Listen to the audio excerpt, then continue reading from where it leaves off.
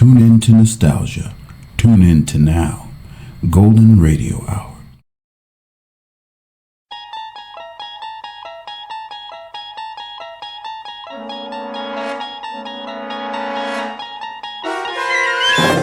There is a fifth dimension beyond that which is known to man.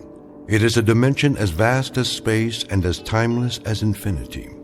It is the middle ground between light and shadow, and it lies between the pit of man's fears and the summit of his knowledge. This is the dimension of imagination. It is an area which we call the Twilight Zone.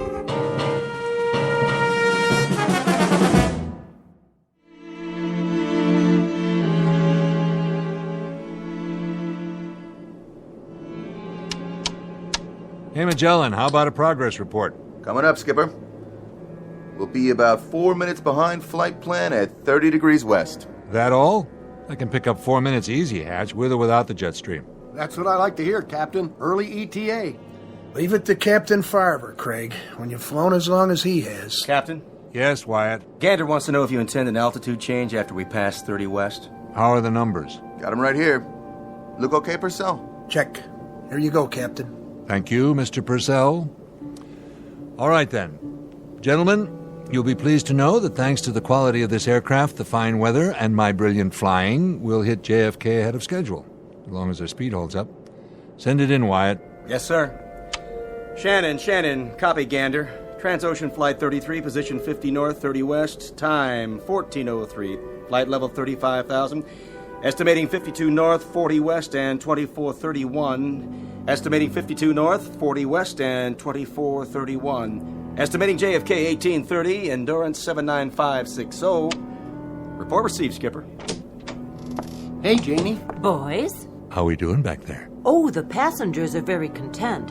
But on behalf of the flight attendants, we have one respectful request. That you get us to the Big Apple as soon as possible. One's going to the opera. Opera? And 3 in first class have heavy dates. And a 4th, well, she just might be free for dinner with a polite and single crew member, assuming there's anyone like that on board. Hold it a minute. What is it, Captain? Did you feel anything? Feel? What do you mean, Skipper? I don't know. Thought I felt something. Something funny. Like a sensation of speed. I can't put my finger on it. Guess it's my bones. I must be getting old. True airspeed 440, Skipper. We're level. Do you suppose we picked up a tailwind? Maybe. Those jet streams are tricky, but it's that crazy feeling I can't shake. You can't feel a tailwind. But I feel something. Checking the instruments. Everything looks fine. Magellan, give us a speed check with your Loran. Right. I'd better do it again. What's going on? Skipper, Loran indicates a ground speed of 830 knots. I've never heard of a tailwind like that. Check it again. Wyatt, see if you can raise OSV Charlie air defense radar. Ask them to give us a fix and check our ground speed. Magellan, you sure about the Loran? Skipper, I'm not only sure, but we're still accelerating. 980 now? 1120? 1500? God in heaven, I can't keep up with it. Wyatt, anything from air defense? No, sir. 2100. I hope the wings stay on. They will. Don't worry about the wings. Just watch that true airspeed. Ground speed means nothing. We must be in one lulu of a jet stream. Magellan, my needle just reversed on Gander Omni. How could we get past Gander? Give me a fast position check. Skipper, we are past Gander. We must be doing 3,000 knots. Try to raise Harmon control. If you can't, try Moncton or Boston. At this speed, you might as well try Kennedy. Transocean 33, Harmon Control, come in, please. Harmon, please acknowledge. Transocean 33, Moncton. Transocean 33, Boston Control, come in, please. Transocean 33 to Kennedy Control. Can you hear us, please? No soap, I can't raise anyone.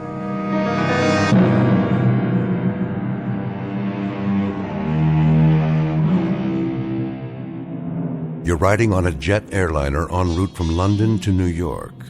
You're at 35,000 feet atop an overcast and roughly 55 minutes from John F. Kennedy Airport. But what you're witnessing inside the cockpit of this plane is no reflection on the aircraft or crew. It's a safe, well-engineered, perfectly designed machine. And the personnel you've just met are a trained, cool, highly efficient team. The problem is simply that the plane is going too fast, and there is nothing within the realm of knowledge or logic to explain it. Unbeknownst to passengers and crew, Flight 33's Odyssey will carry it to an uncharted region, well off the beaten track of commercial travelers. For you see, it's moving at record speed now and heading straight into the Twilight Zone.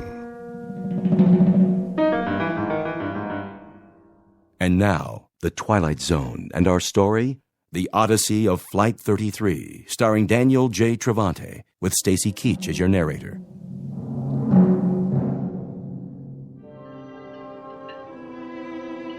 What is going on up there? We're a little behind schedule. The captain's trying to pick up a few minutes flight time. Well, he's going to pick up more than that. If he doesn't ease off, we're going to set a new transatlantic record. Help me, will you, Paula? Oh, sure, but... Get the beverage cart ready. Again? Yes, again. But it's going to roll all over the place. If it does, you'll just have to lock the wheels. Well, maybe we should wait. For what? Well, till the captain turns off the seatbelt sign. He hasn't turned it on yet. Well, why not? He's got other things on his mind. Like? Do as I say. Please. Oh, okay, Jane. Just the beverage service? And peanuts. Got it. I guess you must have told them. What? Delivered my message to the Flyboys. I've got 8 o'clock tickets for the Met tonight, the ride of the Valkyrie. I told them. Oh, thanks. I've always had a thing about Valhalla. Looks like I'm going to make the curtain after all. Come with me for a minute. Where? Back here, where it's private. We have to talk. About? In the galley. Listen to those engines. Oh, maybe you shouldn't have said anything. The guys are really showing off. They are showing off, aren't they? Let me put it to you this way. I just hope the Valhalla you're talking about is strictly at the Metropolitan Opera on 7th Avenue and 57th Street in Little Old New York, and not the real thing. Are we in trouble? Paula. Oh, my God, we Listen are. to me. How bad? They don't know yet. That's the truth. Is the cart full? Oh, yes, but... Go ahead and begin serving. Just like that? Coffee, tea, or milk with a smile. Oh, I should have gone to acting school. You can do it. I'll be right there with you.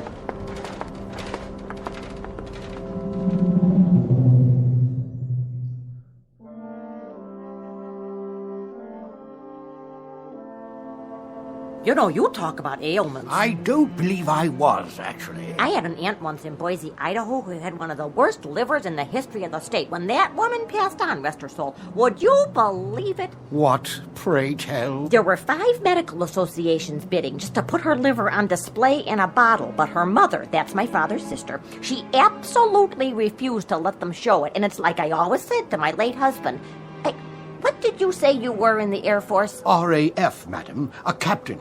I'm now a military attaché at our British embassy in Los Angeles. A nephew of mine was in the Navy. He was on a cruiser or a PT boat or something, or was it a battleship? I say, did you feel anything? Well, I was a little queasy when we took off, but my late husband used to say that I had a stomach like a... That's odd. A lot of people have queasy stomachs. I have what they call... Quite odd, really. I had a distinct sensation of rapid acceleration, I should say. Well, here we are. This tray is for you, ma'am, and this one is... Got a case of the nerves, miss? Oh, I'm meeting someone in New York. My boyfriend. I don't want to be late, so I'm kind of, nervous. One lucky fella, that's all I can say. You got another one of those cute little trays for me? I just ran out. Well, I see one more underneath. Well, I have to go back to the galley. Excuse me.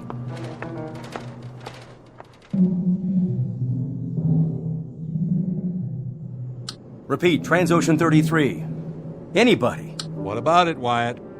Not a thing, sir. Either they're off whack, everybody out there, or we are. Check your equipment again. I've checked it 4 times. Knock it off. We'll just have to bullet through and see if anything... Did we hit something? Check for damage. What was that flash? Did we get hit by lightning? Numbers 3 and 4 are still on the wing. They look okay. I can see 1 and 2. Everything seems to be in one piece. Purcell. Yes, sir. Go aft and check for any cabin damage. Report back as fast as you can. I'll get on the horn and calm everybody down. That light, that crazy light. And all the shaking. Turbulence? I doubt it. It's more like a shock wave. As if we'd gone past the speed of sound. You mean we hit Mach 1? We broke the sound barrier? We didn't get any Mach 1 warning. We probably wouldn't. Not with a true airspeed of only 440. Magellan's last speed fix showed 3,000 knots. We could have broken some kind of barrier, but not any I've ever heard of. Magellan, can you give me a Loran fix now? Whatever that bump was, Skipper, it knocked out everything. Loran's inoperative. Altimeter and rate of climb steady. Skipper, I still can't raise Gander or Moncton or Boston. Either they're off the air or we are. Or both. Hatch, give me a sun fix.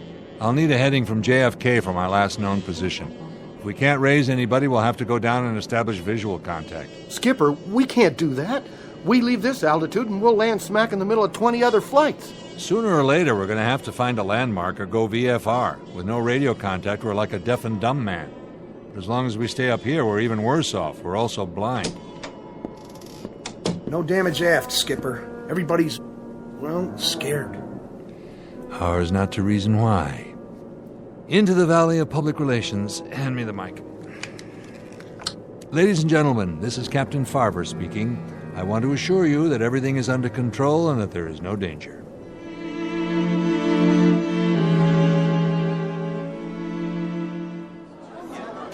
What a relief. The captain knows what he's doing. Do you think we're going to be late? I have a connecting flight. Oh, thank God. We encountered a little clear air turbulence back there, along with some kind of atmospheric phenomenon. Miss, I need another glass of juice. I spilled mine. Yes, of course.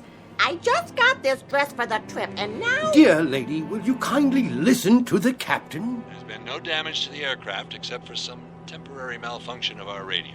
We'll have that fixed in no time. Is it true? Paula, would you get the lady a new glass of juice, please? I repeat, there's no cause for alarm. We'll keep you posted. In the meantime, sit back, relax, and enjoy the rest of the flight. Answer me, will you? Is what he said true or not?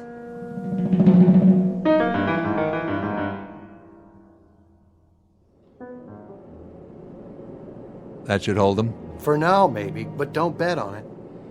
If we run according to schedule, we should be landing at Kennedy inside of the next 40 minutes. Until then, please keep your seatbelts fastened as a precaution. Remember, our flight attendants are at your service. Purcell, what's our fuel? 29,435 pounds. With the Loran out, I don't know what our ground speed is. But I've got a hunch we left that tailwind. I don't have the feeling of acceleration anymore. Magellan, how about that heading to JFK? Well, part of this is scientific, Skipper, and part of it's Kentucky windage. Try 262. That's as close as I can make it. 262 it is.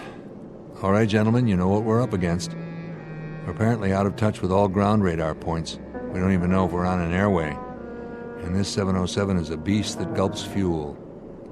All of which means we've got one chance. To go down through this overcast and look for something familiar. You're talking about flying blind. It's very possible, not to say probable, that we may hit something on the way down, but we've got to take that chance or wait up here till we run out of fuel. I just wanted you to know where we stand. Now everyone keep a sharp lookout for other traffic. And I don't think a few prayers would be out of order. All right, Craig, we're taking her down.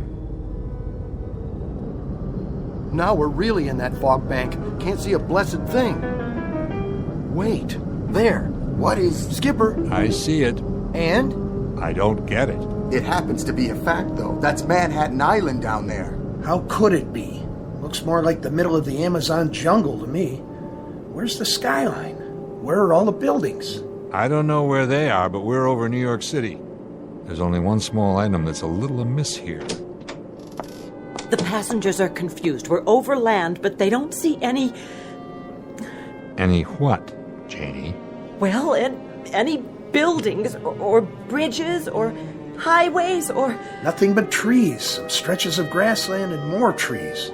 It's the right shape, but it can't be New York. Oh, that's Manhattan down there. See? There's the East River and the Hudson River. Sure looks like it. There's Montauk Point and every other topographical clue we need. The real estate's there. It's just the city and 8 million people seem to be missing. There isn't any New York City. It's disappeared. Come on, boys. You're joking, right? Skipper, verify something for me, would you? And in a hurry. Look. It's just not possible. The bringer of thunder. What? Down there, right below us, in the middle of all that foliage. You see it moving? All I see is a jungle. That thing there. The one that just pulled up a tree like a toothpick and ate the top off of it. I've seen him in picture books. That's a brontosaurus. Been extinct for, say, 150 million years. That, my friends, is the largest dinosaur that ever walked the earth.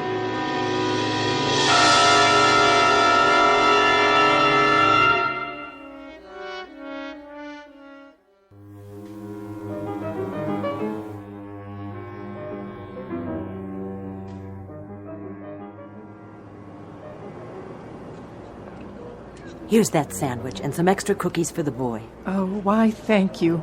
Oh, what is your name? It's Jane.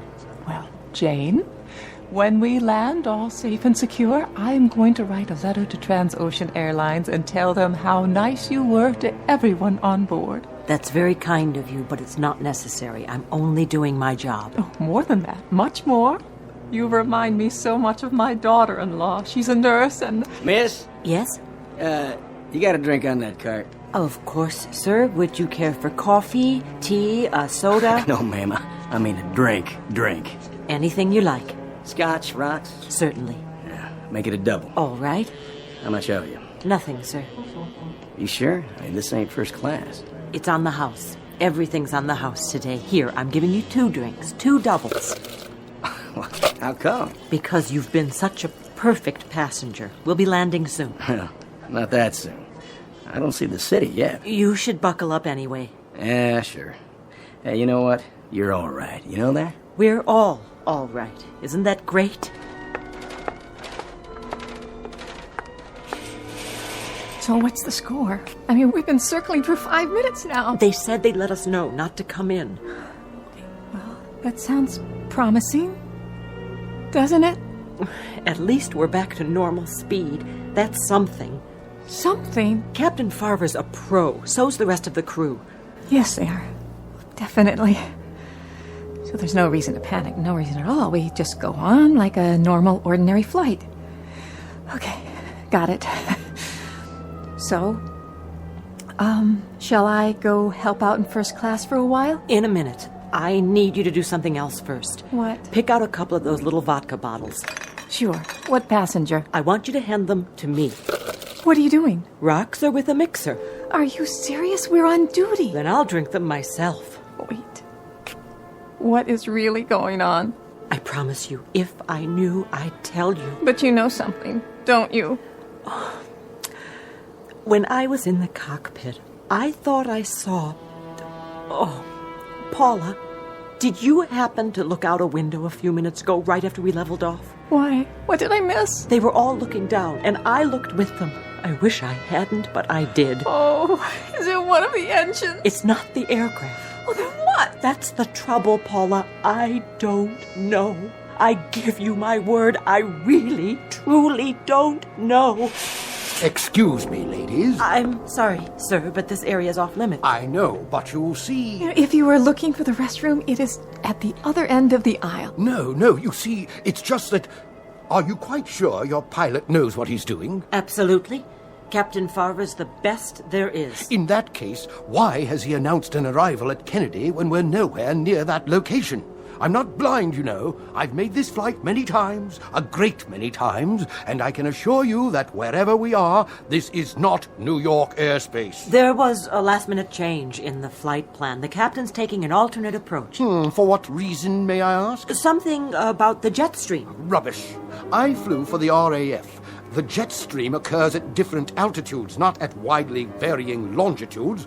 Whatever it is you're attempting to cover up... Would you mind taking your seat, sir? I'll tell you young ladies something else. I have a camera in my flight bag, and I've documented this alternative flight plan on 2 rolls of 35mm film. Whatever ideas that cowboy captain of yours may have about unscheduled shortcuts, I'm sure the Federal Aviation Agency will be most interested. Thank you very much, sir. I'll pass it along. I wonder what else he got pictures of. What? Nothing, Paula. Cheers.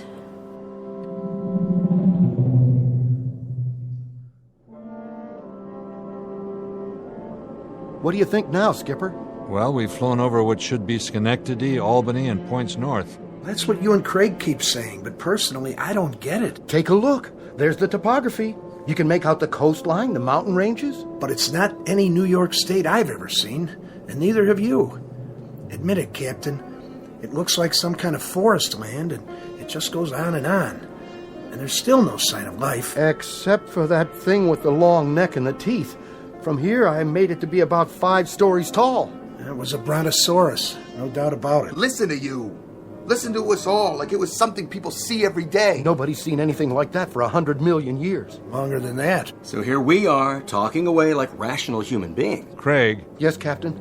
Ever hear of Occam's razor? That rings a bell. Don't tell me. Is it what we're going to hit next? Wait a minute. I think I remember. From science class. He was a mathematician. Right. He came up with a principle, a way of thinking. Which is? In a nutshell, it was this. When you look for a scientific explanation, say for something that doesn't seem to have an explanation right off, you should go for the simplest answer that accounts for everything. All right. I got it. This is all a dream. I'm dreaming. I'm in a hotel room in New York with a big soft bed. I'm going to wake up any second now. Or you can't wake up, because, see, you're already dead. You died in your sleep. We all did. We just don't know it. You're not listening. I said the simplest answer that accounts for all the facts. That means everything that's happened. There is no way to account for it. All right. What if I said we were swallowed by a whale like Jonah? Would you buy that? No, because whales live in the ocean, not the air. Unless we already crashed in the Atlantic and didn't notice. Pretty big thing not to notice. Exactly. Or could we say we've been swallowed by a flying saucer, and this isn't even the Earth anymore? Flying saucers don't have throttles and altimeters and 400 people in the cabin. And flight attendants like Janie. How do you know? Been on one before? Now you're catching on. Those aren't the simplest answers. You don't buy those theories any more than I do, because they're too much of a stretch, an unnecessary one. It's always possible that they could turn out to be true, but why make such a big jump? You see what I mean? Captain, I'm not real big on science fiction. Why are you telling us this? Because I thought about it, and I came up with a theory myself. A surmise based on everything we know. That I'd like to hear, because I'm flat out of answers myself. I'll give you my surmise then, gentlemen. You may want to trust me up with ropes when you hear this. I doubt that, Captain. You got more flight hours than all the rest of us put together. Keep an open mind. It's the only single rational explanation I can come up with to account for everything that's happened so far. Even the special effect monster back there? Even that. All right, let's hear it. Here goes. The bumps, the acceleration, what we saw with our own eyes. All of us, remember. Everything we absolutely know to be true. There isn't any way to explain all that. Isn't there? Take a look at what we've got to work with. Go ahead. Somehow, in some way, we not only broke the speed of sound, we must have broken some other kind of barrier as well. What other kind is there? We've gone back. Back in time. And you're telling me that's rational? Think about it, all of you, and then tell me if you can come up with an alternative. If you can, I'd like to hear it.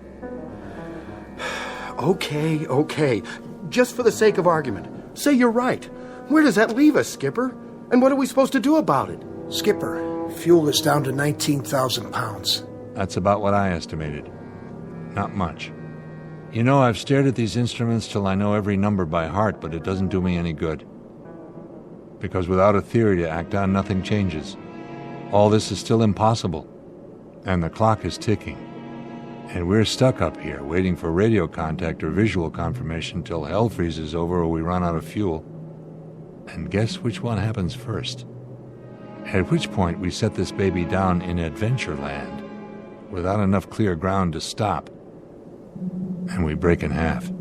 So, let me get this straight. What you're saying is... What I'm saying is, when you don't have anything else to fall back on, pick the best damn theory you have and act on it. Because that's the only chance you have, even if it's a slim one. Not exactly good science. Too many unknowns. But when the choice is between slim and none. So what do we do about it? We rev this baby up till she's going as fast as she can. We climb until we hit that jet stream, and then we try to follow the same flight plan, and I mean exactly, and go back to where we came from. Is that all? Our instruments are functional. The only thing that's wrong with the radio on the Loran is that nobody's down there to hear us or send up a signal. It's a long shot. It's the only shot. You got a better one? No, sir. Then let's do it. 700 knots, 780 knots, 800, 900 knots. Skipper, I don't know if we're going to make it. Throttle forward. What are you doing in here? Hang on, Janie. Whatever you're doing, stop before you kill us all!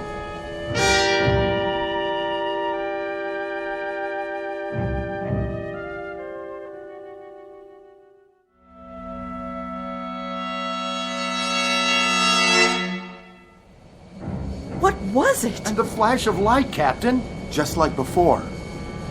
Look, I know you've got your hands full, but somebody get on the pipe. I have at least 3 passengers close to hysteria. Skipper, we made it. We're back. Look! What? There she is. Where? I can't... Over here. You know, I never thought the Empire State Building was that great, if you want to know the truth. Is that it? Yes, it is. But right now, it looks downright beautiful. Don't you think so, Captain? Where's the mic? Right here. Ladies and gentlemen, this is Captain Farver. We had some momentary difficulty back there.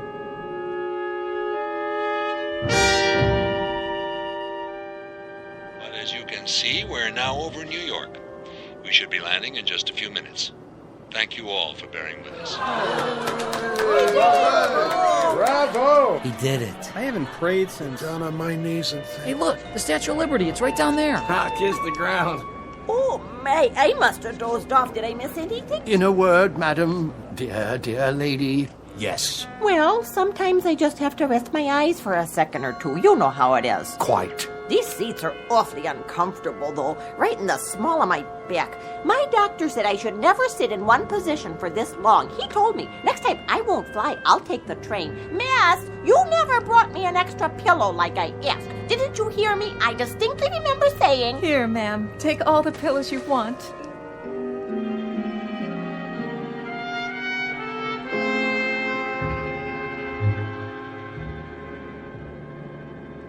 How about Kennedy? Nothing doing. Our VHF is still out. Maybe Kennedy's is too. Try high frequency. I did already, Skipper. Nothing from JFK. How about LaGuardia? Keep using high frequency.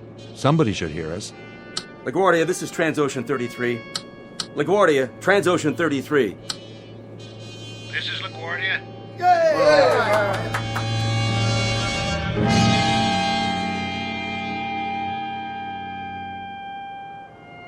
Oh, thank God. The boys had me going there for a while. Oh, I want to take a hot bath, then sleep for 12 straight hours. Oh, I wish I could do that. Oh, no. Are you on turnaround? Oh, no, it's not that. I thought you had your layover back at Heathrow. I did. You know, it's these time zones. I set my clock for London time, but I wake up on Eastern Standard. You ever try to order breakfast in the middle of the night? You get used to it. I know. Catch your Z's whenever you can. But a couple hours in the lounge just doesn't cut it. Not for me. There's always the taxi ride to the airport. That's good for a little shut-eye. Oh, 30 minutes in the backseat of a taxi in traffic? I don't know how you do it. I really don't. Sounds like they stuck you with a rookie schedule, Paula. I'll talk to Lynn at the hub office. She'll do something about it. That would be great. This kind of thing. I didn't know if I could handle it. You did fine. They didn't cover this in training. Not exactly.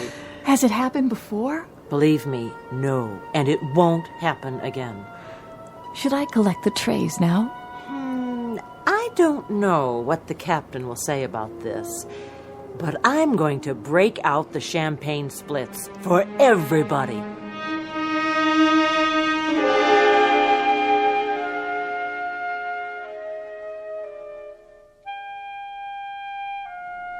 Wyatt, try for radio contact. Yes, sir. This is Transocean 33, LaGuardia. We're on the northeast leg of the LaGuardia Range, and both our ILS and VOR appear inoperative. Request radar vector to JFK ILS. Nothing, sir. Keep trying. Transocean 33, LaGuardia.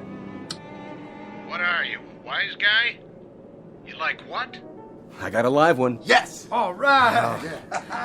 A radar vector to Kennedy ILS. Can you do that little thing for me, LaGuardia? If it's not too much trouble, because you'll never, ever know how good your voice sounds to me right about now. What flight did you say this was? Transocean 33. What's the matter? Come on, LaGuardia. Quit fooling around. We're low on fuel. Transocean Airlines? What kind of aircraft is this? This is Transocean 33, a Boeing 707. You heard of that? Did you say a Boeing 247? Let me handle it. Be my guest. This guy's a hard case.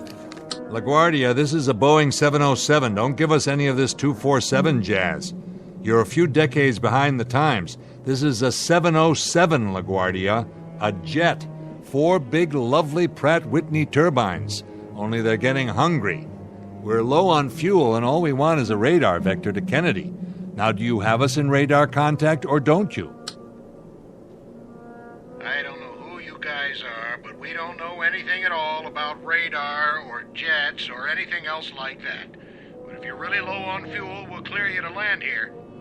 Well, aren't you the generous one? Hey, don't go to any trouble on our account. Captain, the approach chart says their longest runway is less than 5,000 feet. Should we take a chance? Transocean 33, you're cleared to land on runway 22. Altimeter 2988, wind southward 10 miles per hour. The captain is to report to the CAA office immediately after landing. Roger. We'll stay in touch. CAA? Why, they haven't called the Federal Aviation Agency the CAA in more years than I've been flying. What do you want to do? All right, Craig, we're bringing her down. If you say so. It'll be like landing in a phone booth, but... Captain, circle again, will you? Why, something wrong? Take a look. What is it, Hatch? What are you? Still New York, all right. Will you take a good look? What are those two structures? Where? Those buildings right under us. Skipper, do you know what they are? Do you? I know exactly what they are. The Trilon and Perisphere. The who? I saw an old newsreel about it. They built it all and tore it down a long time ago, before I was born. But there's no doubt. That's the New York World's Fair. The 65 World's Fair? They must have left some of it standing. Funny, I never noticed it before. Not the 1965 fair, the one before that. But that was in 1939. I know they tore that one down. They did. So that means we're in 1939. We came back. We did it. We came back, but dear God, we didn't come back far enough. We can't land. We can't land at LaGuardia, not in 1939. We've got to try again. What about the passengers? I think we'd better let them in on it. What choice do we have? We owe them the truth. Ladies and gentlemen, this is your captain. What I'm about to tell you is something I can't explain very well. Your crew is as perplexed about it as you are. But if you look out on the left-hand side of this aircraft, you'll see directly below you an area that was once called Lake Success, and those buildings down there aren't the United Nations. They happen to be...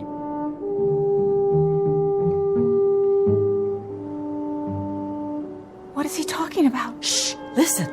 They happen to be the New York World's Fair.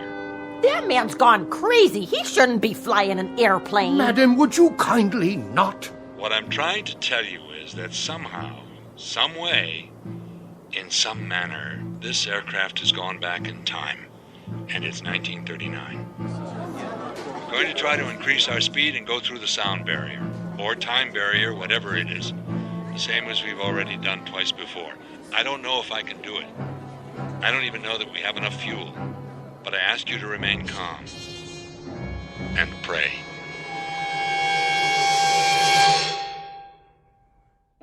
A trans-ocean jet airliner en route from London to New York on a recent uneventful June afternoon, but now reported overdue and missing, and searched for on land and sea and in the air by anguished human beings, fearful of what they'll find. But you and I know where she is. You and I know what's happened. So if at some moment, any moment, you hear the sound of jet engines flying atop the overcast, engines that sound searching and lost, engines that sound desperate, shoot up a flare, or do something, anything that might help the men and women aboard Transocean 33, all of them still trying to get home from the Twilight Zone. We'll return to the Twilight Zone in a moment. Hi, this is Carl Amari, producer of the Twilight Zone radio dramas. I'd like to take a moment to tell you about our official website at twilightzoneradio.com, where you'll get the latest news and information on these Twilight Zone radio dramas. Plus, at twilightzoneradio.com, you can digitally download 3 free episodes or any of our episodes for only $1.95 each. In this age of ever-changing technology, we've decided to make these episodes instantly available to you by making the Twilight Zone radio dramas a digital download-only series. This means that this series will no longer be offered on CD. The CD collections at our website are now being offered while supplies last at buy one, get one free. So be sure to get your favorites before they're sold out. Be sure to visit us often, and I'll see you in the zone.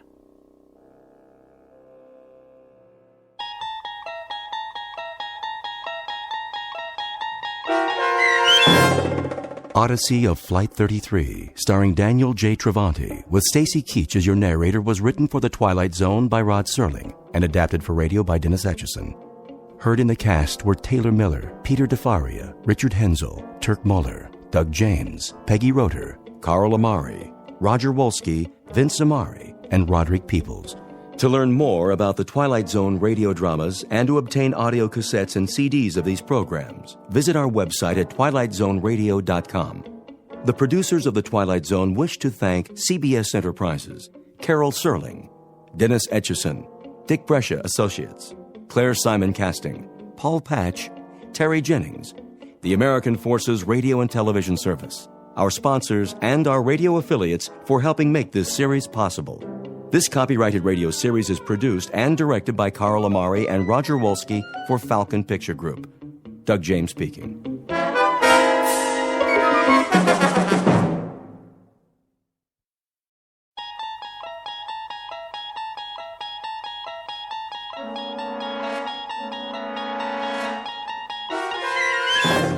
You unlock this door with the key of imagination. Beyond it is another dimension. A dimension of sound, a dimension of sight, a dimension of mind. You're moving into a land of both shadow and substance, of things and ideas. You've just crossed over into the Twilight Zone.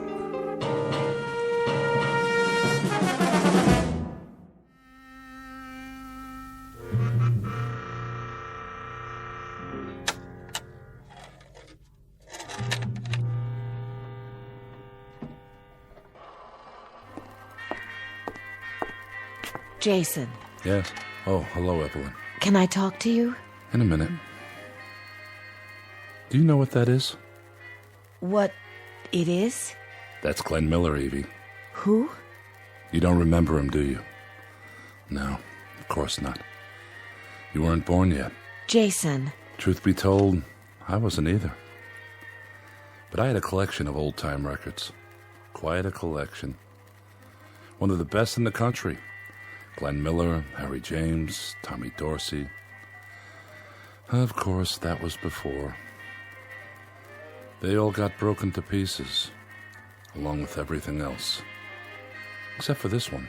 Jason, they want to know. Know what? About the food. You have to tell them something. Wait till Mr. Goldsmith comes back from the cave. Did you know there was a place called the Meadowbrook on the old Pompton Turnpike? What's that? The Glenn Miller Orchestra used to broadcast from there. I read it in a book. Frank Daly's Meadowbrook on the Pompton Turnpike. Oh, would I give to have heard that on the radio. What's a radio? Well, it was a way for people to communicate. They sent out speeches, music, anything they felt like for others to hear. Any time of the day or night, around the clock. Did they send food? What? Food, Jason. That's what we need. Look out the window. Everybody's in the street and they're hungry. They have to know about the food we found. It's not food unless we can eat it. Till then, it's just cans. Tell them to wait for Mr. Goldsmith. Tell them he's gone to ask the old man. I'm telling you, they're not going to wait any longer. Looks like there's a crack in this one, too. I'm sorry. It doesn't make any difference. All that was 1,000,000 years ago. That's where this music came from. 1,000,000 years ago. Just a ghost, like me. What about the canned goods? They're not ghosts. Hey, Jason! Is he back yet? Yeah, where is he? Sure been gone a long time. Maybe he's not coming. Are we supposed to starve or what? All right, I'm coming. Hold your horses, everybody.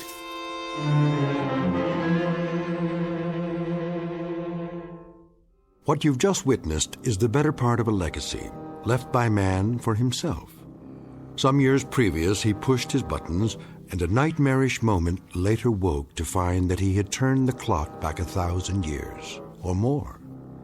His machines, his medicine, his science were buried in a mass tomb, covered over by the biggest gravedigger of them all, a bomb. This, then, is the Earth not many years later, where the few remaining survivors get by, but just barely, in a once thriving suburb full of families who lived their lives with faith, hope, and charity, until that terrible morning. Now they scramble simply to stay alive, with nothing to guide them except someone they've never seen, an old man in a cave who dispatches wisdom in a most peculiar fashion. And a moment from now, the old man's authority will be put to the test, as faith goes the way of hope and charity in a future no one imagined they'd ever have to face. For this is a fragment of a whole, a remnant of what was once a proud race, now all that's left of humanity in the Twilight Zone. And now, The Twilight Zone and our story, The Old Man in the Cave, starring Adam Baldwin with Stacy Keach as your narrator.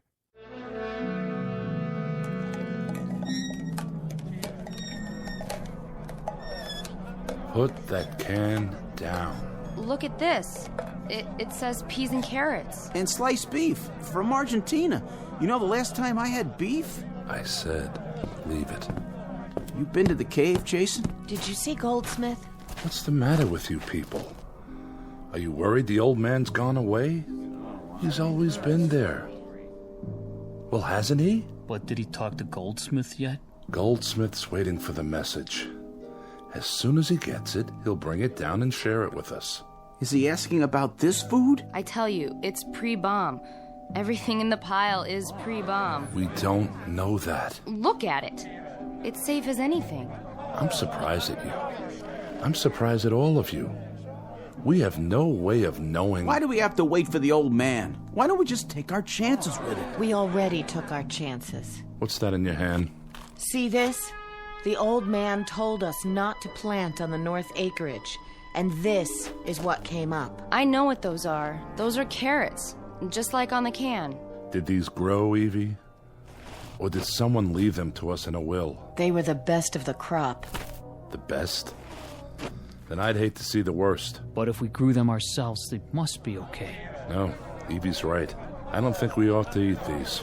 Too much of a risk. Maybe we just better bury them with honors. But that's what Goldsmith went to the cave for.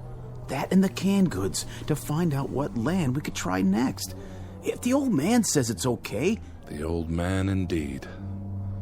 God knows where he gets his knowledge, but he knows about land.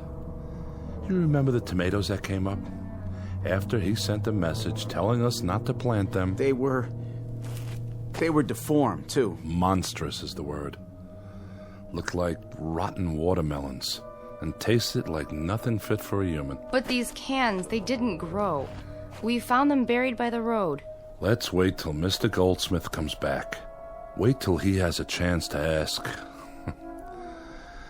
You know, man doesn't live by bread and canned goods alone, or free carrots or mutated tomatoes.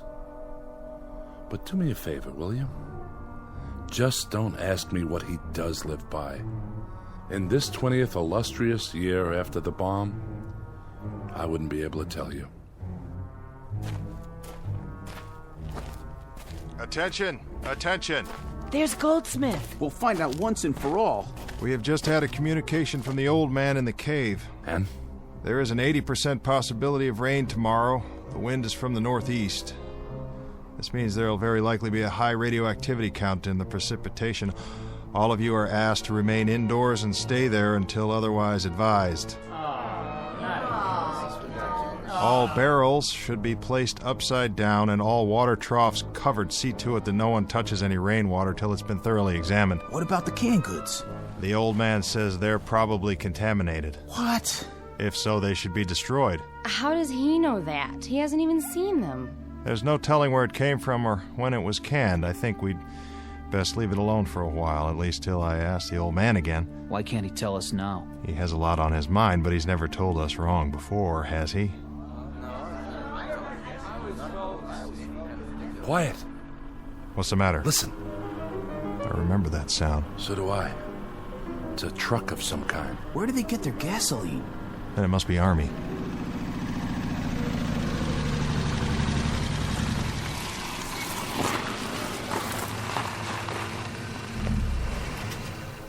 Private, stay with me. Yes, sir. The rest of you wait by the Jeep.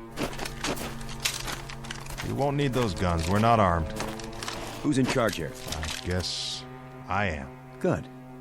You got a name? Goldsmith. What about this place? Does it have a name? And if it does? Well, if it has a name, Goldsmith, we'd like to hear it. And you are? Major French, Central States Command. Never heard of it. Well, you will from now on. We've been sent out to organize. What? Organize? That's what I said. On whose order? You better clean out your ears, Pops. I told you, Central States Command. How many people here? We haven't counted lately. What about food? What about it? There's sufficient. You grow your own? Some. We have a supply of pre-war canned goods. So I see. It's quite a stash. Well, that's not part of it. Haber, take a look around. Right, sir. Douglas, stay close to the car. Furman, you stay with me. Yes, sir. Major, what do you want? Oh, painless things. Nothing, really. Quarters for the four of us. Agreed. Let's see. Rations for as long as we're here. And no trouble. The last one goes on the top of the list. No trouble. I don't think you understand, Major. No? You can speak freely? We don't recognize your authority here. We've had other transients pass through the town on occasion. Did you say transients? They didn't stay. Like you, Major, they represented themselves as authorities, and we discovered they had no headquarters. They carried it with them. They represented no one but themselves. Well, now, this is the new breed, Mr. Goldsmith. From now on, this whole area will be organized. It will be set up in military sectors, each controlled by local constabulary. In this case, that means yours truly. You and your constabulary may stay here overnight, Major. It's good of you. We'll share our food and provide you with a place to bed down, but tomorrow morning you best do your organizing somewhere else. Mr. Goldsmith, unofficially, the following. We'd like to make the transition here as easy as possible, for you as well as for us. Under certain circumstances, we might allow you to remain in nominal control, assuming you don't in fact give us trouble. Now, that's unofficial, Mr. Goldsmith. The following is official. Stand back. Now, Mr. Goldsmith, listen up and let me tell you the situation. Between Buffalo, New York, and Atlanta, Georgia, there are probably around 500 people alive. That's the latest intelligence. You know why? Because there's no authority. There's no discipline. We're here to give you a little of both. Now, if you give us lip, if you make any trouble at all, I'll hang you from that flagpole of yours, the tall one in the town square. Now, what about it, Mr. Goldsmith? Do you want to cooperate, or do you want your neck broken? That should be an easy enough decision for someone as bright as you. We already have an authority. We've had him for better than 20 years. He give you that pile of cans in the street? No, someone found it. What all have you got there? Poisons, contaminated food. Who says so? The old man in the cave. Oh, it's the old man in the cave, huh? Oh, yeah. Is that right? You idiots. You don't want organization. You'd rather starve to death. You'd rather listen to some nutso in a long flowing robe? It's not like that. Have any of you looked at yourselves in the mirror? Do you even have a mirror? You look like skeletons. You know that? That's what you look like, skeletons. So where's this old man who keeps you on a starvation diet? When does he come out and play? Well, he never comes out. He stays in the cave. I'm not surprised, Mr. Goldsmith. You know that? I'm not at all surprised. Off Lake Erie, there's a pack of weirdos who bay at the moon once a week. Yeah, they do. And what used to be Chicago? Oh, we got a swinging cult out there. They built themselves a statue made out of fissionable lead. This is their deity, mind you. And here, what do you have? An invisible old man in a cave. Of course, what else? Come on, Mr. Goldsmith. When you run it around the block a couple of times, doesn't it sound a little nutso, even to you? When we first came here a few months after the bomb, there were just a handful of people. They had survived because of the old man. And we were permitted to settle here only if we did what the old man told us to do. Oh, this one takes the prize, I swear. This one's the farthest out of anything I've heard yet. We've survived, Major. While most of the world was dying of radioactivity, strontium-90, the plague, we survived. Because of the old man. That's right. Because of the old man. He's telling the truth. Well, now, let me see if I've got this straight. He cues you, huh? He tells you what's radioactive, what's not, what's poisonous, whether the sun's coming out tomorrow. I mean, the whole bit. The whole bit, Major French. As long as he's alive, we'll be alive. All right, then. Let's go meet him. You can't do that. No? Why not? Well, I want to meet him. He must be some kind of genius, this guy. I say we send a team up to the cave right now and check out what he has to say. Please, Major, you don't understand. Then help me to understand. And there's only one way to do that. I want to meet this guru of yours, in person. Do I make myself perfectly clear? I want to meet him right now. Haber, Furman, Douglas. Sir. Move it out right away. Right away, sir. Where do you think you're going, Major? Off to see the wizard. I have the authority now, Mr. Goldsmith. It's not that easy. Oh? Where's the old man's cave? In a safe place. It is, huh? The mountainside. Well, then you lead the way. Fall in, mister. He won't talk to you. He will if I show him the business end of an M14. Major, you're not listening. It doesn't work like that. I've told you the only reason we've survived this long in spite of the radiation is because of his advice. Without him, we all die. Is that what you people believe? How about you, girlie? Mr. Goldsmith's telling the truth. The truth? And you? And you? The same goes for everybody here? Yeah. Well, you know what I believe? Why don't you enlighten us, Major? You're all suckers. Patsies. I don't think any of you will ever die of radioactivity. It's not in the cards. I think you're all going to kick off from malnutrition or maybe getting conned to death. Well, if that's true, Major, it'll be a painless death. Are you serious? Take a look around you. Take a good look. This town turned to dust a long time ago. Broken windows, roofs falling in, street lights tipped over. You're living like animals. Is this painless, Mr. Goldsmith? Well, it's what we're used to. It's what you're used to because you've got rings through your noses. An old man in a cave who doesn't come out into the daylight. Mr. Goldsmith, listen up. The booking odds are as follows. I'll give you 100 to 1. No, make it 500 to 1 that your old man is some soft-in-the-head hermit who smells like a garbage heap and doesn't even know what year it is. Get me? That's not for us to say. You got that right. It's for you to ask. Friends, Romans, and farm animals, lend me your ears. We're going up to that little cave now, and we're going to run a check on your favorite recluse. We'll haul him out into the light of day and get a good look at him. And then, I'll decide. Decide what, Major? If he's worth keeping alive.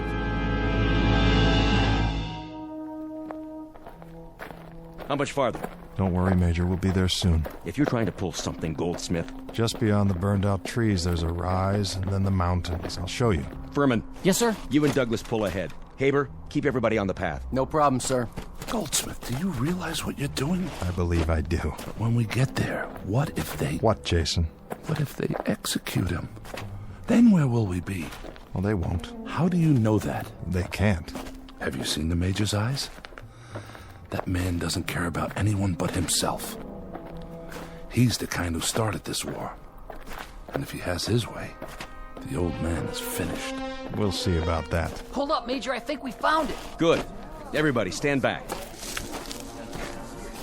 Is this what you wanted to see, Major? It looks like a solid steel panel, sir. Built Built flush into the base of the mountain. All right, Mr. Goldsmith, tell us about it. Nothing much to tell. How does it open? I don't know. To my knowledge, it's never been opened.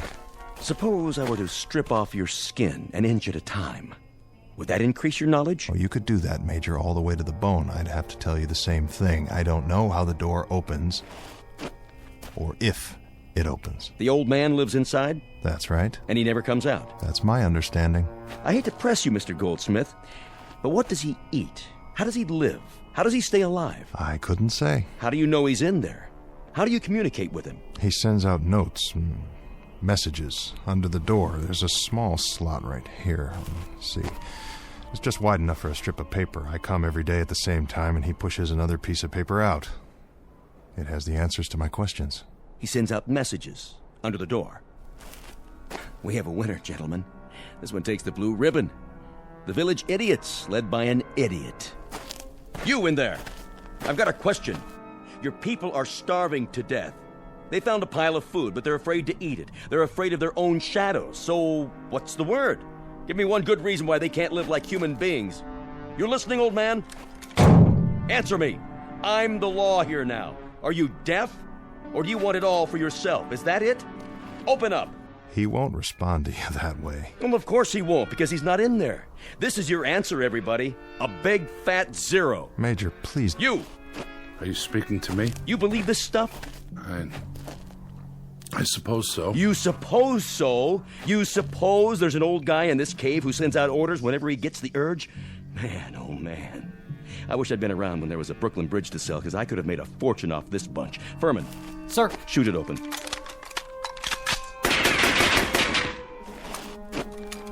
No dice, Major. It must be an inch thick. Maybe 2. Douglas, give me a grenade. Here, sir. What's he doing? Better make tracks, friends. This one's going to do some damage.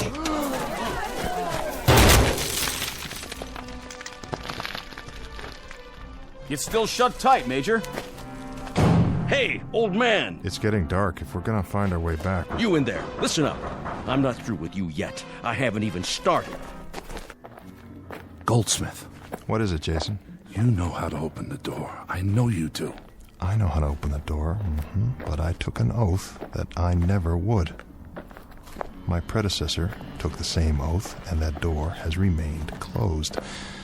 No one will get into that cave. No one will ever touch the old man. Who is he? Where did he come from? A question oft asked, and a question never answered. Well, the Major is going to get an answer, one way or another. You can bet on that. It makes no difference, Jason. He's kept us alive. That's all that matters. Now, come on, old friend. Let's go home.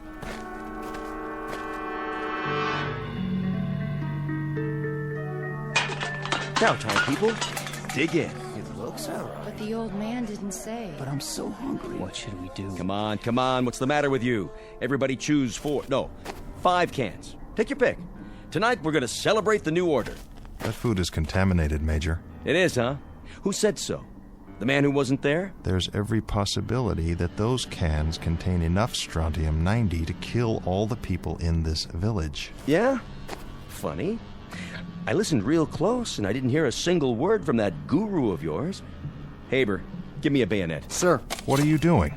I'm opening a can of, what's it say? Tropical fruit salad. I remember fruit salad. Do you? The kind with the little red cherries. Let's see what else is in here. Pineapple, peaches, pears. I warned you. My stomach. You see, this is what happens when you... See what? Just a little performance for the yokels to keep them, on their toes. But you knew that, didn't you, Mr. Goldsmith? There's nothing wrong with this food. It's positively scrumptious. Well, say something. Tell me how disappointed you are. You're a nutcase, There's enough grub in that pile to keep you alive for years. There's enough poison in that pile to kill us all in days or hours. Much of it was canned after the bomb. We have no idea where it came from or who processed it. Some of the cans are only cheap plastic. It's porous. We have no idea what seeped into them from the air. Let's lay it on the line, shall we? Any of you who want a good meal for a change, dig in. For the rest of you who still want to play kindergarten, go home and gnaw on a bone. I'll try one. I guess it wouldn't hurt to sample it if we're careful. Don't be fools. Don't commit suicide because a couple of pack rats invade our homes and decide to turn things upside down. Let them be, Goldsmith.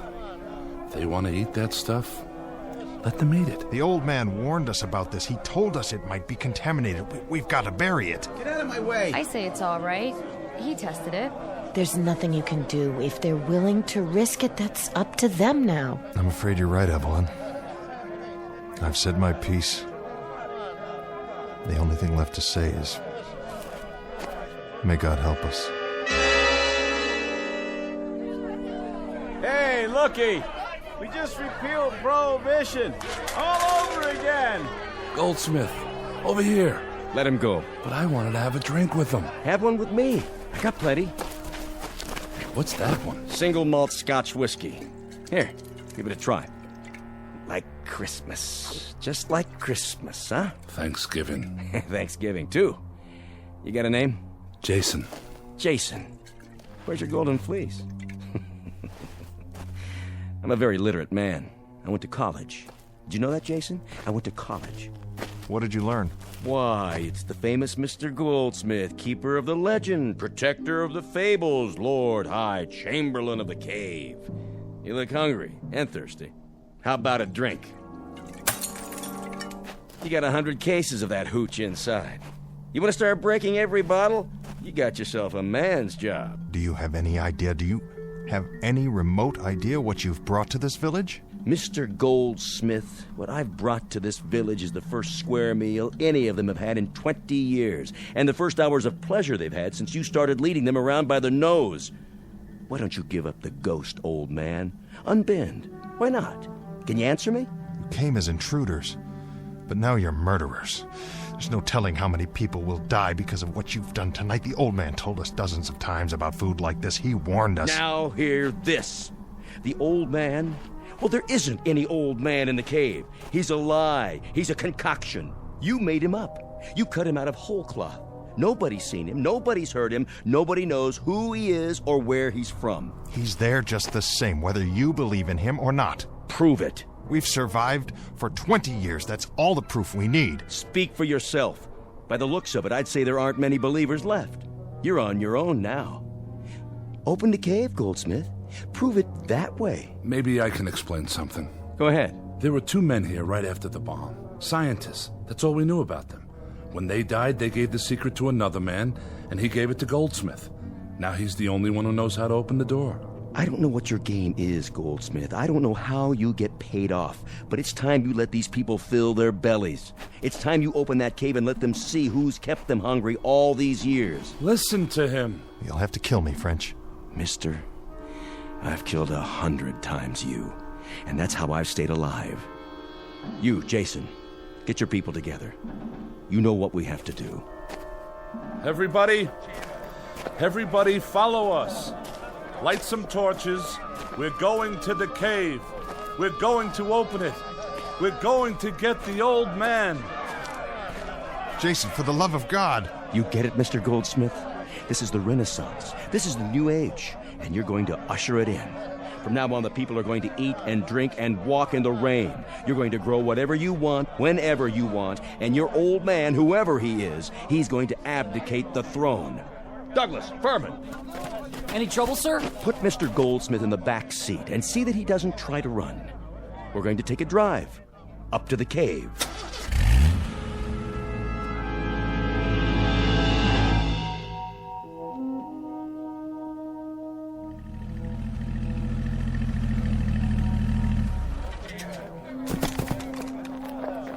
Drag him if you have to. Mr. Goldsmith here is going to open the cave. He knows how. He can show you the old man. One thing he can't do is explain why you've been half-starved, half-frozen, and half-baked to death for all these years. Please, all of you, listen to me.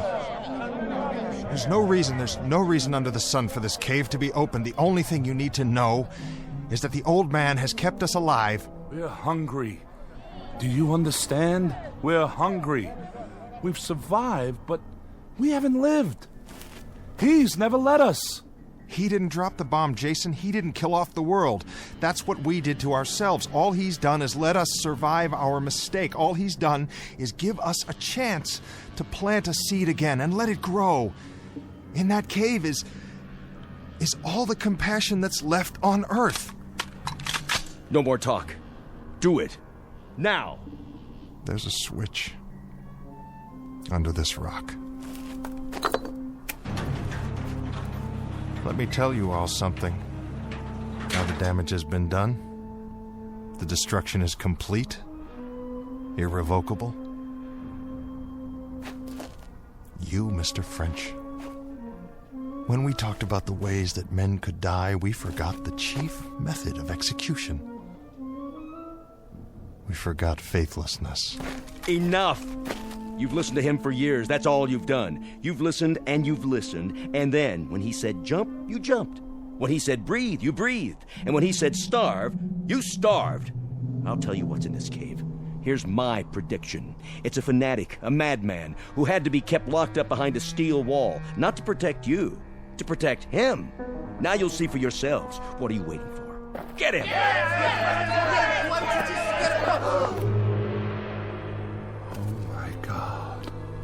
Oh, my dear God. It's a machine. It's called a computer. This is your old man. This is your tyrant, your dictator. Kill it. You've been hungry long enough. Kill it, now!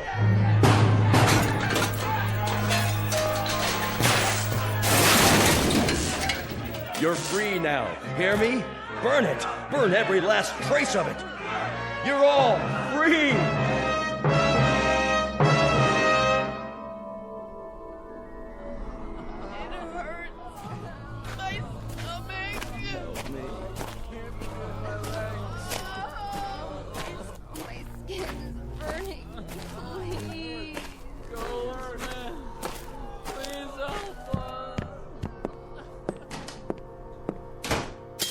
Mr. Goldsmith? Evelyn? I didn't think anyone else was alive. At least not for much longer. I took your advice. I didn't eat the food or drink anything last night. Why? I don't know. Faith, I guess, if that's what you call it. If it was good enough all these years, well, that must mean something. Does it? It didn't mean anything to Major French and his men. What are all those people outside? Not to any of them. Is there anything we can do? No. I know there might be a treatment of some sort to prolong their lives, but I don't have that information.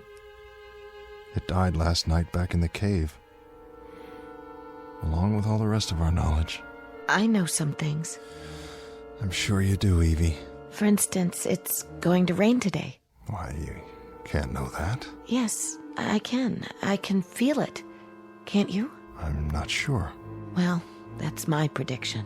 We'll have to move the bodies, bury them. Yes, there are so many. You can hardly walk. I moved one already. You moved? Inside. He's laying down, over here. Goldsmith. That you? Jason? Jason, I'm so terribly sorry. So am I. I'm the one who's so sorry. You're not to blame.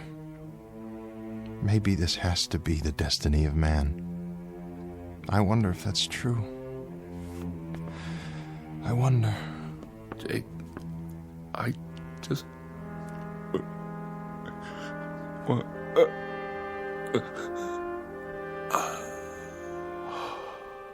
Oh. He was a good man, wasn't he? A good man. He was always good to me. That's why I helped him in. He said he wanted to hear something one last time, and now it's too late. Wait. I think I know what he wanted. And what was that? This.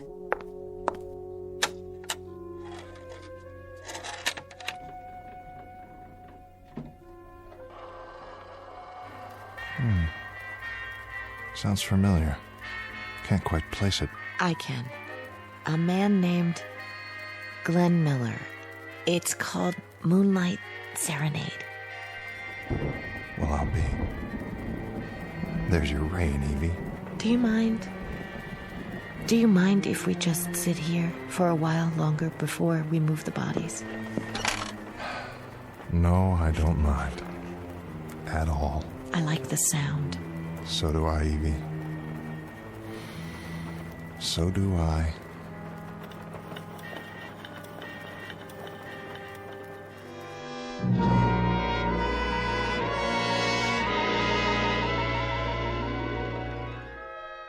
Mr. Goldsmith, survivor, an eyewitness to history and man's imperfection, an observer of the very human trait of greed and chronicler of the last chapter, the one reading suicide. Not a prediction of what is to be, just a projection of what could be in the Twilight Zone.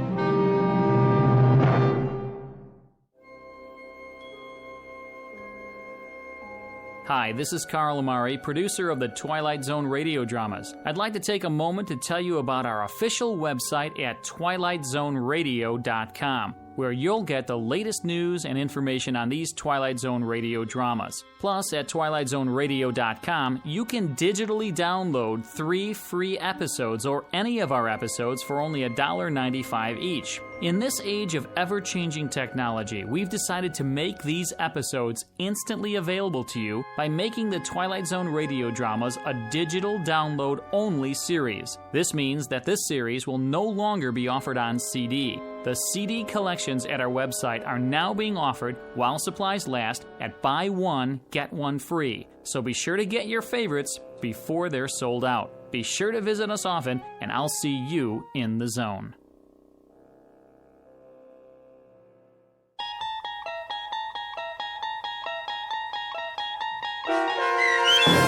The Old Man in the Cave, starring Adam Baldwin, with Stacy Keach as your narrator, was adapted for radio by Dennis Etchison and based on a script by Rod Serling from a story by Henry Slesser.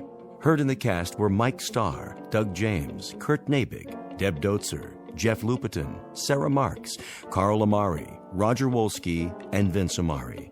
To learn more about the Twilight Zone radio dramas and to obtain audio cassettes and CDs of these programs, visit our website at twilightzoneradio.com. This copyrighted radio series is produced and directed by Carl Amari and Roger Wolski for Falcon Picture Group. Doug James speaking.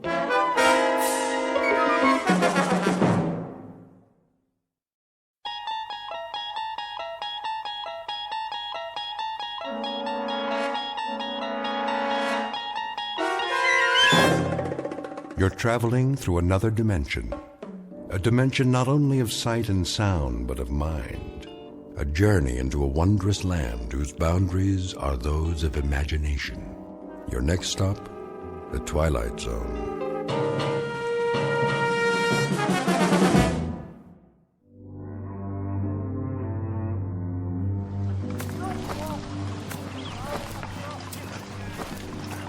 Sergeant? Yes, soldier? Can I ask you something? Go ahead, son. If it's whiskey you want, well, I don't have none. Not for days now. It's long gone. Oh, that's not it, sir. Oh, I thought maybe you wanted something for the pain. Your arm. You'd best change that bandage. I don't have anything, Sergeant, except my uniform, and there ain't much of that left. Here, take my kerchief. Oh, no, I can't. Sure you can. Come on now. Get that sling off. Make yourself a new dressing. You need it in the heat. Thank you kindly, sir. Go ahead and sit, if you like. Oh, no, I don't want to do that. I gotta keep moving. Why? There's no hurry. Not anymore. Well, if you can walk on that crutch, I figure I can as much on these 2 feet. Besides, I got a long way to go. How far, soldier? Alabama. I made it to be 600 miles. My folks will be waiting. Stop now, I might not get there at all. Now, you'll get there all right. We all will, one way or the other. Because we have to. No place else to go. Yes, sir.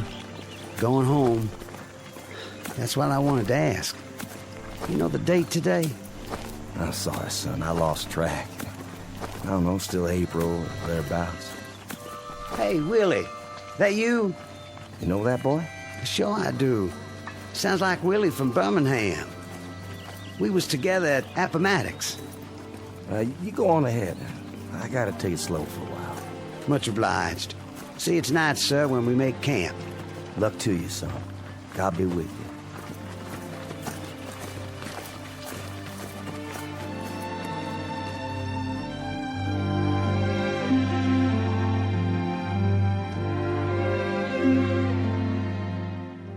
This is the year of our Lord, 1865, and these are Confederate soldiers not long after General Robert E. Lee handed over his sword to General Grant. Lee's troops have been released from duty, and for most that means traveling on foot, carrying with them the last vestiges of dignity in defeat. They walk these roads by the thousands, by the tens of thousands, with one goal in mind, to get home. They survived a war that cost more than 1 million lives, and those left are the walking wounded, bandaged, dirty, bearded, and exhausted, moving past burned-out homes in a burned-out land that now relinquishes a burned-out cause. But in a moment, the dusty road that began at Fort Sumter, South Carolina, and ended at Appomattox, littered with the residue of broken battles and shattered dreams, will terminate in a strange province that knows neither north nor south, a place we call the Twilight Zone.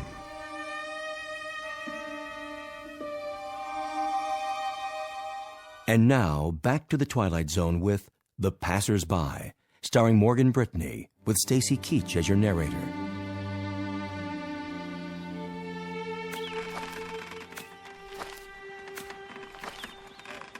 Miss? Yes? I was wondering, Come closer to the porch so I can see you. mind if I take some of your water, miss? The canteen's run dry. Please. The well's just there. Have all you like. Thank you kindly.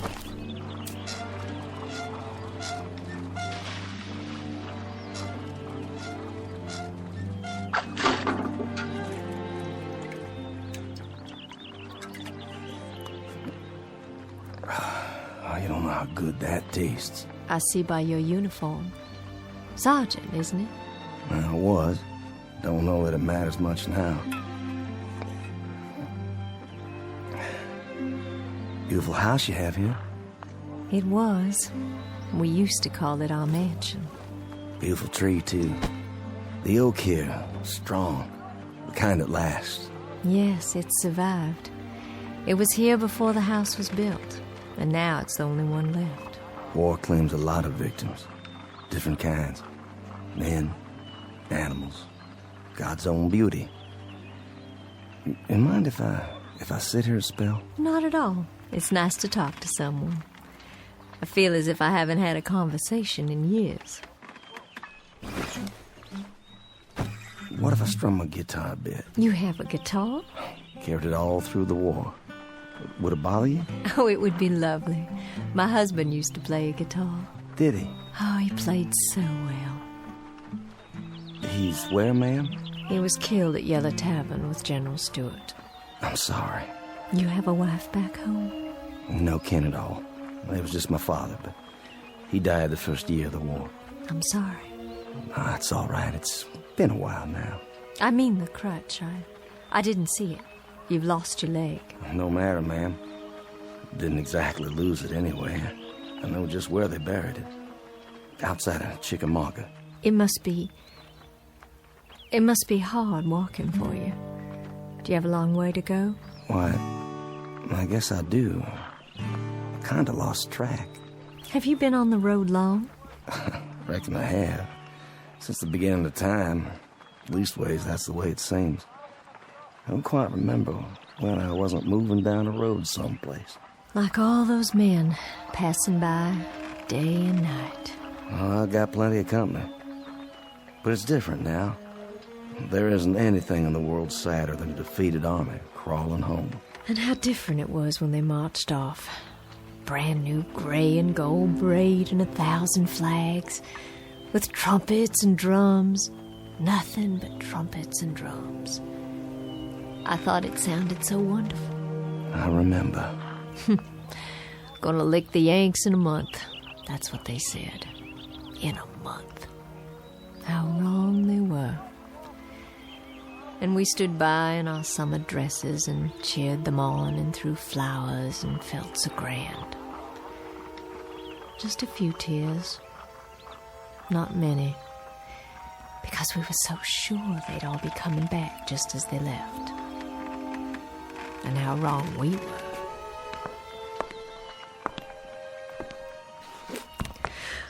Oh my. Anything wrong? I'm feeling a little dizzy. Ma'am, please sit down. I don't think you're well. It's the fever. But I'm on the mend now. It just left me weak, that's all. Just a little weak.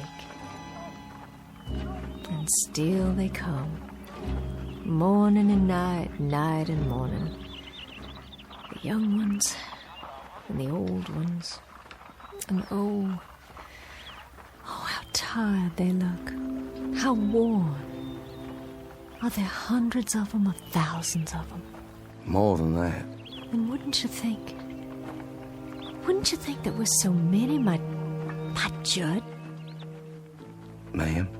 Sergeant, do me a favor. Play your guitar real loud. I mean real loud. Drown me out. I'm so sick to death of hearing my own crying and the sound of footsteps on the road. Please play it loud so I can hear music. Please, Sergeant. My pleasure.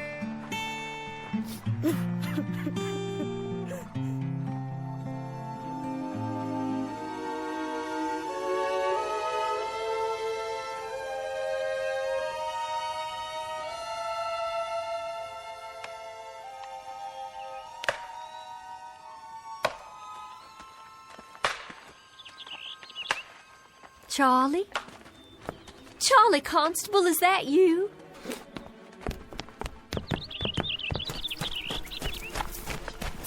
Charlie, it's Lavinia. Charlie, we thought you'd been killed. That's what everyone said. They said you'd been shot in the head at Gettysburg. Afternoon, ma'am. Sorry to disturb you, ma'am. Good day to you. It's Charlie I want to talk to. Can't you hear me? Couldn't you stop a minute, Charlie? Couldn't you stop a minute and talk? I'm so glad you're all right. I'm so glad you got back. I'm almost there, Lavinia. Almost there. I don't think I'll need all this weight. You can store my blanket roll for me, but I gotta keep moving. I'm almost there now, you see. I'll be there by nightfall. Oh, Charlie. Your wife will be so glad to see you. So very, very glad. Goodbye, Lavinia. Will you give Susan my best, Charlie? Tell her when you get settled to please come over. Would you do that for me? No, I'll expect she'll want to keep you to herself for some time. I know if it were Judd come home to me, I'd hold him close. So close, Charlie. And I'd not let him leave again. I'm sure, Lavinia. Charlie, wait. You might need some of your bedroll. The Yanks took most of the blankets. Susan might have use for yours. Well, I'll keep it for you then. Do you hear me? I'll keep it here for you. That was Charlie Constable. Was it? They said he'd been killed at Gettysburg, shot through the head, that's what they said.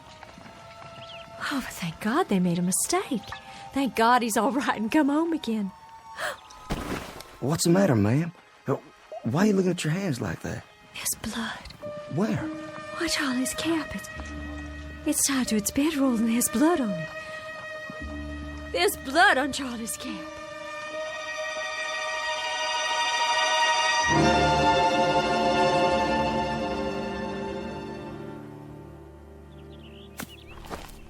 Ma'am?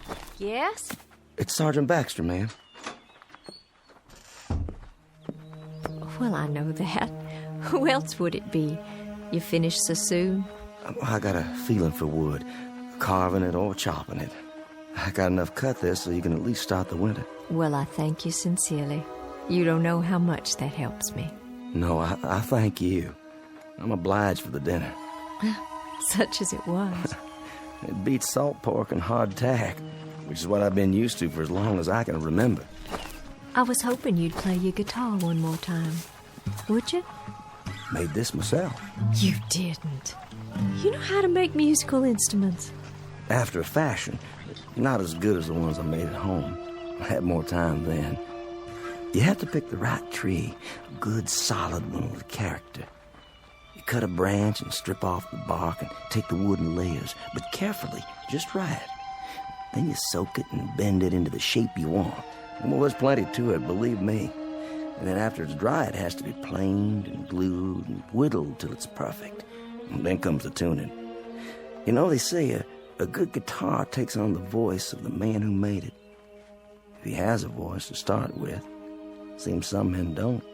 No matter what they play, it just comes out flat and dead. I'll bet all your guitars sound beautiful, just like this one. My old man used to say that I'd wound up nothing but a bum troubadour. Did he? My old man. But he was a proud one when I marched off. Proud as an old rooster, because his son was going off to war to become a man. And I come back, half a man. That song of yours. Black is the color? Judd, my husband, he used to sing that. Oh, I wish you could have met him. I wish so too. A very gentle man. A very nice and decent man. And I can remember nights he'd sit out on this porch and play and sing. Even the crickets would keep quiet. And the bullfrogs down at the pond. It was just as if they'd stopped their noise so they could hear the music. And then the Yankees came. Like blue locusts who had to eat away the trees and the land and everything on it. I owe them for much. For our house, our lawn, our trees, for everything that was. Including my husband's life, I owe them for very much. Ma'am, why don't you leave here? This place is no good for you. This place is all I have. Just an empty shell of an old house and a burned-out field. But it belongs to me, and it's all I've got. You need something else, something different. Being here alone and sick and staring out toward that road, that ain't gonna cure anything. Fever, sadness, heartache. It won't cure nothing at all. What do you suppose happened to him? Your husband? The Yankee who killed my husband. You suppose he's marching home now, back to his own kin? Do you suppose he's laughing and singing and telling all his neighborhood about the rebels he killed? All the bullets and the heads he shot them through? I don't reckon that at all. You shouldn't either, ma'am. There's been a lifetime of suffering on both sides. I got a gun inside the house. An old shotgun. And I keep thinking about how someday, some moment, a Yankee will ride by, and I'll take out that gun, and I'll aim it at him. I'll aim it steady. But first, I'll tell him. I'll tell him that he can consider this the last shot of the Civil War. A bullet in exchange for the one my husband took. You let that kind of poison sit on your mind, you'll die from it, I swear. Who's coming? Can't see yet. It's him. What do you mean? The Yankee. Well, hold on now. It's a hot night. Hot indeed, Lieutenant. Couldn't see if anyone still lives here. They do. You traveling a long way? Oh, just up the road. But I've been on it a long time. You too, Sergeant? Long time. I've got a half-full canteen, but my horse is running dry. Well, there's water in the well. I don't think they'd mind. Much appreciated. I know you, don't I? That's possible. I mean, I've seen you before. I seem to remember. Go on. What is it you remember? You'd best heed the sergeant's answer, because it's the last thing you'll ever hear. No, ma'am. Put the gun down. You don't understand. The last thing you'll hear on this earth. This I promise you.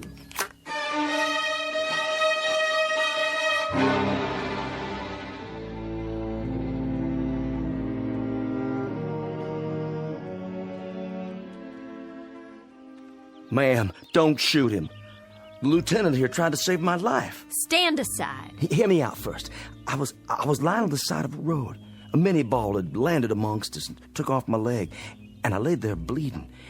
And then he come by, a patrol of Yanks, and he propped me up, and he tried to stop the bleeding. I remember looking straight at him and saying, I said to him, "Danged if you ain't the most changeable breed in the world. First you do your best to kill me, then you call off the war long enough to try and save me." You remember that, Lieutenant? I thought to myself then that if General Lee had many more of your kind, we'd take a lot of lumps before we could lick you. Well, we sure give you some. That you did. Lieutenant, this is Lavinia Godwin. You've thanked him, Sergeant. Now be so good as to step out of the way so I can thank him for a few other services. Ma'am, the lieutenant here, he stood out on the open road and tended to me while both sides were shooting up a storm over his head. And yet he stayed there, and he tried to save my life. I've got this shotgun leveled straight at his head, and my hand is steady. I've waited a long time. I aim to blow his head right off his shoulders. This your pleasure, ma'am? And duty. A little bit of both, perhaps. Well, then you'd best get on with it. Ma'am, I can't let you do that. I just can't. You can't stop me with that guitar. I've got the gun. Then I'll stop you with my hands. You'd better stand down, Sergeant. I've got my finger on the trigger. And this is for you, Yankee.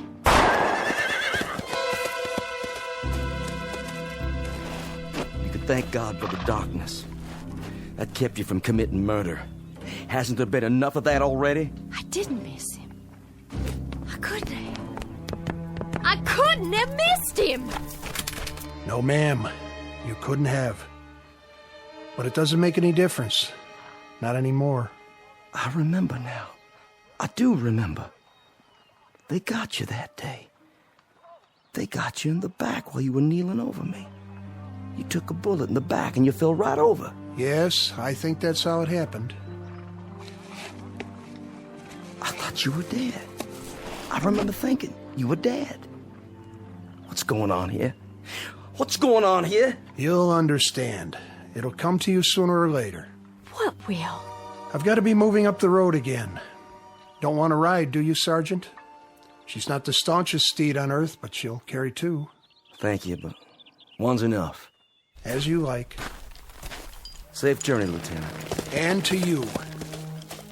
I wish you the best, ma'am. I do wish you the best. And this too shall pass. This too shall pass. Wait and see. I'm sorry I hit you, Sergeant. And your guitar, your beautiful guitar, I shouldn't have. I shouldn't have done that. Please, forget it. It's over. Those things he said. What do you suppose he meant? I have an idea, but I think we'll know for sure soon enough. Look. On the ground. What? It's wet. When he climbed on his horse, he was dripping blood.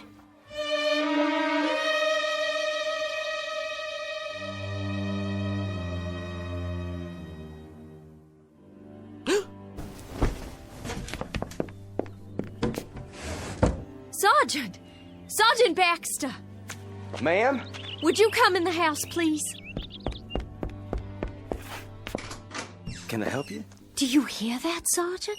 Hear what, ma'am? That's just it.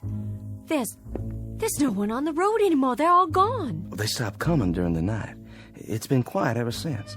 Real quiet. Why are you carrying your bedroll? And your cap? Are you leaving?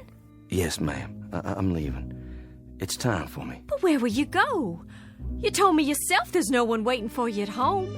To wherever that road leads. I can tell you where that road leads. Past 50 miles of places like this.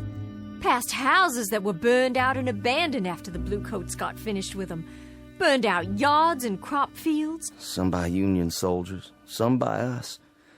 So there'd be no use. Past a few hundred tired, sick people like me. No worse off than I am. Well, that's what I'm telling you. If you're looking for a change of scenery, Sergeant, you won't find it out there. Along that road. Mrs. Godwin, I was up most of the night. I was up and I was thinking about lots of different things, thinking it through. What did you decide? That lieutenant who came by, and the shotgun and the blood on the ground. When he rode off, it seems like a mystery. Yes, it does. And that young friend of yours, Constable. Charlie Constable. Yeah, with the bloody cap. And then before dawn, it came to me. What did? It's kind of hard to explain. Please try. It has to do with that road out there and the men who are walking on it. What about them? Last night, after you'd gone to bed, I stood by the gate and I watched as they went by. There was Union soldiers, too. Yankees, many of them. Some helping our boys, some of our boys helping them. But all of them moving down the road, just as if... Just as if what? Just as if that road led someplace where they all had to go. You hear me? Had to. So wherever it leads, Mrs. Godwin, that's where I have to go, too. But why? What I discovered last night. You wouldn't believe. I don't understand all of it myself. I understand enough to know that there's a billy club tapping on my good leg, telling me to move on. So I'll take my leave now, ma'am. And I wish you well. I certainly wish you well. Wait while I make you breakfast. No need for that. I'm not hungry anymore. Some tea, then. Something to drink. I'll heat water on the stove with the wood you cut. You have some for yourself, ma'am. I've got something stronger put away. There's a bottle. I know where it is. Not with all the walking I have to do. A hot bath, then, before you go. Surely you'd like to get cleaned up. Thank you, but I'm all right. Sergeant! Why don't you stay on? I need someone around here who can help. I'm just one sick woman alone, and I need someone to help me. I don't think that's a good idea. I'd give you half the place. You could take a wife if you like and live here, and half of it would be yours. There's nothing here that could ever belong to me, ma'am. Nothing at all. Why not? If I say it does. And you know something else? There's nothing here for you either. Nothing but a lot of memories, and there's a prescribed period for mourning. Are you going to wear black for the rest of your days? My memory's a lot longer than yours, Sergeant. My hatreds don't die because somebody signed a slip of paper and turned in their sword. I don't think we need to compete when it comes to memories, Mrs. Godwin. I don't mean that. But as to hatreds, I'll concede that you carry yours for a lot longer than me, so you just stay on here and bide your time between some mourning and some hating. I've got to take a walk up that road, and while I'm doing it, I'm going to forget about all the yesterdays, and I'm going to start thinking about all the tomorrows instead. What do you think is up that road, Sergeant? A future? A new South, perhaps? Another Confederacy born out of the ashes? What do you think you'll find? I don't know. But I think every man has to find his own end of the road. It's whatever he wants for himself. And every woman, too. What's that? Sounds like my guitar. But it can't be. It's broken. There's a soldier in the yard. He doesn't mean you any harm. It's a Confederate soldier. Why, it's Judd. My Judd, he's finally come home after all.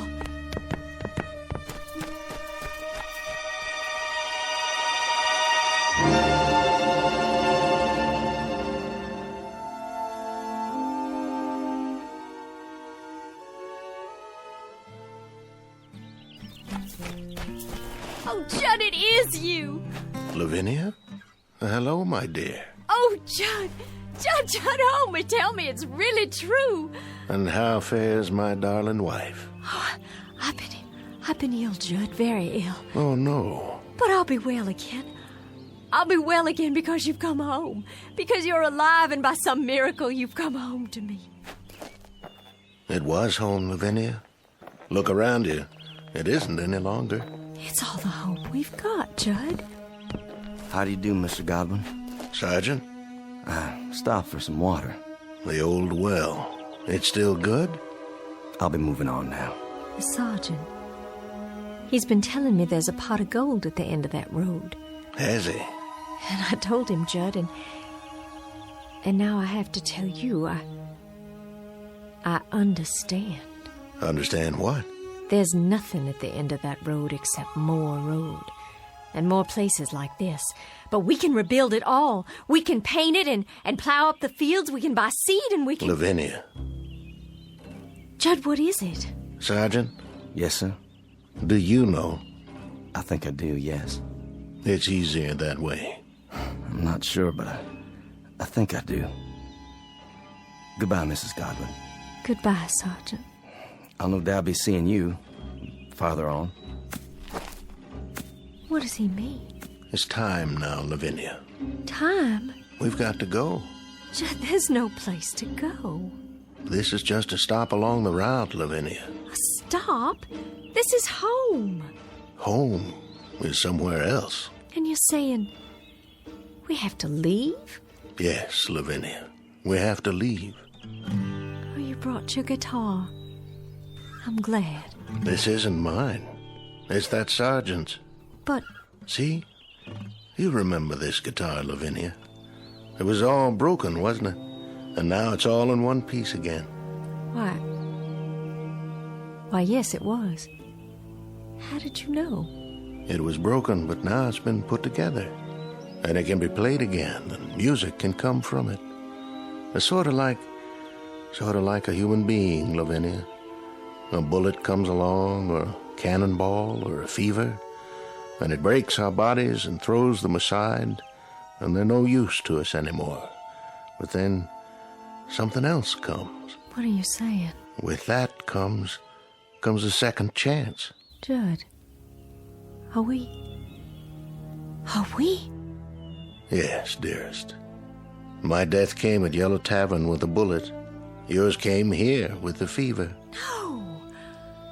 Then you mean all those men? All those men are heading to the end of the road, to whatever it is that each of them yearns for. Yearns? To a place or moment that is their heart's desire, theirs and theirs alone.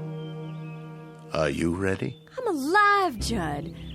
I have to be. I can feel it. I'm alive. And I don't want to leave here. I'm not ready. I don't want to leave here because if I do, that means I'll have given up. There's nothing to give up anymore, Lavinia. There's nothing at all. Yes, there is. There's the house and the field and the crops we planted that we'll plant again. And the trees and the leaves that rustle when there's a breeze all night long. And the livestock to replace. And sometime one day, the child will have you and me. And he'll grow strong and healthy. And he'll help you tend the fields. And then he'll move on to a life of his own. His life and his children. Our grandchildren. And we'll grow old together on the piece of land that's our own. And in that way, life goes on. Oh, there's so much life still left. So much living still in me, I can't give it up. Don't you feel it? If you don't, I have enough for both of us. It's all I ever wanted, to be here with you. I'll see you later on, then, when you've made your peace. I'll wait for you, just as you waited for me. Oh, Judd, please. Please don't leave me. I'm not leaving you, my darling. I told you, I'll meet you at the end of the road, unless... Then you'll come back? You will. You'll find out what I already know. There isn't anything at the end of the road. There isn't anything at all you can't see right here. You'll come back, Judd. I know you will. That's as it may be, but I'll be waiting for you. Judd, please come back. Please come back to me. Go after him, my dear. Who are you? Just a fellow traveler. You must be tired. And hot in that black suit and that tall hat. Odd, isn't it? Passing strange how it doesn't seem to bother me now. I have some water if you like. That would be a most extraordinary kindness. Over here, there's a well. The water's cool and sweet. Here, drink your fill.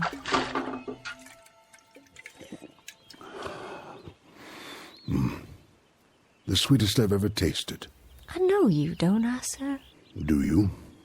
I'm sure I do. I've seen you, but not in these parts. In town?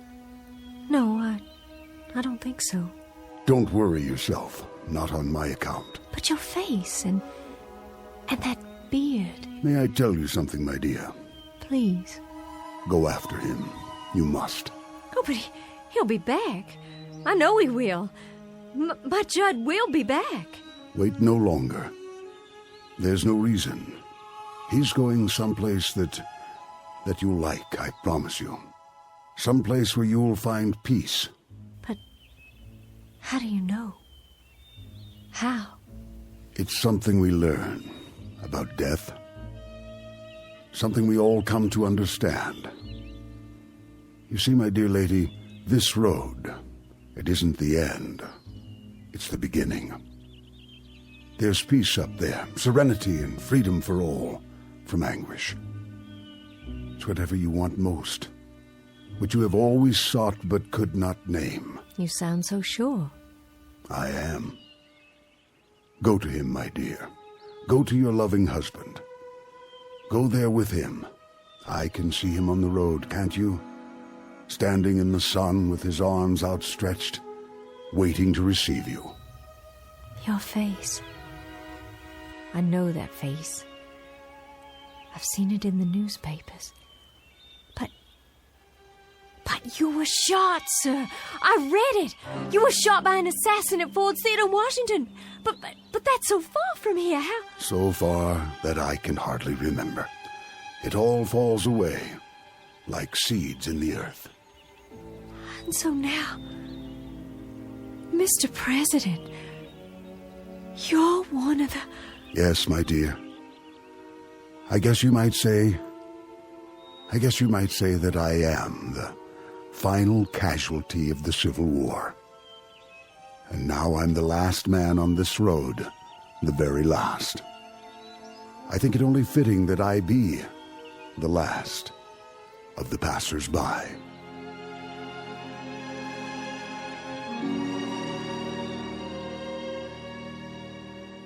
Judd? Is that you? Lavinia. It is. I see you. Wait, Judd, I'm coming. I'm coming now.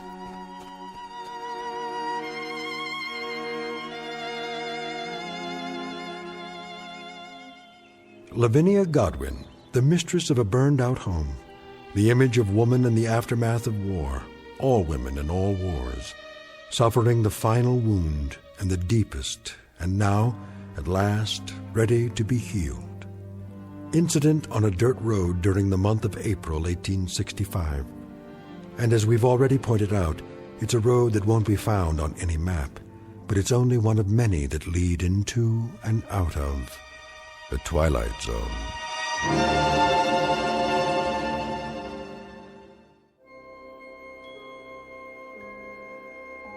Hi, this is Carl Amari, producer of the Twilight Zone radio dramas. I'd like to take a moment to tell you about our official website at twilightzoneradio.com, where you'll get the latest news and information on these Twilight Zone radio dramas. Plus, at twilightzoneradio.com, you can digitally download 3 free episodes or any of our episodes for only $1.95 each. In this age of ever-changing technology, we've decided to make these episodes instantly available to you by making the Twilight Zone radio dramas a digital download-only series. This means that this series will no longer be offered on CD. The CD collections at our website are now being offered while supplies last at buy one, get one free. So be sure to get your favorites before they're sold out. Be sure to visit us often, and I'll see you in the zone.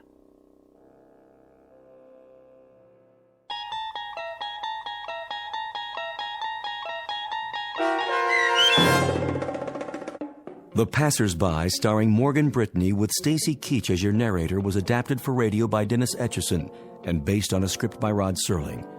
Heard in the cast were Doug James, Jeff Lupetin, Turk Muller, Roderick Peoples, Norm Woodell, Carl Amari, Roger Wolski, Paul Patch, Don Longo, and Lynn Foley. To learn more about the Twilight Zone radio dramas and to obtain audio cassettes and CDs of these programs, visit our website at twilightzoneradio.com. This copyrighted radio series is produced and directed by Carl Amari and Roger Wolski for Falcon Picture Group. Doug James speaking.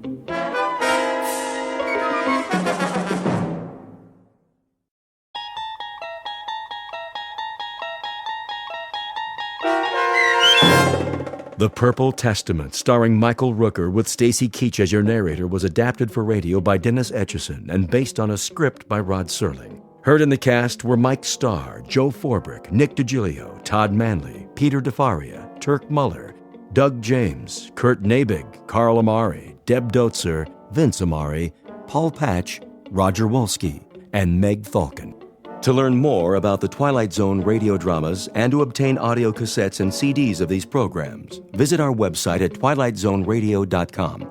The producers of The Twilight Zone wish to thank CBS Enterprises, Carol Serling, Dennis Etchison, Dick Brescia Associates, Claire Simon Casting, Terry Jennings, XM Satellite Radio, Sirius Satellite Radio, our sponsors, and our radio affiliates for helping make this series possible.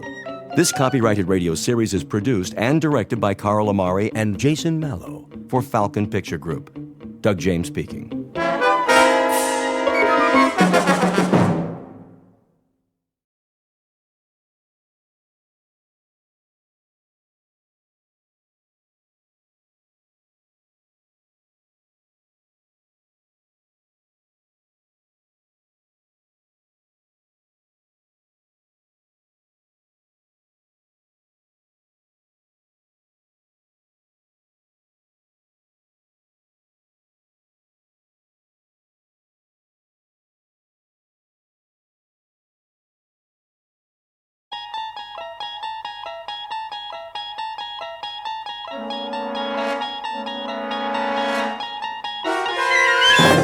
There is a fifth dimension beyond that which is known to man.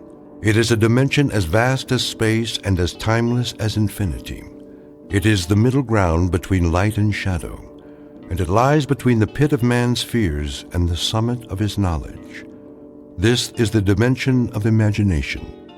It is an area which we call the Twilight Zone.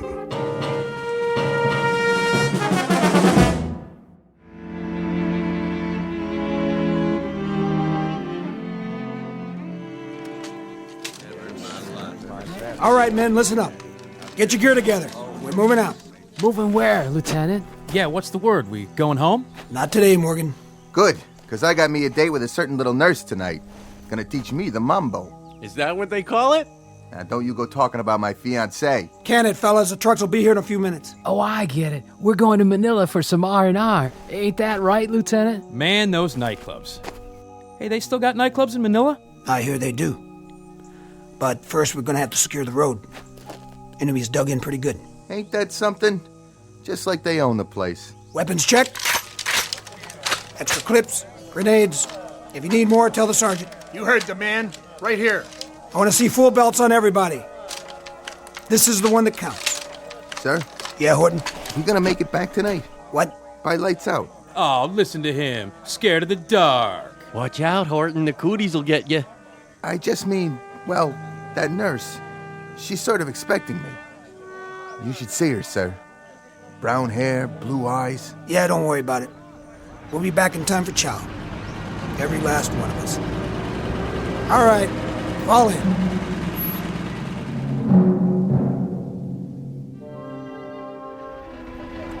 Lieutenant? That you, Levy? Would you hold on to this for me? What do you got there? It's a letter to my mother. See that she gets it? What's the matter? Can't you mail it yourself? Yes, sir. I just thought you could take care of it for me if anything happens. Nothing's gonna happen to this company, soldier. I know, but if it does, would you do that for me, sir? Sure. If it makes you feel any better. Thanks. I'd appreciate it. What's the city? Sir? You didn't put the whole address on it. I didn't? Let me see. You have a pencil on you, sir? Yeah. Here. Thanks. It's in Shaker Heights. You ever been to Shaker Heights, sir? In Ohio, right? Right. Real nice place. My mother, she's sick. I guess she's kind of holding on till I come home. But just in case I don't, I wrote her this letter. So she'll know I was thinking about her. She knows, Levy. You think so, sir? I'm positive. Thanks a lot, sir. Here you go. What are you doing? Nothing, sir. No smoking in the truck. Right. I mean it, fellas. Douse the butts now. Nobody's smoking, sir. Honest. Then where's that light coming from? What light, sir? The one under your chin. Stash the Zippo, soldier. He doesn't have a Zippo, sir. He doesn't even smoke. Then it must be yours, Hibbert. What's the matter with you? We're sitting on a ton of ordnance here. We know, sir. Orton? Nobody lit up. Don't give me that. It's true. Nobody's that dumb. All right. Must be my eyes. Hibbert. Morgan. Levy. Orton. Something tells me this must be the place. Okay, heads up. Rifles at the ready. Okay, move out. Single file. Infantry platoon, U.S. Army. The place, a road in Luzon, the Philippines. The year, 1944. These are the young men who fight. Despite their nervous jokes, there is an element of brutal sameness about these faces. They're dirty, desperately tired, hollow-eyed, each showing the aftermath of shock and violence, etched with fatigue and colored with the backwash of fear. As if some omniscient painter had mixed a tube of oils that are at once earth-brown, dust-gray, blood-red, beard-black, and the yellow-white of exhaustion, with these men as the models. For this is the province of combat, and these are the faces of war. But even here in this time and place, expect the unexpected, because this particular platoon has just crossed enemy lines to fight for their lives in the Twilight Zone.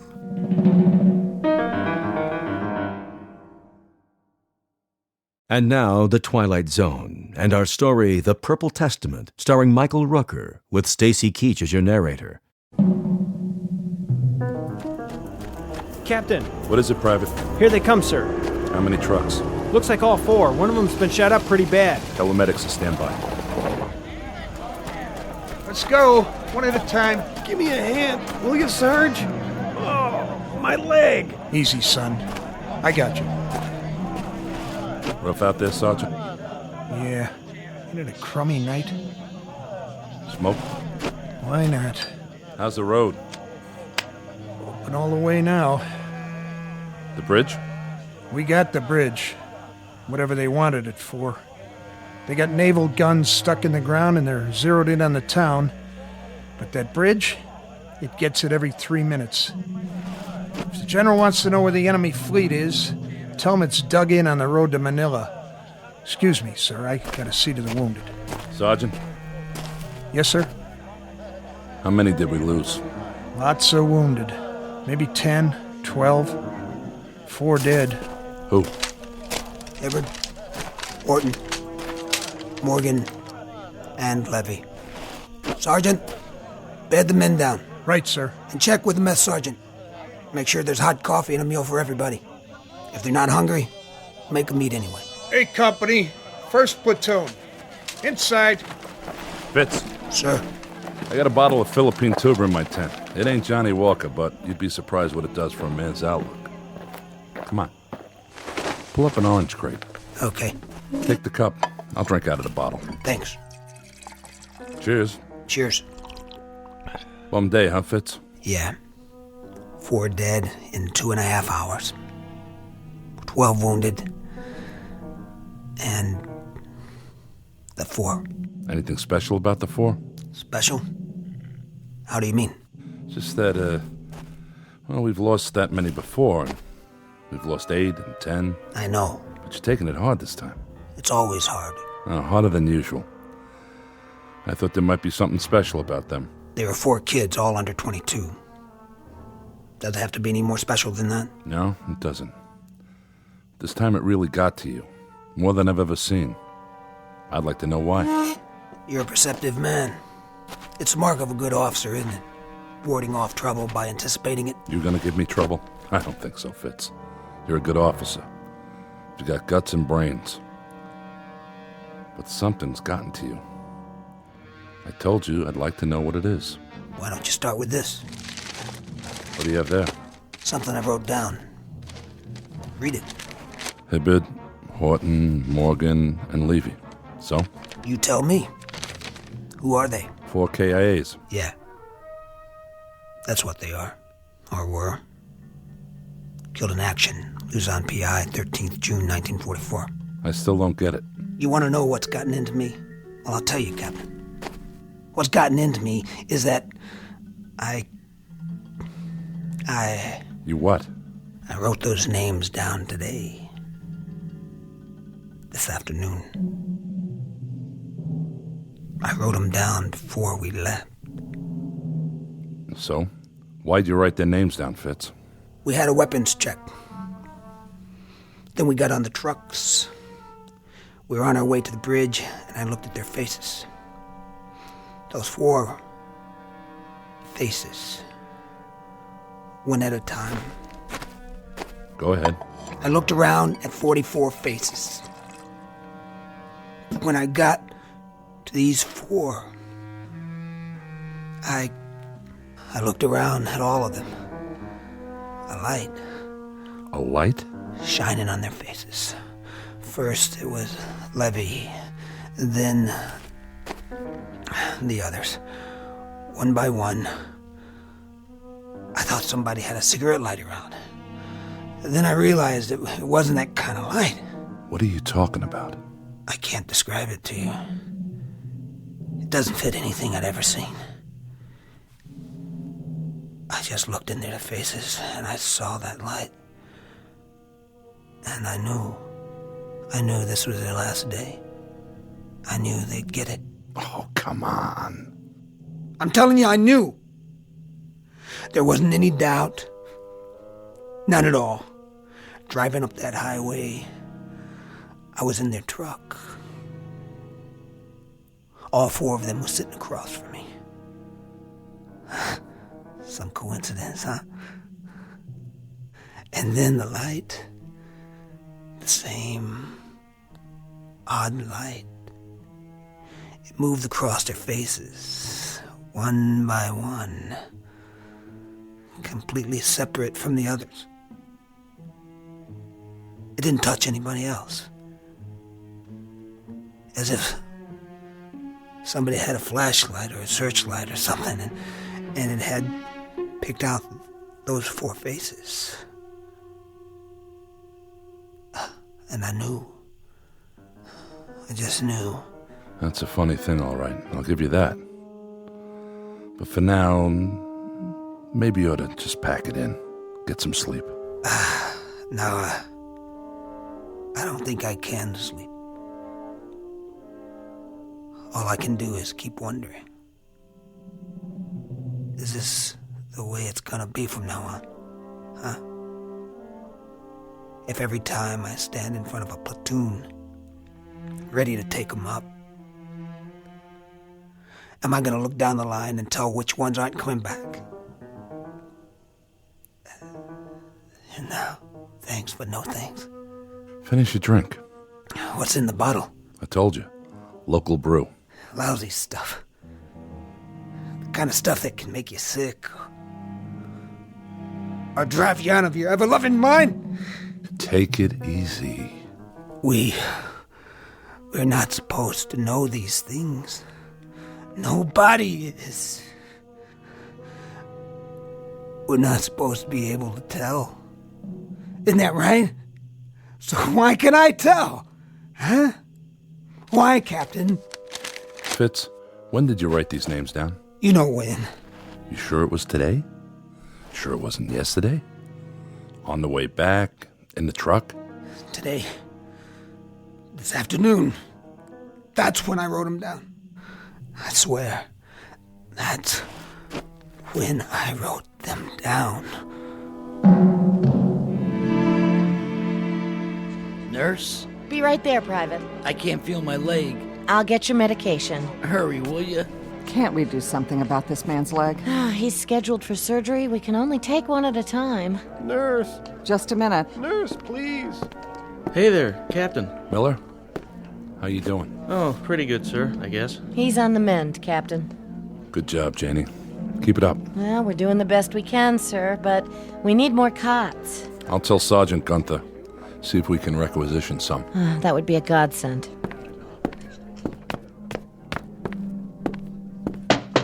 Come in. You could use some more beds out there. You noticed. Any more coming in? Not from this island. I suppose we can make pallets if we have to. Break down the desks. I'd say you have to. If it weren't for this schoolhouse, we'd be set up in a tent in the jungle.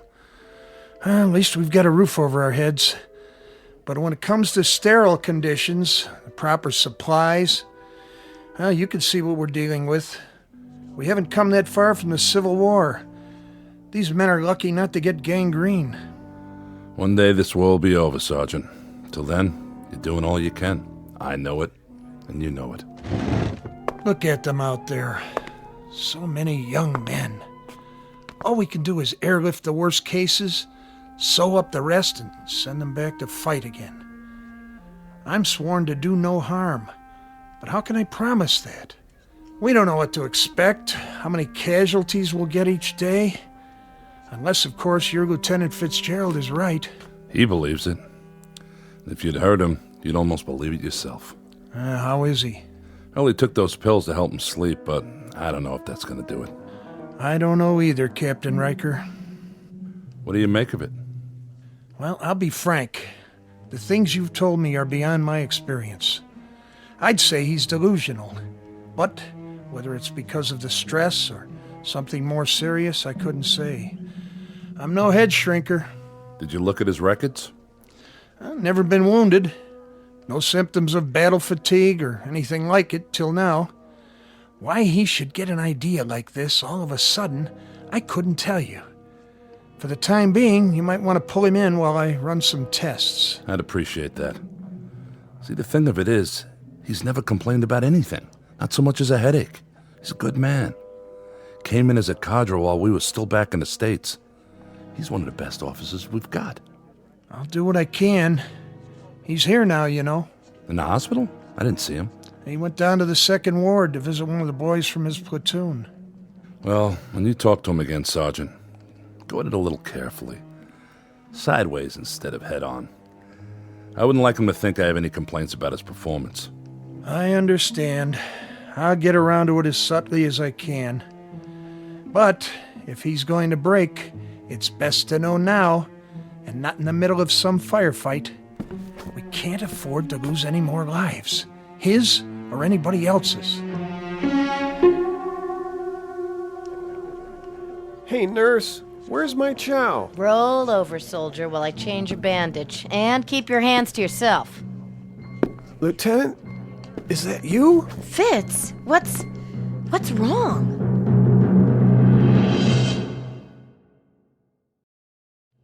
What's wrong, Fitz? Nothing. But you look so pale. Where's Smitty? Down here, Lieutenant. He's gonna be all right. We put his arm in a cast. It should heal just fine. You gonna be here for a while, Janie? Are you kidding?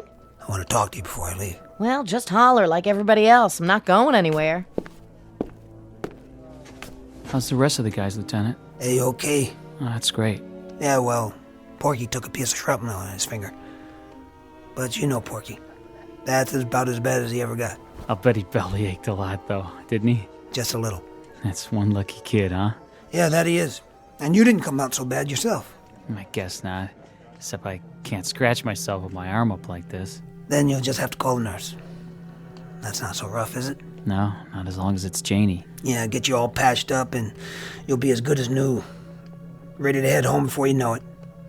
That won't be too hard to take. No, sir, sure won't. Your cigarette went out. Here, let me light it for you. No, thank you, sir. No? Can you just lay it down for me? I won't be needing it for a while. Sure. I'll just put it here in the ashtray for you. Thanks. Look, Smitty, I got a couple things I gotta do. I'll come by later, okay?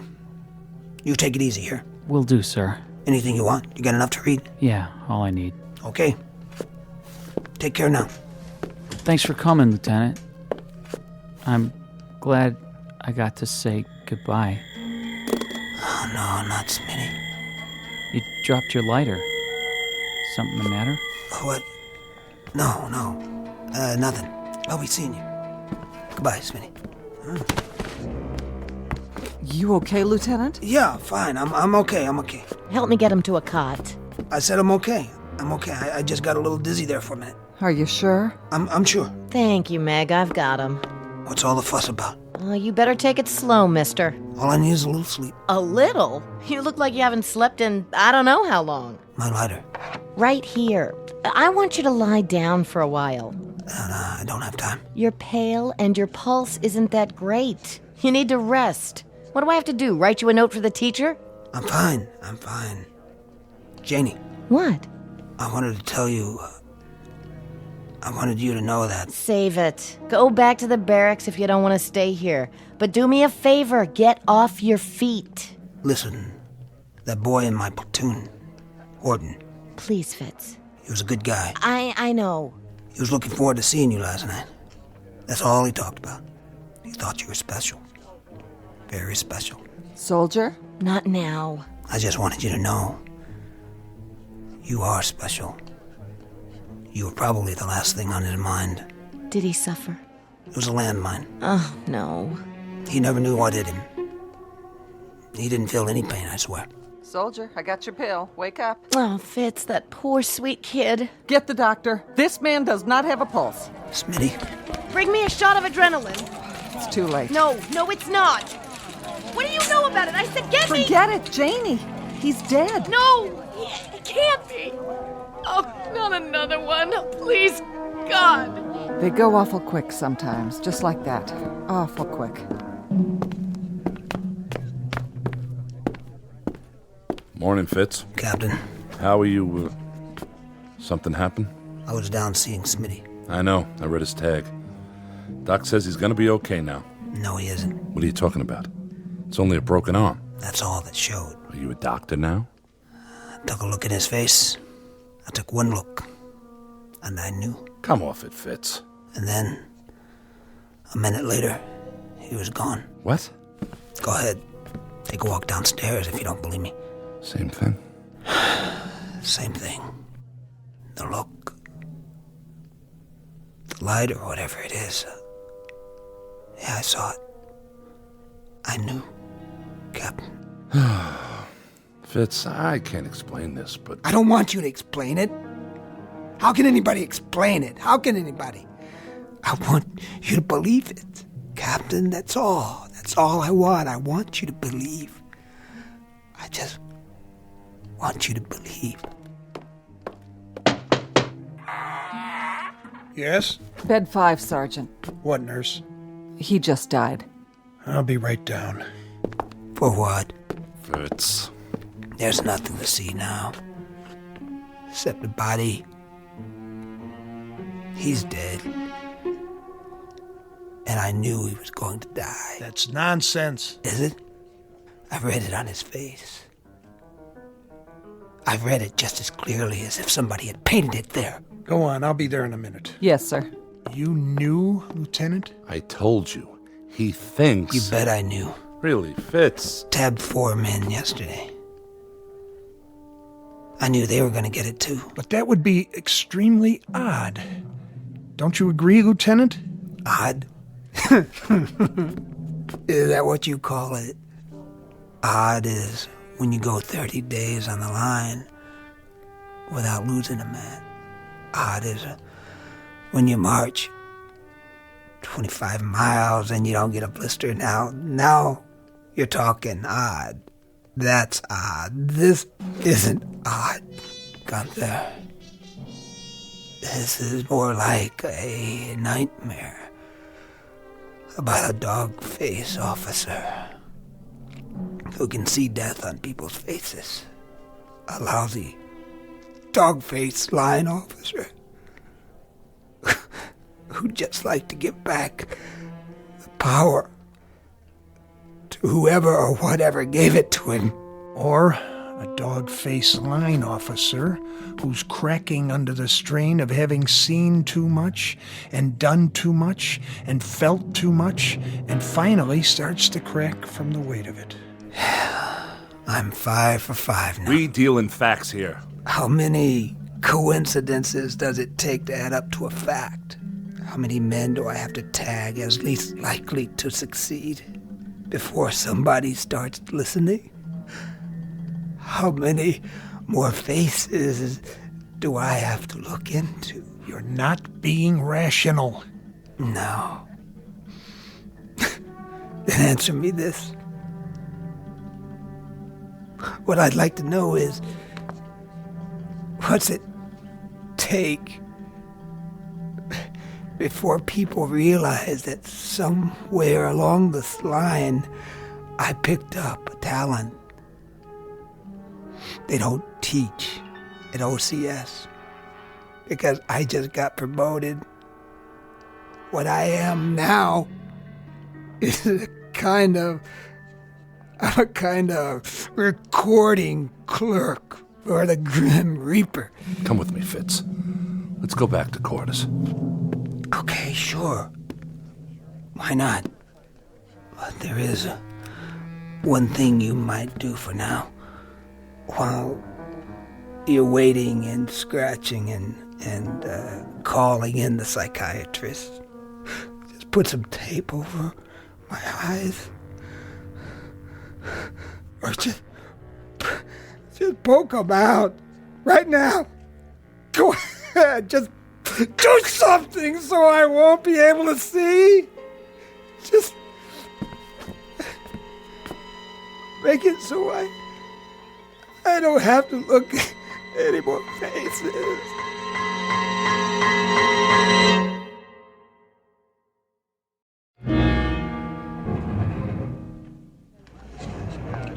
Everybody here? Yes, sir. All right, then. Eyes on the map. I'll give it to you just as I got it from Regiment. We spearhead the attack. We go to a point exactly 4 miles north of the bridge. That's right here. That's the Pasig River. At this point on the highway, the bridge is out. But over here, to the east, the Army's sticking across a bailey. Should be done by 0200. Not much time. You can say that again. We could do it. We'll spearhead the operation and move across the bridge as the point. All by ourselves? Baker and Charlie companies follow us. What's the enemy doing all this time? There'll be some Filipino guerrillas up here crossing by boat. We hope unobserved. Their job will be to take out any and all guns on the other side. So we should be able to get across that bridge against only small arms. Any more questions? Then that's it. We've got 22 minutes before we load up on the trucks. Give each one of your platoons a good briefing. Belts, 5 grenades apiece, 6 clips of ammo, no backpacks. Got it, Captain. And let's get moving. And good luck. Yes, Fitz? Nothing. Think you're well enough to lead a platoon? Well enough, yeah. I'm well enough. Gunther thinks you'd be better off with 3 weeks back at division. You agree with him? Matter of fact, I do. This one won't take more than a few hours, but it could be messy. Captain, Something? What are you staring at? You, sir. I asked you. Captain, don't go. Did you see something, Fitz? Is that it? Yeah, I saw something. Something like with the others? Yeah, it was on your face. Just for a few seconds, but it was there. Sure it was. If you go... Say it. You won't be coming back. You can't go out there tonight. I have to. You have to stay here. Don't do it for me, okay? Don't even do it to save yourself. Look at the picture on your desk. Put that down. Your wife. And those 2 children. They must be your kids. Do you love them? What? Do you love them? Do it for the gold band on your finger. But don't go out there. Give me that. But, sir... Get your platoon set, Fitz. Sir, please. Now. You've only got a few minutes. But what about... I'll tell you what about it. We'll have a nice long talk about it when we get back. We'll have a drink to it. We'll drink to an illusion, to coincidence. And you know what then? We'll laugh. Both of us. That's it, Fitz. I'll see you outside at the trucks. You won't be drinking to anything. Because you won't be coming back. Damn fool.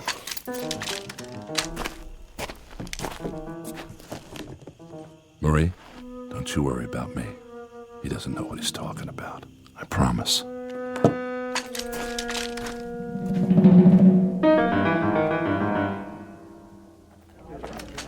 Lieutenant Fitzgerald, sir? What is it, Freeman? Well, sir, everybody says you can tell. Who says that? All the guys. They say you know who's gonna get it and who isn't.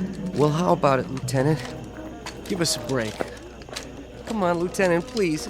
Come on, Lieutenant, please. It ain't fair, you knowing and not telling us. Freeman, knock it off! Forget about it, okay? Somebody started a wild gag. Somebody's gonna get burned for it, but good. Take it from your captain, nobody in this company's a mind reader, including Lieutenant Fitzgerald. Isn't that right? That's right, sir. Okay, boys. Let's hop.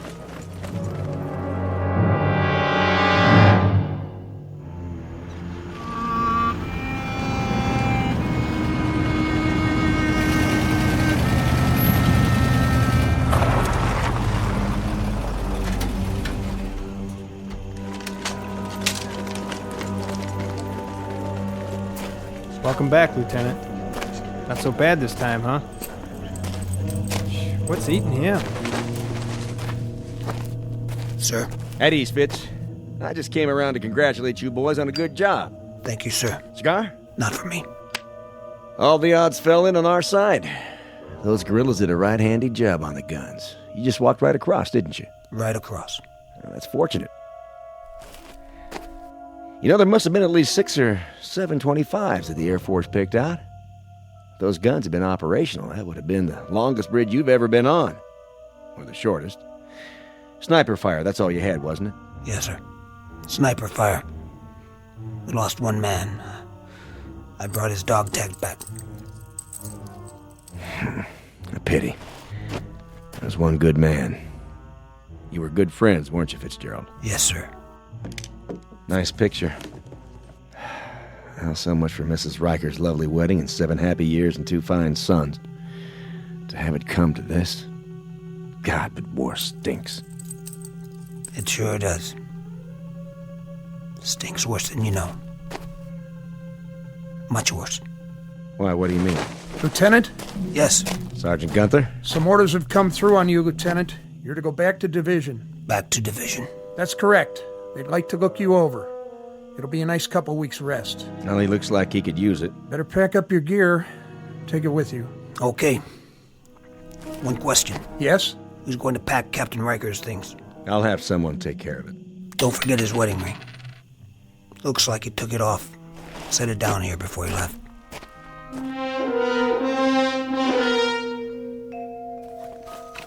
Going somewhere, Lieutenant? Yeah, somewhere. That your mirror on the wall? Oh yeah, I almost forgot. You want it, Freeman? Gee, that'd be great. I broke mine, you know? Mighty hard to shave without a mirror. Go ahead. Here. You sure you don't mind? Sir. Listen, if you want to keep it, that's okay. Honest to... Look. Huh? In the mirror. What do you see? Well, I see your face. Yup. That's you, all right. And nothing else. This is important. You don't see a light on my face, do you? Light? No, sir. That's funny. Because I do. Sorry, Freeman. Gosh, what'd you do that for? This one's no good. Take my word for it. Whatever you say, sir. Get yourself a new one that works right.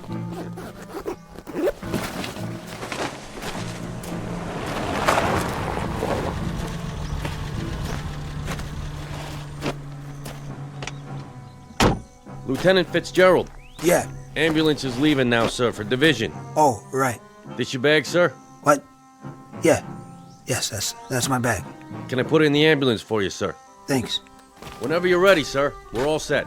I'm ready. You can ride up front with me, sir. Plenty of room. Thank you. You going back to division? Yes, sir. Taking the Cavite Road? I got to, sir. The bridge is out on the highway. Yeah, that's what I figured.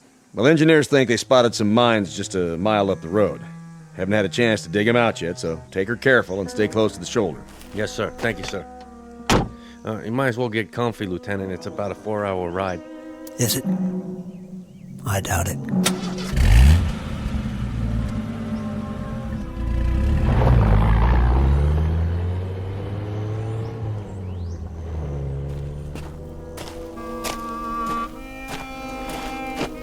You play that pretty good. Thanks, sir. Thank you very much. You hear that? Thunder? I don't think so. Sounded like an explosion. Maybe. Maybe it was thunder. Yeah, that's what it was. Probably thunder.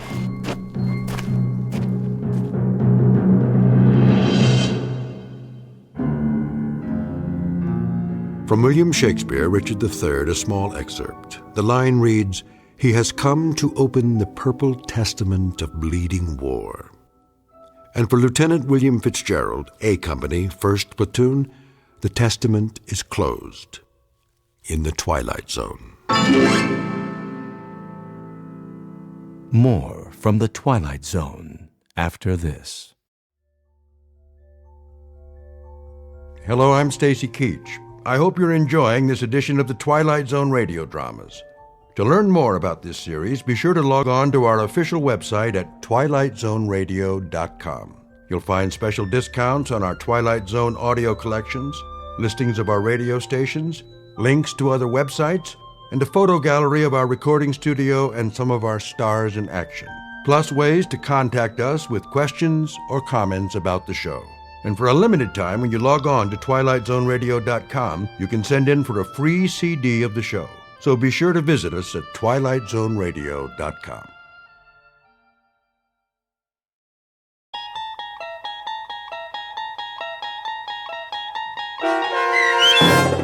The Silence, starring Chris McDonald with Stacy Keach as your narrator, was adapted for radio by Dennis Etchison and written for The Twilight Zone by Rod Serling. Heard in the cast were Craig Brawley, Christian Stolte, Jeff Lupetin, James Schneider, Derek Purcell, Turk Muller, Kurt Nabig, Carl Amari, Roger Wolski, and Vince Amari. To learn more about the Twilight Zone radio dramas and to obtain audio cassettes and CDs of these programs, visit our website at twilightzoneradio.com. The producers of The Twilight Zone wish to thank CBS Enterprises, Carol Serling, Dennis Etchison, Dick Brescia Associates, Claire Simon Casting, Terry Jennings, XM Satellite Radio, Sirius Satellite Radio, our sponsors, and our radio affiliates for helping make this series possible. This copyrighted radio series is produced and directed by Carl Amari and Jason Mallow for Falcon Picture Group. Doug James speaking.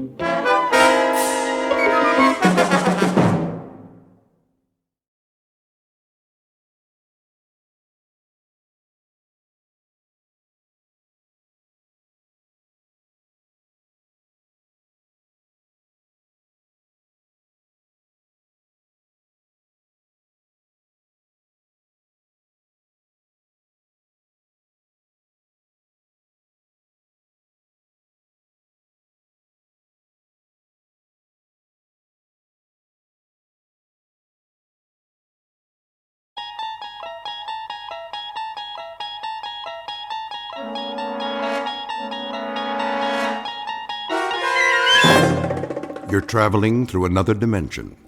A dimension not only of sight and sound, but of mind. A journey into a wondrous land whose boundaries are those of imagination. Your next stop, the Twilight Zone.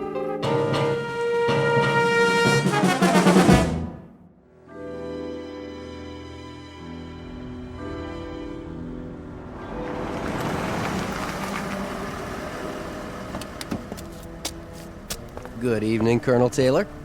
Evening, Patrick. Has Mr. Alfred arrived? Not yet, sir. Warm for this time of year, would you say? I would. Quite balmy, in fact. I might have dispensed with the overcoat altogether. Martin? Yes, sir. See to the Colonel's car. Right away. Is he new? Just started this evening. Mind you, drive carefully now. Park it all the way in the back away from the other cars. Yes, sir. Here's a little proposition for you, my boy. See this bill? That's $50, sir. Indeed. And if there are no dents or scratches when you bring it back, not a one, mind you, this is yours. All of it. I promise, sir. Good. A man should always keep his promises. You shouldn't spoil the lad. Nonsense. A little incentive, that's all. How was it in the club this evening? The usual crowd. Is Mr. Tennyson here by any chance? Yes, sir. For some time now. Thank you, Patrick. Colonel Taylor, How nice to see you. Let me take your coat. Is there a table in the oak room? Yes, but I'm afraid the fireside chairs are all filled at the moment. Mr. Tennyson, I presume. Yes, sir, it is. If you'd care for a seat in the card room. No, I'll find my way. Mr. Alfred arrives. Please send him to the oak room. Of course. Well, I'll tell you something else, gentlemen. The most idiotic thing occurred in the market today. Just idiotic. I've been doing a little dabbling in the syndicate. It still has some oil holdings in the western part of Texas. Well, anyway, Jack Brewer, he handles our New York operation for us. He comes in on the floor, and I happen to be there. This was, about 10:30 this morning, and he waves to me, and he's got a sheaf of papers in his hand, and I can assure you, if there's anyone I don't want to see before noon on any given day, it's Jack Brewer. Raucous sort, a little crude. Nouveau riche, you know the type. Yes. Give you a light, Jamie? Not necessary. Not at all. Oh, this lighter? Solid gold. Gift from my dad when I got out of Princeton. Now, where was I? Jack Brewer. Oh, yes, of course. Charlie Sport, let me sit there, would you, old man? Your chair's much softer, and I'm afraid I'm just worn out. Not a problem. Much better. Now then. Oh, yes. Anyway, Brewer, I call him Brewer the Boar, walks across the floor to me with an intense voice, a voice absolutely shaking with intensity, sidles up and whispers. He's got a miserable habit of whispering sotto voce when everyone in the world can hear him. Anyway, he says to me, Jim, I've got to scrape up $250,000. Can you imagine? $250,000. The usual, sir? What? Oh, yes. The usual. It might be quieter in the blue room. No, this will do. Young Mr. Tennyson is in rare form tonight. Yes, sir. You're the only one who can handle it for me. This is Brewer speaking. To me. Well, anyway, to make a long story short. Mr. Jamie Tennyson, who at best is a dapper, albeit articulate ne'er-do-well. He is glib but shallow, well-groomed but worthless. His every gesture is studied, obvious, planned. He is a mannered dandy, devoid of character, and his presence in this gentleman's club is a social condescension on the part of the members. For this man's credentials are an accident of birth and nothing more. And across the room, a gray-haired ramrod of an ex-army officer, rock-hewn and coldly unemotional in his appraisal of others, but who was no longer able to conceal his distaste in an altogether gentlemanly fashion. And that distaste is about to take the form of a proposed wager. But it's the kind of wager that comes without precedent. It stands alone in the annals of bet-making as the strangest game of chance ever offered by one man to another. In just a moment, we'll learn the terms of the wager and what Mr. Tennyson does about it. And in the process, we'll witness all parties spinning the wheel of chance in a very bizarre casino called the Twilight Zone. And now, the Twilight Zone and our story, The Silence, starring Chris McDonald with Stacy Keach as your narrator.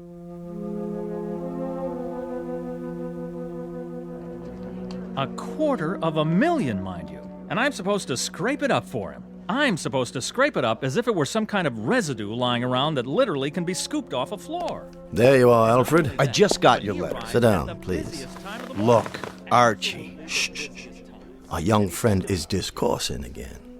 The opening salvo and then the attack. That may well be. The only thing worse than his loquaciousness is his transparency. In about 30 seconds, Alfred, he'll very nonchalantly request a loan, a sizable loan, from anyone within earshot. Mark my words. The letter you sent me is the most incredible thing I've ever read. Is it? You must be out of your mind. Not at all, but that's a medical appraisal. What I'm looking for from you is legal advice. Archie, we're old friends, but I must tell you. My communication to you, Alfred, was not as an old friend. It was directed to you as my lawyer. Is the wager I have in mind legal? No wager is legal in this state. Is it against the law, then? Is there anything criminal about it? I don't see anything criminal in it, no, but the thing is so incredible. In substance, that's what I wanted to hear from you. Franklin, Yes, sir? Would you take this over to young Mr. Tennyson across the room there? Tell him it's from me and ask him to read it immediately. Why, all right, sir. Well, as I'm sure you know, gentlemen, I'm familiar with the plastics business inside and out. Inside and out. And Brewer has obviously stumbled upon a golden goose. But the man is just too incredibly stupid to know what to do with it. Can you imagine what I could do with $250,000 in this kind of deal? Well, I'll tell you this. I can treble it. I can quadruple it. With an initial investment of $250,000, I can take this plastics thing and I can... Excuse me, Mr. Tennyson. A note for you, sir. From Colonel Taylor. Just put it down there, Franklin. Now then. Excuse me, sir. The Colonel's instructions are that you read it immediately. I beg your pardon? The Colonel, you say? Across the room, sir? Yes, the Colonel. He's waiting, sir. Oh, all right. Let's see what he has to say. What's the matter, Tennyson? He looks like he's seen a ghost. Why, this is just absolute nonsense. What about it, Tennyson? See here. Yes? Is this some sort of joke? I mean, really, Colonel. If it's a joke, then I suggest you're employing a sense of humor that's quite beyond me. It's not a joke, Tennyson. You know me reasonably well. Humor is perhaps the least developed aspect of my character. You're in earnest, then? Oh, quite in earnest. What's it all about? Come on, Tennyson, let us in on it. Yes, please. The suspense is killing us. Would you mind terribly, Tennyson, if I acquainted the gentleman with my proposition? That's quite your business, Colonel. Quite your business. But I do believe you will make yourself highly suspect. I'll take the risk. I propose a wager with Mr. Tennyson here. A wager that takes the following form. I bet Mr. Tennyson $1 million that he will be unable to remain silent for 1 year. What? Surely you're not serious. He's joking. The wager carries with it the following conditions. He will be placed in a room to be observed by me or anyone else at their discretion. He will not be permitted to speak a word for a period of 12 months, not a single syllable. He will be supplied with food, television, books, anything he wants by way of diversion, but he will make his wants known by pen and paper, not by voice. Incredible. Are you pulling our legs? $1 million? I don't believe it. What about it, Tennyson? First, let's establish that you're quite serious. Beyond any doubt. Then, may I ask the purpose of this wager? That should be obvious. That is, to anyone but you. I'm afraid it eludes me, Colonel. So perhaps you'd be good enough to explain to me why you're willing to risk $1 million? Risk? Hardly a risk, Tennyson. Well, hardly a risk at all. But if the wager is genuine... What I'm about to say would horrify the average man, but to someone as insensitive as you, it will probably mean nothing. Oh, is that right? I dislike you intensely, Tennyson. It goes well beyond the normal distaste I would feel for anyone without manners, without breeding, without principle. Beyond and much deeper. You've become a cause celeb with me. Your voice has become intolerable. See here. Each night I sit here, and the sound of it makes me wince. I cannot ask you to leave the club because I don't have the right. So, the thought occurred to me that I would be happy to risk, as you say, a large sum of money, just to have quiet. You see, Tennyson, you couldn't possibly remain silent for a year. It's not in your nature. You're a shallow, compulsively talkative, empty-headed ne'er-do-well, and to remain silent would destroy you. Your kind has to seek out an audience.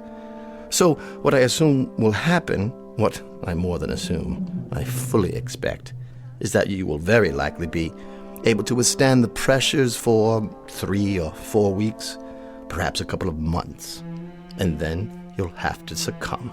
Again, that's your nature. So you won't cost me anything, but what I'll derive from it is a month or 2 of delightful and very precious silence. What about it, Tennyson? Appeal to your sporting blood? Oddly enough, it does. It does appeal to my sporting blood. And that, of course, is patently ridiculous. There's nothing sporting about you, Tennyson. But I happen to know you're rendering your nightly financial folderol because you're in desperate straits. You've run out of your inheritance, and your debts are insurmountable. In short, you're a desperate man, and you do just about anything for money, except, of course, to remain silent for 1 year. Colonel, if this were Europe and the company were a bit more sophisticated, I should be forced to invite you outside for the things you've just said? Would you now? Yes, but the ground rules here are somewhat different. As it stands, I can either ignore you or call your bluff. I'm going to do the latter. I accept your wager. Careful, Tennyson. Surely not. Watch what you're agreeing to. Just a few more questions. Where am I to be incarcerated? In the solarium upstairs. It's no longer being used. With the permission of the Board of Governors, I'll have some work done on it. It will be a glass-enclosed living room with a private bedroom and bath that will remain unobserved. Around the room will be placed microphones, which you're to leave untouched. Your every movement will be recorded, and of course, as it follows, so will your voice. In the event you decide to give up, you will permit me or anyone else to observe you at any time. When will this start? I've been planning this for quite a while, and I've made all the necessary inquiries. The room can be constructed by tomorrow night. Oh, Archie, for the love You of... will enter any time after 10 p.m., and at 10 o'clock on June the 3rd of next year, you can leave the room. I'll have a certified check in the amount of $1 million waiting for you, assuming the impossible happens and you have remained silent for the full 12 months. Well, Tennyson, your questions answered? They are. I'll be back tomorrow night. Oh, and I would like the check placed on deposit in my name with a photostat of it available to be witnessed by every man in the club. Excellent. That's thoughtful and businesslike, Tennyson. You surprise me. That would be the normal procedure in a pawn shop or a fish market, but not in this club and not with me. My credit happens to be as well known as my honor, Mr. Tennyson, as any member in this room can attest. There will be no check placed on deposit. You will have to be satisfied with my word. Very well, then. So this will be a contest between my courage and your credit. And a year from now, 1 year from tomorrow's date, both can be proved beyond the shadow of a doubt. Precisely. Get my coat, Franklin. By all means, sir. Immediately. Until tomorrow, then, Colonel. And may the better man win, most definitively.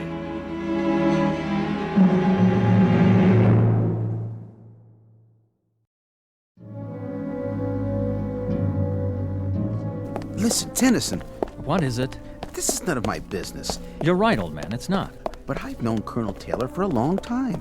This is not a capricious man. He's dead serious. Do you know my wife, Charles? We've met. Her name is Doris.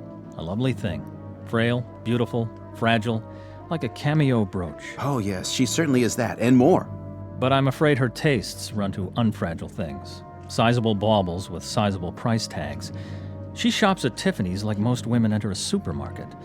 And my miserable misfortune is that I happen to love her very much. And so at this particular moment, I do happen to be in desperate need of money. Now, that may sound melodramatic. Not at all, Jamie. But it happens to be true. And my wife's faithfulness is in direct proportion to the size of the allowance I give her. I didn't mean to make light of it. Please believe me. So, that's why I'll be back tomorrow night. How bizarre. Don't you think so, old sport? How incredibly bizarre to remain indoors, shut up, silent, in a room for 12 entire months, in exchange for a $1 million life preserver, thrown to me by none other than Colonel Archie Taylor. I'll say goodnight now. There are arrangements that must be made.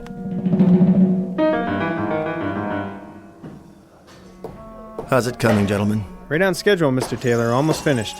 On the plumbing, the electrical outlets. Everything works. We'll give it one more inspection, but I'd say everything's about ready. What about the microphones? They're in position? Yep, and all around the room and plugged into this tape recorder. If he says one word, we'll know about it. You turn it on like this. Test 1, 2, test 1, 2. In that case, give the crew my thanks and my check for the agreed-upon amount. Thanks, Mr. Taylor. Will do. Anytime now, Mr. Tennyson. Anytime.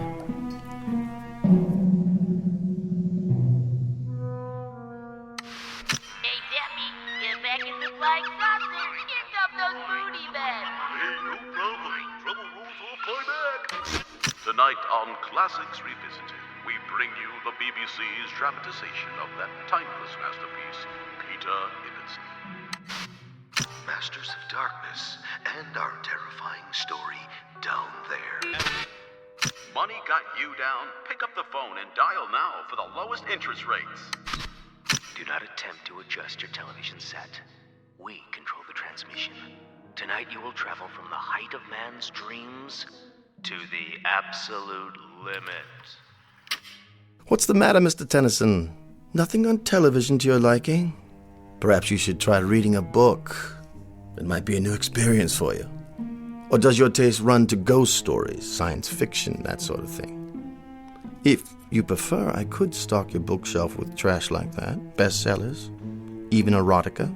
Something to keep a man's thoughts on other things. Excuse me a moment. Hello, Franklin. Mr. Tennyson's supper? Yes, sir. Eating well, is he? Appetite good? Well, not very much up to a week ago, sir. But he's eating very well now. Oh, nice. I'd like him to remain as healthy as possible. My conscience simply couldn't stand it if this experience damaged him in any way. Quite the contrary, sir. He seems in excellent spirits. And it's 9 weeks now. 9 weeks that he's been in there. 9 weeks. Really quite incredible. I gave him 4 to stick it out, 6 at the outside, but 9 weeks. A little more gristle there than I'd given him credit for. Yes, sir. Look at that, Tennyson. Dinner for 1. Everything cooked to perfection, I take it. Comfortable, sir? More wine, perhaps. What's the matter, Tennyson? Cat got your tongue? Or don't you believe in speaking to the help? Will there be anything else, Mr. Tennyson? I'll be back when you're finished, sir.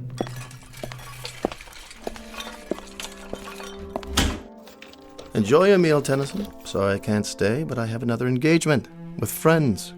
A lovely little spot downtown, so warm and friendly. Perfect for conversation. You understand, I'm sure.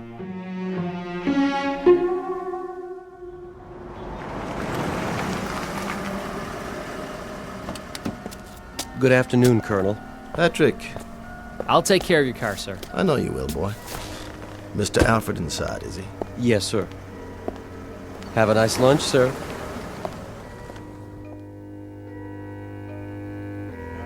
There you are, George. I reserved a table for us, a quiet one. Good. But then they're all quiet nowadays, aren't they? Franklin called to say you wanted to see me. Only to pose a question to you. What sort of question? Very succinct, Archie. Very brief. Yes? How long? How long what? How long are you going to keep this up, this prolonged practical joke? Not much longer. What exactly does that mean? You should see our boy up there. 4.5 months and not a sound from him. That's what I wanted to talk to you about. Incredible. I've just been wondering how my fortune might accommodate the loss of a cool $1,000,000.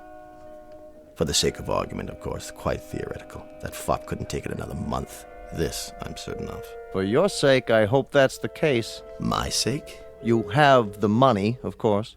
I find that insulting. I'm sorry if it is, but I think he's going to beat you, Arch. Especially from you, George. I'd say you owe me an apology. How are your holdings? What are you talking about? It's no longer theoretical. You might want to double-check your holdings now in preparation. My holdings? They're solid, dependable, 100-year-old firms. Why should I rearrange anything? They're insane. Merely careful. Look here. There isn't one chance in 1,000,000 he'll last out the year. Not one in 1,000,000. I've watched him every day. He's beside himself. He's becoming bored to the point of irrationality. A week longer, 2 weeks, 3 at the most, he'll be crawling up the walls, screaming for us to let him out. I hope so. I sincerely hope so, but I think that boy up there will remain silent for the entire year. And I think you're going to owe him that cool $1,000,000. Nonsense. I just hope you've got it. That's all. I'm not going to sit here and listen to this abuse. It's not in the least personal, only something I feel you need to hear from someone you'll listen to. The voice of reason, a word to the wise, that sort of thing. Then from now on, I'll thank you to disperse your wisdom elsewhere. Oh, for the love of... Consider yourself discharged. What? As of this hour and this day, you are no longer my attorney. But Archie... Goodbye, George. Goodbye to you, old boy, and good luck. Because by the look of things, I'd say you're going to need it.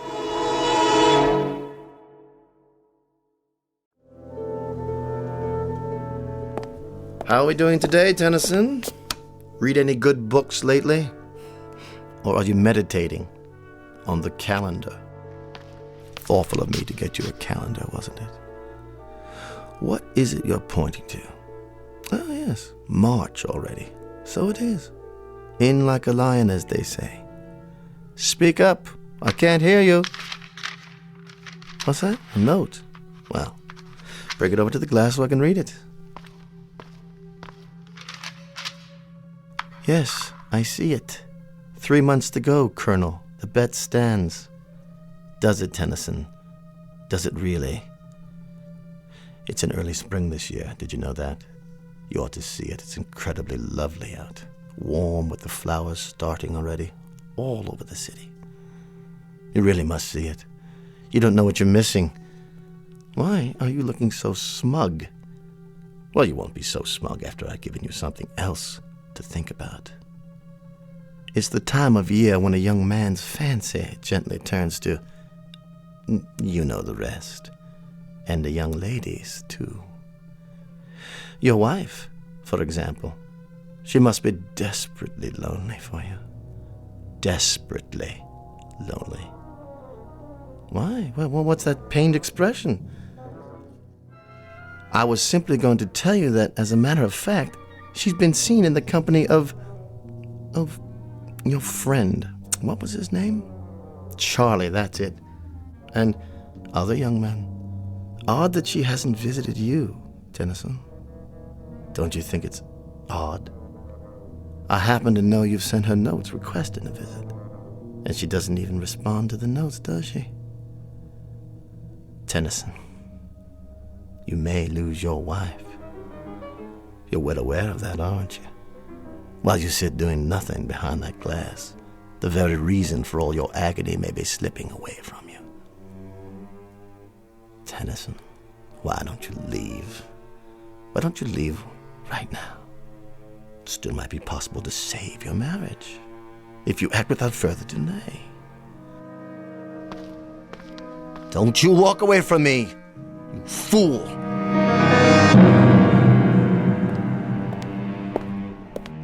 Tennyson, I know you can hear me. I saw your wife again. She's with that polo player fellow now. You know the one. The tall, attractive, blonde youngster. It's incredibly beautiful out today, Tennyson. Oh, it's incredibly beautiful. Birds and flowers and color. Absolutely lovely. And by the way, I saw your wife. She was getting into a little European sports car. Some young man was driving it. And here's Franklin with yet another meal. You must be quite bored with the club's menu by now, aren't you, Tennyson? Oh, Franklin? Yes, sir? Chilly up here, isn't it? I hadn't noticed, sir. Perhaps. The thermostat, does it control the temperature in Mr. Tennyson's room as well? I believe it does, sir. Then I'll just turn it up for a while. I don't want you getting chilly, Mr. Tennyson. Certainly not. I want to warm it up for you. Nice and warm.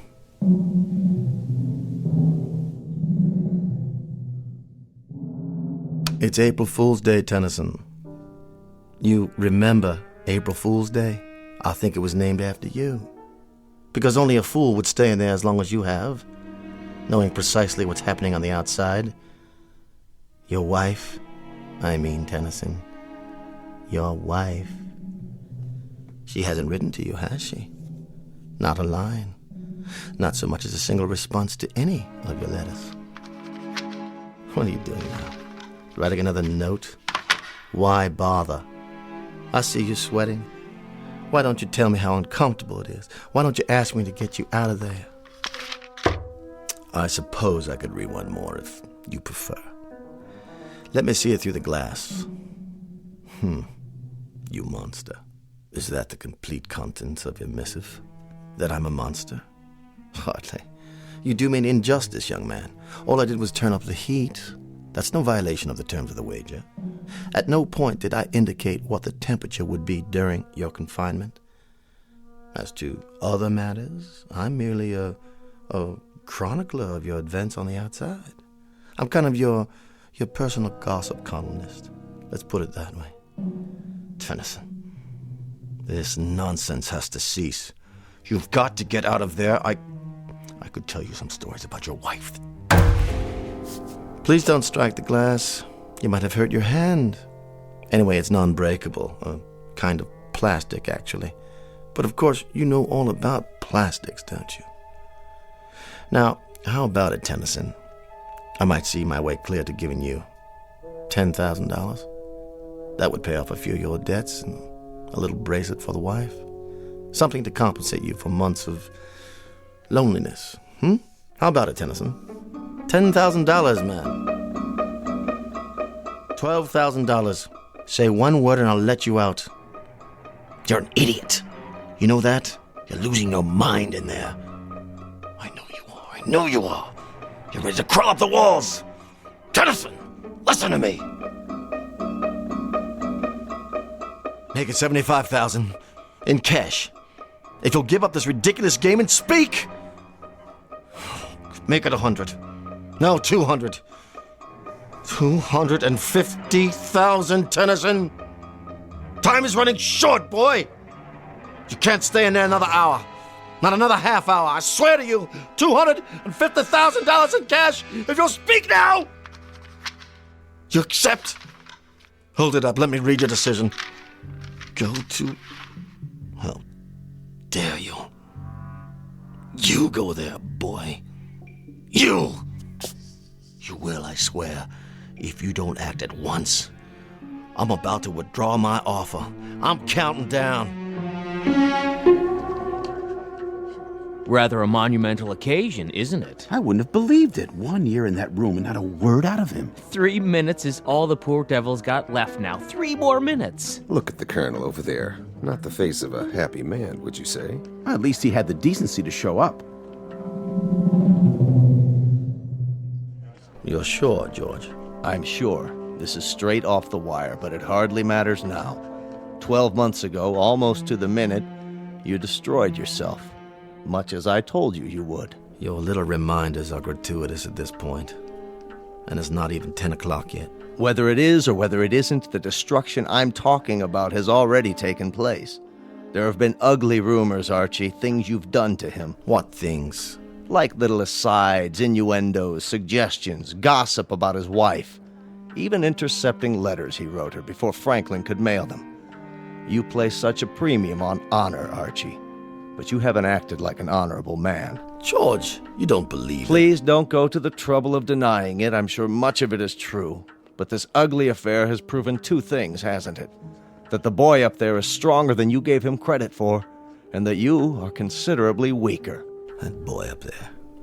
A weak, simpering, half a mind, a fop with no guts, no courage, no nothing. How could he have done it? How could he have done it? I might just as well have made it 2 million or 3 million. Somehow it was impossible from the beginning. Gentlemen, Mr. Tennyson.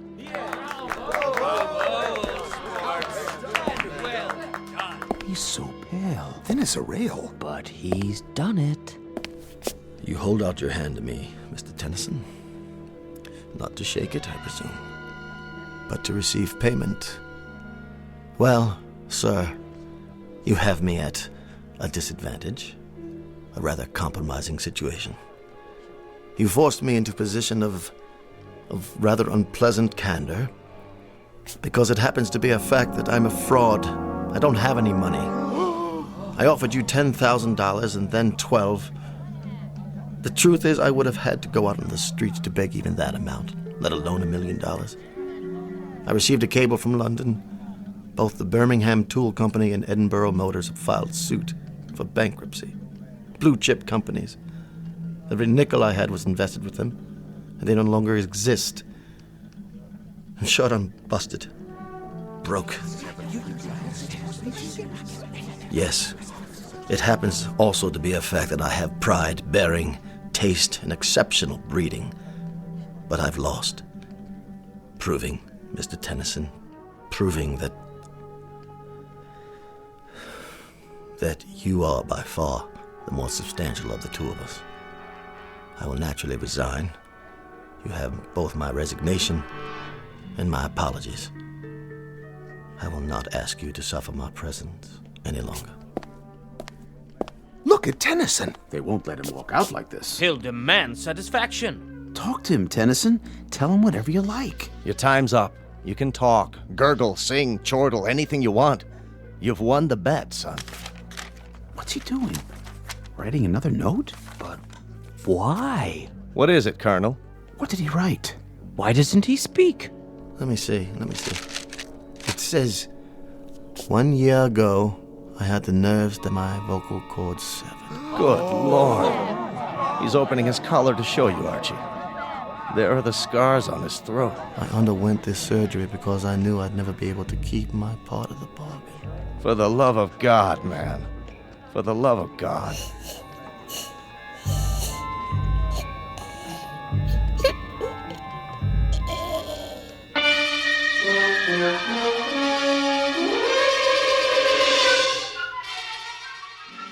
A bizarre and unlikely bet with two losers. Mr. Jamie Tennyson, who will go through life as a silent shell, the price to be paid for his weakness. And Colonel Archibald Taylor, who will spend the rest of his days in naked humiliation. The cost to him for all of this is the most precious possession he owned, his pride. And the point of it all? Simply that two men discovered somewhat belatedly that gambling can be a most unproductive pursuit. For somewhere beyond these two, a wheel was turned, and both their numbers came up. The number was Black 13. If you don't believe it, ask the croupier, the very special one who handles high-stakes roulette in the Twilight Zone. More from the Twilight Zone after this. Hello, I'm Stacy Keach. I hope you're enjoying this edition of the Twilight Zone radio dramas. To learn more about this series, be sure to log on to our official website at twilightzoneradio.com. You'll find special discounts on our Twilight Zone audio collections, listings of our radio stations, links to other websites, and a photo gallery of our recording studio and some of our stars in action. Plus ways to contact us with questions or comments about the show. And for a limited time, when you log on to twilightzoneradio.com, you can send in for a free CD of the show. So be sure to visit us at twilightzoneradio.com.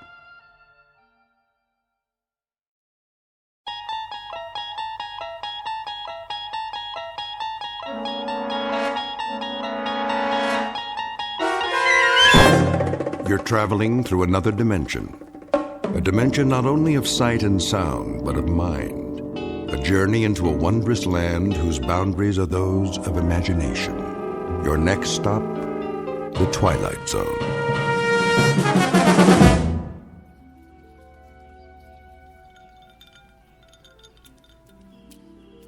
Diane. What? Come here and sit down. In a minute. What are you doing? Going for a swim. What does it look like? Now? Of course now. Before the sun gets too high. But you haven't finished your drink yet. It's not going anywhere, Eddie. Right now, this pool looks positively delicious.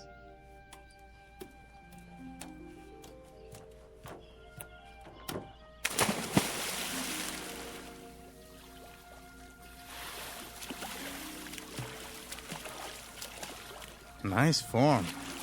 I give you a 10. You'd better say that. Nice bathing suit, too. Come on in, the water's fine. I don't want to get wet. Why? I gave you some trunks. They're a little on the large side, don't you think? They might come off. Promises, promises.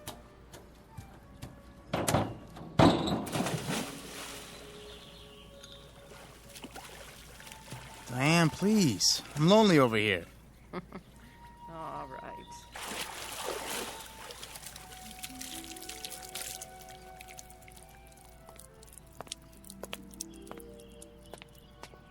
I brought you a towel, Mrs. Templeton. Thank you, Marty.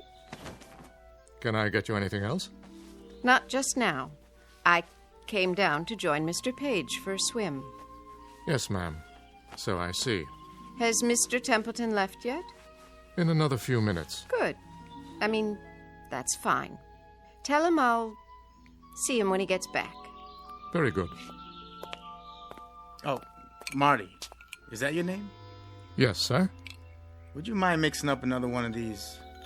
What do you call it? Mimosa. Yeah, another mimosa, s'il vous plaît. Make it 2. One for the lady. Certainly, sir.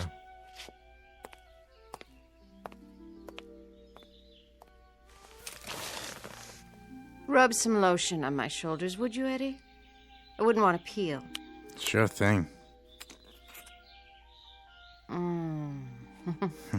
Oh, you have such strong hands. Did he say your husband's still here? He'll be gone soon. He has a rehearsal. Oh. He doesn't mind, huh? Me being here and all? That's what the guest house is for. Friends who come and visit. But I don't even know him. I hardly even know you. How long has it been? Since yesterday? I know a friend when I meet one. We are going to be friends, aren't we? Yeah, you better believe it. Lie down. What? So I can do your legs. Not yet, Eddie. There'll be plenty of time. They're really red. You don't want to burn, do you? Oh, you silly boy. Swim a few laps for now. Work it off. Not on your life. These trunks are a size large. Maybe that's why I loaned them to you. Stand up. Oh, no. Come on, stand up. I'm not going to push you in. Promise? Promise. There. Now, turn this way. That's it. Hazel. Hazel who? Your eyes. I wanted to see what color they are in the sun. And yours are green. So I've been told. You know, maybe we shouldn't be out here like this. Why not? I just saw somebody at the window. What do you care? We're not doing anything, are we? No, but if that's your husband, I feel kind of funny. Why? Because you're all wet? Hey, you promised. Didn't you know? Promises are made to be broken.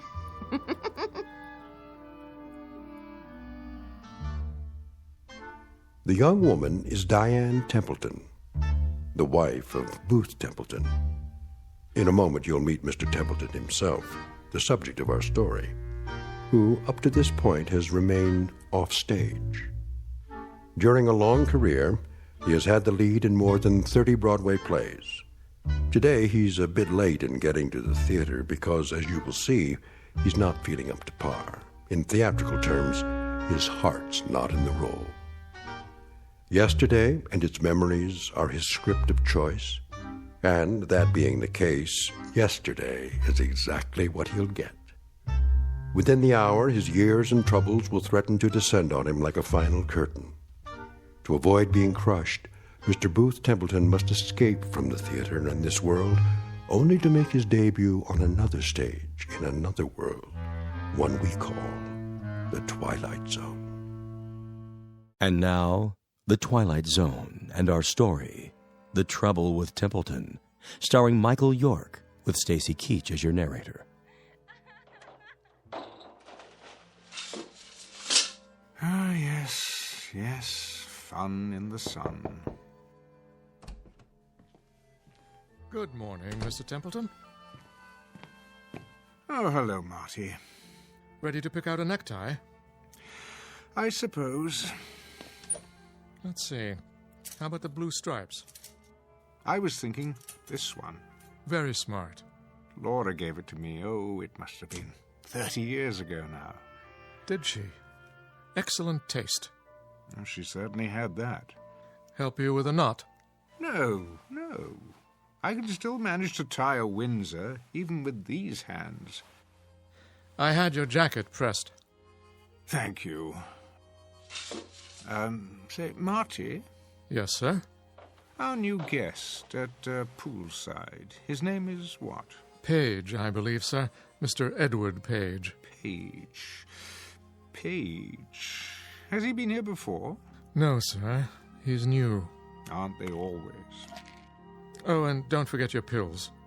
Are they new, too? The same ones, every 3 hours. Mrs. Templeton is not very discreet these days, is she? I'm sure I couldn't say. Well, her discretion was an early casualty. It didn't last long. And now, perhaps she's waiting for the day when these pills won't, do what they're designed to do. Perhaps I'm waiting for that day, too. Mr. Templeton, you shouldn't say that. Oh, don't distress yourself, my friend. When a man my age marries a woman her age, he gets exactly what he deserves. Come now. I'm ready for my jacket. Here you are. Glad you're here. I'm old, Marty. Mr. Templeton, you'll never be old. Old, and getting older every minute we stand here.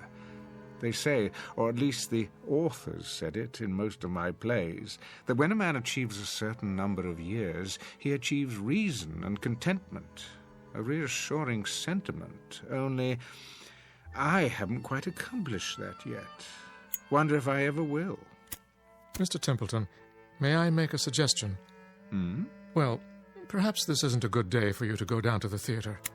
They're only just beginning rehearsals. I could telephone and explain that you can't start today. Thank you, Marty, but I'll go there. I shall rehearse this play, and it will open on schedule. I shall cover the years with makeup, and I shall stand in the right place and hope to say the right lines. And when it is over, they'll say to me, "You were wonderful, Mr. Templeton, as usual."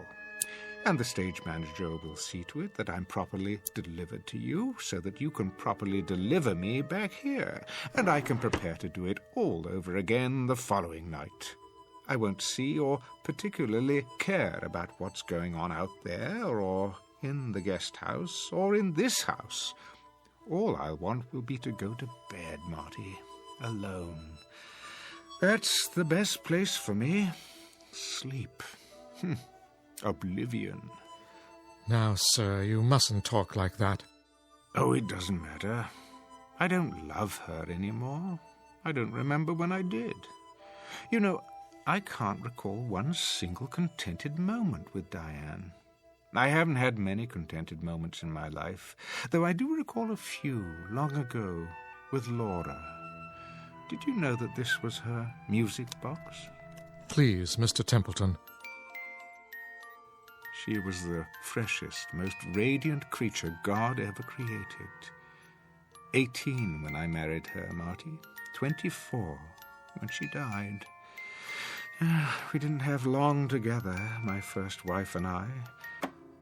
But I'm forever grateful for those years. Sir, don't do this to yourself. You know, there are some moments in life that have an indescribable loveliness to them. The world is transformed. The sky, the sun, a single blade of grass. The simple act of waking up, knowing that each day is full of treasures beyond compare, such as those moments with Laura. They're all I have now. You understand that, Marty? Yes, Mr. Templeton, I believe I do. But that was... Don't distress yourself, old friend. I'm all right. I'm quite all right. Now, where's my scarf? Here, sir. I'll go downstairs and bring the car around. You do that. Hi-ho, hi-ho, it's off to work I go.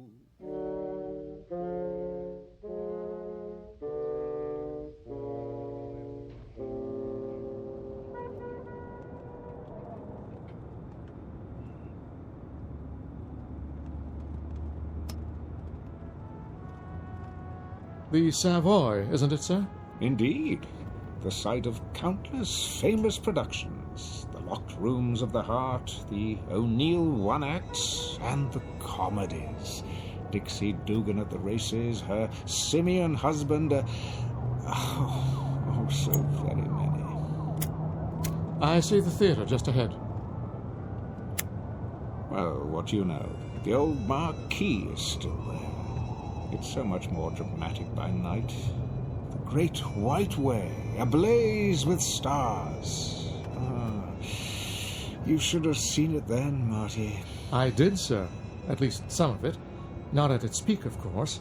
But the first Broadway play I ever attended, you had top billing. I waited outside to congratulate you. Remember? Yes, of course. People did that in those days. Fans, autograph hounds, gathered at the stage door. Here we are, sir. I'll wait for you in the loading zone. I might be a while. Never a problem, Mr. Templeton. I brought my book to read. Unless a policeman comes along, in which case I can circle the block and find a place at the corner or in the alley.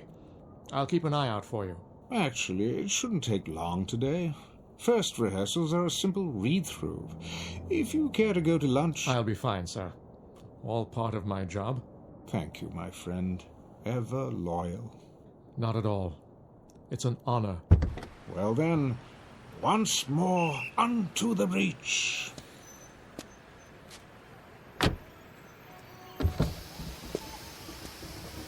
Oh, and sir... Yes? Do break a leg, so to speak. Very kind of you. I will. I will.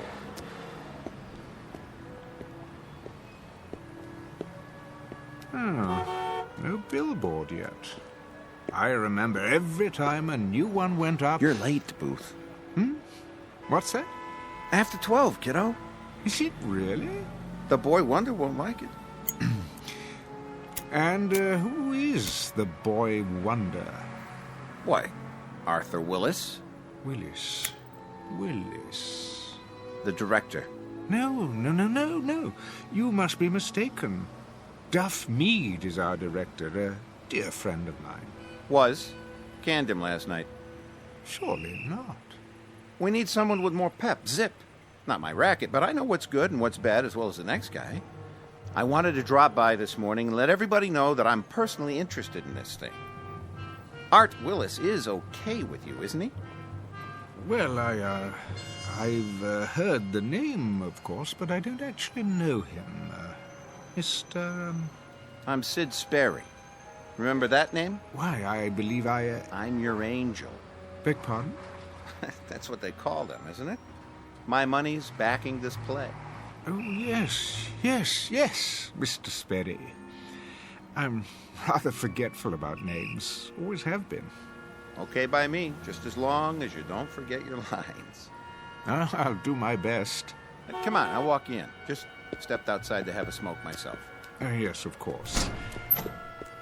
I can hardly wait. Always a pleasure to begin rehearsals.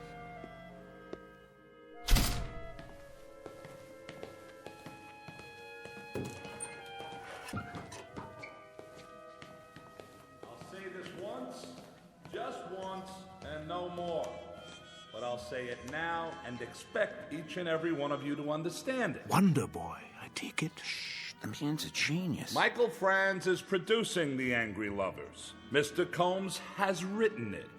You have all been hired to act in it. And I have been contracted to direct it. So, make no mistake about what we are here to do, and make no mistake about me. A ship has only one captain. I am in charge. I will direct every aspect of the production my way at all times. Is that clear? Yes, Mr. Willis. Quite clear, Mr. Willis. I like that. Like it very much. In control, that boy, right from the start. We're in good hands. We, Mr. Sperry, Templeton, Sperry. Oh, yes, Mr. Sperry. I apologize. How impolite of me. I won't forget again. I'm sure you won't. So, now that we're all here... Almost all of us. The elder member of the cast. Call us home. Yes, Mr. Willis.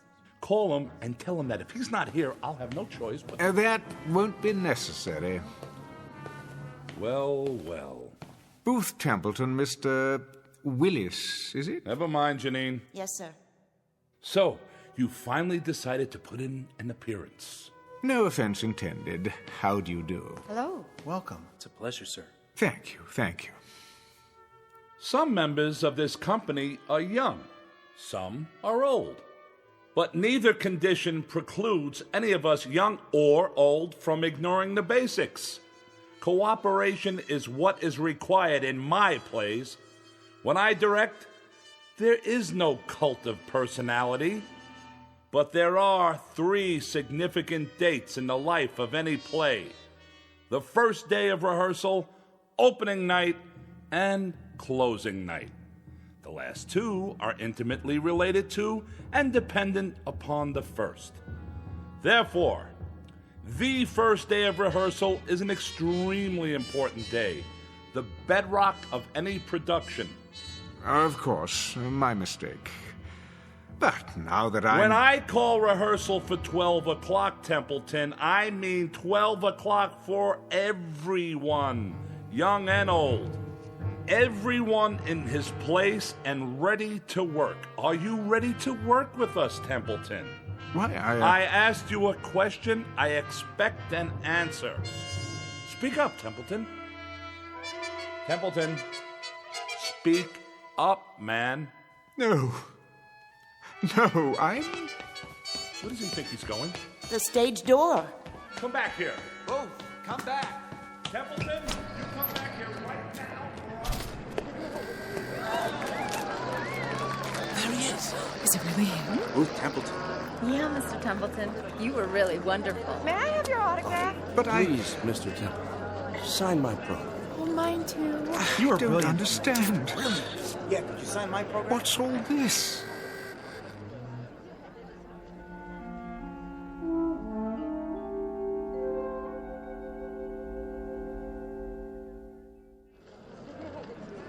I've seen every play you've been in, Mr. Templeton. I've never missed a performance. You're my favorite actor. I think you're the best, Mr. Templeton. Why, thank you. When are you going to Hollywood to be in talking pictures? Talking picture? Have you met Greta Garbo? You'd be great together. Just one autograph, please. Sign mine. That profile is so handsome. Please, I'm very tired. If you'd let me through. This way. What? Around the corner. Can't believe I just met Ruth Templeton. Bye, Mr. Templeton. See you tomorrow for the matinee.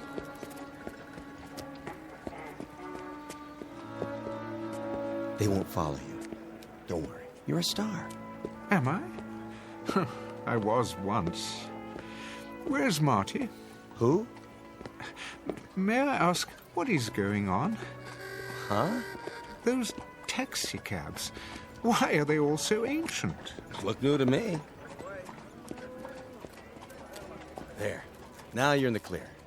Thank you. Think nothing of it.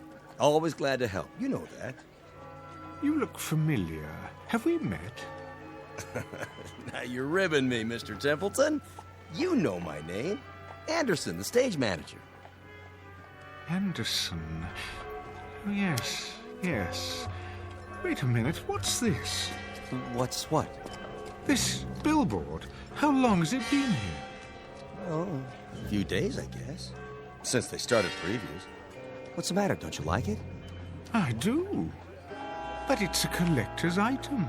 Will be, I guess, if you sign it. Hold on. Why is it on the side of the building? Savoy Theatre, Booth Templeton in The Great Seed, 1927's biggest hit. Yep. I never read reviews so good. You're going to get an award for this one. 1927? That's 35 years ago. Written and directed by Barney Pfluger. Barney? He sure is good, huh, Mr. Templeton? Another winner for both of you. What year is this? There you go again. All in my leg. Most assuredly not. I have to know. All right. It's 1927. What else could it be? But that's not possible. Oh, I almost forgot. I got a message to deliver. A message? Yeah, your wife called. My wife? Yeah, on the backstage phone. I guess she's seen the play lots of times, huh? What's her name? You mean to tell me you got more than one wife? Her name, man. Why, it's Laura. Same as always. Isn't it? That's not very funny. No? Sounded like her. But Laura's dead. Well, if she is, she's the best-looking ghost I ever saw. No offense. Where's Laura? Where is she? But she said for you to meet her at your regular place. Where is that? For the love of God, man. Relax. It ain't far. That club, the private one. What? You know, Freddie Iachina's down the street. When? She's there now.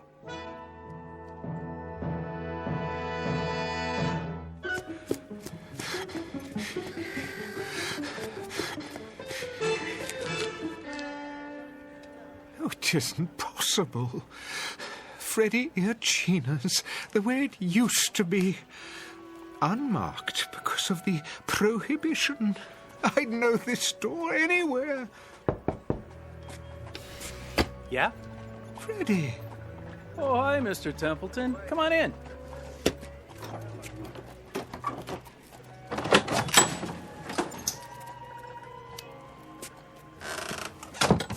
Freddie, it is you. What'd you expect? But I'd swear this is your old speakeasy. Can't be too careful these days. Always expecting a raid or something. Why, this is fantastic. Where the elite meet to eat. Nick! Make my friend a drink. What'll it be? Nothing right now. Suit yourself. One Manhattan, one old-fashioned, a screwdriver, and a glass of beer. Table 7. Coming right up. Freddie, my wife. Yeah? Is she here? Sure. Came in a little while ago. But she's not at our usual table. Table 3, over there. What do you have tonight? Steaks or chops? Nothing. Freddie, we're not staying very long. If you change your mind, let me know. I will.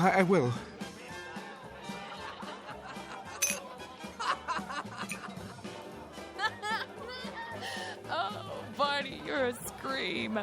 Laura? Is it you?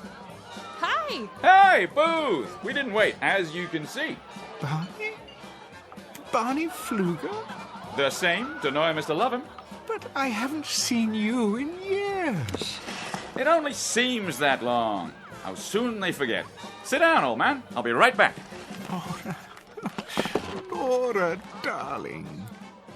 Booth, my goodness. Relax. The Kansas City steak's great tonight. So juicy. Bite? Laura? What's the matter, honey? You look worried. I hurried over as soon as I heard. Heard of what? Ugh, Booth. How many times have I told you to take off your makeup before you come in here? Makeup? This isn't the green room. It makes you look old. Laura, darling, let's go somewhere else. We already are somewhere else. I mean, where it's quieter, where there aren't so many people. Well, I happen to like people. The more the merrier. I want to talk to you. Why? Well, about several things. Very important things. Well, I want to have a good time. Oh, yoo-hoo! Yes? Could you get me another one of these, please? And make it the good stuff, not that watered-down hooch. Coming right up, Mrs. Templeton. But I have to talk to you. So go ahead. I'm all ears. Oh, Laura, darling, where do I begin? I don't know why I'm here or for how long. All I know is I'm here. Do tell. And I want to make good use of the time. I want to have you alone to myself. Oh, Booth, don't be dull. I'm back. Miss me? Not particularly. You gonna eat, old chap? What? If you are, better get your order in now. The new band's swell. Laura, Barney. So are the steaks. The chops are a bit chewy, though. He's right, honey. Now listen to me, you two. I have something important to say. So do I. Barney, do you have those pages with you? Pages? The script you were working on. Let me see it. I don't think that's a good idea. I need something to fan myself with. It's so hot tonight. Oh! Yeah, it certainly is. Be my guest. Your drink. Thanks, Toots.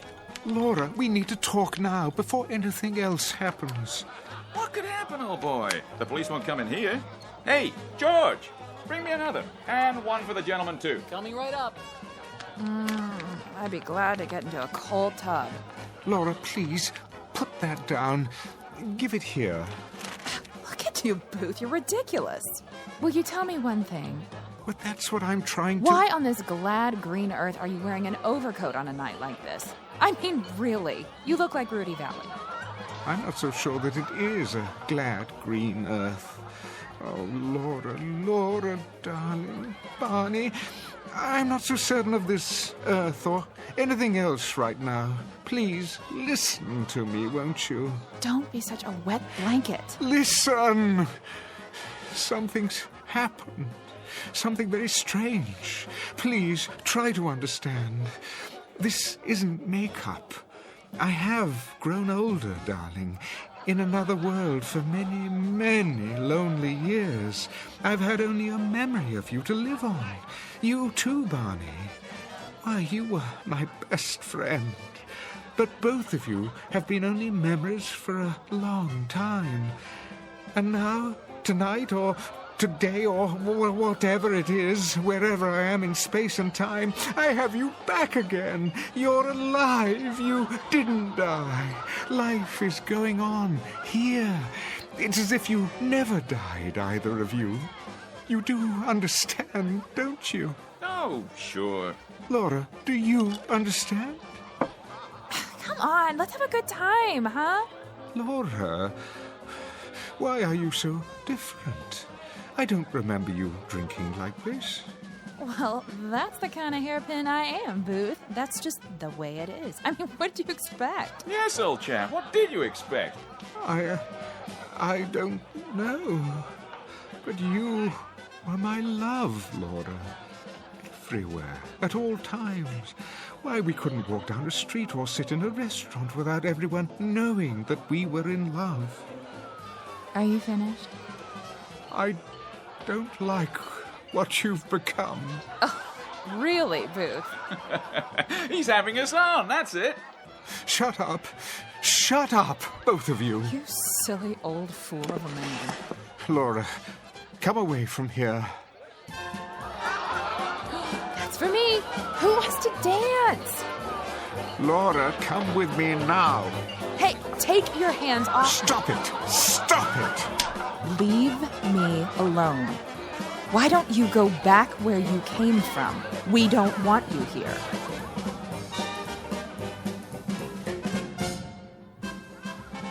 Laura, you slapped me. Oh, leave me alone. See here, Booth, let's not have a scene. Isn't anyone going to dance with me? How about you, Barney? Oh, no, I can't do the Charleston, you know that. Come on, you old stick in the mud. Let's cut a rug. Look at that girl dance. I say, Laura, you're a real flapper. Stop. Stop, I tell you. Something wrong here? Yes. It's all wrong. She won't listen. Take it easy, Mr. Templeton. Have a good time. That's the problem. Time. Who knows how long this will last? It's a gift. Every moment of it, every second. I can't let her squander it. Have a round on the house. No, you don't understand. I'd say you're the one who doesn't understand, old boy. This place is for the young. If you can't get with it, perhaps you should go somewhere else.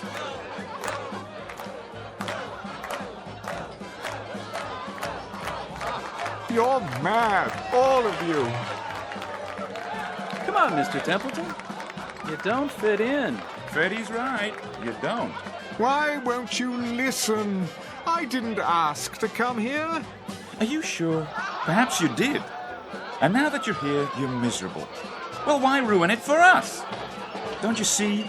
This simply isn't for you. Not anymore. Maybe you should listen to him. We don't want any trouble. I don't want any trouble either, but you don't know what it's like. Seeing my wife, my best friend... Come along now. Peaceful life. Get some air. Yes, that's what I need to clear my head. Right this way. See you in the funny papers, old boy. Let's go dance. Go, go, go, go. See you some other time, Barney. I don't think so.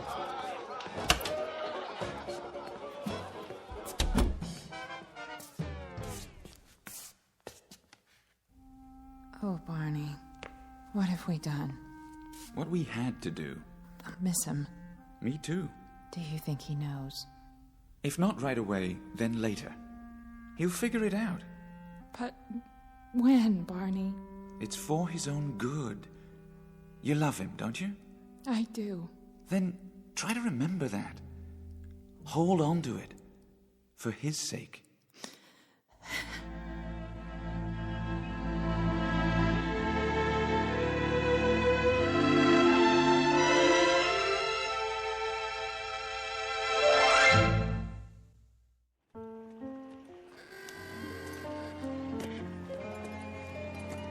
Say, will you look at that? Is that him? Sure is. Mr. Templeton? What do you want? My wife's your biggest fan. We just saw the great seed. You were brilliant. Great show. I'm sorry, May I have your autograph? Not now, please. What are you? Stuck up? All we want's an autograph. Very well, then. There. Oh. I'm afraid I must be going. It's fantastic. The cars, the clothing, just as they were. The lights, the marquees. Find her all right, Mr. Templeton? What? Your wife. Oh, yes. Yes, Harvey. I suppose I should thank you. Where you headed now? I honestly don't know. Need a cab? Yes. No. I mean, my driver. Where has he gone? Your driver? His name is Marty. He said he'd wait for me in front. But that was hours ago. It was still daylight. I don't follow. Never mind. It's not possible for him to be there and here as well. I always hail you a cab. Most nights, at least. When you're not going over to Freddy's. Harvey, may I ask a favor of you? You bet. Just listen to me for a moment. Don't say anything. I want to confirm something. Shoot. Well, you see, I seem to be having a problem with my memory. It happens to the best of us. I'm serious. I honestly don't know what I'm doing here. The last thing I remember, I was in the theater, the Savoy. This is the Savoy, isn't it? Better be, or I'm working the wrong place. I was here this afternoon to begin rehearsals. For what? This one just opened. Going to run for months, if you ask me. A director named Willis, the boy wonder of Broadway. Never heard of him. The play was called The Angry Lovers. Yeah? What were they angry about? It doesn't matter. Well, that's where I beg to differ. My wife and me, we never go to bed mad. Do that and you drive yourself crazy. Whatever happened, that's that. The past is the past. Future lies ahead. You know what I mean? I think I see your point. Take it from me. Let sleeping dogs lie. Keep moving. Don't let the grass grow. Am I right or am I right? Quite right, I should say. Well, if you don't need me, I better go back inside. You sure you're okay? No, but I suppose that's okay too. It'll have to be. And take off your overcoat. What? It's too hot tonight. You'll get heat prostration. Oh, thank you, Harvey. I'll do that. Don't mention it. See you tomorrow, Mr. Templeton.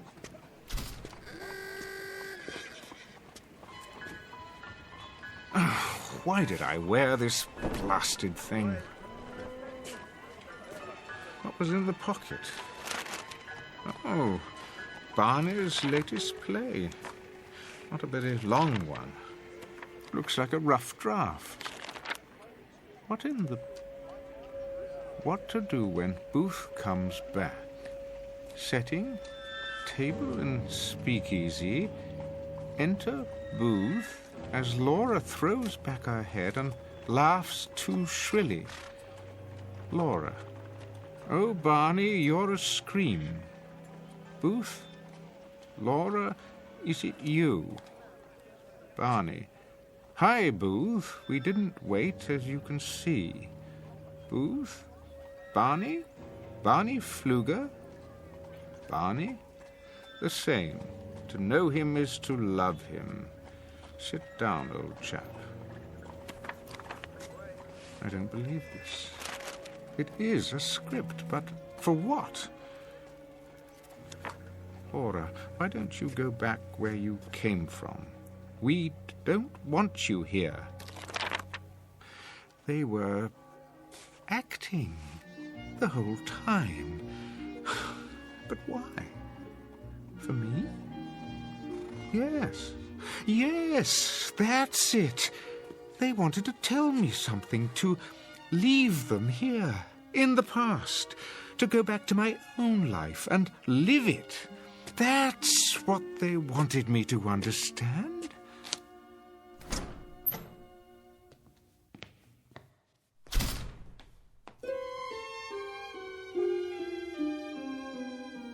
I say let him go. He can be replaced. I don't know, Sid. He's a major star. He was. He's still a draw. If we make the announcement now, it will sound like the production's in trouble. There he is now. Let me handle this. Templeton. Mr. Willis, I presume. One question. Are you in? Or are you out? I am definitely in. And it is definitely Mr. Templeton, especially to one so young as you. Now, wait a minute. Excuse me, Mr. Sperry. If you have something to say to me... I do, Mr. Sperry, and it is simply this. I never allow anyone not directly connected with the production to attend my rehearsals. That is a matter best left to the artist you hire to do their job, which, as I understand it, is to give you a hit play. Say... And your job is to remain out of sight and not interfere. In fact, I insist upon it. Just who do you think you are? I don't think, I know. The name is Booth Templeton. Yeah, well, I don't care if... Sidney, run along. But... I said I'll handle it. Yeah, right, all right. But see that you do. Now then, shall we start rehearsal? I'd like that, Mr. Templeton. I guess I came on too strong before. I don't blame you for taking a break. Think nothing of it, young man. What's past is past. I like your attitude. I've just had a remarkable experience. For a moment, I almost forgot who I am, and when. I couldn't possibly expect you to comprehend. Perhaps I'll tell you about it someday. I look forward to it. Booth Templeton. Is that you? I don't believe Harvey? Yes, sir. Good to see you, sir. Harvey Anderson, you're still stage manager at the Savoy after all these years? Wouldn't miss it for the world. Like I always say, the future lies ahead. Everyone, break time's over. Do you know, Mr. Willis, you were right. The first day of rehearsal is the most important date in the life of a play. And this will be our first day to begin anew. How do you do, Mr. Templeton? My pleasure. An honor to be working with you, sir. The honor is mine. I admire you so much. Me too, sir. No, not at all, not at all. Now, let's roll up our sleeves and get to work, shall we? We have a play to put on.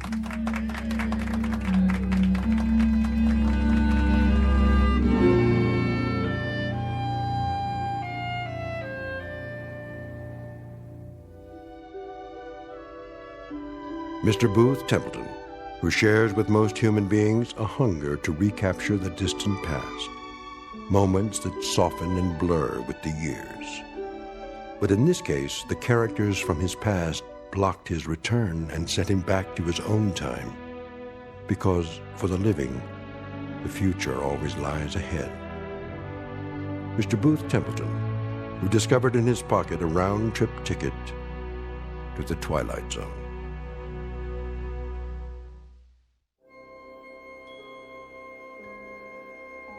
Hi, this is Carl Amari, producer of the Twilight Zone radio dramas. I'd like to take a moment to tell you about our official website at twilightzoneradio.com, where you'll get the latest news and information on these Twilight Zone radio dramas. Plus, at twilightzoneradio.com, you can digitally download 3 free episodes or any of our episodes for only $1.95 each. In this age of ever-changing technology, we've decided to make these episodes instantly available to you by making the Twilight Zone radio dramas a digital download-only series. This means that this series will no longer be offered on CD. The CD collections at our website are now being offered while supplies last at buy one, get one free. So be sure to get your favorites before they're sold out. Be sure to visit us often, and I'll see you in the zone.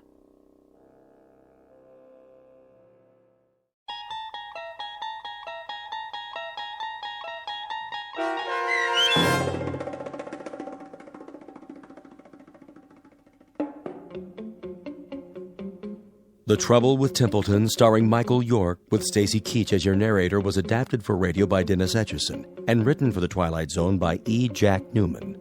Heard in the cast were Mike Starr, Rebecca Spence, Nick Sandys, Frenette Lebo, Rick Arthur, David Darlow, Doug James, Tom McElroy, Roy Anderson, Tom Lally, Carl Amari, Linda Ryder, Terry Lopez, and Vince Amari. The producers of The Twilight Zone wish to thank CBS Enterprises and the Rod Serling Estate for making this series possible. This copyrighted radio series is produced and directed by Carl Amari for Falcon Picture Group. Sound design and custom Foley effects for The Twilight Zone by Cerny American creatives Bob Benson, Craig Lee, Michael Slaybach, and Matt Sorrow.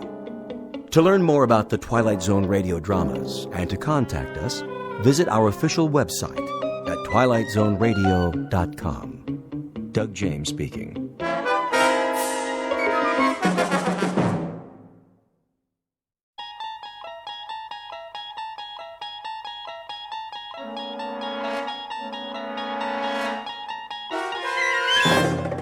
You unlock this door with the key of imagination. Beyond it is another dimension, a dimension of sound, a dimension of sight, a dimension of mind. You're moving into a land of both shadow and substance, of things and ideas. You've just crossed over into the Twilight Zone.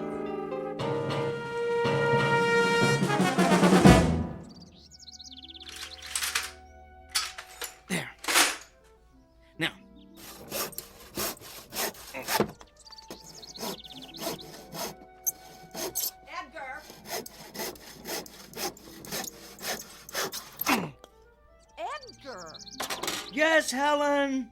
Come here, please. I'll be right there.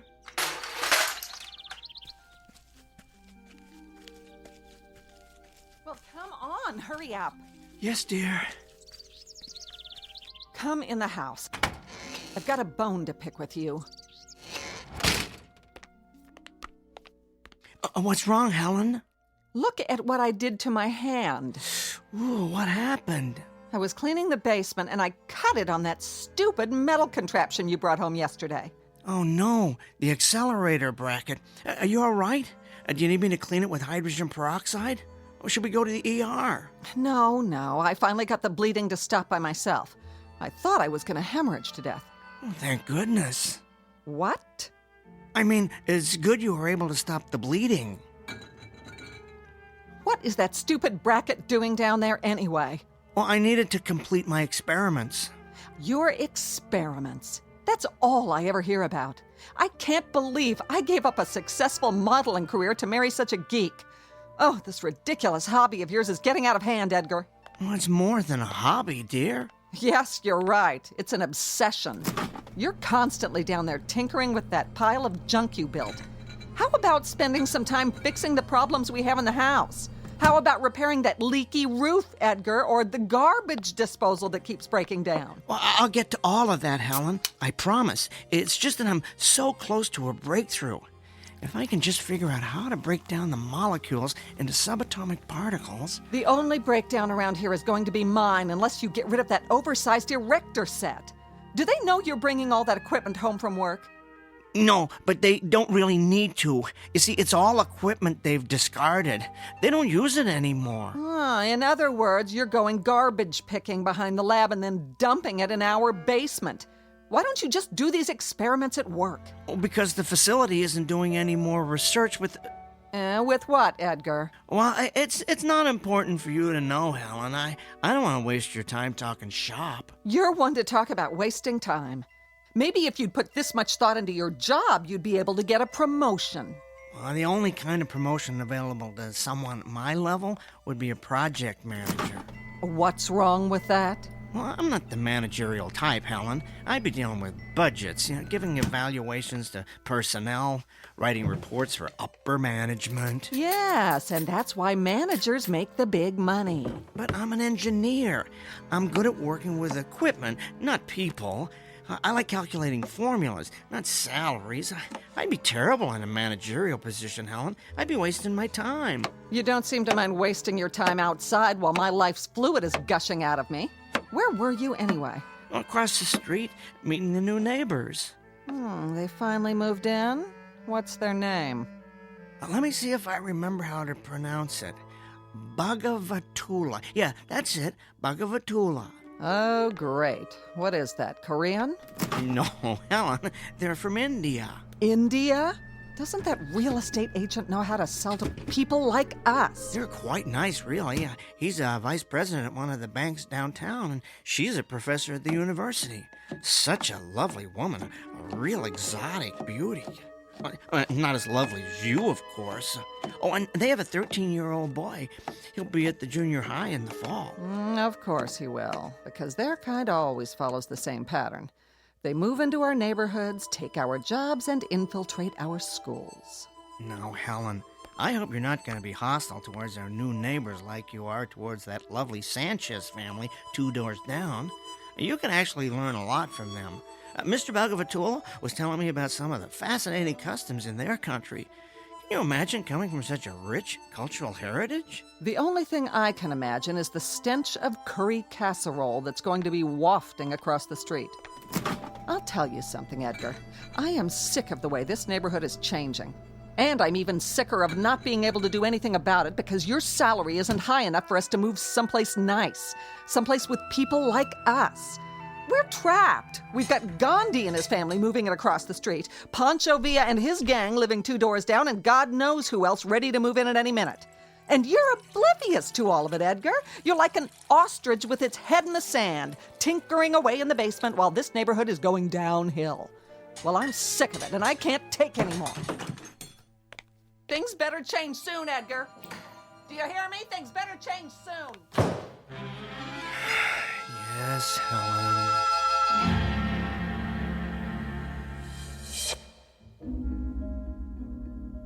Portrait of a tragically mismatched couple, Edgar and Helen Peabody, a textbook example of opposites attracting.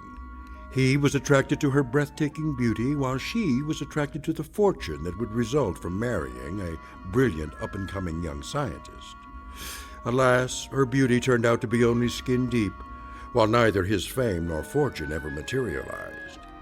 Now they languish in a loveless marriage, sustained by the fear that they've come too far to turn back. But a third party will soon come into the middle of this unlikely union, a guest who will cause the simmering undercurrent of discontent in this household to reach the boiling point. An unexpected visitor from a different neighborhood, one that's somewhere in the vicinity of the Twilight Zone. And now, The Twilight Zone and our story, There Goes the Neighborhood, starring Tim Kazurinsky with Stacy Keach as your narrator. All right, this bracket should keep the accelerator in place. I do believe this configuration is going to work. Now I better tighten these bolts. I'm dying to tell someone about this, but I can't believe I almost spilled the beans to Helen this afternoon. Ooh, I gotta be more careful. First thing she'd do is call her cousin Rick. That'd be a problem. He's a pretty sharp guy. I suppose that's a prerequisite for being an FBI agent. And if he found out about this, I'd have G-men swarming all over the front lawn. No, nobody should know. Not yet. First, I want to perfect the process, and after that, I want to make certain this technology isn't dangerous to humans. Then, and only then, can the whole world know Edgar J. Peabody has built the world's first teleportation device. Just think, daily commuters could avoid highway traffic by teleporting straight to their offices. Accident victims could be teleported from the accident site directly to the ER. The possibilities are endless. There. Now, I need to run a couple of tests. I'll just turn on the particle accelerator, let it warm up. There we go.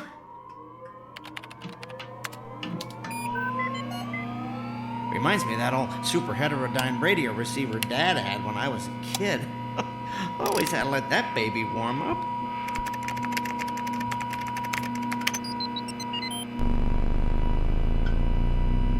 Now. Edgar! Yes, Helen? Come up here. The garbage disposal broke down again. I'm in the middle of something, dearest. I don't care. This is important. Get up here now. All right. Coming.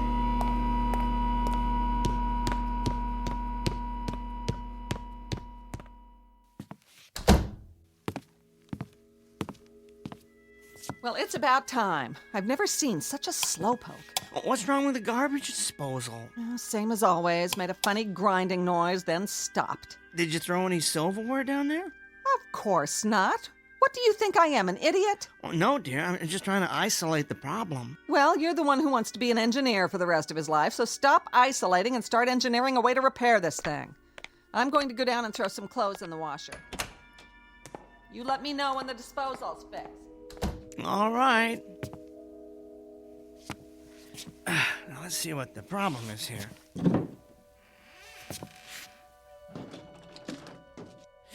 I don't see anything wrong under the sink. No leaking anyway. I better get a flashlight and look down the drain.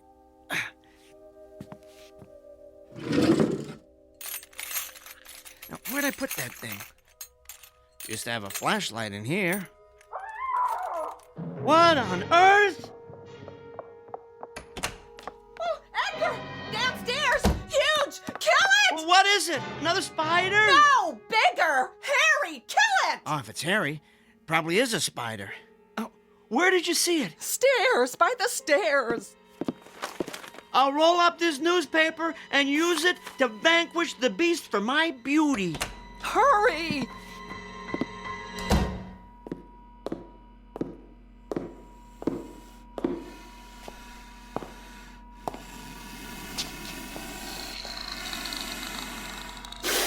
Good Lord!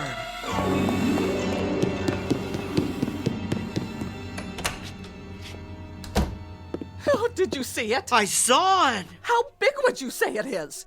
3 feet high, maybe? About 4 feet long? Oh, what do you think? I think I need a bigger newspaper. No, you dolt! What do you think it is? I don't know. Where did it come from? I don't know. Oh, it moves so fast. I know. It looks like it has about 30 legs. Little ones that let it glide along like a millipede. A really big millipede. Oh, you have to kill it. Maybe we should call animal control. That's not an animal. It's a monster. Well, all the more reason to call in a professional. Oh, Edgar, be a man for once. Go down and kill it. With what? I don't know. You're the man of the house. Find a weapon. Gather up the thimbleful of testosterone you've got and go kill that thing in our basement. All right.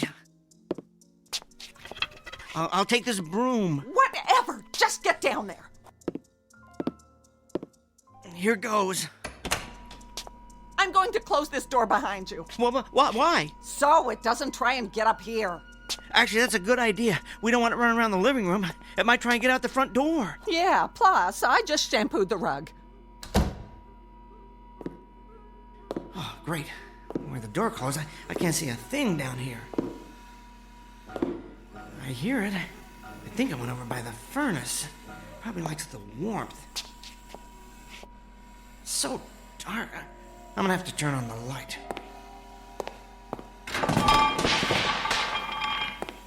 As soon as I find it, There.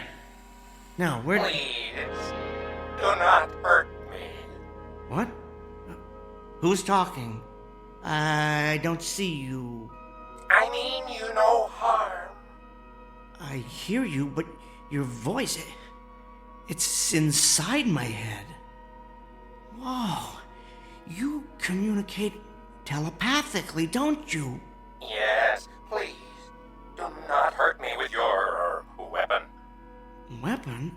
Oh, this is just a broom. A broom? What kind of weapon is that? It's not a weapon. It's for sweeping up. You know, cleaning. Oh, so you're going to clean me? Is this a way of conquering one's opponent here? No. I was going to hit you with it. Ow, please, do not. I apologize if I frighten you or your companion. Companion? Oh, you mean Helen. I guess that's one word to describe her. Where are you, anyway? Behind this heating source. I was right. You like the warmth over there in that corner by the furnace, don't you? Yes, it is quite comforting. Traveling through the space-time continuum appears to have affected my body's metabolism. I am very cold. The space-time continuum? Where are you from? It is hard to explain. Suffice it to say, it is a different time and place. Are you saying you're from a different dimension? I would consider that an accurate assessment. How did you get here? I arrived through your receiving portal. My receiving portal? Oh, the teleporter. I left it on when I went upstairs. It must have acted like an open door for anything passing through the space-time continuum. Whoa! It worked! Beyond my wildest dreams, it worked! I knew those adjustments I made would do the trick, although I didn't think it would teleport beings from other dimensions. Oh, criminy. I guess I should turn it off, before this place looks like some kind of interdimensional Grand Central Station.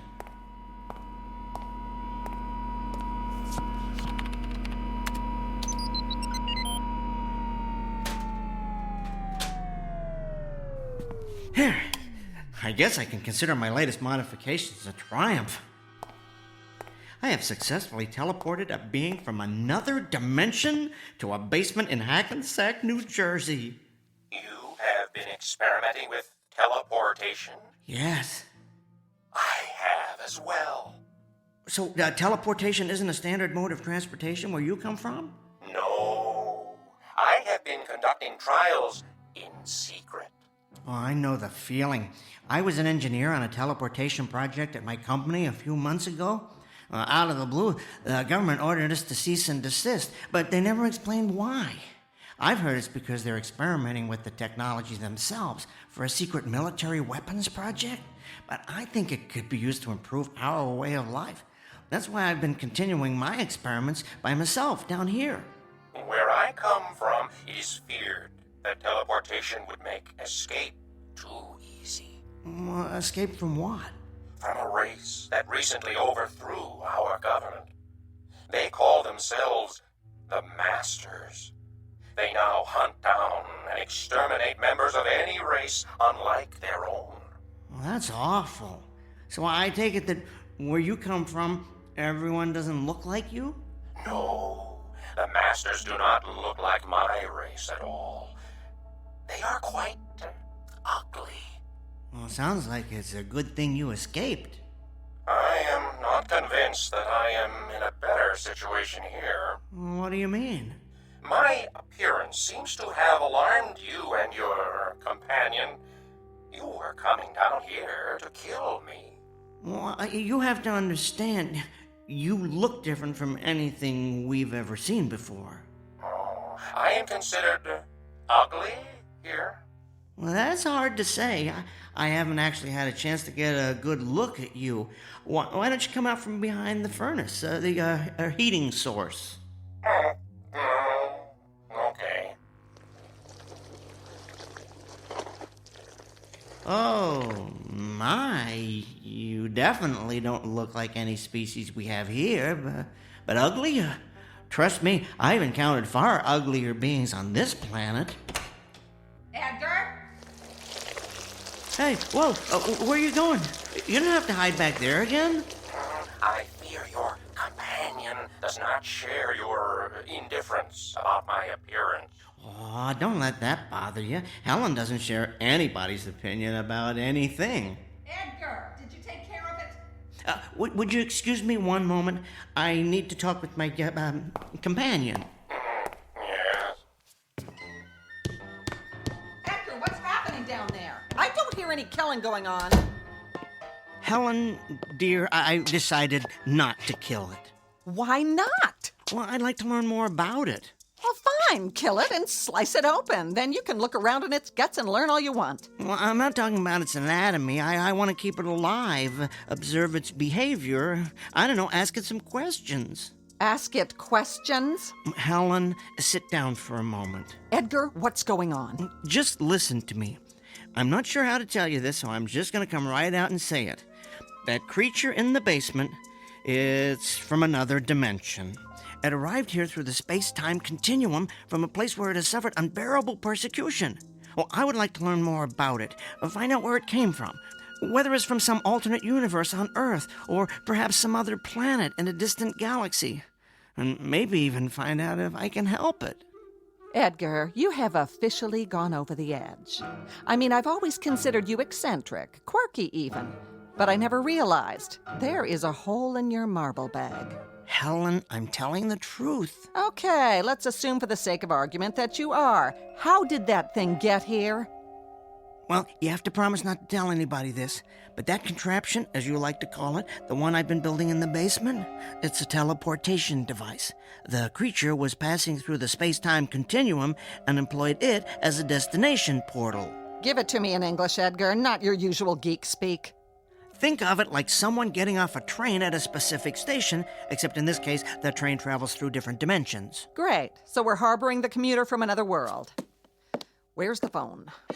Who are you calling? I'm calling someone to come and kill that creature. No, Helen. Yes! It's not enough that the neighborhood's been invaded by foreigners from other countries. You have to put out the welcome sign for a giant insect from a different dimension. I've reached the end of my rope, Edgar. It's time to put an end to all this.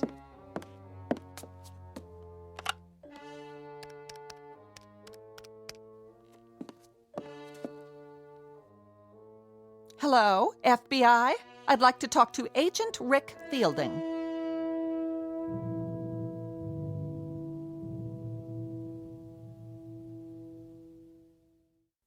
Helen, please, put that phone down. No, Edgar. There's an illegal alien in our basement, and you're clearly not man enough to take care of it, so I'm calling someone who is, my cousin Rick. Hello? Yes, I'm waiting to talk to FBI Agent Rick Fielding. Oh, he's not in? Can I leave a message? You see, there's an intruder in our house. Helen, I beg you. What's that? I wouldn't describe it as a person. No, it's not an animal. It's something much worse. Helen, please. Right now, it's in our basement. I'm telling you for the last time. I went down there to do some laundry. All right, I was going to tell you my plan. I threw a load in the washer and turned around, and standing there looking up at me I thought of a way we could make a lot of money off that creature.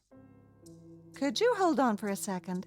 But I guess you're not interested in being filthy rich. So, go ahead and finish telling the FBI your story. I'll call you back.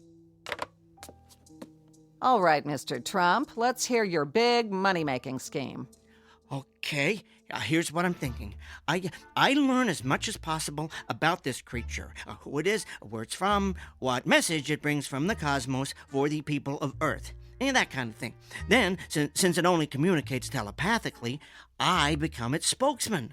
Telepathically? What does that mean? Well, never mind that part. I'll explain later. Anyway, we then travel around together, doing presentations at respected technical institutes, lecturing at universities, meeting with world ambassadors, and then we really go for the big time.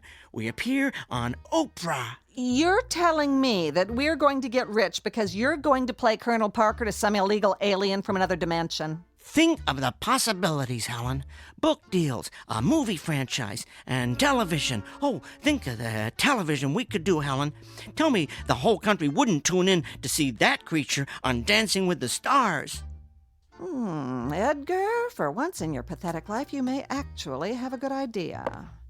You think we could make a lot of money off that thing? Millions, Helen. Millions. All right, I'll agree to this little plan of yours. But it better work. I have just one demand. While it's in this house, that beast stays in the basement. I don't ever want to see it up here running around in my clean house with its filthy little insect feet. Do you understand me, Edgar? Of course, it stays in the basement. You won't regret this, Helen. Now, I'd better go back down and learn all I can about it.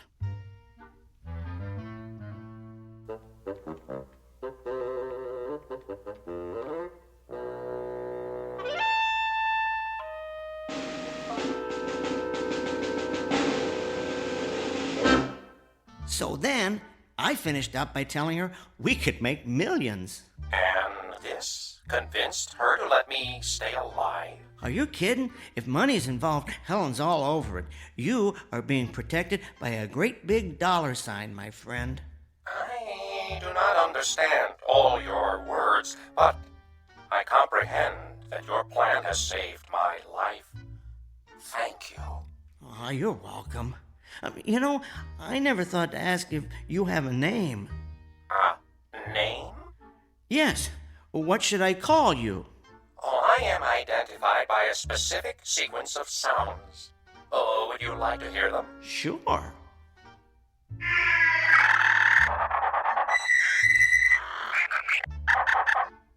Fascinating, but I don't think my tongue could handle that. How about if I call you Al? Oh, is there a meaning to this Al? Let's just say it's short for alien. Oh, I find this appropriate. And what should I call you? My name is Edgar. Edgar. To what species do you belong, Edgar? I am a human. I have heard you refer to your companion as Helen. Yes, that is her name. And what does Helen mean? It means the most beautiful woman in the world. Oh, is Helen considered the most beautiful woman in your world? Helen is considered quite breathtakingly beautiful. She's what's known as a real head-turner. She once held the record for winning the most beauty contests on the East Coast. Unfortunately, Helen has what we would call an ugly personality. Then, from my point of view, she is not beautiful at all. I'm afraid there are many of my species who would agree with you.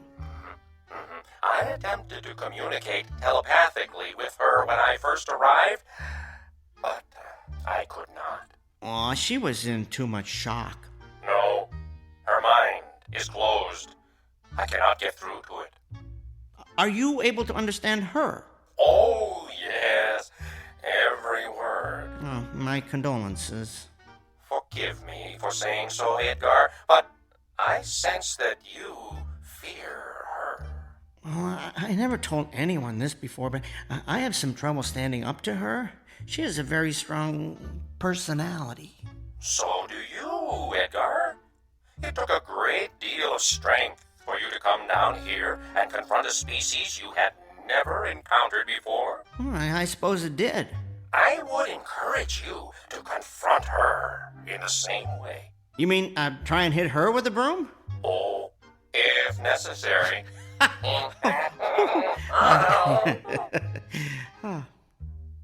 Listen, Al, I've been thinking, maybe we could share our knowledge of teleportation with each other. You know, sort of combine our brain power and see if we can perfect the process. That is an excellent idea, Edgar. Would you mind taking a look at my teleporter? Maybe you can suggest some improvements. Oh, I have already been examining it. You have come up with quite an impressive design.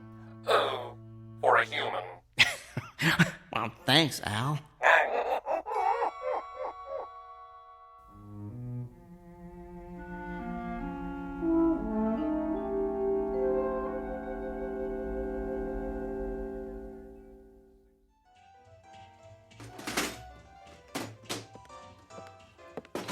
Edgar, is that dishwasher ever going to be fixed? Should be good as new by dinner. I picked up a new gasket today. Well, it's about time. There. I need to go down to the basement, get a different wrench, though. I'll come with you. I need to throw a load of wash in, and I don't want to go down there alone.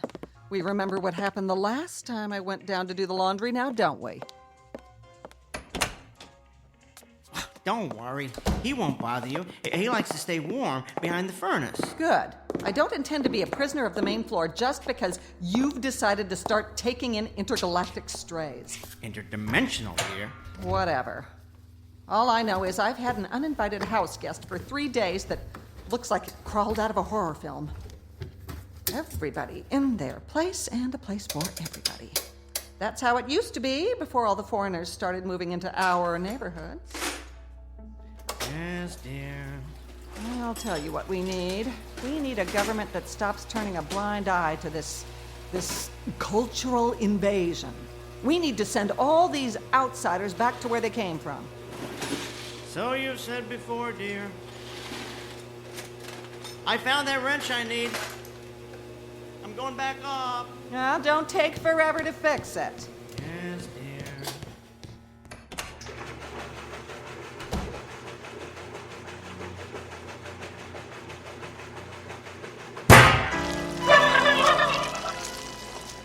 Aw, what's wrong, Quasimodo? Did that scare you? Well, don't worry. I just accidentally let the washing machine door slam shut. You've got nothing to worry about. Yet. But I'll tell you this. If I don't start seeing some money coming in from this brilliant scheme cooked up by Edgar Rockefeller up there, I will call my cousin.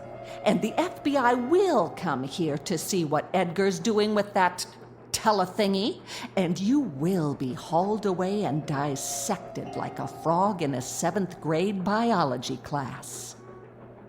You don't fit in here. You're contributing to the decline of what was once a perfect neighborhood. So you just stay down here in the dark where you belong.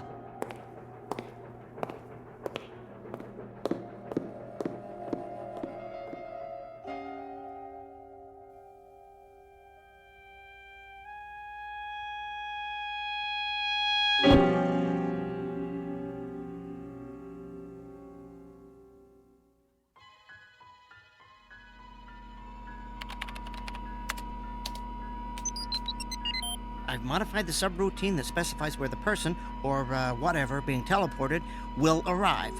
Hopefully that'll put an end to any more random visits to unknown dimensions. If you entered the logic, as I said, it should work. I had been working quite extensively on it before I left my own dimension. So, Al, do you ever, miss where you come from? Yes. I do not miss the persecution, of course, but I do miss my home. Mostly, though, I feel... What, Al? I feel guilty about being here. Guilty? Why? I believe I am contributing to the decline of what was once a perfect neighborhood. Where'd you get that idea? Well, Helen mentioned it. Oh, look, don't worry about Helen. I'll make certain she doesn't bother you anymore. As far as I'm concerned, you are an honored guest here. Oh, thank you, Edgar. That is very thoughtful. But that is not the only reason I feel guilty. You see, I have left my kind in a place where they endure abuse on a regular basis. It is not right that they suffer, and I do not. Perhaps I have made a mistake escaping from there. Well, you simply displayed a survival instinct, Al. Now, that's something all living creatures do, no matter where they come from. I understand what you are saying, but I cannot help feeling that I have abandoned my species. I have been thinking that perhaps I should go back. Really? Yes. I would only have two regrets about leaving. One is that I would miss you, Edgar. Oh, thanks, Al. I miss you, too. What's your other regret? That I did not get to see more of where you live. I have so far only seen this, what do you call it? Hackensack basement. That's true, isn't it? Okay, Al, you and I are going on a little field trip to the main floor. You can get a look at my world through the living room window. No, but I thought Helen did not want me on the main floor. Helen's out getting her hair done. She'll never know. Come on, let's go upstairs. Oh, wait a second. Maybe you should wipe your feet first. All of them.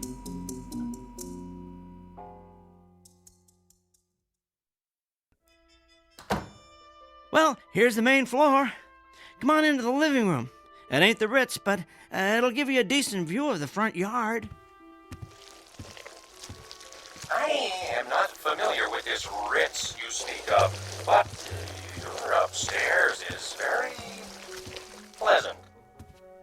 Okay, I'm gonna open the curtains. You ready? Yes. Here goes.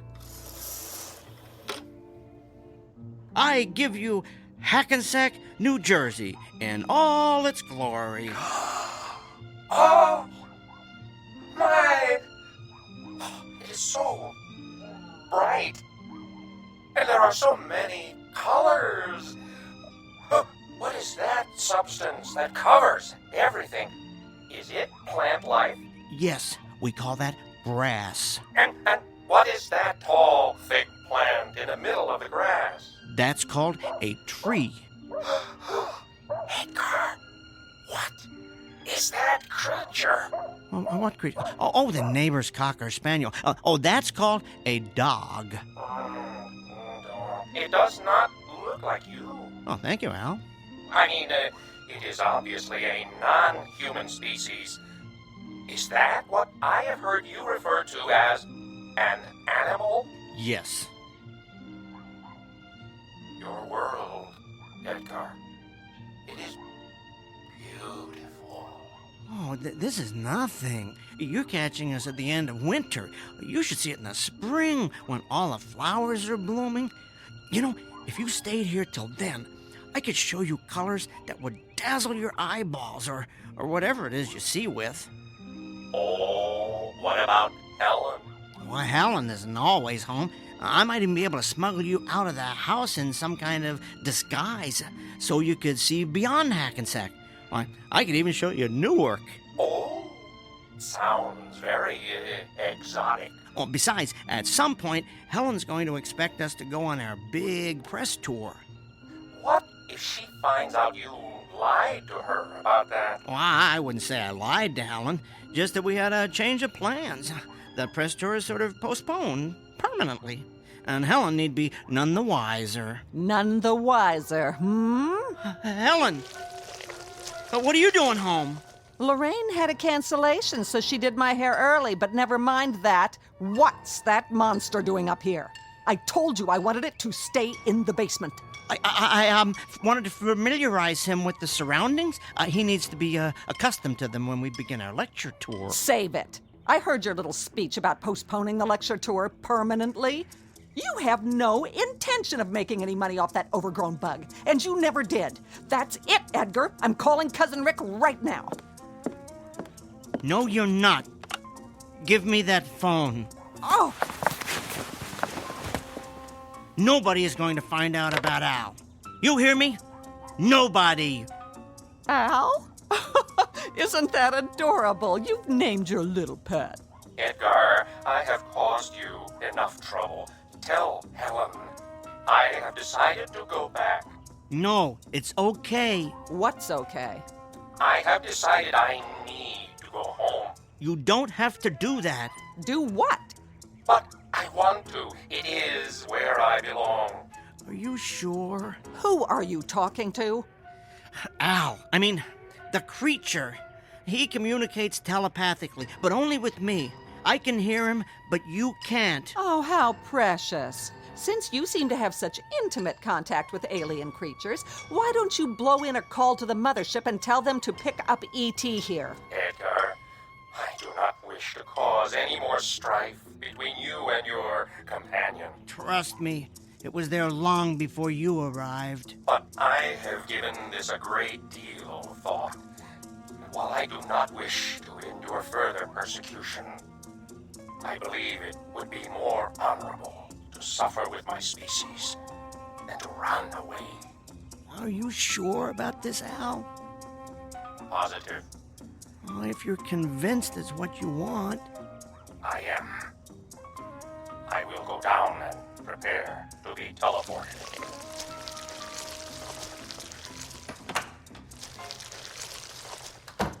Edgar, will you tell me what on earth is going on? Yes, Helen, I'll tell you. Al has decided to return to his world. Yeah? What's the catch? No catch. He's decided that helping his species is far more important than his own survival. Do you know what that means? What? It means that in spite of the fact that he comes from a place you've never heard of, grew up in a culture you are completely unfamiliar with, and communicates in a way you could never hope to comprehend, he is a far nobler creature than you will ever be.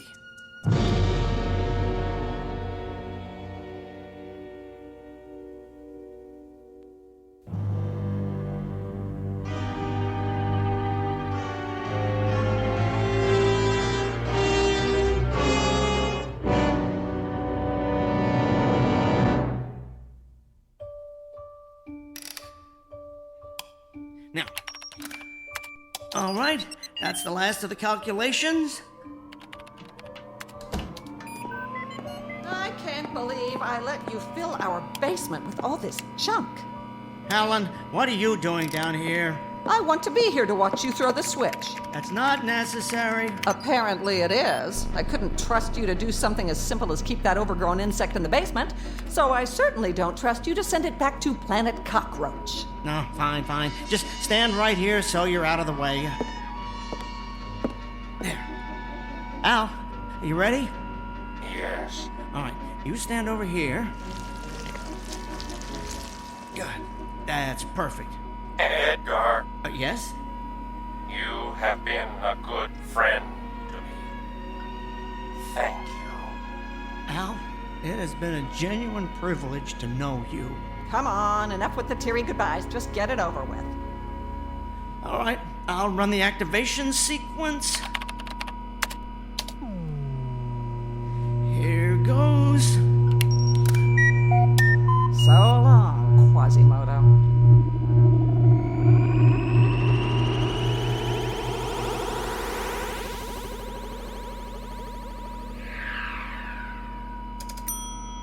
It worked.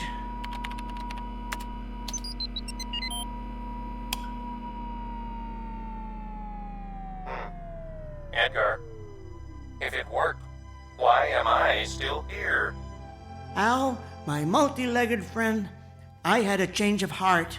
I do not understand. What is this change of heart? In this particular context, it means I decided not to send you back. I took your advice and stood up to Helen. I sent her there instead of you. Why? Well, I started thinking about where you're from.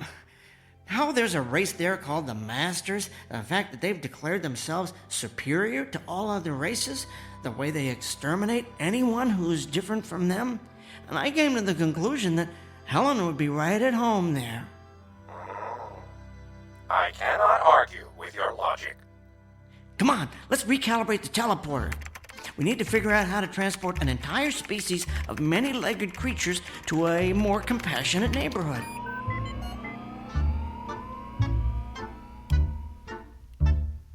A quote here from St. Augustine. Beauty is indeed a good gift of God, but that the good may not think it a great good, God dispenses it even to the wicked.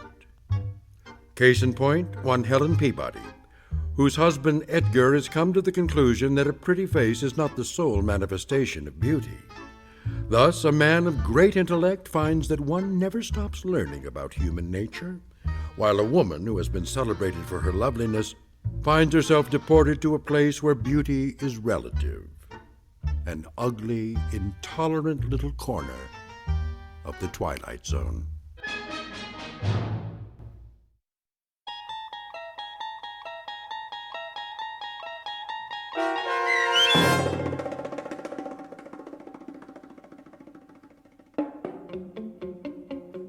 There Goes the Neighborhood, starring Tim Kazurinsky with Stacy Keach as your narrator, was written for The Twilight Zone by Barry Rickert. Heard in the cast were Meg Thalken and Roger Mueller. The producers of The Twilight Zone wish to thank CBS Enterprises and the Rod Serling Estate for making this series possible. This copyrighted radio series is produced and directed by Carl Amari for Falcon Picture Group and Westwood One. Custom Foley effects, sound design, and mixing are done in the Cerny American Sound to Picture Theater by Cerny American creatives Bob Benson, Craig Lee, Todd Beyer, and Tim Cerny. To learn more about the Twilight Zone radio dramas and to contact us, visit our official website at twilightzoneradio.com. Doug James speaking.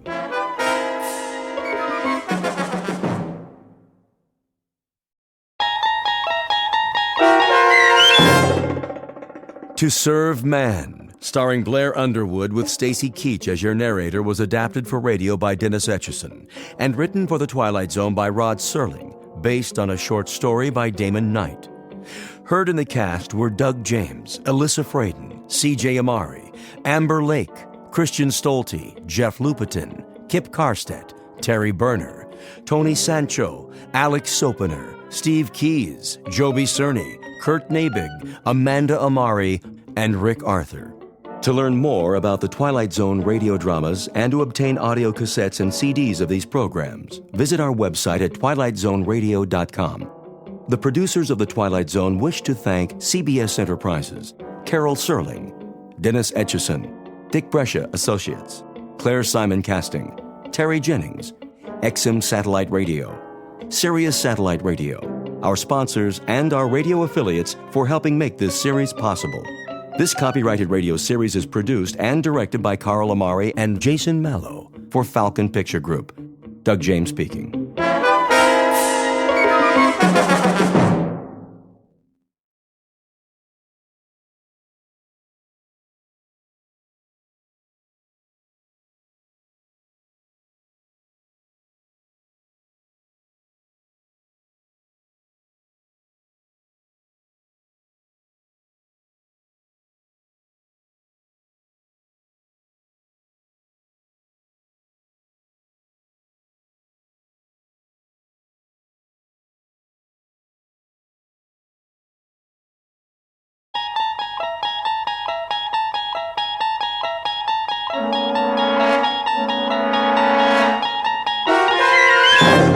You're traveling through another dimension.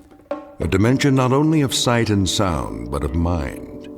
A journey into a wondrous land whose boundaries are those of imagination. Your next stop, the Twilight Zone.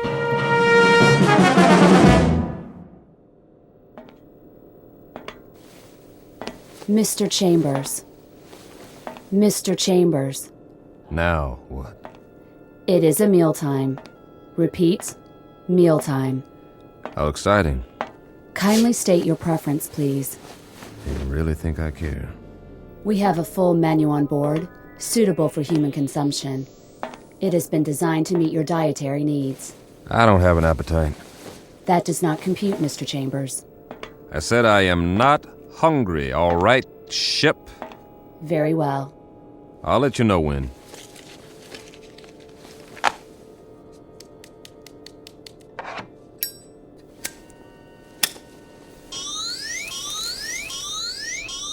Safety alert. Oh, it's just a cigarette. Please extinguish all smoking materials at once. Please extinguish. Okay. Deposit in appropriate receptacles. This is a mandatory safety measure. I heard you. Thank you for your cooperation. This is going to be a long trip. It is for your own good. Cigarettes are harmful. They are extremely hazardous to your health. And traveling through outer space, that's not. Comparisons are relative. Is that right? Please define your frame of reference. Well, here's a reference for you. The moon. Which moon? Anyone will do. As in, why don't you go take a flying jump at it? Kindly repeat. Forget it. You do not care for food at this time. Leave me alone. You do not care. Yes, I do not care for food at this time. Very well. Very well, very well. Oh, ow! Oh, my hand. Please refrain from striking the walls of your sleep module. How do you expect me to sleep if you won't stop talking? We only seek assurance that your needs are being met. Your well-being is our primary concern. Yeah, right.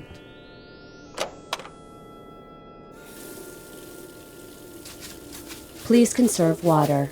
A man's got a right to wash his face if he feels like it.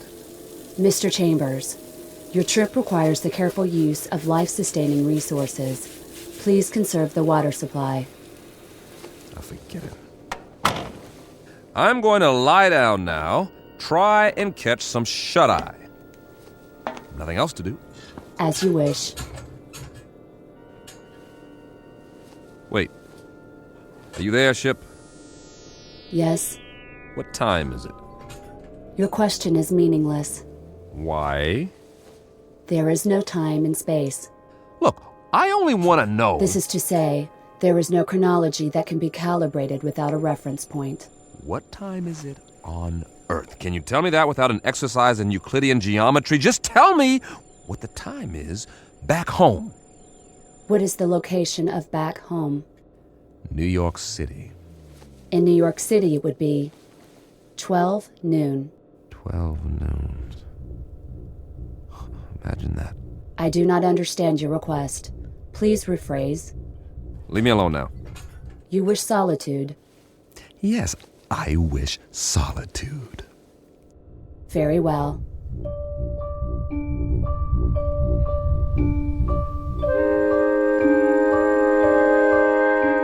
Respectfully submitted for your perusal, one Mike Chambers, linguist and cryptographer, formerly attached to the Pentagon. A highly educated individual who can break any code and decipher any language, at least on Earth. A man who shook hands, figuratively speaking, with a modern-day Christopher Columbus from another world. The height of this creature, a little over 9 feet, give or take a few millimeters. Weight, in the neighborhood of 350 pounds. Origin, unknown. Motives? Well now, therein lies the tale. And it's no ordinary one. You'd best hear the story from Mr. Chambers himself. Just remember, you're not on the Earth anymore. You're traveling at something close to light speed on a journey that will take you directly through the Twilight Zone.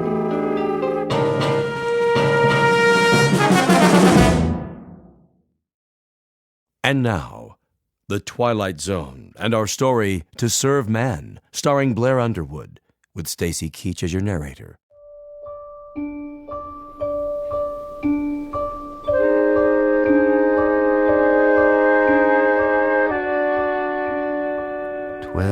Noon. Somewhere, but not here. This is the way nightmares begin, or more to the point, the way they end.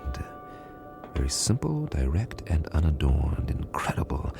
And yet, even while they're happening, we learn to live with them. We digest and assimilate new information as best we can, beginning with the smallest bits, the ones that are easy to process. So, if it's 12 o'clock noon back home, the only home you've ever known, that's what occupies your mind. You don't think about sidereal time or when it will be 12 o'clock the next day or the day after that. We live in the moment, but that's precisely what we should have been thinking of. All of us. Tomorrow and the day after tomorrow. We were preoccupied with the hands on a clock while we could have checked off the days on a calendar, one by one, and appreciated all that we had while there was still time.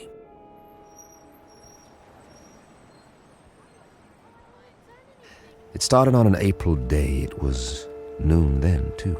and people walked and drove and bought and sold and fretted and laughed as they have always done, the world went on much as it had, with a tentative tiptoeing along the precipice of crisis.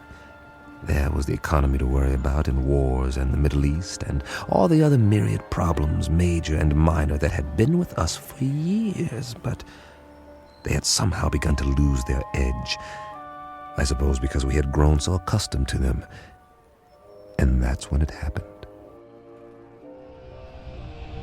Mommy, what's that? Why, I don't know. Something flying over in the sky. It must be an airplane. But it's so bright. I know what it is. It's a flying saucer. Oh, it can't be. Look, it is. That's when we first heard they had come. And that's when we should have prepared ourselves, but we didn't. Instead, we milled around like farm animals, worried only about our creature comforts, while the Secretary General of the United Nations made the first official announcement. I watched that broadcast, the same as you did, live from the lobby of the UN in New York City. It came from the lobby, not the General Assembly. That rather large auditorium was empty, not due to a long lunch hour or an ambassadorial walkout or even the end of the world. The representatives of all nations were at that moment watching their television sets and listening to their radios, much as were their peoples around the world. For, as it turned out, this would be a rather momentous afternoon. Ladies and gentlemen of the press, is this thing on? If you could move back, please, the Secretary General will answer all your questions. Move in. I'm trying. Get the shot. Where's the other mic? Take Evening News Remote. Take one. Get it now. This is live. Mr. Secretary, if we can have a shot of you. Look at the cameras, please. Please, ladies and gentlemen, may I have your attention? Quiet, please. No questions just yet. I have a prepared statement. I say I have a prepared statement. Would you give me your attention, please? I'll read it now, if I may. Ladies and gentlemen, I should like to recapitulate the events of the past 11 days. On the 14th of March, shortwave broadcasts were received in the principal capitals of the world. It was established that these transmissions did not originate on Earth. Rather, their origin was extraterrestrial. The first messages were merely announcements that there would soon be multiple landings at various points around the globe. We were assured that these landings would be peaceful and that there was no cause for alarm. Nevertheless, United Nations forces were put on alert. As you know, these broadcasts continued to grow in strength for several days. Is it true that they've landed? Please, no questions yet. At 11 this morning, Eastern Standard Time, the first landing took place in an area outside Newark, New Jersey. We have subsequent reports of additional landings in Russia, Norway, the southern coast of France, Rio de Janeiro, and several other locations. It is the position of the United Nations that it would be premature to assume hostile intent. Our recommendation is that the world's countries remain calm and make no show of force. All governments are being apprised of these events as they develop. The current situation at present is therefore... What do they look like? Yeah, what do they look like? Are they human? Or are they little green men? What do they want here anyway? As of this moment, we do not know who they are or the purpose of their arrival. We know only that several of their craft have touched down and that... Hold on, Mr. Secretary. Who's that? Looks like the guys from the Pentagon. What are they here for? Must be something big. Sir. Tell them that we have to do this. Are you sure? Quite sure. We've cleared it with the White House. All right. It seems that one of the craft has just landed a few blocks away. One of the representatives of the visitors is apparently on his way to this building. Now? All the wires there. Give me a direct feed. Now. It appears that he has requested an audience with the General Assembly. That's correct. In a few moments, we'll reassemble in the... Good Lord.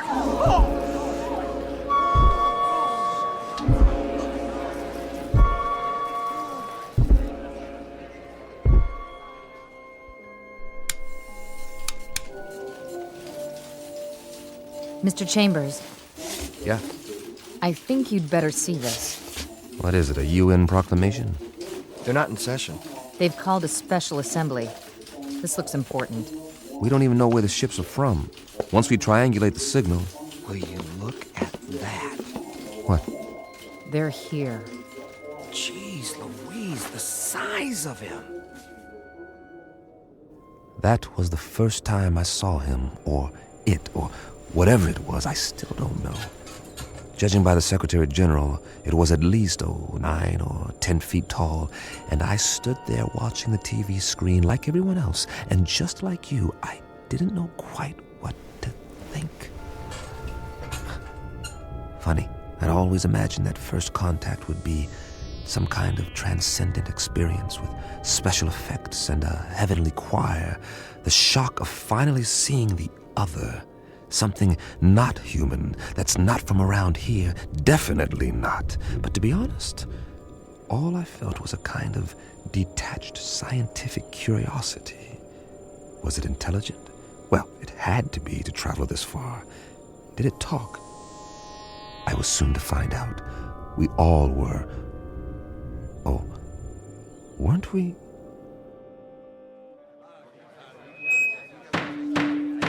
Come to order, please. May I have your attention? Not all of our member nations are here yet, but our visitor has requested an opportunity to address the Assembly. So, for the moment, I would ask you all to be patient. Please, order! Order! Remain calm! The floor is yours, Mr. Or rather... Ladies and gentlemen of Earth, we greet you in peace and friendship. We come from a planet beyond your solar system and well beyond your galaxy. A planet far more developed than yours. Why are you here? To establish Hey, what's that book? Get a picture of it. What's the title? I can't see. He's not even moving his lips. He doesn't have lips, does he? to establish embassies here and in the near future to set up reciprocal visits between Earth people and Canamots. Canamots, what's that? Must be what they're called. Write that down. Canamots. How do you spell it? Speaking on behalf of the governments of the people of Earth, we bid you, Canamots, welcome. How shall I address you? I have no name, as you understand the term, but you must have many questions. Please, feel free to ask me anything at all, of any nature. We have a great many questions, but to proceed in an orderly fashion, how did you discover us? How do you know our language? And as to your own planet, what is its political and social makeup? Of course, we most fervently wish to know why you have chosen us to... First of all, we must make the following admission. We do not know your language.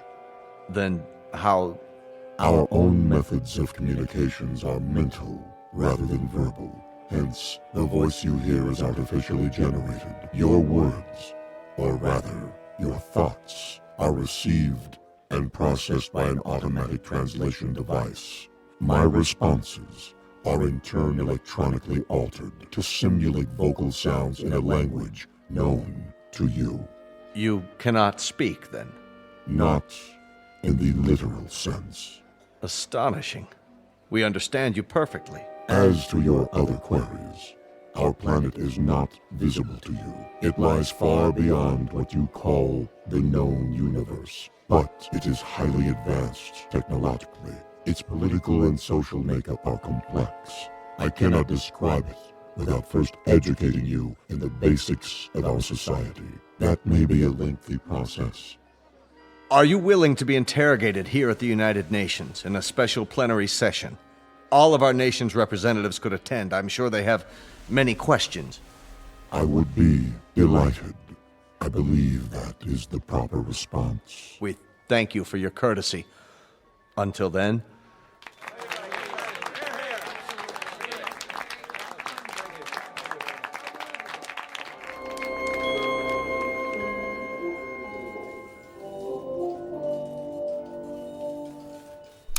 Well, that's it. For now. Can't get over the size of him. Are you sure they're not using trick photography? No way. It's a live feed on all the networks. What do you make of that little book? It only looks little in his hands. It's probably a perfectly normal hardcover. There's nothing normal about it if you brought it all this way. Maybe it's a dictionary. The most commonly used phrases. You wouldn't need a dictionary. He said they have an automatic translation machine.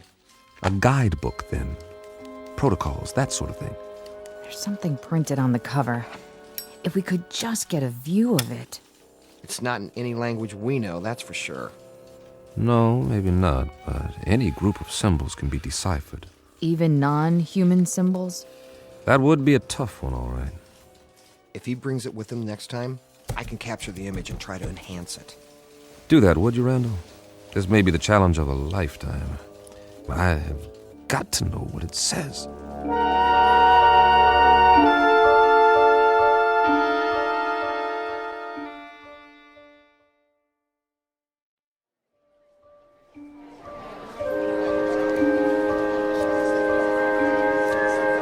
Come to order, please. Order. This meeting is now in session. Members of the General Assembly, our visitors, the Canamots, have graciously acceded to our request that their representative appear before us to answer further questions. The meeting is now called to order. We will proceed with the first inquiry. Senor Valdez of Argentina is recognized. Please use your microphone. You may remain seated. Why, may I ask, why exactly have you chosen our planet for this visit? It has come to our attention that Earth is plagued by many catastrophes, both natural and unnatural, all of which could be easily prevented. We are here to help you. Recognizing Dr. Denis Levesque, the representative from France. Your question, please. Monsieur Canamet, my government wishes me to ask you, what is the nature of your help? What form will it take? Indeed, if we should choose not to avail ourselves of this assistance you mentioned, your response would be? We will not force anything on you. You may accept only that which you choose. For example, on the morrow, tomorrow, that is, we will demonstrate an alternative power source, molecular in nature, which can supply a form of electricity to entire continents for the cost of a few dollars, or rubles, or pesos, or any other currency. You will find it extremely economical. Mr. Grigori. Mr. Grigori, the Russian delegate, you have the floor. We would like to ask the Canamet directly, man to man, what are its true motives? Are we to assume that your purpose is totally altruistic? That you have an abiding interest in helping others? Are we further to assume that there is nothing beyond this boundless humanity of which you speak? There is nothing ulterior in our motives. You will discover this for yourselves soon enough, by testing the various devices we make available to you. What devices? I think the representative has answered your question. For example, we can show you a simple way to add nitrate to the soil and end famine on Earth. We can demonstrate the principles of a practical force field to cloak each nation with an invisible wall, impenetrable by bombs, missiles, or any other weapons. This will bring international peace for all time, if that is what you want. Of course it is what we want.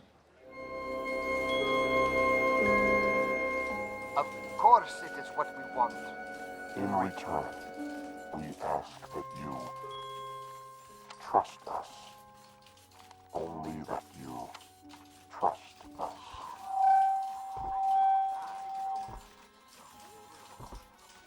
All we're saying is give peace a chance. Well, why not? Nothing else seems to work. Wait a minute. Enlarge the image.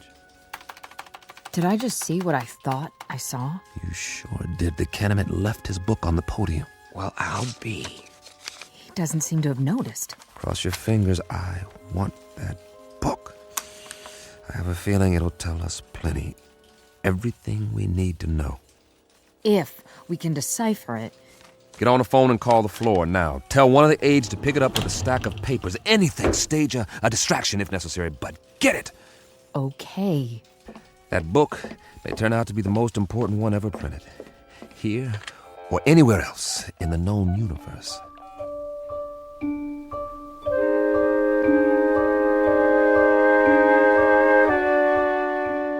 Now, cross-reference this code table with the first. Well, Chambers? I've almost got it, Colonel. What have you got? For starters, a migraine headache and a bad case of eye strain. We're wasting our time. He can't lick it. Not in 8 hours, I can't, Colonel.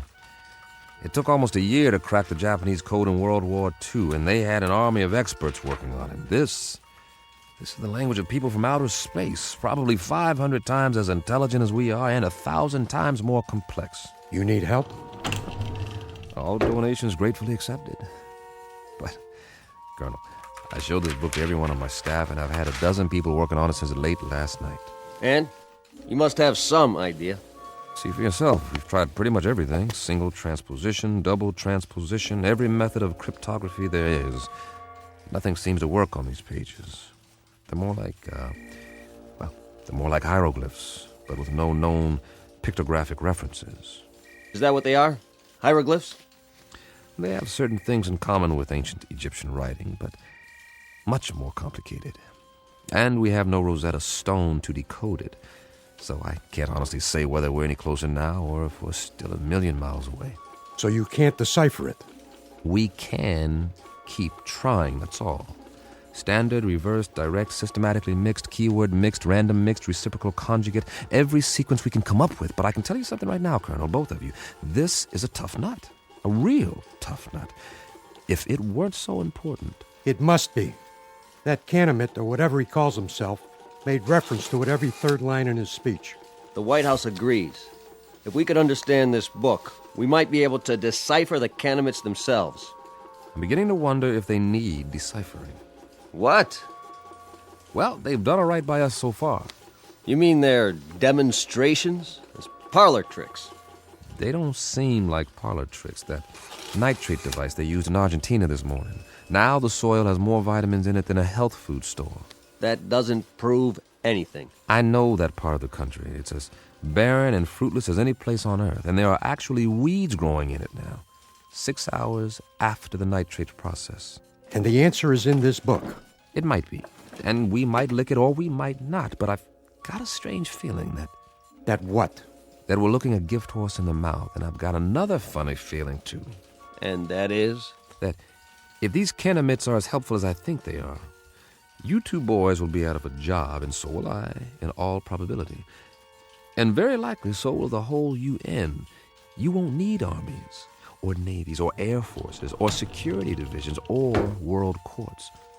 They'll all be obsolete. Am I to assume, Mr. Chambers, that this is a scientific analysis, or just some Kentucky windage? I don't know what it is, Colonel, beyond an instinctive feeling. The same feeling tells me that when everyone on Earth gets enough to eat, when there aren't any more wars or diseases or famines, this world is going to be a Garden of Eden that stretches from pole to pole. Your optimism is refreshing, Mr. Chambers. But for the time being, I'd consider it a personal favor, not to mention a direct order from the Chief of Staff, that you continue your efforts regardless of how your feelings change. Keep deciphering until you break this code or language or whatever it is and tell us precisely what the bloody book says. I'll do my best. No promises, though, gentlemen. Now, if you'll let me get back to work. Jim, I think we've... What is it, Pat? We tried a new computer sequence. And? Look at this. We've got the title, anyway. You translated it. Are you sure? What does it say? This is an overlay. Place it over the cover of the book, like a template. Ah, brilliant. You're going to get a promotion out of this. You know that, don't you, Pat? No, it wasn't just me. Well, now, that makes the cheese a little more binding, doesn't it, Colonel? Let me see. It seems that our visitor's little textbook bears a very simple title right here on the cover. Well, what does it mean? What does it look like? I'd call that a fairly altruistic phrase, wouldn't you, Pat? I'd like to. It does seem unambiguous. It certainly does. It's a handbook. That's all. What does it say? Read the title for yourself. To serve man? This book is a set of instructions about how to do exactly what they've said. To help us, to help the world. How much clearer do you want it? They came here to serve man. That was the title of the book, no doubt about it. Pat and the rest of the staff had done it. They had come up with a template that deciphered the symbols on the cover, word for word. It was a place to start, and the most important one. At least we had confirmation of the Canamit's intentions. Everything they had said was quite literally true. They were here for our sake. Of course, not all governments would be as easily persuaded, so at a closed session of the Security Council, our visitor was put to the test. The Pentagon provided credentials so I could attend, and I jumped at the chance. This was one meeting I couldn't afford to miss. If it went according to plan, the world would find out once and for all what, if anything, the Canamites wanted for themselves, and whether the price, if there was one, was something the Earth could afford to pay. Though I, for one, didn't expect any surprises. Would you? Never in a million years.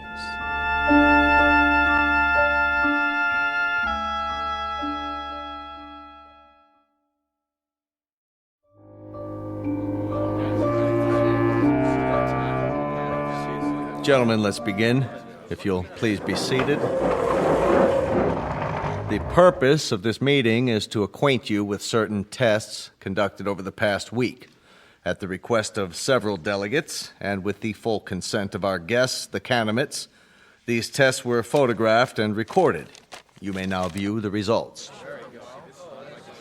The tests were conducted by members of the National Science Academy and witnessed by a team of experts. If you'll watch the monitor at the front of the room. Lights down, please. Begin the tape.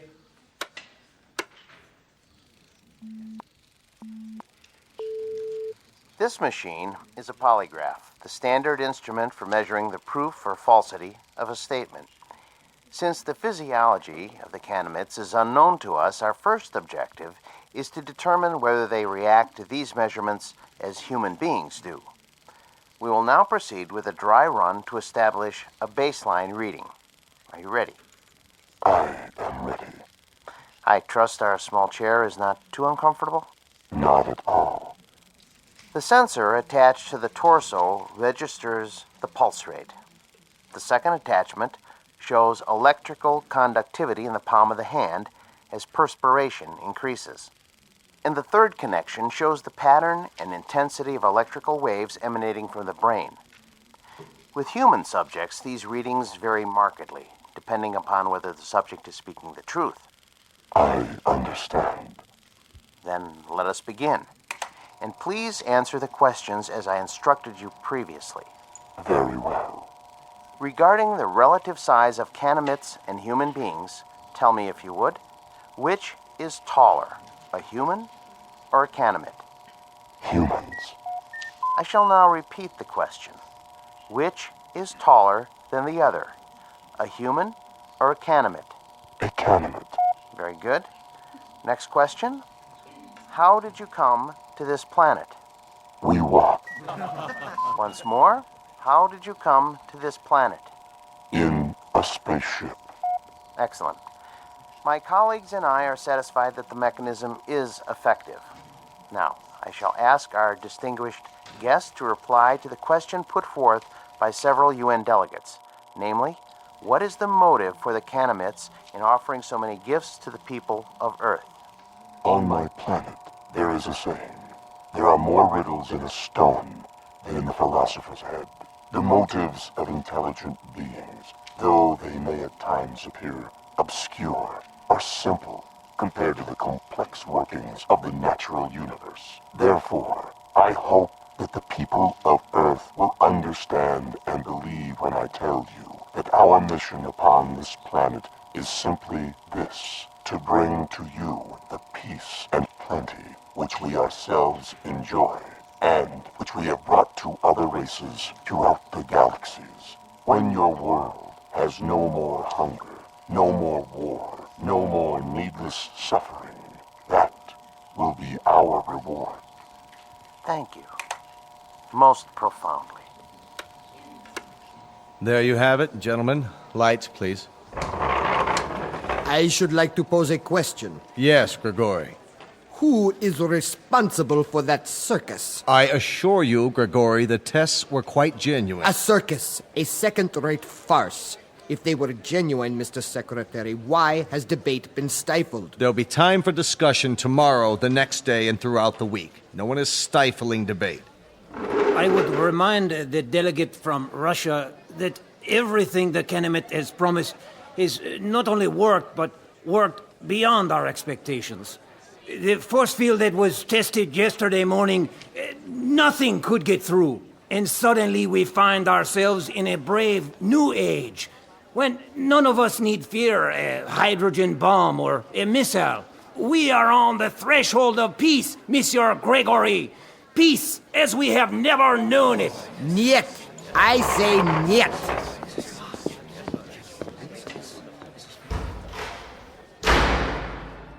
After that, there was no stopping the Canamites. They were everywhere, performing miracles of one sort or another around the world.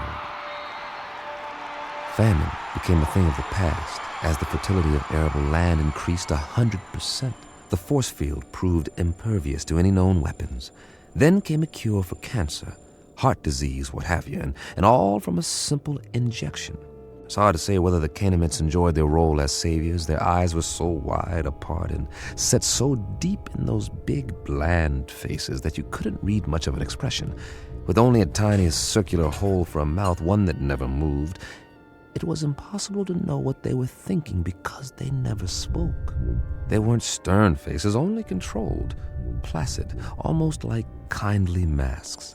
And they all looked exactly alike. They sounded the same, two calm, mechanical voices that came out of the translation devices under their robes. And then, one day, we were all out of a job, just as I had predicted. The computers and fail-safe machines in the Pentagon sat idle, covered in plastic sheeting, because no one was needed to run them anymore. As for code breakers, I might as well have stayed home. But something kept me there, as if I was waiting for the other shoe to drop.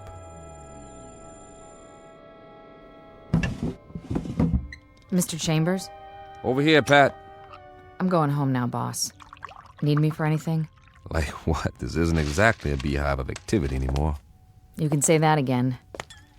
The new story of mankind. Nobody needs to decipher anything because, well, there aren't any more codes. Because there aren't any more secret messages. I know. Drink? Well... One for the road, on the house. All right. Odd. What is? I mean, not reading about wars or insurrections or anything anymore. There's a rumor that they're going to disband the United Nations inside of a month. Here you go. The new millennium. Cheers. Cheers. How many Canamites are here? Anybody ever figure it out? A few thousand, I guess. They've got embassies in every country now, and for everyone that comes, 1,000 of us take off on one of their ships. The reciprocal visits they promised. Now that's the odd thing, the ease with which human beings adapt. It's fantastic. One day an astronaut orbits the Earth in a little rinky-dink tin can, and they think it's the biggest moment in the history of mankind. A few years later, They're standing in line waiting to get on a ship that'll take them a zillion miles into space, and they act like they're going on a picnic in the country. That's human beings for you. Nothing phases them. Are you going? The exchange program? I'm on one of their waiting lists. What about you, Patty? Oh, I'm on the list, too. The trouble is, their quota fills up 24 hours after they announce a new departure. But while I'm waiting, I may as well continue studying their language. Good idea. Words reflect the values of the people who use them. If we can understand the vocabulary... I've got a fair command of it now. It's not that hard, really. And there are hints. Huh. Of what? The shades of meaning, the nuances. Some of the idioms are quite similar to English. That's how we unlock the title of the book. I'll get through the rest of it one of these days. More power to you. I gave up a month ago. But if I can help you in any way... Sure, boss. Did I say something? If you can help me. That was the phrase, wasn't it? And I meant it. The only thing you can help me with is... Is what? Help me get rid of this knot in my stomach. What are you talking about? One of those nightmares when something's wrong, but you don't know what it is yet. A little bit of the old sixth sense. That tells you what? Just that maybe we should have looked this gift horse in the mouth, after all. For all we know, it could turn out to be a Trojan horse. Oh, I don't think we've got anything to worry about. I'm going where no man has gone before. How can I resist? Relax. I'll tell you all about it when I get back.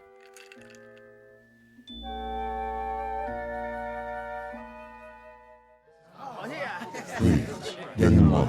One piece of luggage per person. This way to the loading platform. I'm so excited. I can hardly wait. What do you think it's going to be like? They say they got an average temperature of 76 degrees on their planet, and the sun never goes down. Wouldn't that be something? And their clothing, it's metallic cloth, just beautiful. Kind of like spun gold. My sister has a brochure. The day you land, they take you on a shopping tour, and you can have as much of it as you want for free. It's just one big holiday when you get there. They've even got a form of baseball with leagues and everything. Man, I don't think I'll ever come back. And the whole trip, it's millions of miles, mind you. The whole trip only takes a few days. May I help you with your bag? Why, yes, you may. Ooh, they're so polite. Please, keep the line moving. Watch your step. Take my arm. Can we sit together? Yes, you may sit together once you're inside. We're moving. Almost on board. This is going to be wonderful. Did you bring your camera? Oh, look. They're opening the door to the spaceship. I hope there's going to be other kids my age there. Boarding pass, please. Yes, right here. Mr. Chambers, proceed. Thank you. Mr. Chambers? Mr. Chambers! Pat, hi. Jim, please. You are just in time to say goodbye. Don't get on. Are you kidding? I've been waiting for 6 weeks. You can refuse. There's still time. Well, don't say that too loud, or there'll be 1,000 people trampling over you to take my place. Get on board, please. Not yet. I'm begging you. What? Whoa, what's wrong with you, Pat? I finally deciphered the book. Hey, that's great. All of it. You're delaying departure. Please continue up the ramp. One moment. Well, Pat? Jim, the first page is just a collection of English phrases with their own translations. But the rest of the book, the rest of it. Will you move, mister? We're waiting to get on board. Step through the door, sir. Write me about it. I'll have plenty of time to read letters up there. Not as much time as you think. Jim. Now, Mr. Chambers, we must close the hatch. The rest of the book, it's not what you think. The title, To Serve Man, it's a cookbook. What? No, wait, what? Wait, no! A cookbook! A cookbook!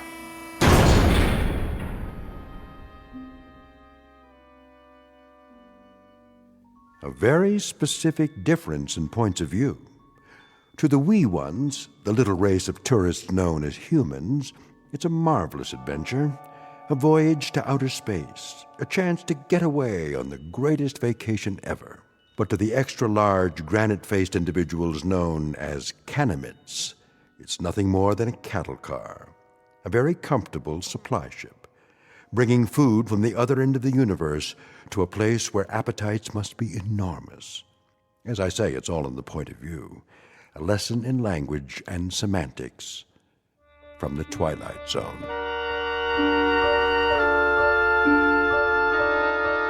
More from the Twilight Zone after this. Hello, I'm Stacy Keach. I hope you're enjoying this edition of the Twilight Zone radio dramas. To learn more about this series, be sure to log on to our official website at twilightzoneradio.com. You'll find special discounts on our Twilight Zone audio collections, listings of our radio stations, links to other websites, and a photo gallery of our recording studio and some of our stars in action. Plus ways to contact us with questions or comments about the show. And for a limited time, when you log on to twilightzoneradio.com, you can send in for a free CD of the show. So be sure to visit us at twilightzoneradio.com.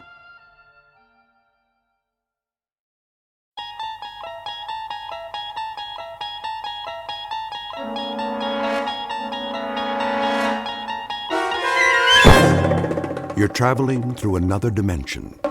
A dimension not only of sight and sound, but of mind.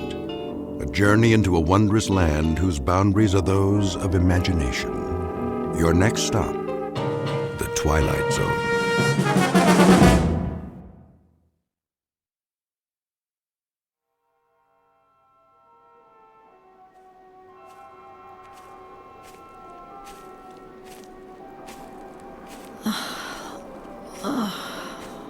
Я така змучена. Я голодна. Нема людей. Нікого іншого нема. Нема звірів. Нема птахів. Я не знаю, як довго я вже ходжу. Кілька день, я думаю. Тут запах смерти. What is that? I can't see it through the vines. Oh, a town. I hope they have some canned food. They'd better. I haven't eaten in... I can't remember how long. Make sure your weapon's in working order. The first rule for a soldier. I wonder what they call this place. They're all alike. Bombed out. Every last one. Not worth fighting for. And the people, where are they now? Dead, turned to dust. They should have surrendered at the beginning. We gave them a chance, but they ignored us. The fools. If only they had listened, they'd still be walking down this street, going to their shops, their markets, their decadent restaurants, sleeping in their beds at night. But their stupid army won't give up. They fight on, wherever they are, whoever is left. Sooner or later, they'll have to surrender. The word will come through, and it will be over. Oh, please let it be over soon. But how will I know? Come out! Why don't you come out? And we'll finish it right here in the street! Just the two of us! Come on! Cowards! You're cowards! All of you! Cowards! You cowards! Cowards!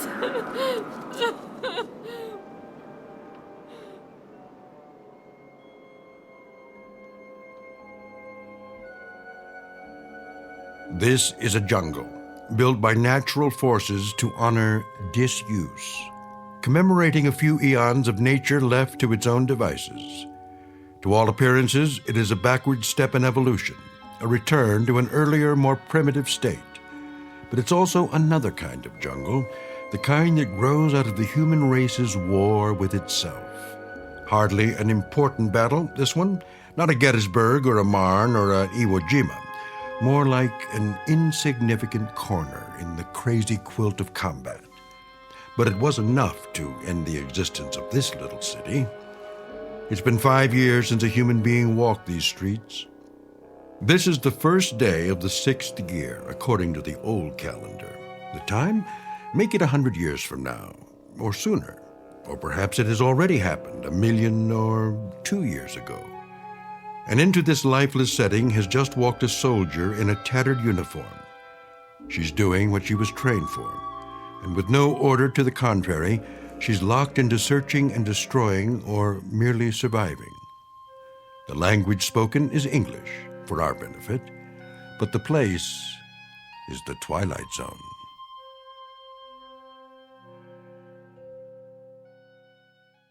And now, The Twilight Zone and our story, 2, starring Don Johnson, with Stacy Keach as your narrator.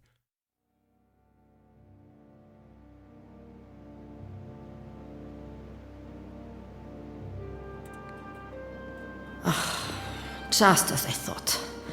Another ghost town. Broken windows. Empty shops. What did they sell? Civilian clothing. How quaint. Something at the corner.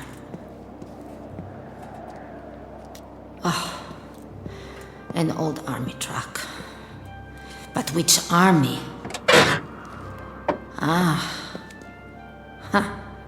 One of theirs.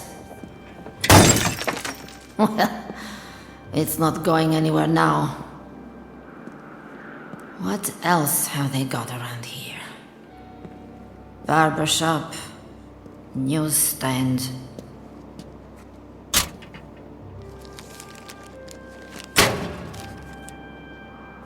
Pictures of the war.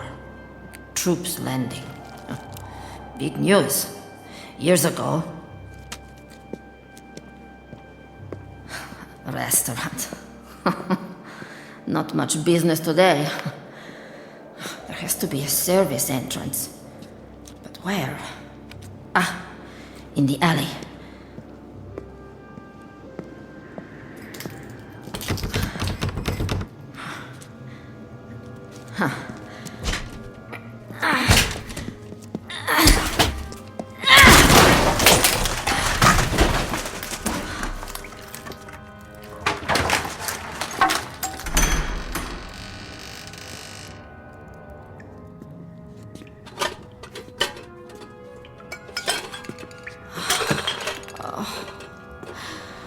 Somebody got here before me. All the cans are empty. Yes! They missed one. Canned chicken. I don't believe it. Canned chicken.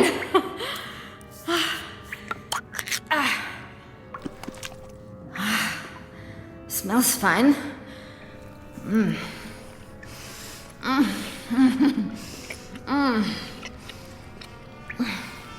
Find something? Where did he come from? My weapon! Totti! Не рухайся! Go ahead. Shoot. If that's what you want. Стій тихо, я маю револьвер! To tell the truth, I don't care. You got the guts to do it? I didn't think so. You don't want to fight any more than I do. Put the rifle down. I said give it to me. No! Ow! What did you do that for? What are you, crazy? Let go of that frying pan. You could hurt someone. Demi Vorok! Стій тихо! He's the enemy. A pawn of the state. That's better. Now, will you please relax? I'm not going to harm you. Got it? If he touches me again... Не торкай мене! Не чіпай мене! Well, now, I don't speak your lingo. But you're either telling me you're glad to see me or go to hell. Which is it? Відійди від мене. Відійди від мене. Лиши мене. Ah, knock it off. I'm just a soldier like you. Nice uniform, by the way. A little ratty, though. Ought to do something about that. Plus, it's the wrong color. Let him have the can. As long as he leaves me alone. He's a filthy, horrible animal. Can't believe there's food. Must have missed it. 1 dozen chicken drumsticks, fully cooked. Safety sealed for your dining pleasure.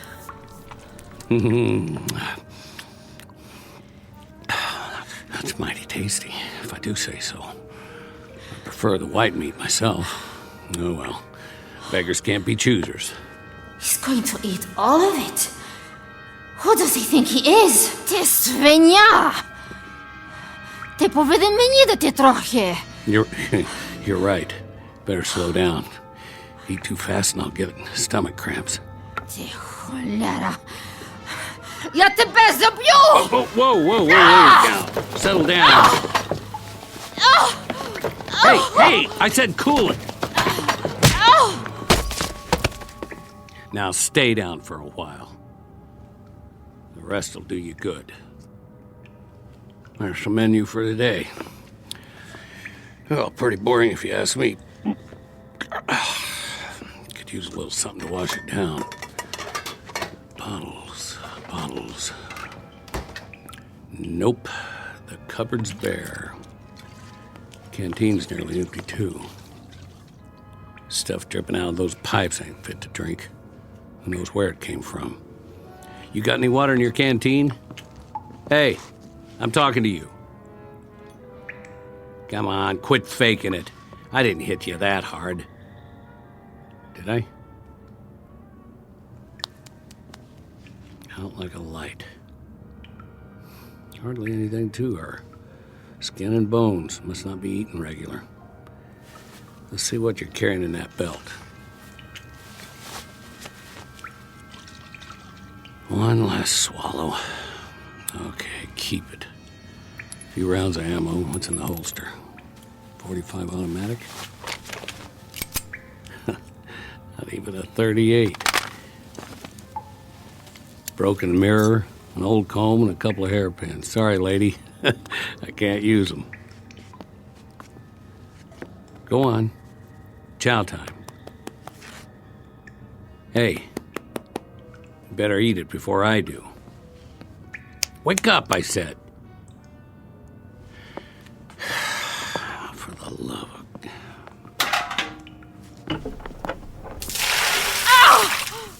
Easy. Easy. Now, no more fighting, got it? Eat, invader. What do you want, a printed invitation? Dinner is served. Jaw's not broken, is it? I didn't think so. That's it. Go ahead. Not bad, huh? There you go. Food, good. You follow? Me, Tarzan. You, Jane.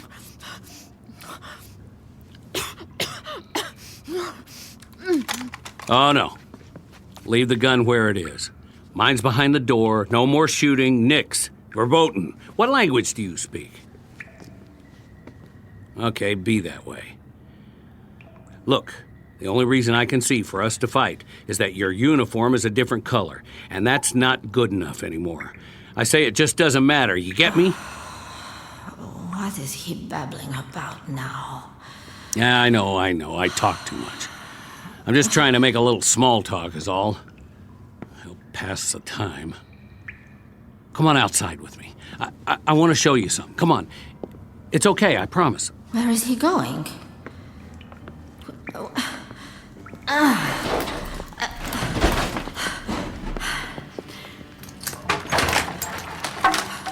Over here. The street. Now take a good long look. What do you see?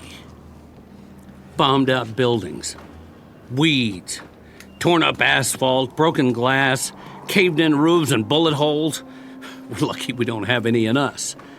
And you know who shot up the place? Trigger-happy infantry like you and me. All that firepower, and for what? Nothing here but a bunch of skeletons, bodies they didn't even bury. The future of city living. Comprende? Capiche? Had to bring your weapon, didn't you? Well, who you gonna shoot? I know. The old ways die hard. I got mine too. See? Same as yours. With a different language and a serial number on the side. Don't you get it? They were all made in the same factory. Somebody wanted us to fight so they could sell these and bombs and planes and missiles and I don't know what for cold, hard cash for the economy when there was one. And now it's over. No more countries or borders or noble causes or dogs or birds in the trees. All gone, blown away. Use your head. What's the sense in fighting? Who's the enemy? Can you tell me that? Hear ye, hear ye. Know ye by these presents that I do hereby declare peace upon the entire world. As of this day, this war is officially over. The silent majority. They never did have much to say. But you heard it, didn't you? So that means the motion passes. A majority of 2. Where are you going? Don't you like my company? I'll admit I'm a little mouthy sometimes, but I can button it. You'll see. Give a guy a chance. You know, I'll bet you're really very pretty under all that dirt. Parlez-vous pretty? Let me see. Tres Belle? Bonita? Oh, I know what you're thinking. Don't worry, I'm not that kind of guy. If I go on blabbing, we'll end up in another fight. If I could just make a better impression. I'm going in that storefront over there. See that red and white pole? They call it a barbershop. Well, they used to. It's about time I got cleaned up. Make a new man out of me. Then we can start all over again. Just don't you run off with somebody else while I'm gone.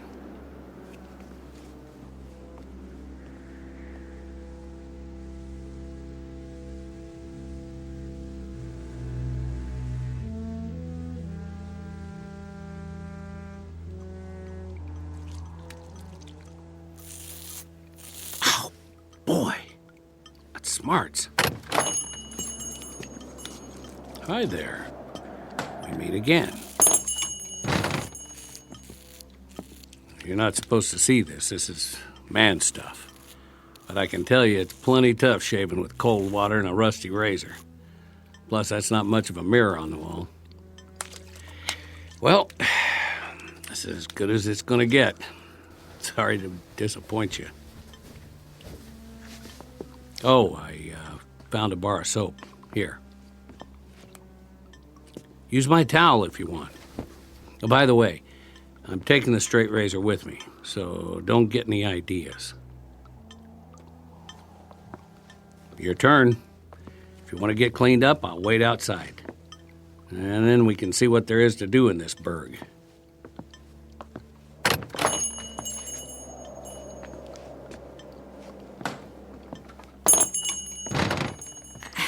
I don't understand a word he's saying.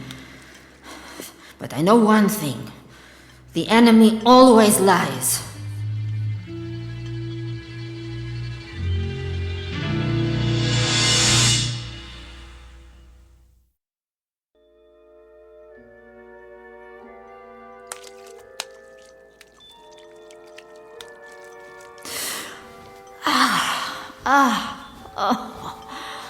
Better. A little. I almost feel human again. What is he doing out there? So violent. I swear, if he hits me again, I'll cut his heart out.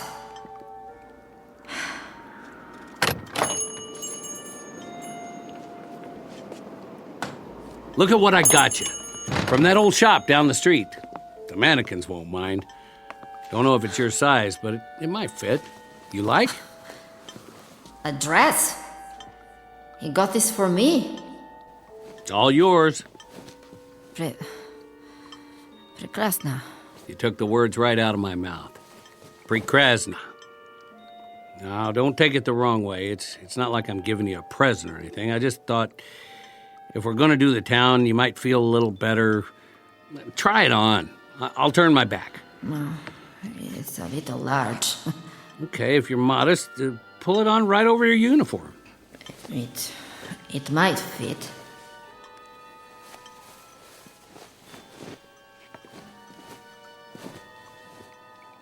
Some kind of evening dress. And it ain't even night yet. Well, that's all right. Nobody's going to take our picture for the paper. Check it out in the mirror, what's left of it. There's a little piece of glass there in the corner. See? Oh. What happened to my hair? Greasy. Awful. Oh, I need a pair of scissors.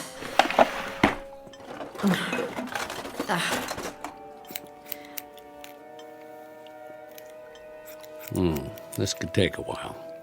Meet you at the corner.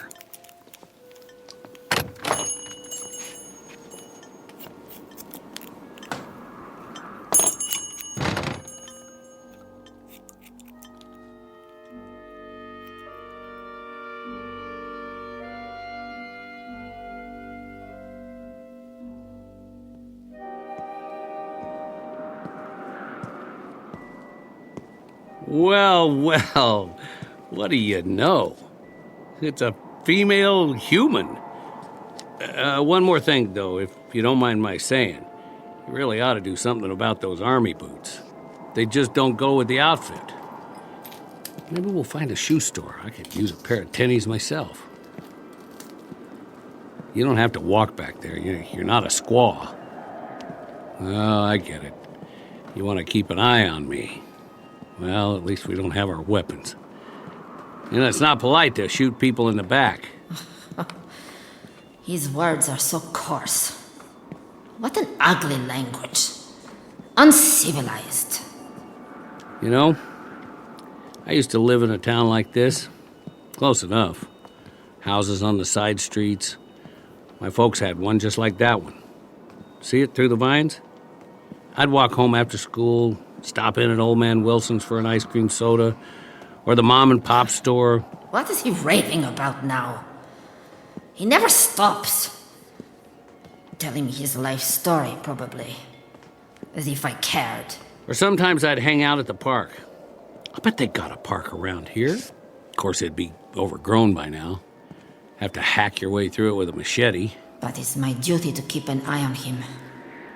He might be a sniper. Or a saboteur. I don't believe it. A movie theater. You know what movies are, don't you? They have them where you come from. Sure they do. Everybody loves movies. Well, come on. I'll buy you a ticket. What? Hey, wake up in there. You got a couple of paying customers. A film emporium. To entertain the masses with propaganda. Let's sneak in. Nobody's watching. Just have to move some trash away from the door. After you. Ugh. Ugh. What is that stench? Something very bad in here. Don't you love the smell of buttered popcorn in the afternoon? Reminds me of cholesterol. You want something from the candy counter? I'll see what they got.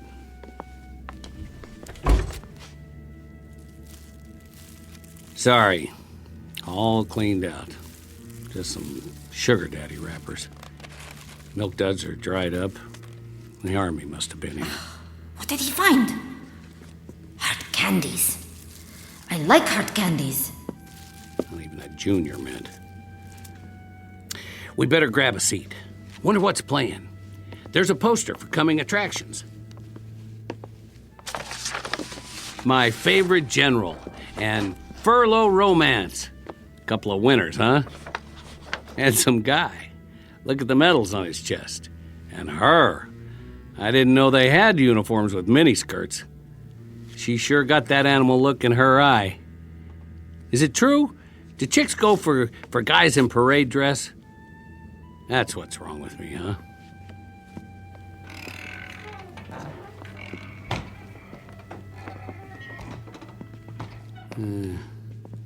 Not so bad. Nice and dark, a few bullet holes in the screen. How close do you like to sit? How about the first row?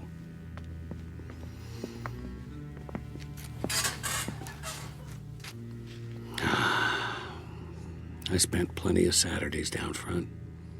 All kinds of flicks. Used to be comedies, westerns, science fiction, and horror movies. I liked those. A mummy walking around, or an old house, maybe some vampires, or a killer with a knife.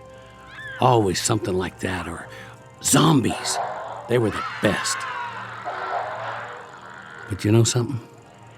Me, I don't care if I ever see another zombie again. It was all fun and games back then.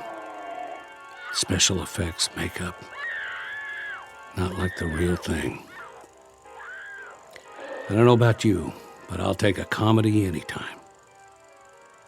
The old ones especially. You ever see Laurel and Hardy? Nah, you wouldn't. They were the kings. A skinny guy and a fat guy back in the 20th century. The fat one would get so mad. One time they had to carry this piano up the stairs. Must have been 100 of them. They kept dropping it. And it would slide back and they'd have to get it and bring it up again. And then would they finally... The movie theater. I remember. They showed us films of enemy forces. Invading and attacking all over the world. Burning and looting. Destroying everything in their path. Like locusts. Like a plague. And we were the only ones who could stop them. I took my training, like the others, to learn how to fight. The best trained soldiers on Earth. We would stop the aggressor and restore order in the world. But it went on and on. He would not give up. He would not give up. Like this one. He is the enemy. Those old comedies, they He were the absolute is top the in my enemy. book. There were even some guys called the Three Stooges. Man, oh man. Where is my weapon? Where are you going? Sit down, why Моя don't you... стрільба. Мушу дістати. Мушу боронитися. Wait. Досить. Hey, will you wait? I've got to get my weapon to defend myself. Come back. What are you doing? Don't go in that hall. It's not safe. I'm telling you the truth. Rats live in these buildings. You think I'm lying? Hey, whatever your name. I've got to get out. Another door somewhere.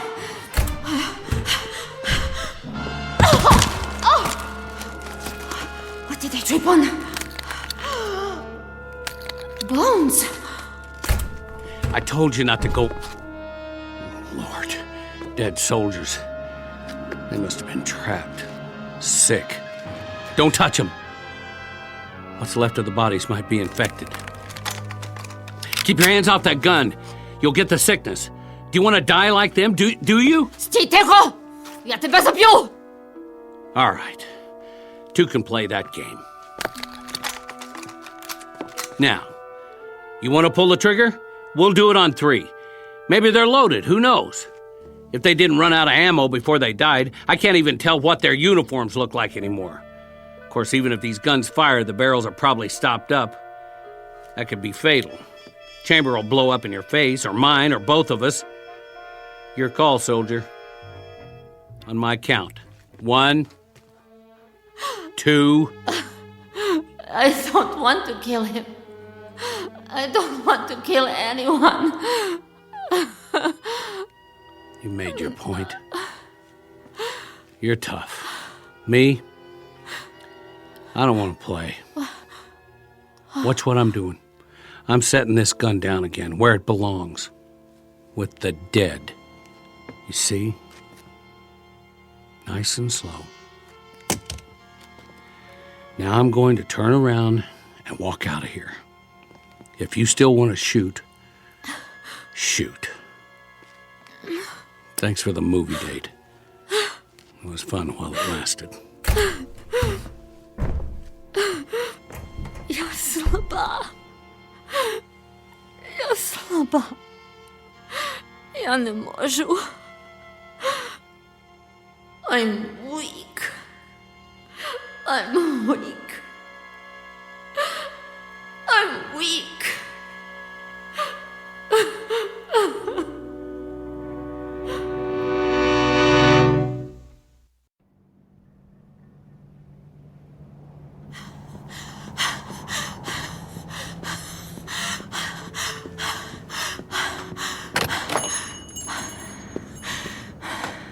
My weapon. I know this one works. I've broken it down every day, cleaned it, put it back together, like the troops at the movie theater did once. They were from our side. I could tell.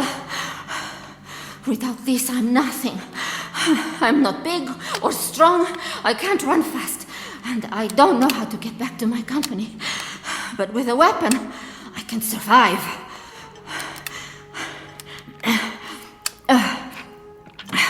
Not many rounds left. I have to make them last.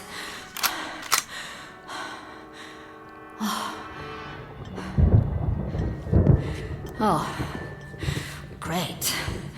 A storm's coming. I better find shelter. What's he doing here? Where's he going now? He's looking for shelter, too. Someplace without holes in the roof. Why doesn't he hurry up? I've got to get out of here before it gets dark.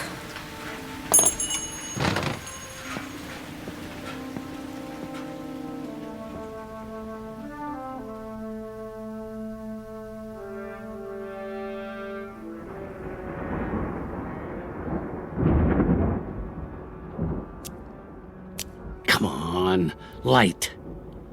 What's wrong with these matches? Not wet, just old. There. Now let's get a fire going. Good. Chimney's drawn. House isn't damaged at all. And they left tons of newspapers. Find some wood, it'll burn all night. Furniture should work.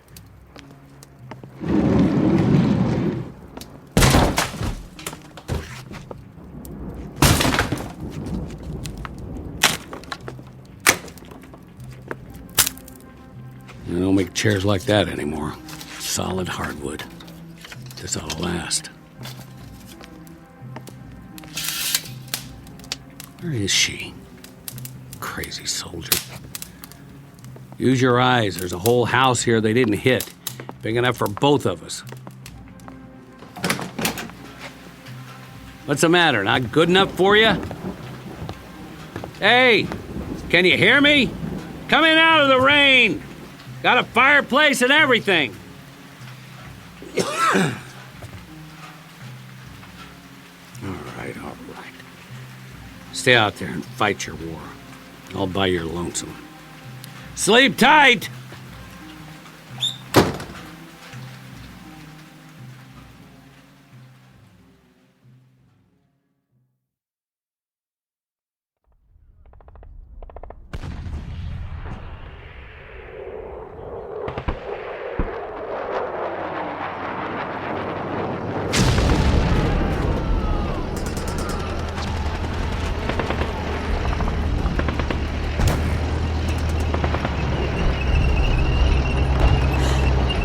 No!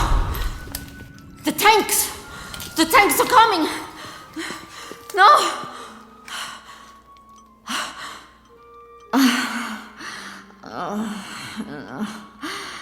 No, a dream. No, that's all. A dream. Always the same. Good morning, mannequins. Hope you slept well. I certainly didn't.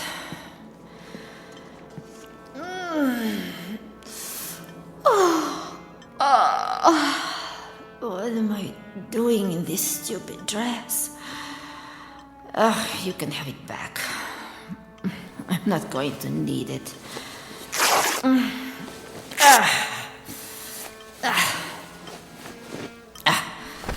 have to find something to eat. But where? There isn't any place left.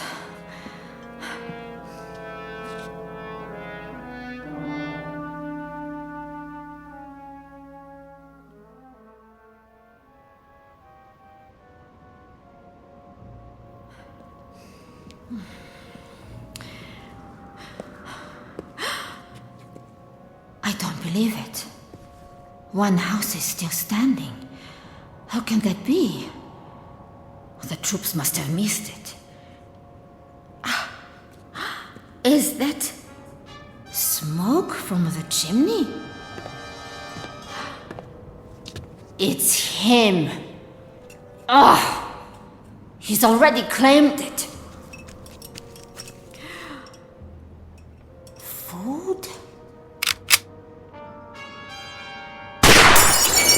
What the? You? Good shooting. Go ahead, finish it. You got me in your sights. Do it. Do it now. Some kind of trick. Make your move. Because I'm not going to fight. See? I don't have a weapon. Left it at the movies. What, you don't believe me? Come on and search the place. Not even a pea shooter in here. What's he wearing? Where's his uniform? By the way, that thing you shot out of my hand was called a mason jar. You know what that is? Preserves. They have a whole slew of them. Put them away before the war. Take your pick. Probably keep us both alive. Food? Oh, yeah. You know that word, don't you? Well, what are you waiting for? Or would you rather starve to death? Hold it a second. Drop your weapon. What? Drop it, I said. No guns allowed. It's a trick. You want to live the high life like me, you have to leave the fighting at the door. Lay your weapon down or move out. This is civilian territory from now on. Food.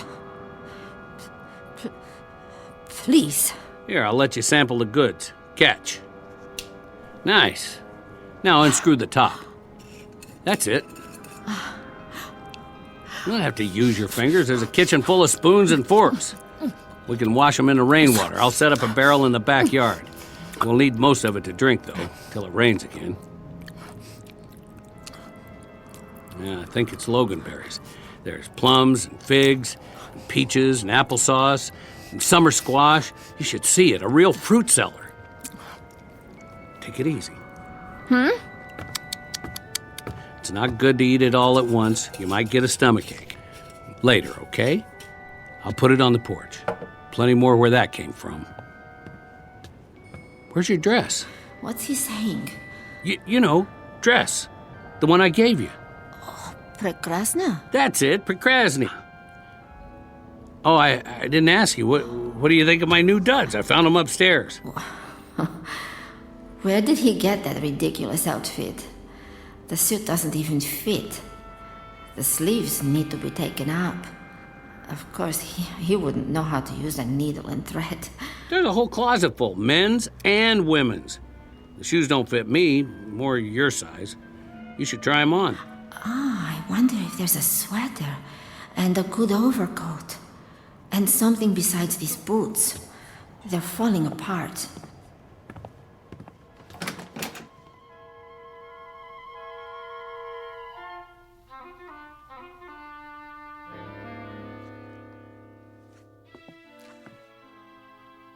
You all right in there? Poczekaj, ja nie gotowa. Take your time. Just wanted to be sure you're okay. You don't have to try on the whole closet, you know.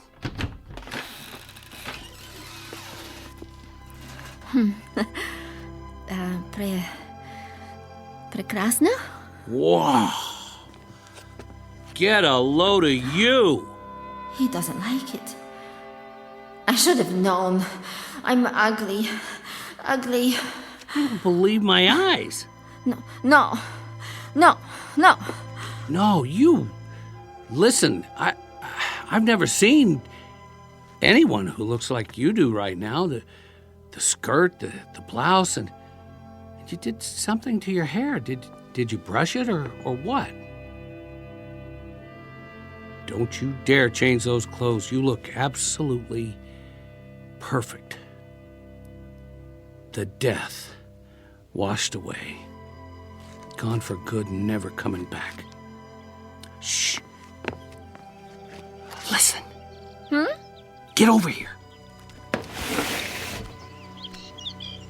You know what that is? A real live bird.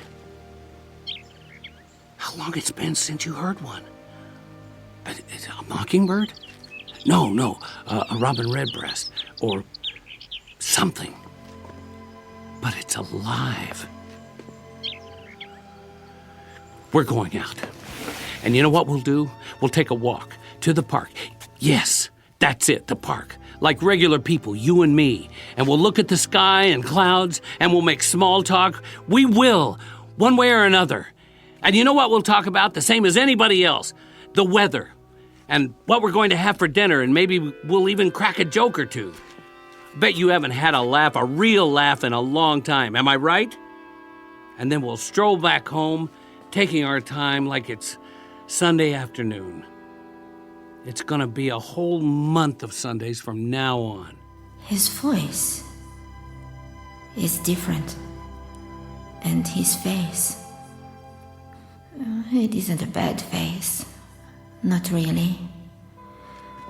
I like it better when he smiles. Did you check the shoes yet? Try these. Wait, I gotta do something. If we're going out, where's the brush? And a comb? He is actually combing his hair. And put on your coat. It's damp out. I wouldn't want you to catch cold. You ready? Прекрасно. You can say that again.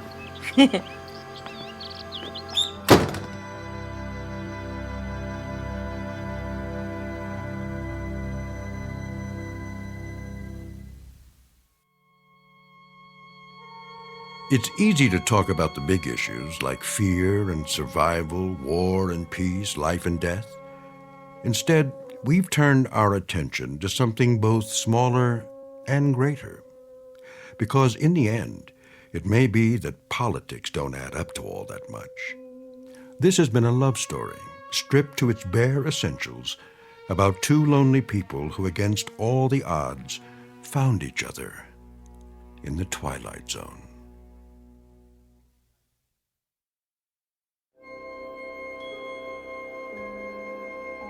Hi, this is Carl Amari, producer of the Twilight Zone radio dramas. I'd like to take a moment to tell you about our official website at twilightzoneradio.com, where you'll get the latest news and information on these Twilight Zone radio dramas. Plus, at twilightzoneradio.com, you can digitally download 3 free episodes or any of our episodes for only $1.95 each. In this age of ever-changing technology, we've decided to make these episodes instantly available to you by making the Twilight Zone radio dramas a digital download-only series. This means that this series will no longer be offered on CD. The CD collections at our website are now being offered, while supplies last, at buy one, get one free. So be sure to get your favorites before they're sold out. Be sure to visit us often, and I'll see you in the zone.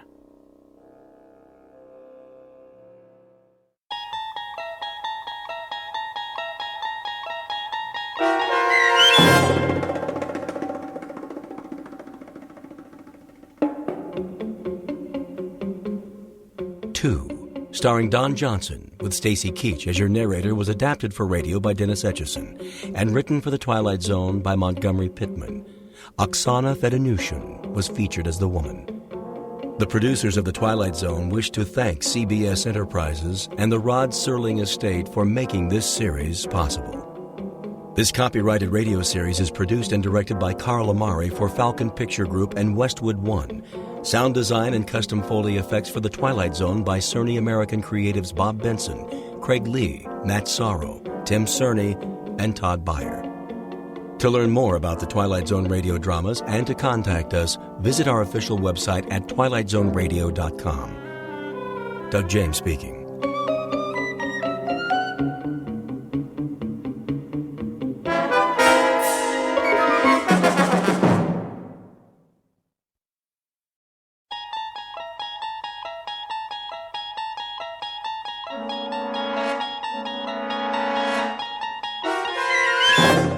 You unlock this door with the key of imagination. Beyond it is another dimension, a dimension of sound, a dimension of sight, a dimension of mind. You're moving into a land of both shadow and substance, of things and ideas. You've just crossed over into the Twilight Zone.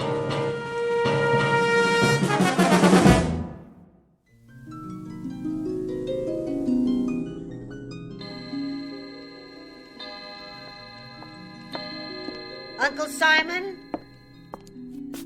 Uncle Simon? Do you want your hot chocolate upstairs? Uncle Simon, I have your tray. Can you hear me? I said, do you want your hot chocolate upstairs? Garbage head. I'm right here. You don't have to yell. Oh, I scared the life out of me. Oh, did I? Where were you? In the basement, of course. Where else would I be? You told me you were going to take your afternoon nap. And I shall, after I finish my work, as usual. Well, my wilted blossom, what's on your mind? Anything? Your hot chocolate's ready. So I gather. I'll take it in the study. That's fine, Uncle. But you know, you might try extending yourself sometime. Just sufficiently to let me know where you are. Well, I can narrow it down for you, Barbara, my love. If I'm not upstairs in my bedroom, I'm downstairs in my laboratory. In either case, you simply bring the hot chocolate to one place or the other. Clear? Utterly. And if I'm in neither place, that means I drop dead en route. And you can just bring me a bottle of formaldehyde and a rose. You have such a sense of humor, Uncle. You should have tried stand-up comedy. No, wait. They didn't have comedy clubs in your day, did they? Burlesque, then. You could have gone into burlesque. A regular George Burns. That's an idea. I dare say I should have been a bit more comfortable than you in such a setting. Do you even know how to dance, Barbara? Uncle Simon. Not necessarily as a headliner like, say, Gypsy Rose Lee. In the chorus, perhaps. That might be more your style. Ever let yourself loose? Oh, for a fast Charleston? Uncle Simon, I am very busy. No, I didn't think so. Most unlikely. You're the only woman I know who looks as if underneath her clothes she wears more clothes. You have all the grace and femininity of a high-button shoe. And you, Uncle Simon. What about... Yes? Never mind. Go on, my dear. Speak it out. Let's see if you can compensate for the fact that you're a passionless vegetable by at least speaking your mind. If I'm a passionateless vegetable, it's because my gardener is an ancient relic made out of dry skin and ice water. Not bad. Not bad at all. If I prod you enough, you can scrabble up to the occasion, at least part way. What else is new with you, my angular turnip? You say you've made hot chocolate? That's a start, I suppose. To what other soul-stirring projects have you applied your talents today? I noticed you tried to open up the drapes in the bedrooms and the hall. And I noticed you closed them. What are you afraid of? Afraid, my dear? What do you think could happen to you if you ever got hit by fresh air and sunlight? Think you might shrivel up and blow away like a vampire? My, is that your fantasy? That I'm from Transylvania? Sorry to disappoint you. No such luck, I'm afraid. What would happen if we fumigated this old house and got rid of all the medicine smells and the chemical smells? You're referring, I take it, to these test tubes. An important part of my research, as you well know. Then why keep them in the study with the Wedgwood and the Dresden china? They must be here. They indicate changes in the moisture content of the air. What changes? The only changes here is that the air turns from stale to musty to plain old mildew. Pretty soon I won't be able to breathe it at all. Why, you poor suffocating spinster. I didn't realize how affected you were by the life of relative ease you enjoy. Entirely at my expense, I might add. You asked what I've done today? All right. Here's the answer. I cleaned up after you. First, last, and in between. I cleared away, or tried to clear, the debris you leave behind, and to understand how anybody who's earned all these diplomas and awards can be so sloppy. This one, for example. Honorary degree for sound transmission. God only knows what that one was for. And what's this contraption on your desk? A room straightener, maybe? That's one thing you should have invented. Now tell me, where does this thing belong? Leave it exactly where it was, Barbara. Would you have noticed the difference? Would you really? You've been told 1,000 times not to disturb anything. I could have put it away when I swept the cellar, except that, as usual, your laboratory was securely bolted. Someday I'd like to see what it is you putter around with down there. I bet you would. And someday you shall. Someday you'll be the mistress of this decaying and drafty barn, and then you can do anything you please. But for the moment, you'll keep your spindle-shanked carcass out of my laboratory, and that long, thin, probing proboscis of yours away from my business. Gladly. Now get me some fresh hot chocolate. Put it in the English cup today, and if it's not hot, I'll throw it on the floor, and you'll have even more to clean up.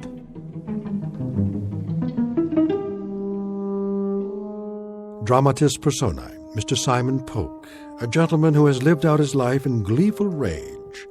And the young lady who just now beat a hasty retreat is Mr. Polk's niece, Barbara. She lives each hour of her life as if perpetually late for a dentist's appointment. And there is yet a third member of the company, soon to be seen. He now resides downstairs in the laboratory, and he is, well, the kind of character you'd expect to find only in the Twilight Zone.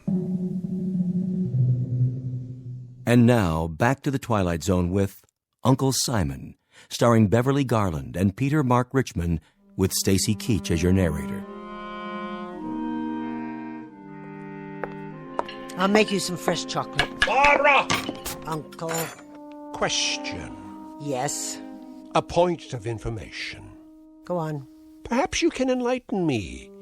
If all you've said is true, why do you stay here? I was under the impression I was needed. You are.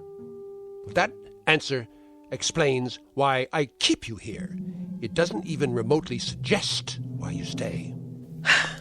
You want it quite honestly, I presume. Indeed. You may be short on beauty, my dear, but a lack of candor is not one of your deficiencies. I stay. I live for the moment that I can see you buried. And on the day when I come back from your funeral, I'll open up a bottle of wine. I want to be compensated, Uncle Simon, for 25 years of being shrieked at, insulted, berated, humiliated, stepped on, ground underfoot like this old rug. Is that sufficiently honest for you? Mm-hmm. I wish you well, good and faithful Barbara. And I won't even come back to haunt you, my word on that. But unasked, I offer the following observation free of charge. Oh, I can hardly wait. If you had an ounce of gristle or an inch of intestine, you would have murdered me years ago. So as to your 25 years of abject misery and unspeakable indignation, life has a way of dishing out justice. In other words, you deserve it, kid. Now play your role and get me my hot chocolate before I think of something more complicated for you to do.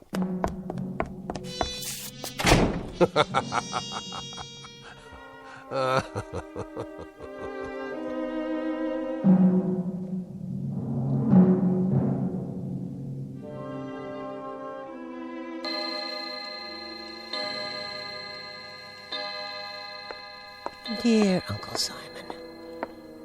And where are you now, you old... of course. Downstairs in your laboratory, as you call it. Where else? And what do you do in there, dear Uncle? I mean, if I could see for myself, just a glimpse, just once, so I'll know... Did you leave the door unlocked this time? Well, now, what have we here? I was looking for... Looking for what? I thought perhaps you'd show me what you're building. Indeed. You'd love to know that, wouldn't you? Well, I'm sure it's something impressive. My curiosity got the better of me. That's the one character trait you share with normal women, curiosity. An ineffable and insatiable curiosity. Well, remember what it did for the proverbial cat. One of these days, you're going to find out what I'm building. I'm sure I will, Uncle. Whenever you're ready. But for the time being, you night-crawling imitation of the female gender, if I catch you sneaking around outside my door again, I'll break your head with a broom handle. Or one of these canes.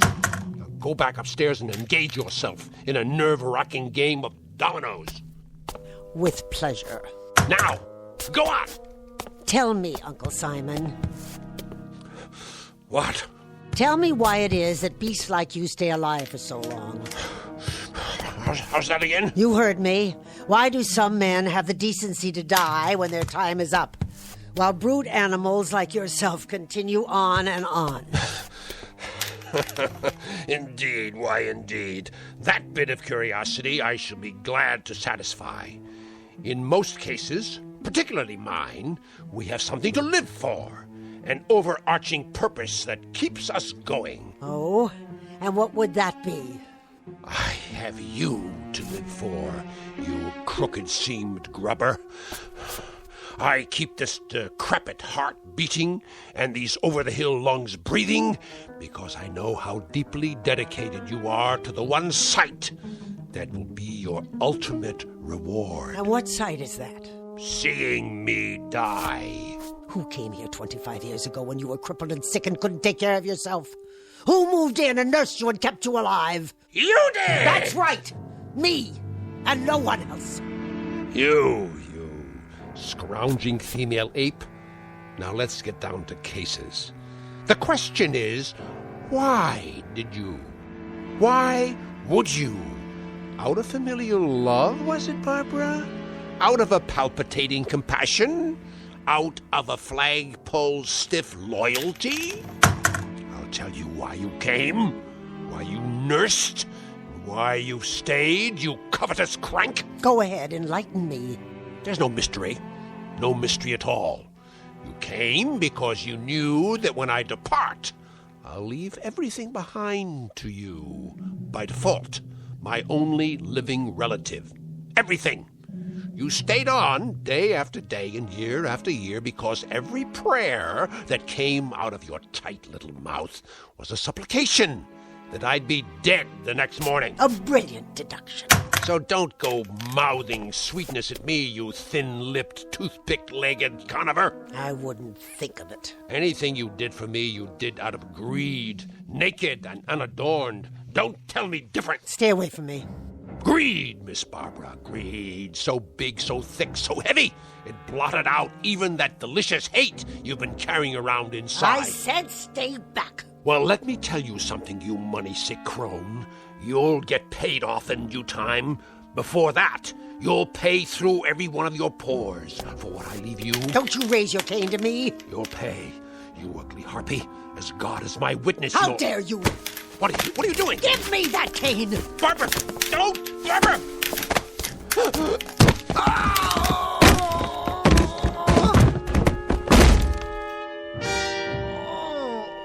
Uncle? Barbara! What? Barbara, help me. What, Uncle? Barbara, please! I didn't quite hear you. I think... Speak a little louder, would you, Uncle? Tell me, what is it you wanted? I think my back is broken. What's that? You want some hot chocolate? Would you like it in the Dresden cup or the Wedgwood? What is your pleasure this evening, Uncle? Barbara! You say you want me to close the drapes and shut the windows? Barbara. Barbara? You want Barbara? She's right here, love. She's standing right above you. Can't you see her? Please. Can't you hear her? You ancient albatross with the dirty, dirty mouth? Oh, but you're so pale. Let me pinch some color back into your cheeks. No. There now. That's better. How does that feel?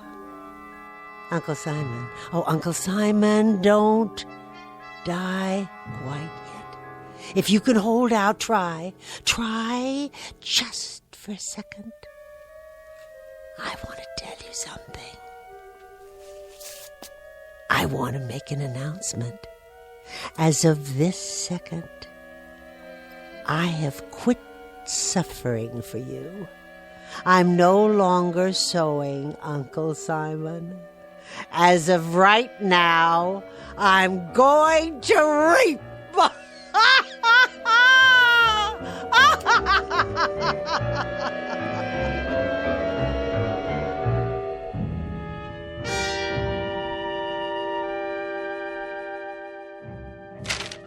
Are you comfortable, Mr. Schwimmer? What? Oh, yes. Thank you, Miss Polk. I'll just be another moment. I cleaned off my uncle's desk for you. Yes. You've kept the house in splendid condition, by the way. It looks different somehow. Oh, I've made a few changes. Marvelous taste you have, I must say. If you need pencils or pens, they're in the top drawer. No, the will is relatively simple. I only want to make sure I brought the latest amendments, signed and notarized. But I thought he drew it up years ago. It's been in the safe deposit box for as long as I can remember. The original copy, yes. Your uncle had me drafted shortly after you came to stay with him. He added a codicil or two later on, hence this revised copy. Oh. Really? I wasn't aware of that. Assets, real property. Everything seems to be in order. Oh, there's no need to read it aloud, Mr. Schwimmer. If you can just give me the sense of it so I'll know how to dispose of his things. That, my dear, won't be necessary. I beg your pardon? That is the sense of it. What do you mean? The will very explicitly requires that you throw away nothing, that you keep everything as it was, intact. I see. The house, the furnishings, everything. It all goes to you in perpetuity. With the proviso, of course, that you remain here in perpetuity, as it were. Do you have any objection to that? Why, I have no other place to go, Mr. Schwimmer. This has become my home. Of course. So, the document is quite clear in its intent. Everything will remain in your name as long as you're on the premises. The same thing applies to the various securities in the cash account, which is quite sizable. It has been set up as a trust in your name. You're to draw all the interest accruing so long as you remain in the house. Where could anyone ever find a man with a heart as big as his? Quite so. Is there more? Well, the sense of this, Miss Polk, is that to qualify for your inheritance, there is one additional stipulation. What kind of stipulation? That you're to care for your uncle's latest experiment. Care for? That's odd. I don't understand it, Mr. Schwimmer. Which experiment? I have no idea. But it reads as follows. My beloved niece Barbara will be responsible for the well-being of my latest experiment. She will care for it, look after it, and see to its wants and needs. What wants and needs? A member of the law firm of Schwimmer, King, Bartlett, Kaplan, and Schwimmer will visit the domicile once each week to see that this stipulation is adhered to. In the event my beloved niece Barbara fails to comply with the provisions herein, I hereby give and bequeath all my property, both real and personal, to the State University. Now, the sense of that, Miss Polk... Tell me, Mr. Schwimmer, what is the sense of that? I gather it depends very much on the nature of your uncle's experiment, which he refers to only as it. I take it you have no idea what it might be? None at all, except that whatever it is, it's in the basement. Where are you going? Where do you think? To the laboratory. Oh, wait, you'll need the keys.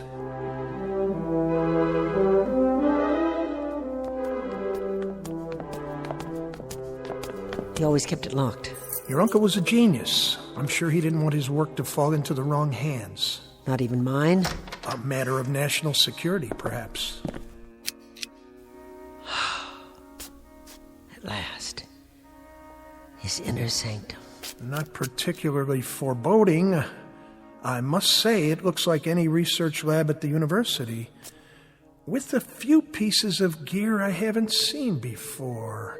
He was always ordering new parts, all the latest test equipment. And you don't know what he was testing? He chose not to share that bit of information with me. To protect you, I'm sure. But we'll know soon enough. What's behind that other door? Where? Against the wall, at the back of the room. I don't know. Do you have the other key? It must be the large one. How this relates to his will, though, I'm not at all sure. Now, this piece, this is interesting. Looks like a metal glove. I wonder what it does. I wouldn't touch it if I were you. Why, it's part of a mechanical hand with an arm attached. I said don't touch it. Sorry. Good Lord. There's something attached to the arm. It appears to be a complete metal figure of some sort in the shape of a man. It must be 8 feet tall. I think we better go now. How do you do? What? What are you? In your lexicon, I am a robot. I was created by the great scientist Simon Polk. You have activated my selecting and operating relays. You stay away from me. I mean you no harm. Please be patient with me. My program requires several days to function at maximum capacity. I bid you greetings. Hello, Barbara. Barbara. Now what? Barbara. Is that you, Barbara? Yes, it's me. Who else would it be? Are you going out, Barbara? It happens that I am. Why are you sitting here in the study with all the lights off? I do not like the light. This is a more restful mode while I program my circuits. Where are you going? To a concert. A concert? Do you know how long it's been since I went to a concert? No, I do not have that information, but I estimate the answer to be several years. Several? Try 20. What is a concert? It's a beautiful musical experience. Inspiring. But you wouldn't know anything about that. What is music? It's when people, real human beings, use instruments handmade out of metal or wood to create sounds that are pleasing to the ear. The human ear. They should use only metal parts. Wood decays. It does not have the durability of metal alloy. It is an inferior building material. Well, here's a flash for you, young Frankenstein. They use horsehair, too. Dead organic material for the string section. And you know something? It sounds absolutely heavenly. Not like some tin can that got left out in the rain. I see. Do you? I doubt it. I'm going now. If you need anything, like a shot of oil on the rocks, you can get it yourself. You mustn't leave. Are you telling me what to do? Mr. Schwimmer is coming tonight. A week has gone by. Isn't that correct? Yes, Mr. Schwimmer is coming. He'll be here at 8 o'clock after I'm gone. So you just sit tight. Good. Good? Good for what? He will check my condition. He will see that I am functioning properly. That's right. Maybe he'll give you a lube and an oil change while he's at it. You see, Barbara, I am like an infant. I mature gradually. Soon I will have all my faculties. I will be able to perform all my faculties and functions. I will be a whole being. Oh, how nice. How perfectly grand for you. You'll be a whole being. And then what? Or can you think that far? I will take on human attributes, those that your Uncle Simon saw fit to give me. Oh, that'll be an improvement, because he certainly didn't see fit to give you any human attributes so far. You look like something out of an old science fiction movie, or the Tin Man and the Wizard of Oz. You're a joke. Joke? Ah, I understand your meaning. Simon Polk was known for his sense of humor. He could have been a comedian. Uncle Simon? Oh, yeah. Hysterical. The crown prince of comedy. Bye now, Tin Man. Wait. This is interesting. This is very interesting. It is coming through now. What is? A craving. A new craving. A craving? As in hunger? For a machine that doesn't eat? Hot chocolate. A beverage made from dried cocoa beans and sugar. I would love a cup of hot chocolate.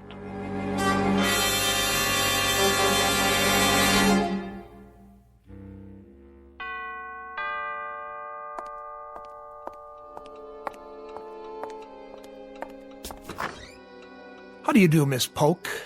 I hope I'm not late. Late? My, you look outstanding in that dress. And those earrings. I've never seen you looking quite so outstanding. Were you going somewhere? No. I wasn't going anywhere. Not anywhere at all. And how, may I ask, is our young Master Polk doing this evening? Right this way. We've been waiting for you in the study.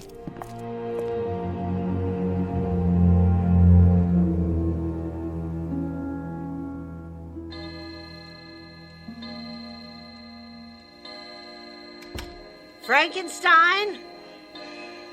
Where are you? Didn't even drink your chocolate, did you? No, of course not. And you spilled it, just so I'd have something to clean up. What are you doing down there? Hello, Barbara. I was looking through my laboratory. Your laboratory? That is correct. You better be careful, Frankenstein, or I'll leave you outside to rust. Now go upstairs and sit in your chair and be quiet. As soon as I lock the door. Wait a minute. Those keys? You took them off the desk. Give them back to me. Oh, no. Oh, no, Barbara. I must keep the laboratory locked, and you mustn't come down. It's my room. It belongs to me. Won't you bring me some more hot chocolate? So that's how it is now. All right. All right. If that's what it takes. Barbara. What did you say? Barbara.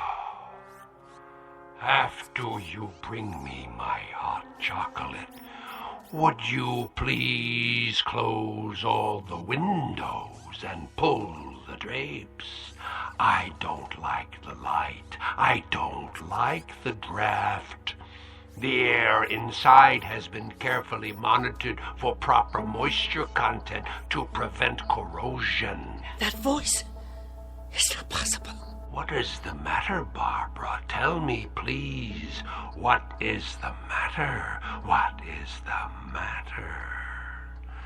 What is the matter, you peanut-headed sample of nature's carelessness? You! Get away from me! Barbara, I'm falling!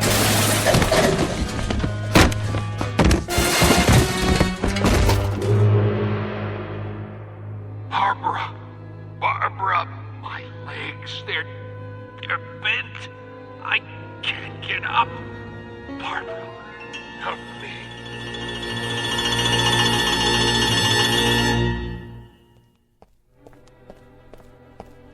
There you are. I was wondering where you'd gone to. I brought you some tea. Oh, thank you. That's lovely. But I'm afraid I can't stay. No? Another engagement, alas. Tell me, how are you, Miss Polk? I mean, really. Fine. Thank you, Mr. Schwimmer. Glad to hear it. It is rather quiet these days. Doesn't seem to say much, even after all these weeks. He makes his wants known. Pity about his legs. But he manages to get around, doesn't he? Indeed he does. Indeed he does. Well, I'll see you next week, then. Yes, of course. And the week after. And the week after that. Take care of yourself, my dear. No need to show me out.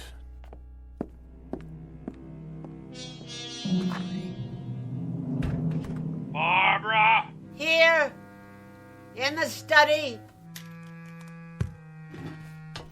Barbara, my dear, if you can prevail upon that Raggedy Ann carcass of yours to exert yourself, I'd like a cup of hot chocolate. I would like it in a Wedgwood cup. And if it's not sufficiently hot, I'll pour it on the floor at your feet. Clear? All right. I'll make some. Speak up, you lint-headed clod. I didn't hear you. I'll make some hot chocolate. Do that, you torpid lotus eater. And be sure that it's hot. Did you hear me? Make sure it's hot. What does it take to make you move, you arthritic crab? I'll fix it for you now. You'll fix it for me now. What? I'll fix it for you now, Uncle. That's better. I'll be at my desk, working on my notes. Yes, Uncle.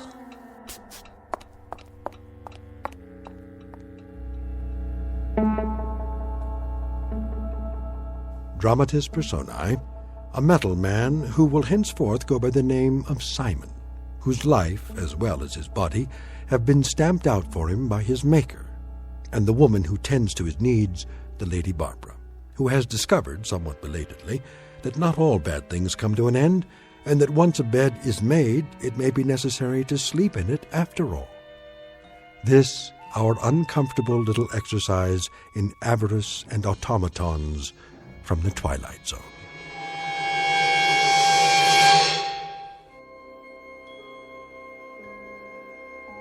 Hi, this is Carl Amari, producer of the Twilight Zone radio dramas. I'd like to take a moment to tell you about our official website at twilightzoneradio.com, where you'll get the latest news and information on these Twilight Zone radio dramas. Plus, at twilightzoneradio.com, you can digitally download 3 free episodes or any of our episodes for only $1.95 each. In this age of ever-changing technology, we've decided to make these episodes instantly available to you by making the Twilight Zone radio dramas a digital download-only series. This means that this series will no longer be offered on CD. The CD collections at our website are now being offered while supplies last at buy one, get one free. So be sure to get your favorites before they're sold out. Be sure to visit us often, and I'll see you in the zone.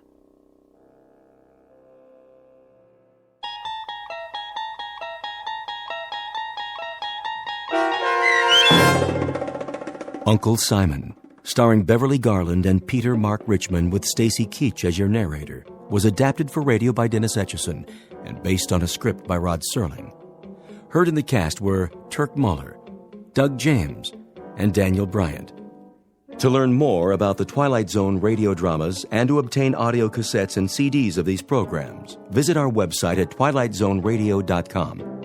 This copyrighted radio series is produced and directed by Carl Amari and Roger Wolski for Falcon Picture Group. Doug James speaking.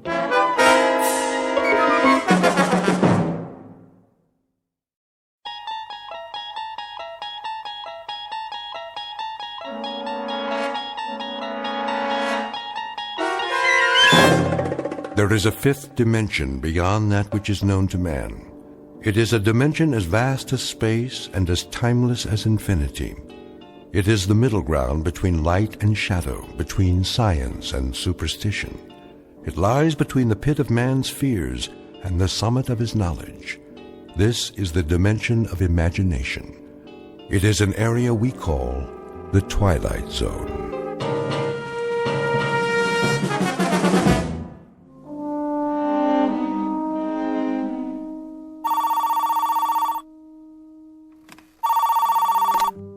Yes. Sloan?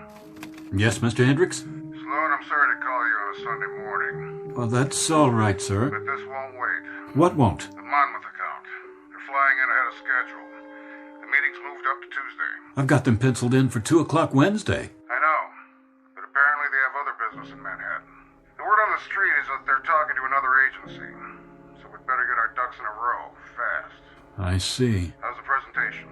Well, I was going to work it up in the morning, run it by you, order the storyboard. There's no time now. We're in a crunch. We need a run-through right away. But if I redo the pitch, the old boards won't work. I'll put the art department on call. They can work all night Monday if need be. Just make sure you have a script by Monday afternoon, no later. If that's what it takes, Mr. Hendricks. I knew you'd come through. But I was hoping that, that is, I'd planned to spend the rest of the weekend catching up on some other things. What other things? Well, there's the Bartleby account. The Bartleby account can wait. We need a different angle for the fall TV spots. I was going to clear the decks today, think it through in, a new light. We have to go on the back burner for now. Our main focus for the next 72 hours is Monmouth. Sorry to dump this on you with such short notice, Sloan. I understand, sir.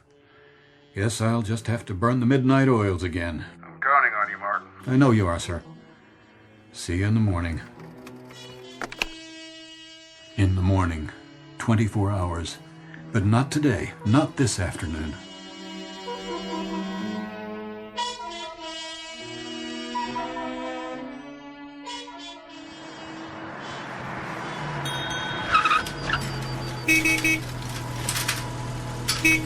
Hey, take it easy. What's your problem, mister? How about some service? How about some peace and quiet? I'm sorry. Will you fill it up, please? Sure. I drove out from the city. No kidding. Guess I'm not used to this. Country road, no traffic, open space. All this peace and quiet. Yep. The things I've missed for such a long, long time.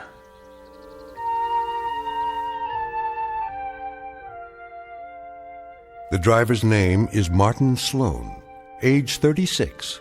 Occupation, Vice President ad agency in charge of media. This is not just a Sunday drive for Martin Sloan.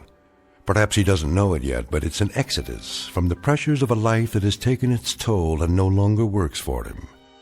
Somewhere up the road, he's looking for some much-needed sanity. But somewhere up that same road, he's about to find more than he bargained for. He may not have noticed, but he's just taken an unscheduled side trip into the Twilight Zone.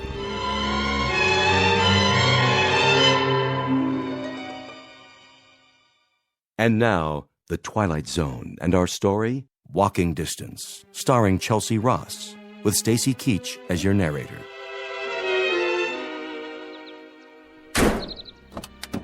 That's a sweet little sports car you got there. I suppose. One of the rewards. Could you take care of it for me? Take care of it how? Oh, I was thinking a lube and an oil change. Oil's fine. I checked under the hood. Looks good to me. You can do it, can't you? Oil change and a lube job? Sure. If you have the time. Today? No business on Sunday. I don't mind waiting. Well, this car don't really need it, I'd say, but... Please. Take about an hour. I'm in no hurry. Okay, if that's what you want. Not much to do around here in the meantime, though. That's all right. I'm off the clock.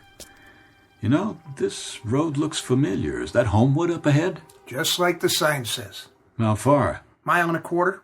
I used to live there. It's where I grew up, as a matter of fact. I haven't been back in... Oh, it must be 20 years. That's so. More like 25. And then this morning, I just... I got in the car and drove. Guess I reached a point where... Well, I had to get out of the city, as far away as possible. You know the feeling? Can't say I do.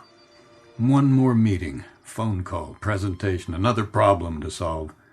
If I'd stayed home today, I probably would have jumped out of a window. Oh, don't want to do that. Sometimes you feel like you don't have much choice, so you get behind the wheel and head for Homewood, I guess. Walking distance, is it? Maybe a mile and a half. That's walking distance.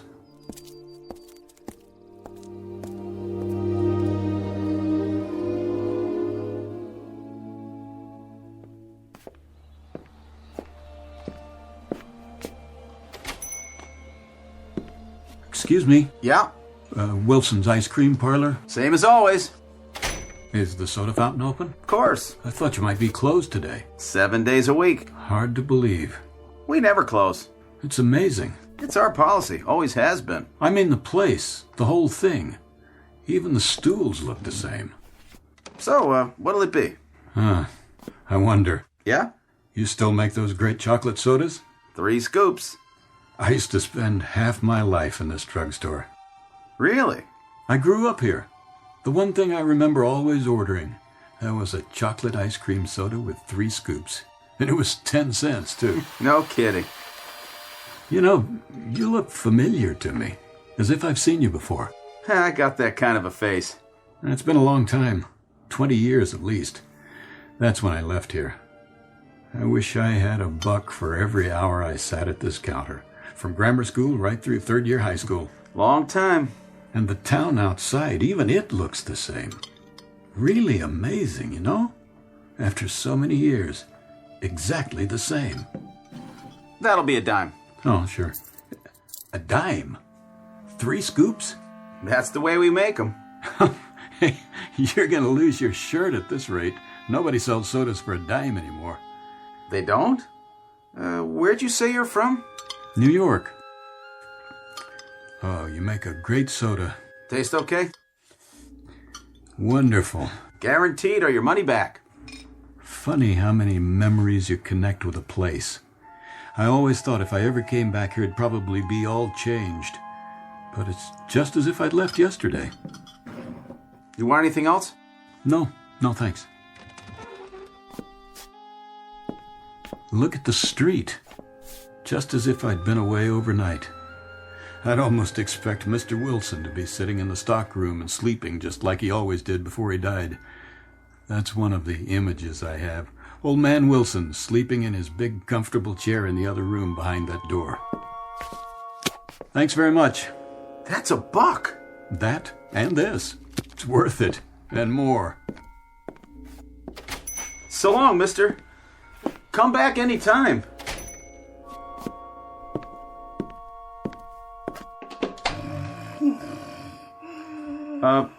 Mr. Wilson? Yeah. Oh, hello, Charlie. Just rested my eyes for a minute. Sorry to disturb you, but we're going to need some more chocolate syrup, Mr. Wilson. Oh, well, good. I'll order some this afternoon. Okay, Mr. Wilson. I'll get back to work now.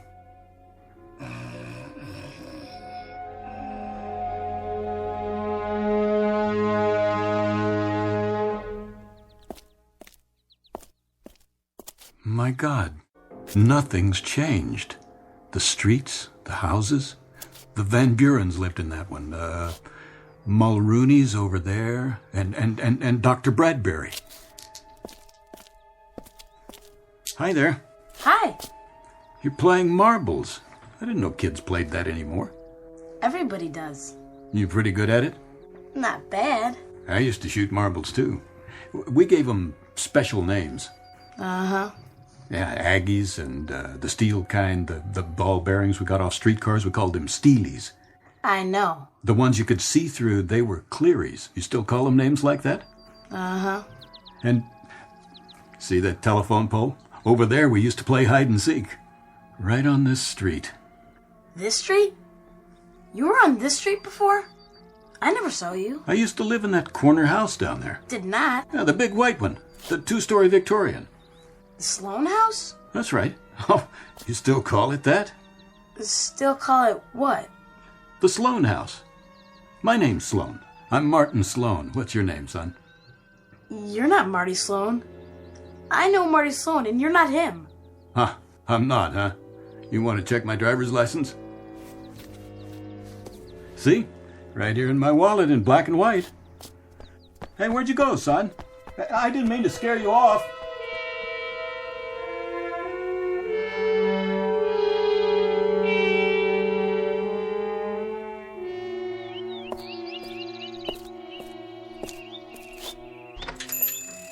Hello. Hi, what can I do for you? Bicycle shop. I'm surprised you're open. Yep, Sunday's a good day. Kids come in, want me to fix a flat, always something. You know how it is. I do. I came in here once a week at least when I was a boy. Had quite a few flats fixed myself. You did, huh? What kind of bike? A Schwinn.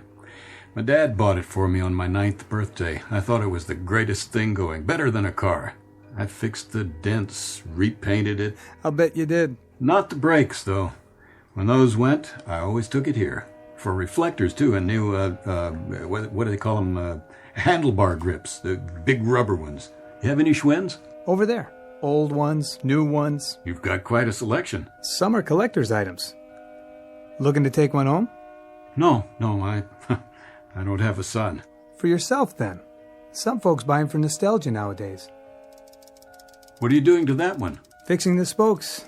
Gotta have them all in place to balance the wheel. You know, I haven't thought of that in years. What's that? Why, I used to take cards, ordinary playing cards, and clip one to the front wheel with a clothespin. Yep. And it made the greatest sound. Clickety-click. You got a deck of cards by any chance? Wait. Here's a business card. I'll hold it while you spin.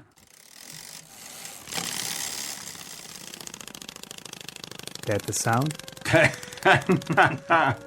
That's it. This is your card, huh? Sloan, I know that name. There's a Sloan family lives one street over. The old white Victorian? Yeah. Any relation? What are their names? Not sure. I think they have a boy that comes in here, though. They're probably listed. Or just walk on over. It's not far. I know. House on the corner.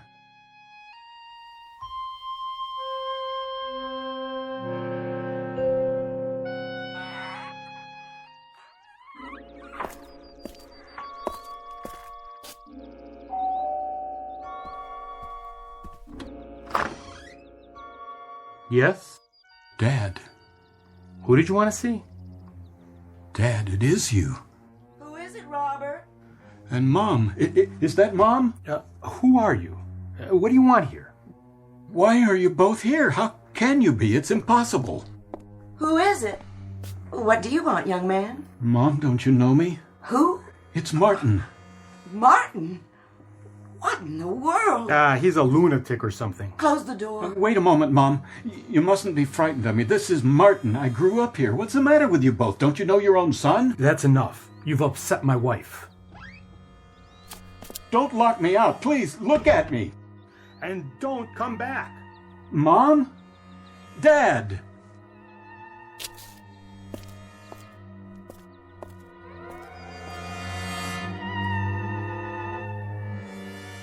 Robert? Keep the door locked from now on. And put this out of your mind now. Like it never happened. But who was he? Just some crazy person. Someone who lost his way and doesn't belong here. Who doesn't belong here at all.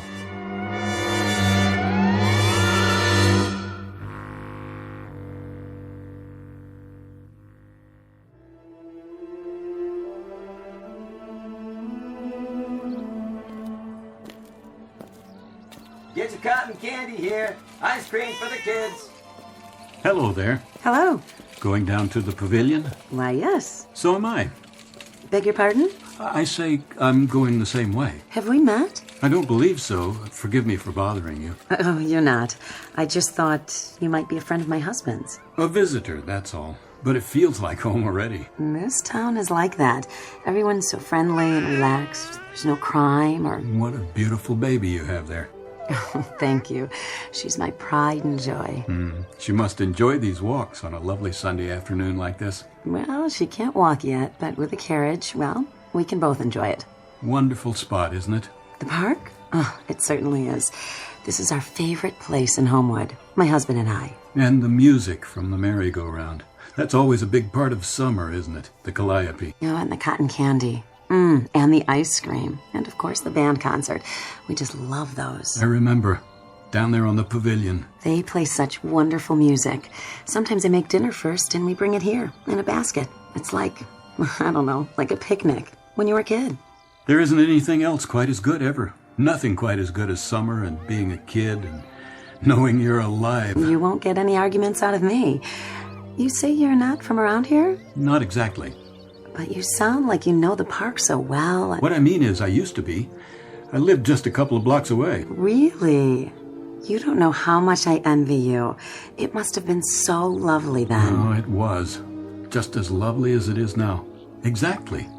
I remember the calliope and the merry-go-round, those great hand-carved horses. No, they still have them. And the bandstand.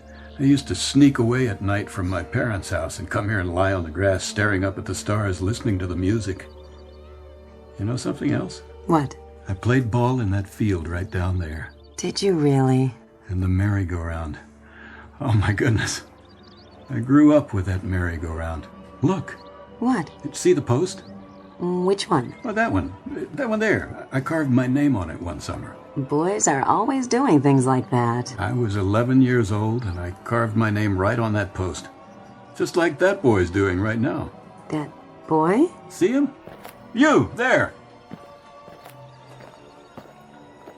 I wasn't doing nothing. I know. I just wanted to see what you were carving. It's not my knife. Sure it is. That's your pocket knife. Go on, pick it up.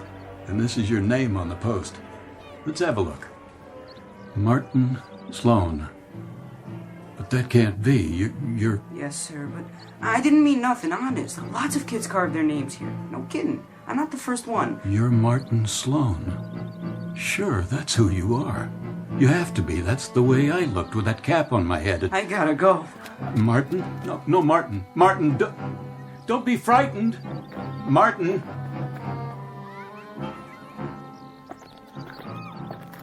Why were you running like that? I didn't want to hurt him. I just wanted to talk to him, ask him some questions. Who? I was going to tell him what will happen to him. Tell him? The boy. What boy? You didn't see him? Tell him what? I don't know. I really don't know. If it's a dream, I suppose I'll wake up, but I don't want it to be a dream. I think you'd better sit down somewhere for a few minutes, rest. But I don't want to rest. I don't want any more time to pass. Not now. You don't understand, do you? Of course not. How could you? You may have had too much sun. You should find a nice place in the shade. Please, let me tell you what's happened to me. The whole incredible, unbelievable story of what's happened to me today, just as I was going to tell the boy before it's too late, before you... If you'll just hear me out. I didn't see any boy. The one who ran off, the one who looks like me. You'd really better rest now. You don't look well. Martin? Martin, please. Where are you?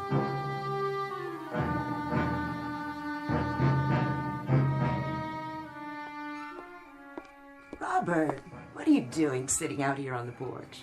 Just thinking, dear. Of what? I don't know. Nothing much. Shall I sit with you? If you'd like. Let me clear away the dinner dishes. There's another piece of pie left. Maybe later. Look at that moon. I think I will join you. Remember how we used to sit in this swing, listening to the wind and the elms as if it were talking just to us, while we made plans? Of course I do. Hurry back. It's been a long time. Yes, it has.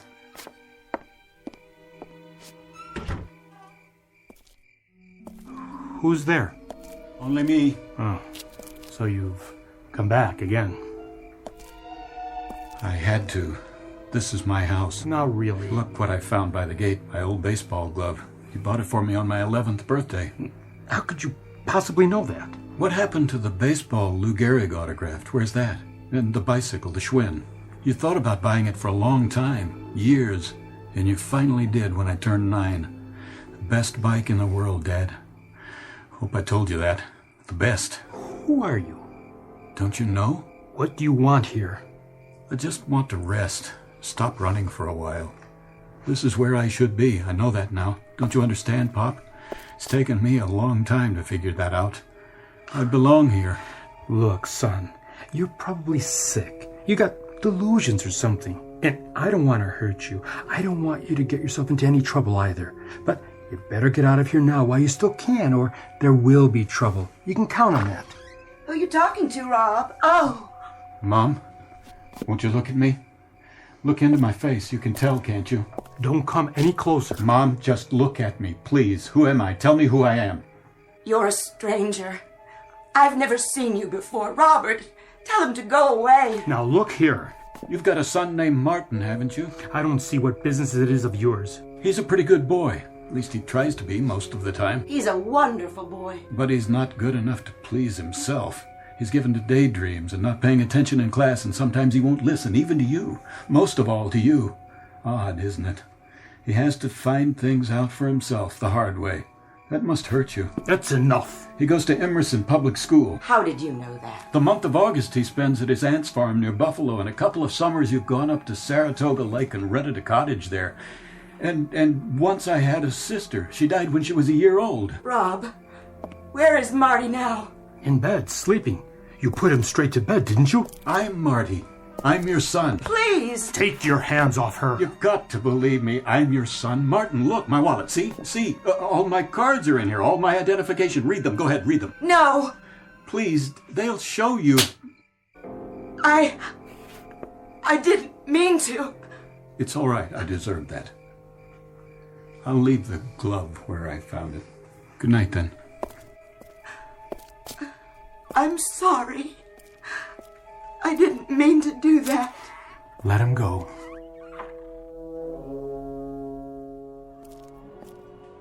Martin? Martin! Where are you? I've got to talk to you.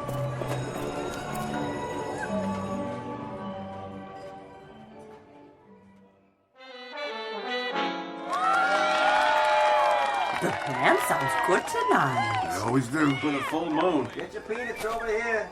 I remember this night. Swear I do. How about a cold soda pop there, mister? Huh? Oh, no, thank you. Peanuts, popcorn. This very same night. It has to be. The band played that song, and then I walked over here by the big tree and lay down and listened to the next tune.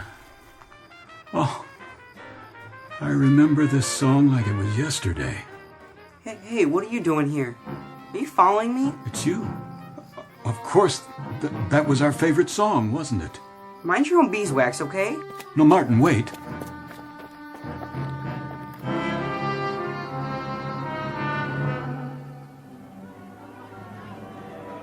Last ride of the night on the carousel, right here.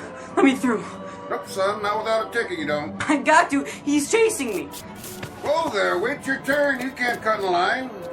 Did you see a boy, 11 years old? Is that your boy? You best teach him some manners. I've got to stop him. Where's your ticket? Hey, you can't just jump on. It's already started.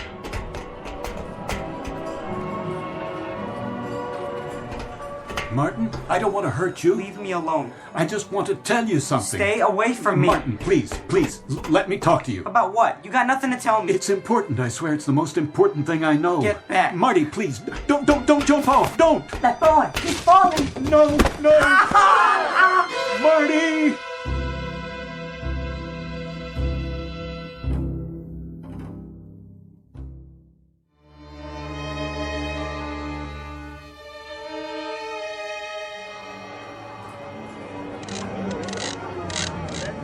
Stand back. The boy's hurt. His leg is bleeding. Oh, it's my leg, too. We'll get him out. Lift him up. Be careful. His leg is broken. Somebody get him to a doctor. Easy. Take it easy with him. His cap. Don't forget his favorite cap. We've got him. Oh. I only wanted to tell you that this is a wonderful time for you, special time. Don't let any of it go by without enjoying it. There won't be any more merry-go-rounds after tonight, no more cotton candy, no more band concerts. I only wanted to tell you that this is the wonderful time. Now, here. That's all, Marty. God help me, that's all I wanted to tell you. That's it, folks. Park's closed. Everybody out. I'm going. Who's there? I can't see you with the lights off. I thought you'd want to know that my boy will be all right. He may limp some, the doctor says, but he'll be all right. I thank God for that. Here. You dropped your wallet by the house. Did you look inside? I did. And? It told me quite a few things about you. Nothing too bad, I hope. Driver's license, cards, the money in it. Seems that you are Martin Sloan. You're 36 years old and you have an apartment in New York. That's right. It says your driver's license expires some 25 years from now. The dates on the bills? Those dates haven't come yet either. So you know now, don't you? Yes, I know. I know who you are, and I know you've come from a long ways from here. A long ways, and a long time. I don't know why or how. Can you tell me? I'm afraid not. And you know other things, don't you, Martin? What do you mean? Things that'll happen. Things that haven't happened yet. Yes, I do. I wish I didn't, but I do. You also know when your mother and I... when we'll... Yes. Yes, I know that too. Do me a favor. Don't tell me. I couldn't. Grant me that grace. Martin, there's a saying. Every man is put on earth condemned to die. Time and method of execution unknown. That's a part of the mystery we live with. It must always be a mystery. Martin? Yes, Dad? You have to leave here. There's no place for you. No room. Do you understand? I see that now, but I don't understand. Why? I guess because we only get one chance. Yes. Maybe there's only one summer to a customer. The little boy, the one I know and love, the one who does belong here. This is his summer, Martin, just as it was yours once. Don't make him share it. I guess I'll be going. I don't want to, but there's no choice for me. No choice at all. I see that now, too. Martin, Is it so bad where you come from? I thought it was. I've been living at a dead run, Dad. I was so tired, and then one day I knew somehow, some way I had to come back. I had to get on a merry-go-round and listen to a band concert and eat cotton candy. I had to stop and breathe and close my eyes and smell and listen. Otherwise, I might just as well not be alive. But you are. Remember that. And when you go back to where you came from, maybe you'll find that there are merry-go-rounds and band concerts where you are. You've been looking behind you, Martin. Try looking ahead. I'll try. Promise? I promise. Goodbye, Dad.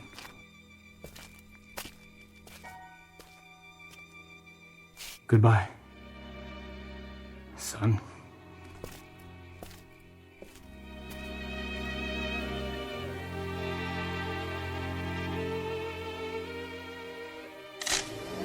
What? Oh. Well, maybe one more ride to last me. If I can get this bum leg to work.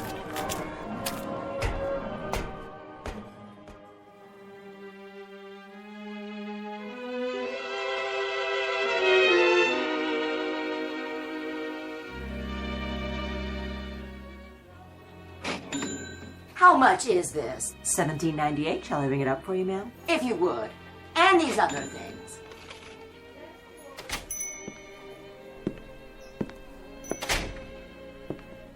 Afternoon, sir. May I help you? Is this Wilson's? Wilson's Drugstore, yes. And the soda fountain? Over there in back. Thank you, miss.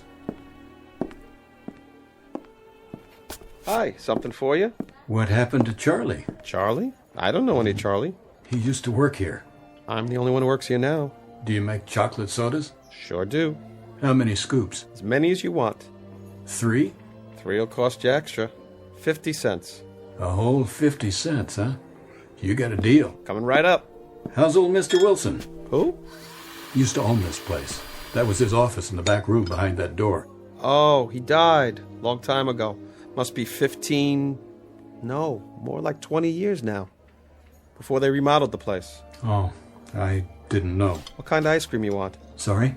We got 15 flavors. I've changed my mind about the soda. That's okay. Oh, these stools weren't made for bum legs, were they? Guess not. Need any help? No, thank you. I can walk just fine once I get on my feet. Get that in the war? No, as a matter of fact, I got it falling off a merry-go-round when I was a kid. Freak thing. Fell into the machinery. A merry-go-round? Over in the park. Oh, yeah. They tore that down a few years ago. Condemned it. Little late, I guess. How's that? Little late for you, I mean. Very late. Very late for me.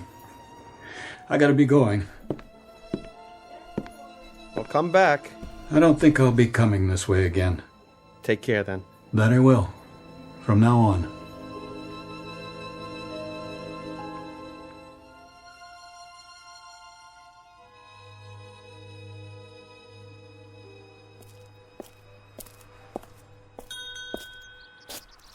Oh, hi, mister. Wondered what happened to you. Nothing much. I just, took a walk. Thought maybe you weren't coming back. Was I gone that long? Oh, not really. Just seems that way. Things are pretty slow out here. Did you finish with the red sports car? All lubed and ready to go. Thanks. I had some extra time, so I washed it for you. Thought you might like that. Yeah, that was kind of you. No charge for the wash, though. Of course there is. Will this cover it? Keep the change. Hey, thanks. You sure? I'm sure. Going on to Homewood? Not this time. Too bad. It's a nice place. I know, but I've got things to do.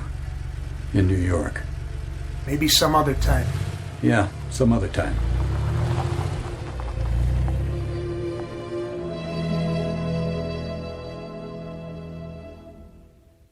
Martin Sloan, age 36, vice president in charge of media, successful in most things, but not in the one effort that all men try at some time in their lives, to go home again. And as with all men, perhaps there'll be an occasion, A summer night sometime when he'll look up from what he's doing and listen to the distant music of a calliope and hear the voices and the laughter of the people and the places of his past.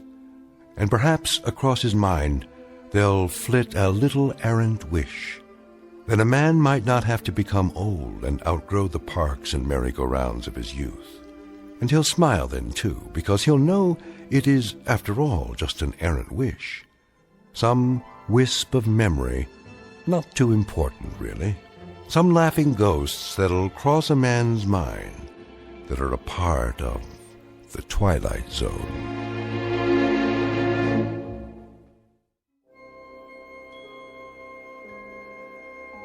Hi, this is Carl Amari, producer of the Twilight Zone radio dramas. I'd like to take a moment to tell you about our official website at twilightzoneradio.com, where you'll get the latest news and information on these Twilight Zone radio dramas. Plus, at twilightzoneradio.com, you can digitally download 3 free episodes or any of our episodes for only $1.95 each. In this age of ever-changing technology, we've decided to make these episodes instantly available to you by making the Twilight Zone radio dramas a digital download-only series. This means that this series will no longer be offered on CD. The CD collections at our website are now being offered while supplies last at buy one, get one free. So be sure to get your favorites before they're sold out. Be sure to visit us often, and I'll see you in the zone.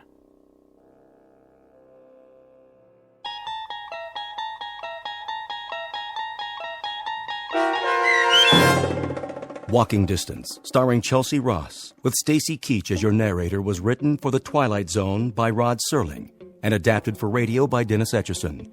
Heard in the cast were Turk Muller, Rick Komanek, Jeff Lupetin, Doug James, Adam Tangway, Tony Castillo, Linda Ryder, Lynn Foley, Bruce Grossman, Laura Russell, Mike Aljadeff, and Peggy Roeder. To learn more about the Twilight Zone radio dramas and to obtain audio cassettes and CDs of these programs, visit our website at twilightzoneradio.com. This copyrighted radio series is produced and directed by Carl Amari and Roger Wolski for Falcon Picture Group. Doug James speaking.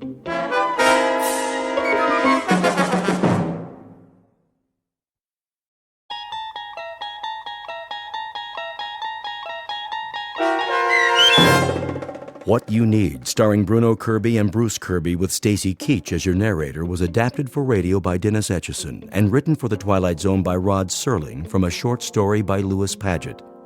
Heard in the cast were Christian Stolte, Jeff Lupetin, Frenette Lebo, Kurt Nabig, Linda Ryder, Max Kirsch, David Darlow, Carl Amari, Meg Falcon, Doug James, Roger Wolski, and Vince Amari.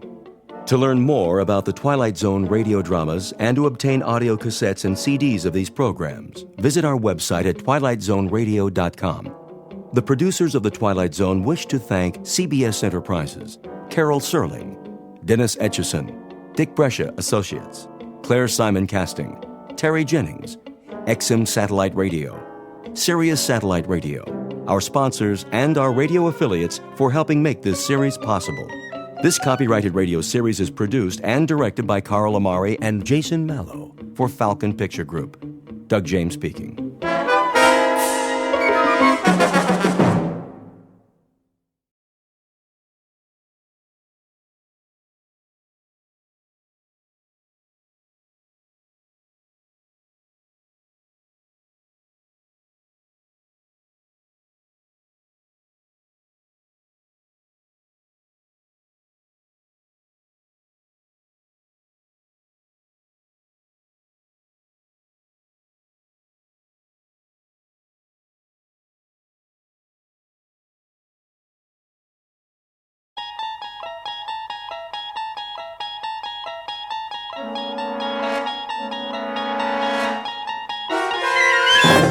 There is a fifth dimension beyond that which is known to man. It is a dimension as vast as space and as timeless as infinity. It is the middle ground between light and shadow, and it lies between the pit of man's fears and the summit of his knowledge. This is the dimension of imagination. It is an area which we call the Twilight Zone.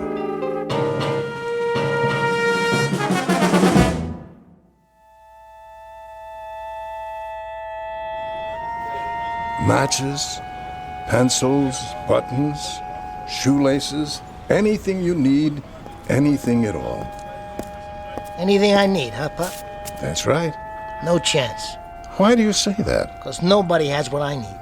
You never know. Take a look in the tray. Forget it, old man. Are you sure? Sure, I'm sure. Every night you're out here selling this cheap junk. But I haven't seen nothing yet that fills the bill. Maybe you haven't looked close enough. Oh, I've looked, all right. Needles and thread, thimbles, eyeglasses. Where'd you get all this stuff? From a flea market? Here and there. It's a hobby of mine. You never know what people will need. What people will need. You're crazy, Pop, you know that? You're out of your ever-loving tree. Am I? You can bet on it. Standing here like this, nobody ever stops, right? Oh, once in a while they do. Sure. Why would they? All you got's junk. Why don't you trade it in for a tin cup? Stick a sign around your neck that says, "Poor me, nothing to eat and no place to go." That wouldn't be correct. I have a room of my own. Yeah, right. A cardboard box in an alley. Actually, it's a rooming house. Been there quite a few years. I pay rent like everybody else. With what? Nickels and dimes?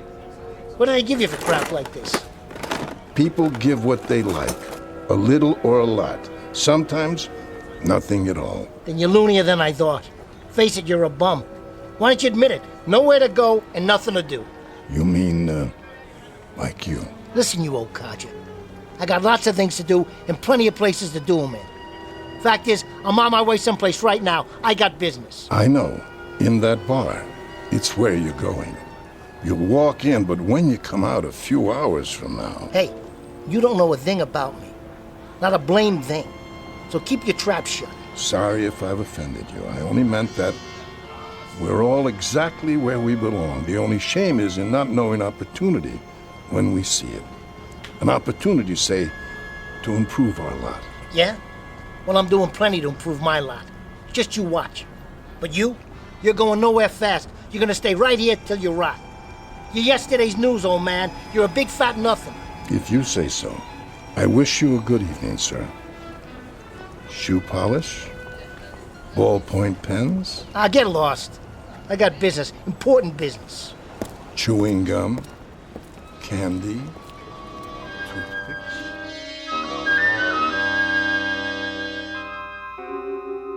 You've just met Mr. Fred Renard, age 36, who carries on his shoulder a chip the size of the national debt. It consists of an antagonism directed against the world, those who people it, and everything with which he comes in contact. The taste of his food, the temperature of his coffee, the fact that he has lost 11 jobs in the past year and 3 girlfriends in the past month. A general displeasure that is as much a part of the man as his eyes, nose, and ears. This is a sour man, a friendless man, a lonely, grasping, nervous man, a man who has lived 36 pointless, meaningless, undistinguished, failure-laden years on this earth, and who at this moment is looking for an escape. Any route out of the norm, any path away from the sameness of his living, anything, anybody to get him out of his rut. And though he does not know it yet, the little old man on the street corner may turn out to be just what Mr. Renard has been waiting for, at an unlikely intersection in the Twilight Zone. And now, The Twilight Zone and our story, What You Need, starring Bruno Kirby and Bruce Kirby, with Stacy Keach as your narrator. Ready yet? For what? For me to pour you another one. I'm fine. You've been fine for an hour. I'm not finished yet. Then how come your glass is empty? You got a time limit? Look, we sell booze here, mister. We don't rent space. Is that a fact? That's a fact, buddy. Tell you what, then. Yeah? Why don't you just go take a flying jump at the moon? All kinds. You meet all kinds. You okay, miss? Yes, thank you. I was just leaving. Take your time. Oh, that was a heck of a season. Darn right it was. We could have gone all the way. You pretty near did. Boston had nothing in the outfield. New York... Forget about it. We had it all sewed up. How you doing, Lefty? Oh, I'm fine, Sal. Yep, all sewed up.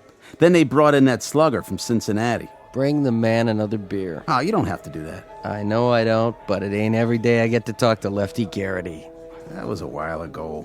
Listen, the man wants to buy you a drink. You let him. Make it 2. 2 drafts coming up. Thank you kindly, fella. Don't mention it. Hey, Pop. Good evening, gentlemen and lady. Does anyone need anything? Anything at all? Not tonight, Pop. You, sir? I told you. Get lost. Ah, so you did. How about you, miss? Matches? Perfume? Really, I don't think so. A hair ribbon, perhaps? There's nothing wrong with the young lady's hair. Thank you. Why don't you give it a rest tonight, Pop? You might have a look just the same. I have a little bit of everything here. I guess I'll take some matches. You don't need matches, miss. I don't? I'll tell you what you need. Yes, I think I know exactly what you need. What is it? Cleaning fluid. Cleaning? Very good cleaning fluid, guaranteed. Remove spots of any and all kinds. I think you'll find it useful. I really don't... Believe me, miss, it's what you need. Well, I suppose I... How much is it? No charge. Here you are. There you go, 2 drafts. Thanks, Sal. You looking at me, Pop? He's okay. I know he is. I've seen him in here before. What have you got there? Oh, many things. Odds and ends. Things you need. Things I need? What do you think I need, Pop? That's always the question, isn't it?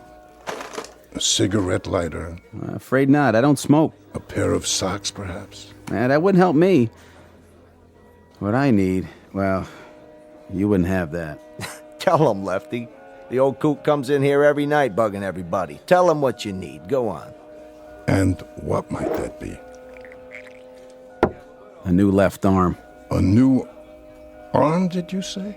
Lefty was quite a ball player in his time. Pitched for the Cubs. Then his arm went sour. Didn't it, Lefty? Didn't it go sour on you? Sure did. So that was what happened. I should know. I dropped a bundle on him at a Sunday doubleheader a couple of years ago. What do you do now? What does he do? Well, for starters, he comes in here 7 nights a week looking for his career. I keep telling him it ain't at the bottom of a bottle. Sometimes there are alternatives. Other things a man can do. Instead of pitching? Instead of baseball? Come on, let's get back to the socks and shoelaces, Pop. All right, give me one of each.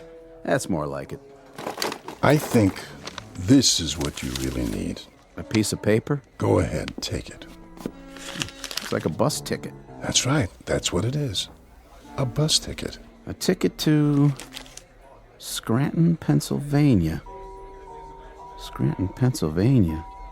What's in Scranton, old man? I'm afraid I couldn't say. Coal mines. That's what they got in Scranton, Pennsylvania. They got nice, lovely coal mines. You can't pitch with that arm, Lefty. Maybe you can dig with it. Wonder who that is. Sal's place. Somebody's old lady, probably. Or a bookie calling to collect. If it's for me, I ain't been in. Got it? What? Yeah, he's here. Hey, I thought I told you. Lefty. Huh? You're wanted on the phone. Me? That's what the man said. Wants to talk to Mr. Garrity. You're kidding.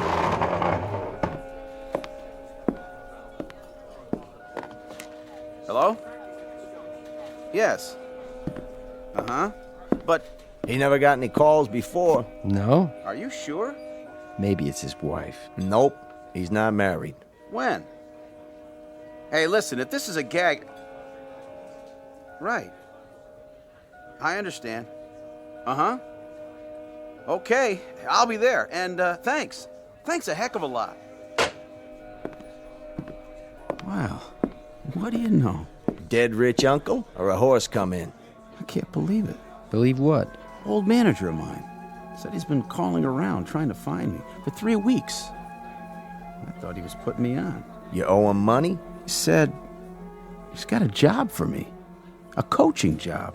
Minor league club in Scranton, Pennsylvania. No kidding. That's great.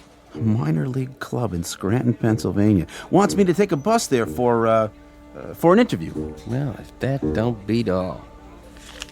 You hear that, Pop? He wants me to take a bus. Does he? How'd you know? Coincidence maybe, or just good fortune. Why question it? Why question? It's there for you. But this ticket, I don't get it. I just don't get it. Better get packing, Lefty. You're wasting time. Oh, nothing much to pack. This is the only suit I own. Oh, I wish I had time to take it to the cleaners, though. You look fine. No, I don't. Still got this old stain on the front, see? Gravy or something. I'd like to look halfway decent when I meet the general manager. That's who's going to interview me, the general manager. Oh, I hate to look like a tramp. I can get a shave, but I don't have any other suits. Excuse me. I couldn't help but overhear. Why don't you try some of this on your jacket? What? It's supposed to be very good for that sort of thing. Thank you, ma'am, but... Miss. It's Miss. But I wouldn't want to... Here. Let me try. Don't go to any trouble. All I need is a handkerchief. Yes, I have one. It should only take a few drops. Stand still. Well, I'll be. There. You look good as new, Lefty. Thanks very much, miss. I appreciate it. That's quite all right. Oh, lucky you were around. Not really luck. The old gentleman there, he's the one who gave me... Where did he go? Looks like he just slipped out. Ain't that something? What do I owe you for the drink? Oh, make it $1.50. Here. Last of the big-time spenders. What's he in such a hurry about?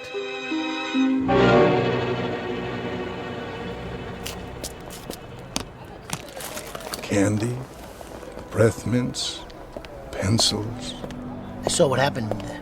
Something for you after all? A flower for your lapel. Is this what I need? That's up to you, sir. Or a nice necktie. I have several different designs. What do I need, old man? You tell me. One needs different things at different times. What do I need now?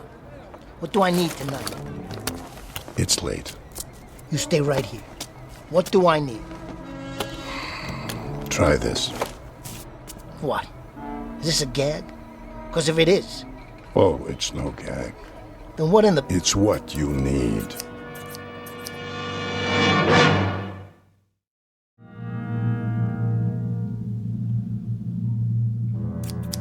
Scissors?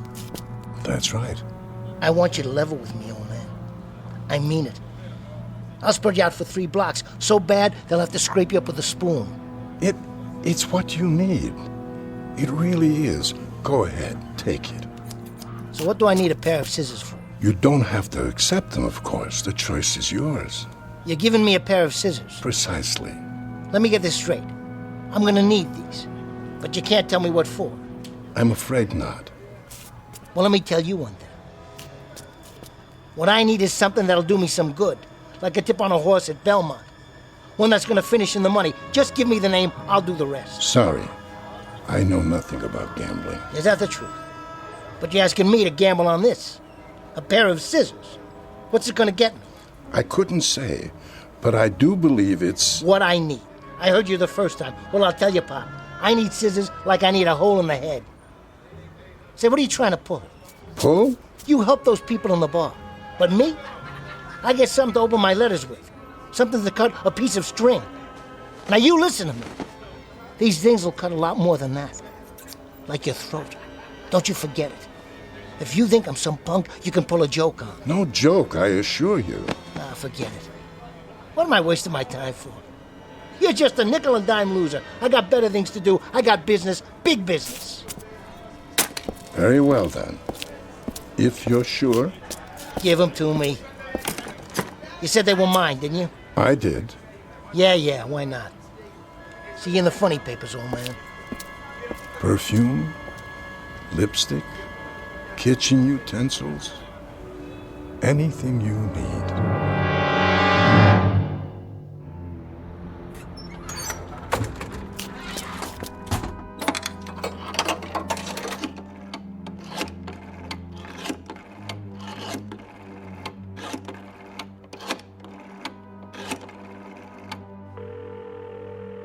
Talk to me. Carmine? Who's this? It's Freddie. Who do you think? Freddie. Been a while, huh? Not long enough. I ain't got time for deadbeats. Hey, what are you talking about? I paid you off, every penny. Took you long enough. I always pay my debts. Say, listen, Carmine. I was looking at the racing form. And I see a horse here looks pretty good. The 6th race tomorrow. Name of, let me see. Staunch Soldier. Yeah, that's it. Don't make me laugh. That nag couldn't steal a purse from an old lady. I don't know, Carmine. Says they're taking the weights off. Plus he's getting a drop in class. Sounds like a sure thing. So I was thinking, why don't you put a C note down for me across the board? What are you, a comedian now? What'd you say? Must be something wrong with the line. You heard me. Come on, you know I'm good for it. No more credit, Freddy. But I tell you, I can make a mint. Don't con me, buddy boy. All right, $50. On the nose. I don't want to be greedy or nothing. She's coming in at 17-1. You know how much money that is? I told you I ain't taking your bets. Now get off the phone. I got a business to run. But Carmine, I swear. Carmine. Carmine! Why, that dirty, lousy 2-bit.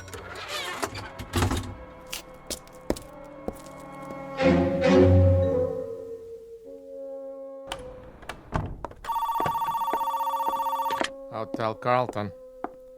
Yeah, by the week. Payment in advance. In cash. Same to you, pal. Mr. Renard. Yeah. About your bill? I'll settle up tomorrow. That's what you said yesterday. Hey, I got a big payoff coming in. Deal I'm putting together. Just got a little cash flow problem, strictly temporary. Mr. Renard. Give me till tomorrow afternoon. If I don't have payment in full... Don't worry about it, okay? 5 o'clock, the whole thing in cash. Till 5 o'clock tomorrow, then. At the latest. You got it. Come on, come on. What's with this elevator? About time. 4th floor, you broken down old piece of... Hey!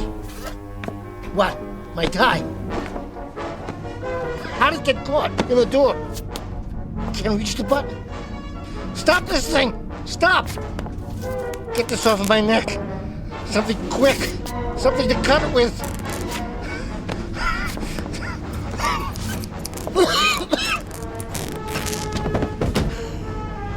There. I don't believe this. I could have choked to death if I didn't have these.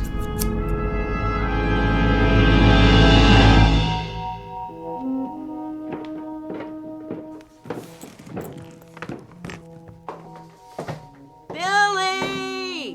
Evening, Mrs. Ricciardo. Oh, hi there, Mr. Pettit.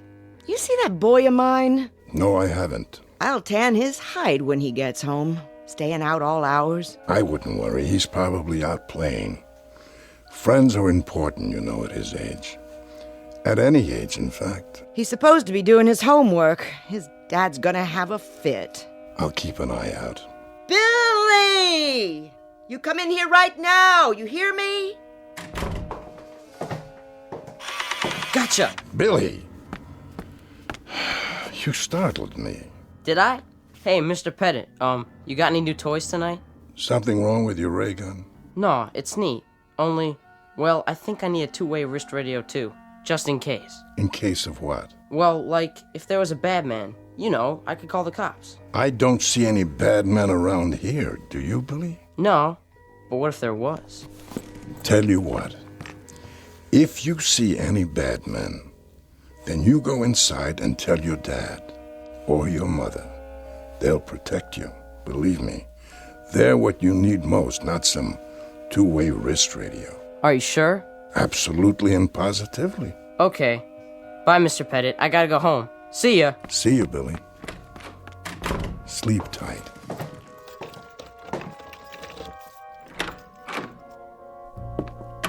Now, where's that light switch? You! Is this what I need? A spool of thread? Who let you in? You gotta get a new lock on your door. I could open this one with a toothpick. How did you know where I live? No problem. I'm real good at figuring things out. You told me you had a room in a hotel. All I had to do was ask around. I'd appreciate it if you'd leave now. You missed this. Here, Pop. Nice button. Is this what I need? Please, just go. Sure thing. Only you and I are gonna have a little talk first. It's late. I'm an old man. Nice pair of scissors you gave me. I'm glad you like it. Now, if you don't mind... Saved my skin. You should have been there. Why? I was on an elevator seat, and my necktie got caught in the door. Ain't that the craziest thing? Couldn't reach the controls, so I had to use the scissors to cut it off before it choked me. How did you know? I don't know anything. I think you do. I asked you a question. How? What difference does it make? It might make a lot of difference. What have you got? A fortune-telling machine in here? Some crystal ball? No, nothing like that. But you can look ahead, can't you? See the future. Sometimes. Then you're an A1 dummy. You got $1 million talent, and you dribble it away for nickels and dimes. You're a loser. Shh, please lower your voice. Now you listen to me, old man. Your losing days are over. From now on, you got yourself a partner. I don't need a partner. I don't need anything. I'm content, Mr. Renner. I may have a certain gift, but I use it sparingly. Yeah, on bus tickets and cleaning fluid. You got cheap taste. But your new partner, he's not satisfied so easy. And what would satisfy him? Are you kidding? What satisfies him comes from expensive shops. It drives long and low on 4 wheels, and it fits nice and soft around the shoulders and drapes easy and looks uptown. Luxury, Pop. Luxury. Go ahead. Concentrate. What's in store for tomorrow? Let's go, old man. What do I need? Very well. Here. What's this? A pen. A lousy, old-time fountain pen? I've been sitting here reading the paper, trying to pick a winner, and what do you give me? A leaky fountain pen that drips all over the sports page. Sorry about the accident. Hold on. Accident, huh? Is that what it was? An accident that a drop of ink falls right on a horse's name? If you say so, Mr. Rennet. Take a look. Ah, this is wild. This is really wild. Sorcerer's Apprentice. That's the horse. Sorcerer's Apprentice runs in the sweepstakes tomorrow. Does it? Hey, Pops. Hey, you're all right. A leaky fountain pen. That's just what I needed. See you later. Yes, I suppose I will. In fact, I'm almost certain of it.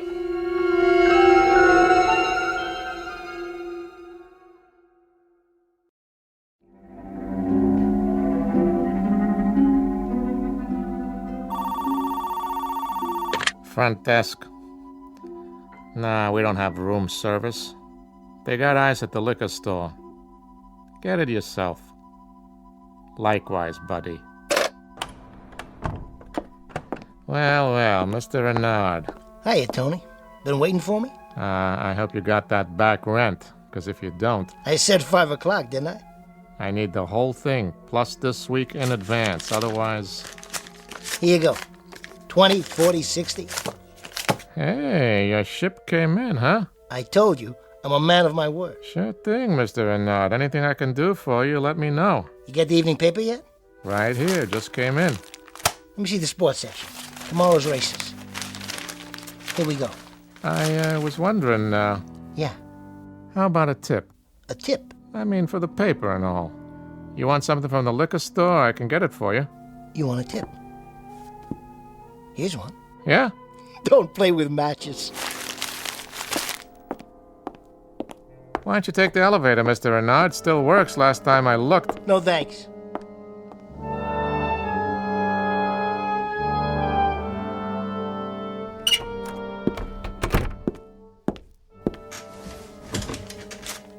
$210, $215. Still got $220 left. It's gonna be $1 million. I'll parlay it all 7 races. Not just horses either. Prize fights, football, baseball, basketball, anything. Come on. Talk to me. Come on. I got some bets to put down, starting with... I told you, Freddie, no more credit. Listen to this.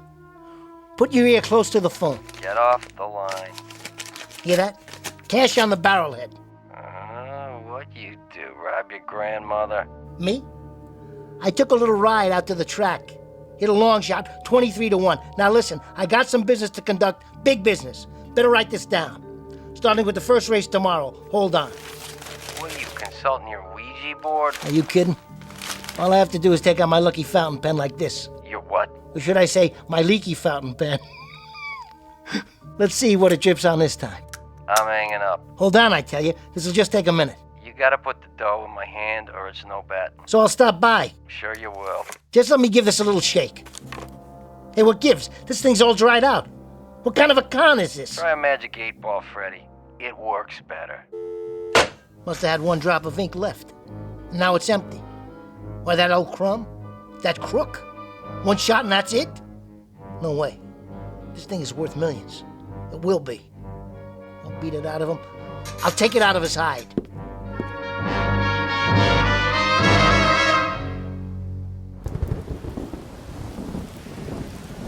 Buttons, needle and thread, shoehorns, anything you need.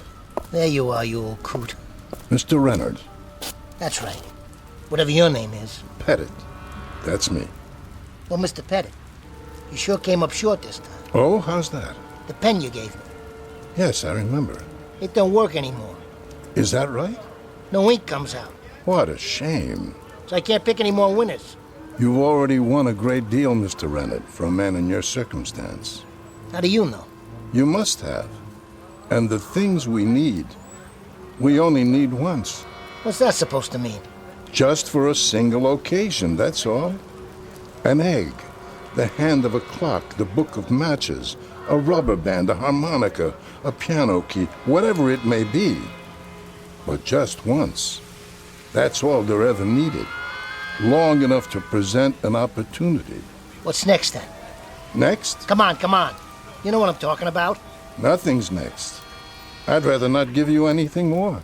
That's so. I'm afraid it is. I want to tell you something about me, old man. I was born under a lousy zodiac. I've had nothing but the bad end of the stick since I was 4 years old. I feel sorry for you, I really do. You don't have to go to that kind of trouble. Just keep it coming. Keep supplying me with what I need. I don't care if it's scissors to save my neck or a fountain pen that gives me the inside word. Whatever it is, I don't want it to stop. That's a pity, because it must stop. What are you doing? Closing up for the night. But why? Why does it have to stop? Because the things you need most, I can't supply. Like what? Serenity, peace of mind, humor, the ability to laugh at oneself. Those are all the things you need. And unfortunately, it's beyond my power to give them to you. Try one more time. Take a look in my eyes. Come on, old man, look deep. Look deep and tell me what I need tomorrow. You can see ahead. I already know that. Now, what do you see? Please. Go on. I said look.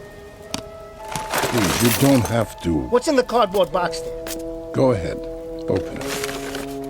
Nice pair of shoes. All shined up, too. Take them. Is this what you've got for me? Yes, they're for you. Nice. They're tight, though. Sorry. Too tight. And they're leather soled. I hate new leather soles. They're slippery. But they're what I need, aren't they? I put them on and I walk someplace. Is that it? I walk someplace where I'll get what I need. Perhaps. Hey, old man. So what's with it? What happens? I'm waiting. That's another thing you need, Mr. Renard. Patience. Yeah? Well, I'm tired of being patient. I sincerely suggest that... You giving me the business, old man? That's what you're doing? You giving me the business? I'll come right back across the street and take you apart bone by bone. Listen. Let's hear it. Where are these shoes supposed to take me? Are they what I need? I never said they were, Mr. Renard. But I'll tell you a little secret. They happen to be what I need. Why, you... Hey, watch where you're driving. Can't you see? Look out! No! No! Ah! Did you see that? Knocked it right out of his shoes. Somebody call an ambulance. Too late for that. I got the license plate. Mr. Renard, I looked in your eyes just as you asked. And what I saw was death. My death. You would have killed me. So what was needed, Mr. Render, was one pair of slippery shoes. I'm sorry to say, that's all that was needed. Slippery shoes. Look at that old man. Is he all right? You okay? Oh, yes, I'm fine. Just fine. What happened? Hit and run, I guess. I heard the guy scream, and then the car just kept going. You see it, old-timer? Yes, most unfortunate. A hit and run. Can you beat that? Poor devil. Need anything tonight, sir? Shoelaces, perhaps? Matches? Anything at all. Are you kidding, fella? What would I need at this time of the night? I'll tell you what you need. You need this. A comb? It's yours, sir. No charge. Don't be rude, Harold. Well, thanks, I guess. Put it away. You never know. What's his story? He's a peddler. I've seen him around. He's a loony is what he is. Middle of the night and he gives out combs. Says it's what I need. Okay, folks, stand back. Better call for an ambulance. Looks like it's a little late for that. Evening, officers. What have we got here? Who are you? Rollins, Times Herald. You mind if I get some pictures? Go ahead. Just don't touch anything. All right, folks, back up on the curb. Come on. Anybody see what happened? I did. I saw the whole thing. It was a hit and run. All right, get their statements. Right. You were both witnesses? Sure were. We'll need your names. And a picture if you don't mind. Sure.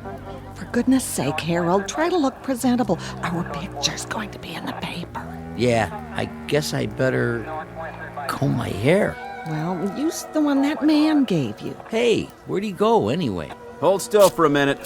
Say cheese.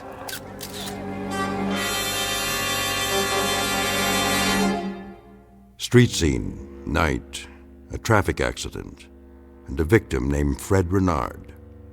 A gentleman with a sour face and a disposition to match, to whom contentment came at long last, after no small measure of struggle.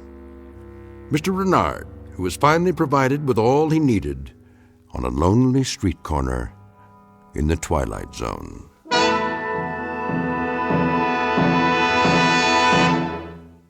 More from the Twilight Zone after this. Hello, I'm Stacy Keach. I hope you're enjoying this edition of the Twilight Zone radio dramas.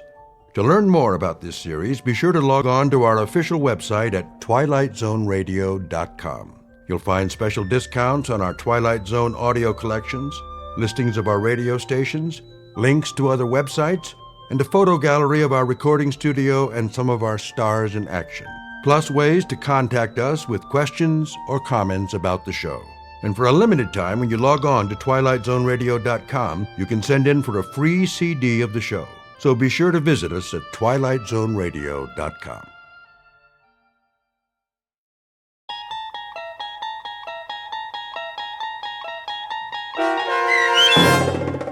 What's in the Box, starring Mike Starr with Stacy Keach as your narrator, was adapted for radio by Dennis Etchison and based on a script by Martin Goldsmith. Heard in the cast were Meg Thalken, Jeff Lupetin, Christian Stolte, Franette Lebo, Doug James, Carl Amari, Paul Patch, and Roger Wolski. To learn more about the Twilight Zone radio dramas and to obtain audio cassettes and CDs of these programs, visit our website at twilightzoneradio.com. The producers of The Twilight Zone wish to thank CBS Enterprises, Carol Serling, Dennis Etchison, Dick Brescia Associates, Claire Simon Casting, Terry Jennings, XM Satellite Radio, Sirius Satellite Radio, our sponsors, and our radio affiliates for helping make this series possible. This copyrighted radio series is produced and directed by Carl Amari and Jason Mallow for Falcon Picture Group. Doug James speaking.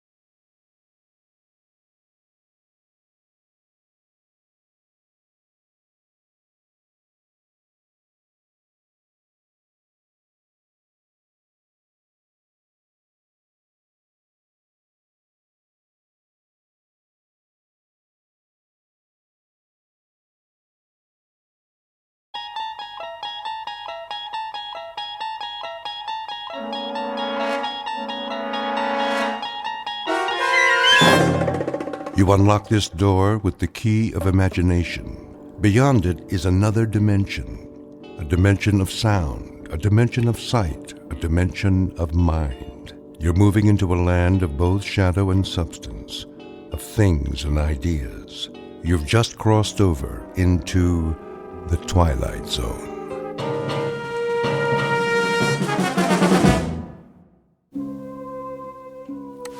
Okay, you know the drill. You talking to me, Copper? Well, I don't see anyone else here. Spread them so I can read you your rights. Set it and forget it. Just 3 easy payments. Coffee beans that are aged. Will you stop it? Turn that thing off. We'll have to operate on his brain at once. Scalpel. Watch it, nurse. It's the bottom of the 8th inning, and so far it's been a very tight game. Drop it! Drop it or I'll shoot! Take it easy, Phyllis. The repairman's coming. You did call him, didn't you? Of course I did. Now turn it down. I'm trying to cook dinner in here. I gotta keep it warmed up, don't I? Bring me another beer. Get it yourself and wash your hands. It's almost ready. Yeah. Acme TV repair. Come on in. So, what seems to be the problem? Did you hear me, Joe? Dinner is served. In a minute. Channel change is messed up. You don't say. Keeps flipping all over the place, one thing after another. Well, let me take a look. Yeah, you do that.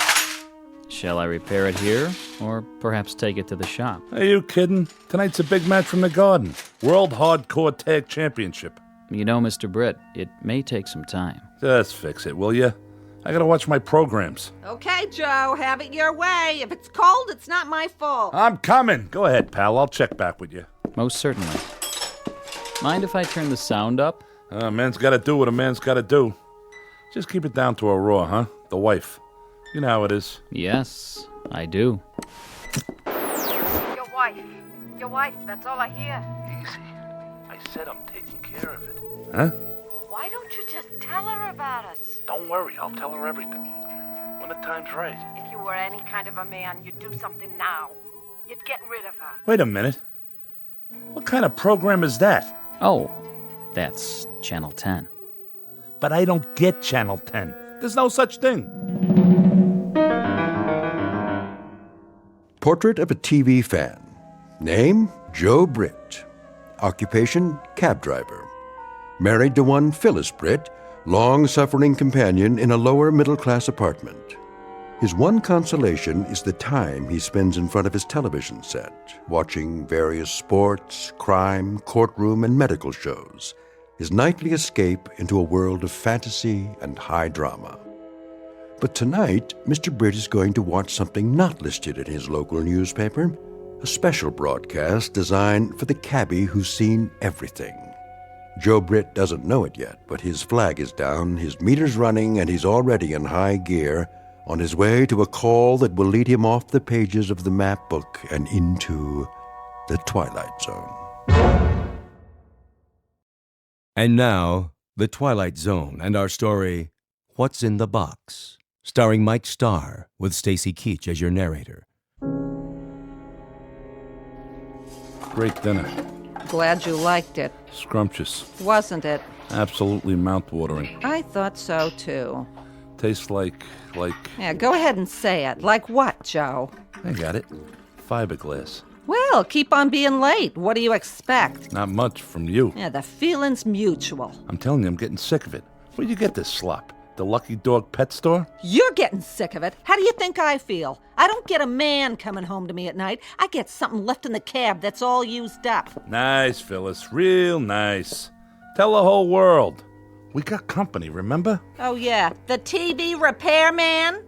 Better hope he gets finished pretty soon, Joe, so you can watch your programs instead of having a conversation with your wife. We're having a conversation right now. Sure we are. It ain't my fault I'm pulling long hours. Yeah? Whose fault is it? The man in the moon? I already told you. Guy hails me when I'm heading into the garage. Had to haul him all the way up to Yonkers. Oh, give it a rest, Joe. I heard that one before. The other day it was Yonkers. Yesterday it was LaGuardia. You don't fool me one bit. Just tell me. Who's the girl? What girl? The one you've got on the side. You're crazy. Yeah, and you're a louse. You don't have nothing left by the time you get home. You gotta be giving it away someplace else. Yeah, I got so much extra energy. Where would I get it? Not from this food. You get what you pay for, Joe, and you're slipping way behind in your payments. Give me a break. I'll give you a break in your head is what I'll give you. If you're cheating on me, Joe, I swear. Can it, Phyllis? The guy out there's getting a free show. Free? How much are you paying him? $10 an hour? 20? And for what? So you can watch your stupid TV. I got a suggestion, Joe. Why don't you sleep on the couch tonight so you don't miss the late show? That's it. I'm going in the other room. Well, don't let me stop you. Take the whole six-pack. As soon as he gets done, you better hurry up. It's getting late. The main event's coming up. Goat Boy and Old Crow versus Dude Love and Rob Van Dam. I know what's going on. You think I don't? You can't even look me in the eye anymore. You're so guilty. Phyllis, for the love of... Well, don't jump off any building on my account, Joe. One of these days, I'm going to even up the score. Make it a real tight ball game. What's that supposed to mean? Freddie Broom. You know, that good-looking butcher? He's always given me the once-over. I can feel his eyeballs rolling over me like ball bearings. You'd think I was the Queen of Sheba. What are you trying to do, start a fight? Well, I got no fight left in me. Once that joker gets fiddling with the TV, all I want to do is watch wrestling and flake out. I'm pooped. Yeah, I'll bet you are. You drove to Yonkers. For all I know, you even went twice. You shouldn't drive so much, Joe. You'll ruin your health. How's it coming, Mac? Well, Mr. Britt, you've got yourself a little problem here. Little problem. You've been at it an hour now. I could have built a whole new set by now. Is that so? Sure thing. I didn't just step off the ferry from Jersey. I know how you guys operate. Do you? First, you kill a $20 hour. Then you say you got to take it down to the shop.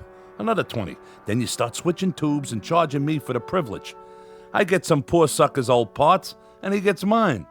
Nobody's the wiser, right? If you say so. And what was that phony station you brought in? Channel 10, my aching back. I don't know what you're referring to. You don't, huh? Probably put a videotape in just to confuse me. It's a racket, that's what it is. A penny ante Cosa Nostra. Well, the state of New York's got laws against that. So save yourself a headache. I ain't swinging for no big bills, period. In that case, the set's ready. What? You heard me. The set's ready.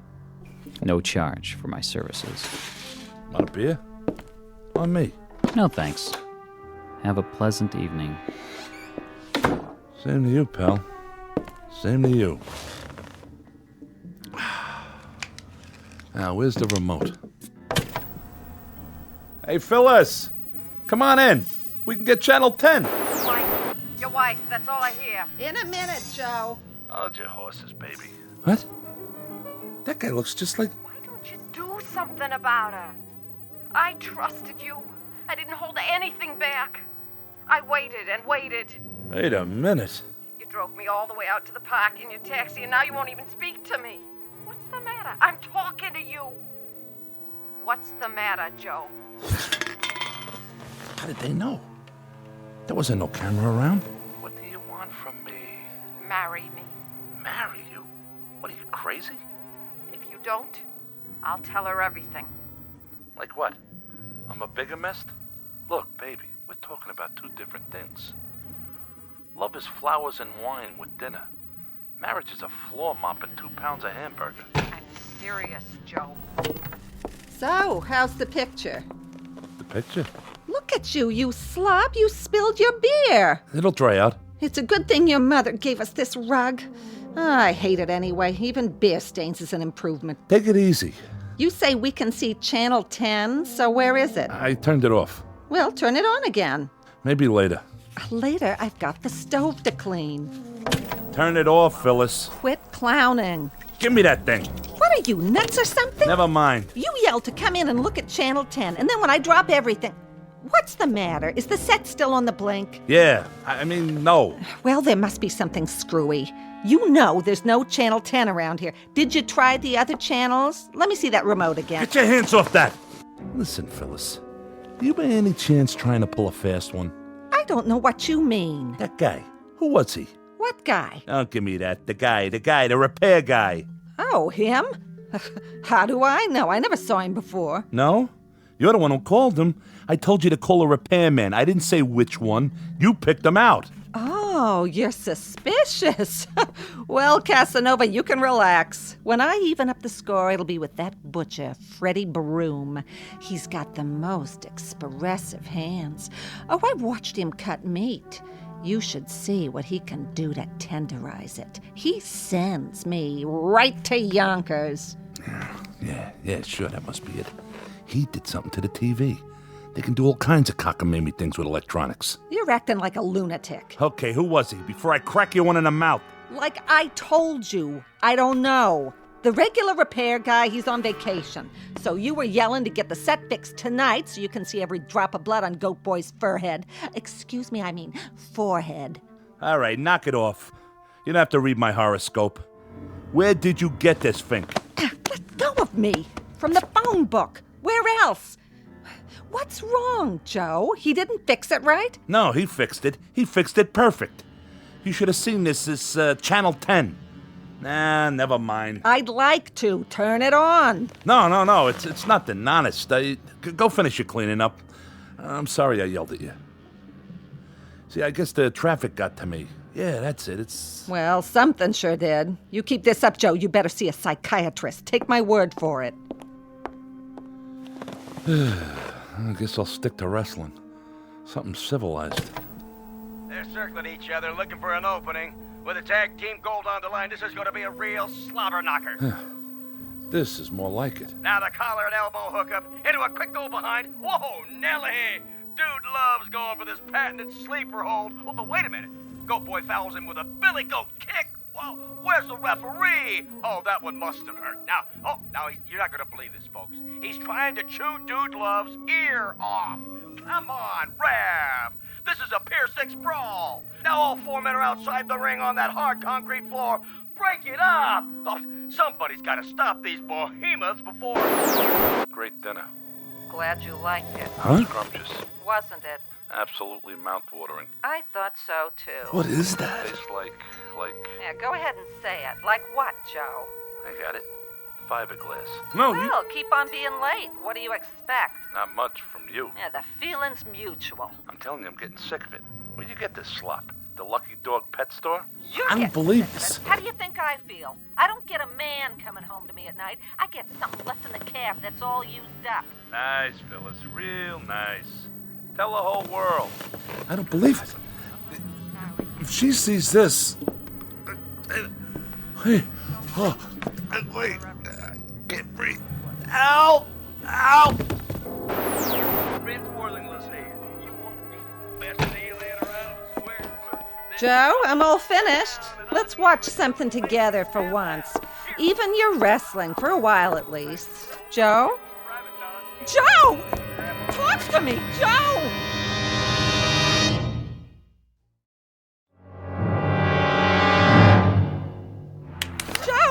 Joe, wake up. Are you all right?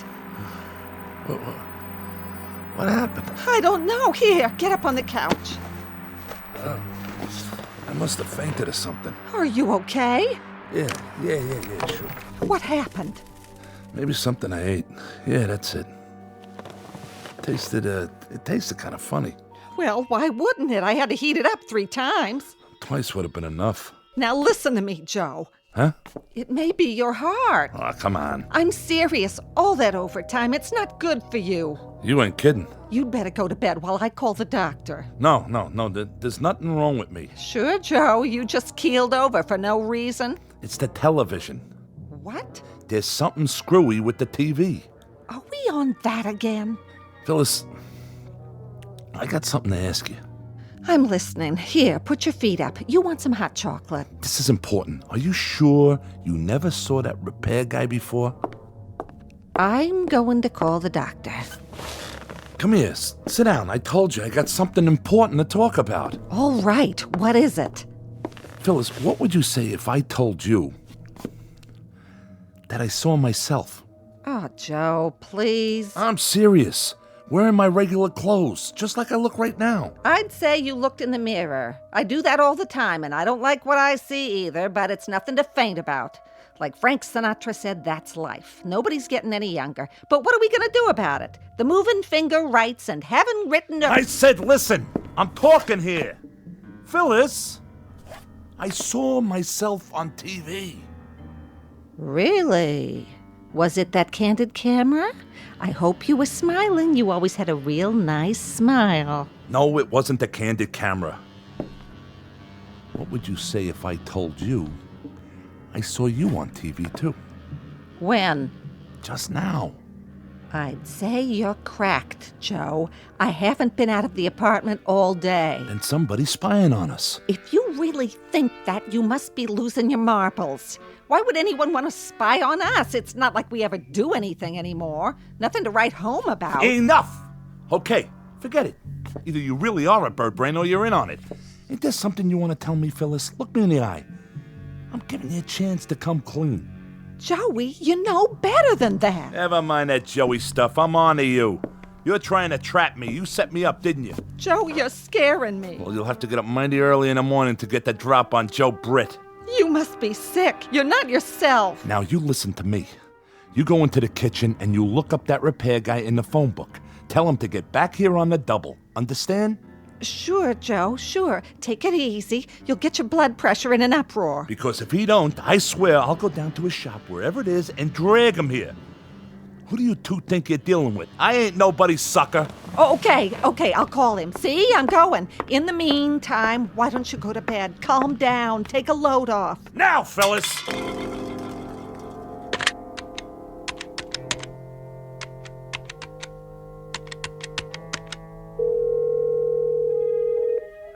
Hello? This is Mrs. Britt. Yes, I think you'd better get over here right away. Calm down, she says.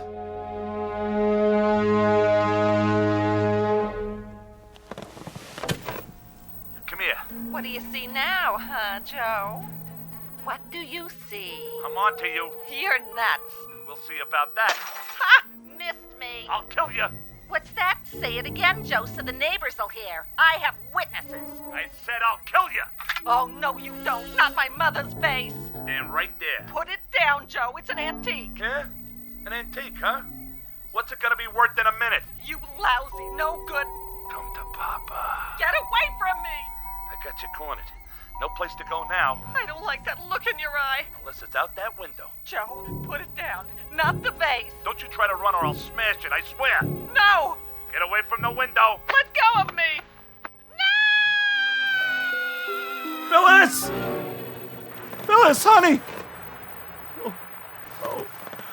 Phyllis. Phyllis!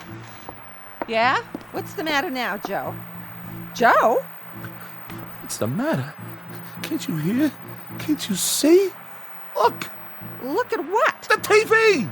What about it? On the screen! There's nothing on the screen. See for yourself. But I saw it, I tell you. You and me right here in this room. What are you talking about? Channel 10 again? I told you, Joe, we don't get Channel 10. It's a trick. It's gotta be. Somebody's playing a trick on me. Why? Why?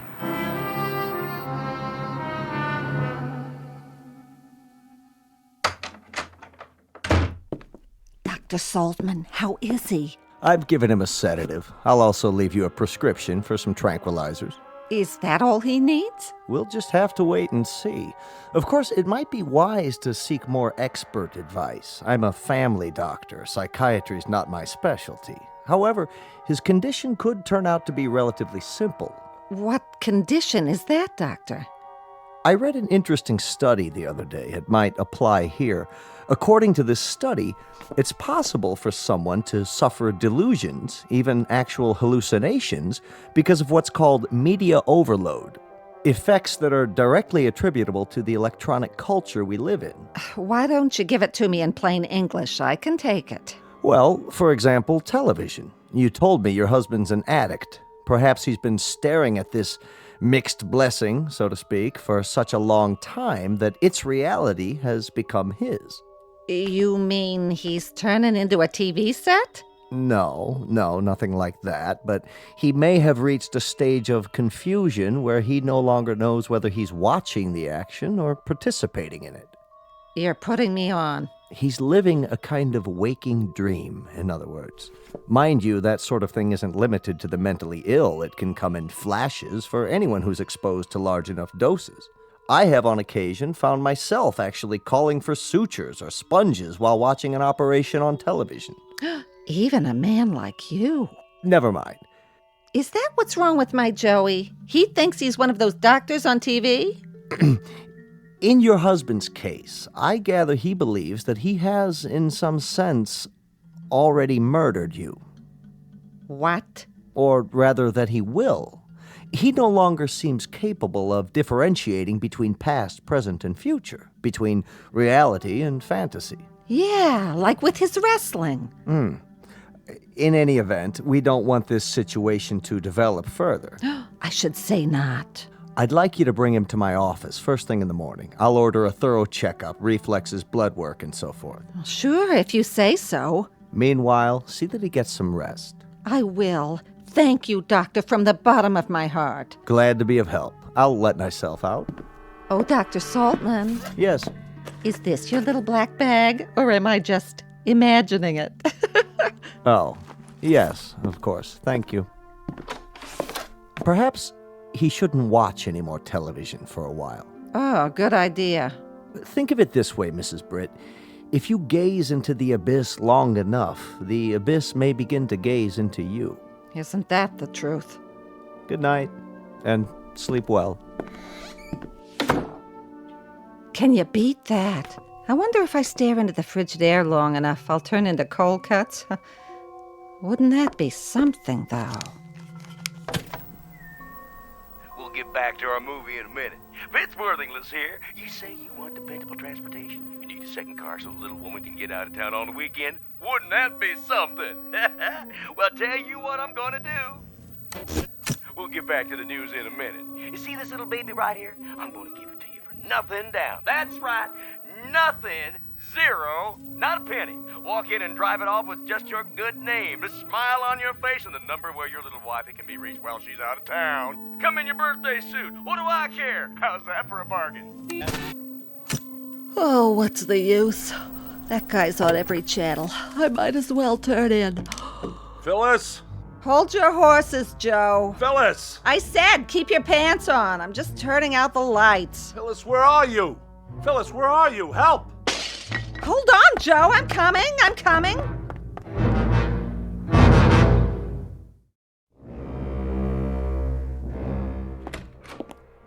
What was that noise? I heard a crash. The mirror. What did you do? The mirror on the dresser. I looked in it, and I saw this room. And in this room, I saw you, Phyllis. You were arguing with someone, and I didn't want to see that. So I threw the water glass and broke it. I'll clean it up. Now lie back down. The doctor wants you to sleep. I can't sleep. You wouldn't be able to either if you'd seen what I saw. So, okay, stay awake. Only let's make a deal. What you saw, I don't want to hear about it. He told you? Yes, and what you saw on the TV before. But he said not to worry, just go to sleep, and tomorrow you'll be fine. Can I fix you something? It's okay. Phyllis. Yes? Phyllis, lean closer. I have to talk to you. Oh, no, you don't. What's the matter? Every time you start off like that, we wind up in a fight. And tonight, if you don't mind, I'm passing. Don't you worry about it. I got nothing to fight with you about. That's a relief. If anyone's to blame for us not getting along, it's me. Well, what do you know? The doctor shot some sense into you. Do you think so? Now, go to sleep. You're not well, Joe. You can't be. If you were right in the noodle, you'd never be talking like this in the first place. No, I mean it. I really mean it. Oh, Joe. You know, Phyllis, driving a cab is pretty lonely work. You're all by yourself for hours and hours. And in between times, people are yelling at you to slow down, hurry up, take Madison Avenue, don't take Madison Avenue, turn right, left, stop, go. And on top of all of that, they think I'm cheating them. Would you believe it? No, they don't. Who says that? So when someone finally comes along and smiles at you, calls you mister, Well, maybe you go all to pieces and think the moon and the stars are your own private property. At least for the night. It feels like spring. And you act like a first-class donkey, kicking up your heels like you were 17 or 18. See what I'm saying? No. There ain't no point in drawing you a picture. I guess you get the message. Maybe you better spell it out for me. Well, seeing you dead like that, after you fell out the window. Or at least, I thought you fell out the window, because it was on the TV and all. It was an awful shock. And I realized, well, you know what I'm trying to say. Then say it. Okay, I'll give it a try. It took a shock like that to make me realize it's you. And not some... Sounds like you're trying to confess something. I just mean, it's you I love. You're the one.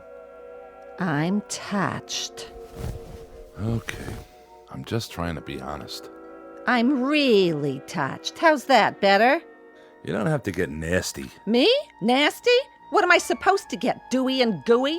Please, Phyllis. Am I supposed to fall all over myself when my husband of 27 years tells me he's finally decided he loves me? You don't know what love is. That's not the point I was making. What is the point then? After charming the pants off the entire borough of Manhattan, he pins the blue ribbon on me? Which means I win one used-up nitwit. Easy credit, no money down. All mine to keep and feed and pamper and obey till death do us part. The only point you've got is the one on top of your head. Take it easy, Phyllis. I'll take it easy, all right. I'd take a butcher knife to you right now if you weren't so pathetic, lying there in bed out of your ever-loving mind. Who's out of his mind? You are if you think I'm gonna take your crap lying down. Well, at least you take something lying down. Yonkers, huh? Tell me another one. No wonder you're so short on the money every week. You've been blowing it on some cheap floozy. Cheap? Not everybody's cheap. Some people are expensive. You admit it. I didn't admit nothing. That's where our money's been going. You get out of here before I... You bet I will. This is one time I'll be glad to obey. To think of the years I gave you. Well, never mind that now. What are you doing? What does it look like? I'm packing my bags and moving on. You can't do that. Oh, you just watch me, Buster. I'm gonna drag you into court, Mr. Britt. You and your fancy woman, whoever she is. This is the thanks I get for trying to turn over a new leaf. So long, Joe. Thanks for the memories. I don't know what I ever saw in her. Will somebody please tell me? That woman wouldn't know sympathy if it jumped up and bit her on the behind. Get out of here before I throw you out. Order in the court. Phyllis? Your Honor, the prosecution objects to these interruptions by the defense. What's going on in there? May we have a sidebar, Your Honor? For what purpose? Who's in my living room? Approach the bench, but I warn you both, if this is a delaying tactic. That TV again. I should have known. Your Honor, the defense is merely trying to establish the sequence of events. Or, should I say, to respond to the fantasy presented by the prosecution. Throw me out. I'd like to see him try. Now what are you doing? I'm taking my crystal glasses. They were a wedding gift, remember? But why? But no. You don't have to do that. Why, he says. Stay away from me, Joe. I'm warning you. The mood I'm in right now, you're lucky I don't tear you limb from limb, you dirty, rotten cheat. Order. This court will stand in recess. What did you have to turn the TV on for? On? It's been off for 15 minutes. Look for yourself. Channel 10. What do you want to do, drive me nuts? That'd be a short trip. We don't get Channel 10. Get it through your thick skull. You didn't see anything on the tube? No, I didn't, and neither did you. You've been faking it the whole time. Phyllis! I'll Phyllis you. It is the ruling of this court that Dr. Saltman's testimony be entered into evidence. He testified that, in his expert opinion, the accused was sane at the time of the crime, so the charge of murder 1 with special circumstances will stand. How can you stand there watching this? To what? You flapping your gums? That's not me! Who's not you? Joseph Britt, the jury has found you guilty. It is the judgment of this court that you be taken to the state prison where you'll be put to death in the... Oh no! Turn it off! Off! The set's already off. Anything you see, it's in your mind, Joe. It must be your lousy conscience. Take a good look. Turn it off! What's the matter, Joe? There's nothing on Channel 10, is there? If you see something, go ahead. I don't mind. Why should I? I never meant anything to you anyway. We'll both watch it together. Why not? I need a good laugh. Get out of my way! Oh, I'm so frightened. You just scare me to death with your big muscles. Way, I said! My, how rough you are. Tell me what you see, Joe. It must be very upsetting. Lord is my shepherd, I shall not want. No, I'm innocent, I tell you. That's what they all say. He maketh me to lie down in green pastures. You ain't getting me in that room. Don't fight it, Joe. Lo, though I walk through the valley of the shadow of death. All I know is, I ain't sitting down. There's no use struggling. In all my years, I haven't seen a strap break yet. No! No! There. Now let's see this TV work. No more Channel 10 or anything else. Was it Lady Wrestlers, Joe? Or a burlesque show with fan dancers from Yonkers? Shut up! You shut up or I'll kill you! I swear I'll kill you! Come here. What do you see now, huh, Joe? What do you see? I'm on to you. You're nuts. We'll see about that. Ha! Missed me. I'll kill you. What's that? Say it again, Joe, so the neighbors will hear. I have witnesses. I said I'll kill you. Oh, no, you don't. Not my mother's face. Stand right there. Put it down, Joe. It's an antique. Yeah? An antique, huh? What's it gonna be worth in a minute? You lousy, no good. Come to Papa. Get away from me. I got you cornered. No place to go now. I don't like that look in your eye. Unless it's out that window. Joe, put it down. Not the vase. Don't you try to run or I'll smash it, I swear. No. Get away from the window. Let go of me.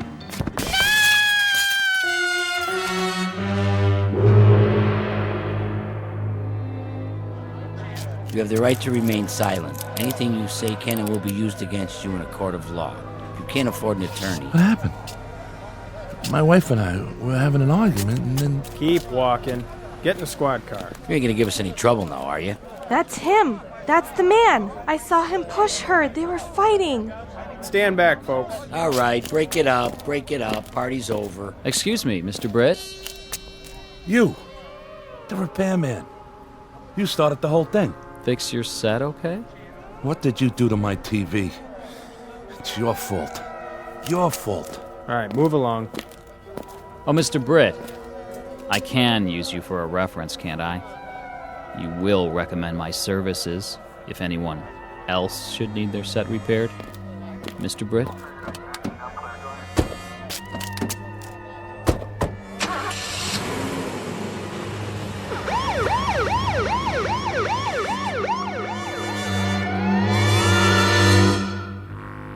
Joe Britt, cab driver. Also a two-bit Romeo and star of Channel 10, who made his television debut just in time for the new season. But the series was cut short. His final show was only a few months later, broadcast live from the prison at Ossining, in the Twilight Zone.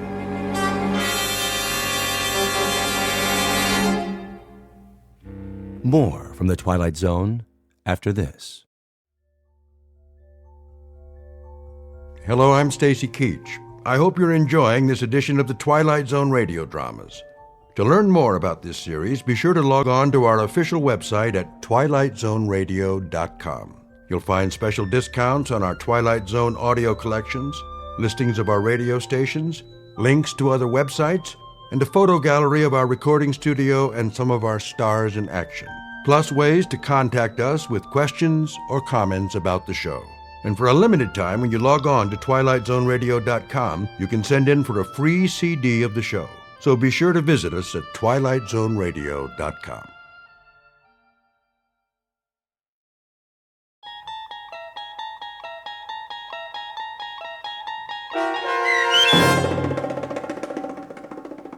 Where Is Everybody, starring John Schneider with Stacy Keach as your narrator, was adapted for radio by Dennis Etchison and written for The Twilight Zone by Rod Serling.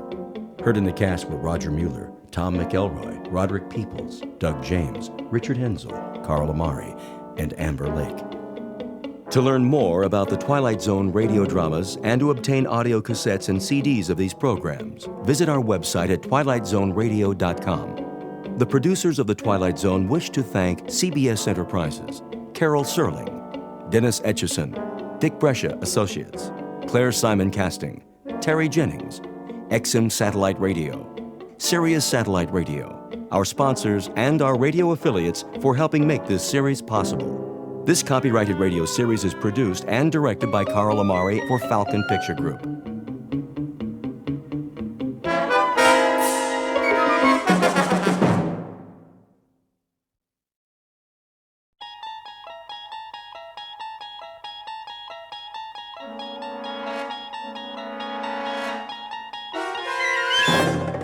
You unlock this door with the key of imagination.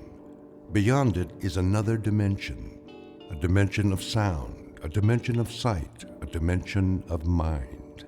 You're moving into a land of both shadow and substance, of things and ideas. You've just crossed over into the Twilight Zone.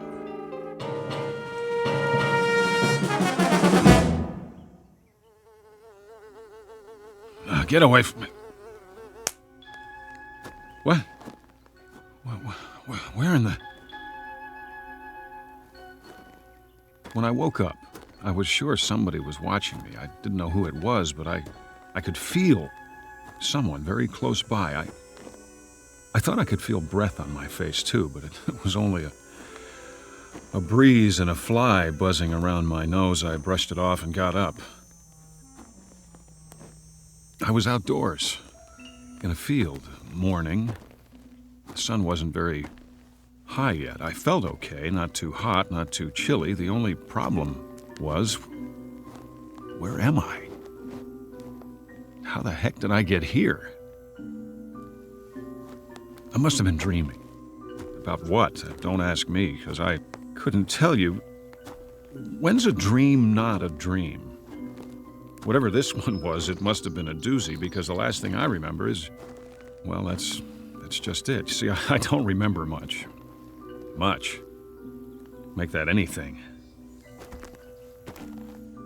So, where to begin?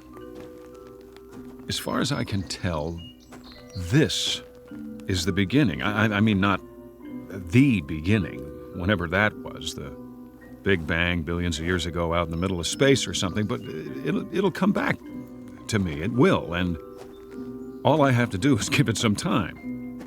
So bear with me out there, whoever you are. The one who is watching me, probably. I can promise you one thing, though. This isn't going to turn out to be one of those times when you only think you woke up, but you didn't because you're still asleep. I hate dreams like that. Now, I know what's real and what isn't, so do you. And this is definitely real.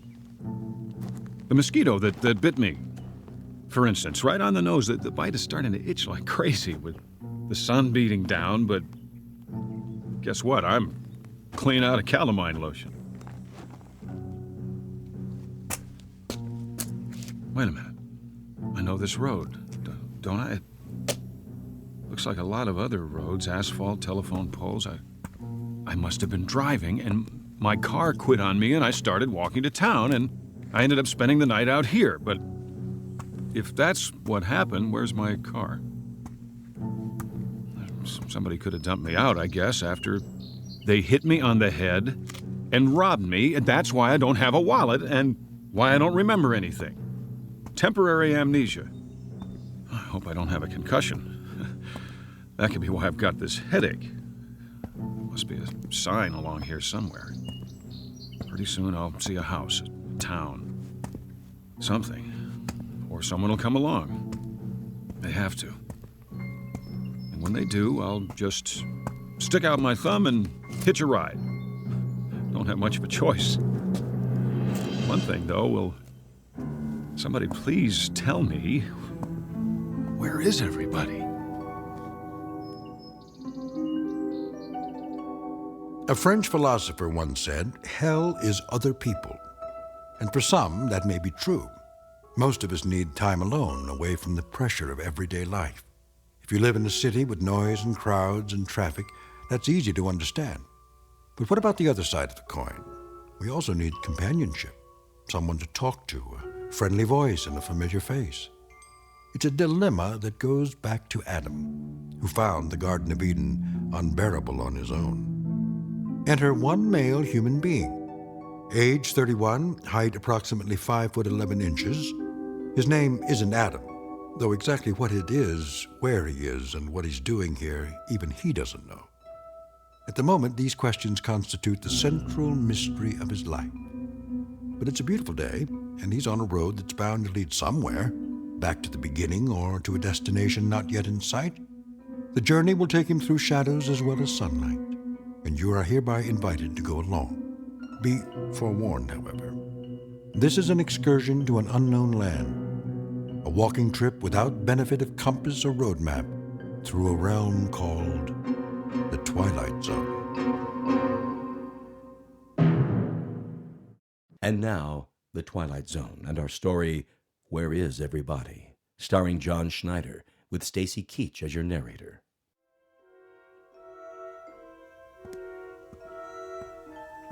There we go. Roadside diner, just what I need. Well, what do you know? Still got a couple of dollar bills in my pocket. Some change, that ought to do it. Looks like I got the place to myself. Service here. Hey, is this jukebox loud enough for you? I mean, can you hear it all right? Hey, somebody want to turn this thing down a little over here? All right, I'll do it.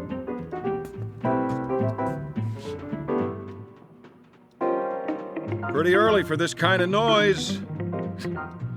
Ought to be a volume control somewhere. Well, maybe it's on the back. If I can slide it out from the wall. Easy now. Oh, look, I like music, same as the next guy, and all I'm looking for is the knob. There. Now, question is, who played the song in the first place? Somebody had to put a coin in the slot. Who's here? Somebody go outside for a minute? That it? Say, can you hear me?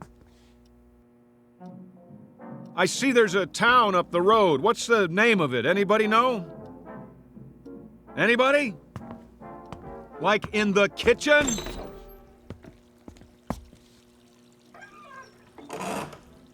Hey, you in there, I asked you a question. What is the name of the town? Hello? Cook must be outside catching a smoke. Guess what? You got a customer out front. You hear me? Cash customer. Meanwhile, don't waste so much water. I think ham and eggs. Yeah, traveler's special. Eggs up and soft, hash browns, coffee black. Customer waiting. Take your time. Me, I'm in no hurry. One cigarette left. Anybody got a light? I didn't think so. Where do you keep the matches? Hold on, I see them. By the register, right next to the clock. Whoops. Didn't mean to knock it on the floor, just trying to get a match. Here, I'm picking it up, see? What time is it anyway? 6:15. That can't be right. Cracked. Oh, well, I'm sorry if I broke it. I'll pay for it, honest. Of course, I'll have to send you the money. I'm a little low on funds right now. All I got on me is $2.85. Good old American money, isn't it? Yep, U.S. coins and currency. Well, we got that much settled. I'm an American. There's a little question about my identity, though. Let me put it to you this way. I'm not sure who I am. Isn't that a laugh? But But I got $2.85 and I'm hungry. Oh, the heck with it. If nobody's gonna help me, I guess I'll just have to take care of myself. I'll see you later, everybody. I'll even do you a favor. The sign on the door says, open. Let me turn it around for you. Closed. Yeah, that's more like it. Truth in advertising. I'm gonna wake up any minute now. I know I'm gonna wake up. I wish there'd be a noise or something, a great big noise to make sure I do, but it's so quiet around here, it's weird. Okay. If I gotta make it myself, here goes nothing. Yes, sir, that's my baby. No, sir, don't mean maybe. Yes, sir, that's my baby now. Oakwood, huh? It's a nice name for a town, real homey. The only question is, where is it and where's everybody who lives here? Gotta be quite a few. Every kind of store you could think of. Drugstore, grocery, soda shop, post office, courthouse. Looks like a regular town to me. There must be a school around here, too. Where's all the kids? What? Where's that coming from? Church. Over there! What'd I do? Imagine I heard it? No, it was real, all right, and that means somebody rang it. Knew I wasn't alone. I'll go to the church and... Wait a minute, what's that? You there. Miss, yeah, you in the truck. I'm over here. Thank God. Look, miss, I wonder if you could do me a favor, just a little one. You gotta help me now. I don't want you to think I'm nuts or anything. I mean, it's nothing like that. I don't seem to remember who I am. I know, but it's true. It's crazy, huh? I looked all over, but I haven't seen anybody around. Not anybody. I guess it's too early or something. There hasn't been a single solitary soul except you. Not one. It's a real oddball thing, but I woke up this morning. And, well, I didn't exactly wake up.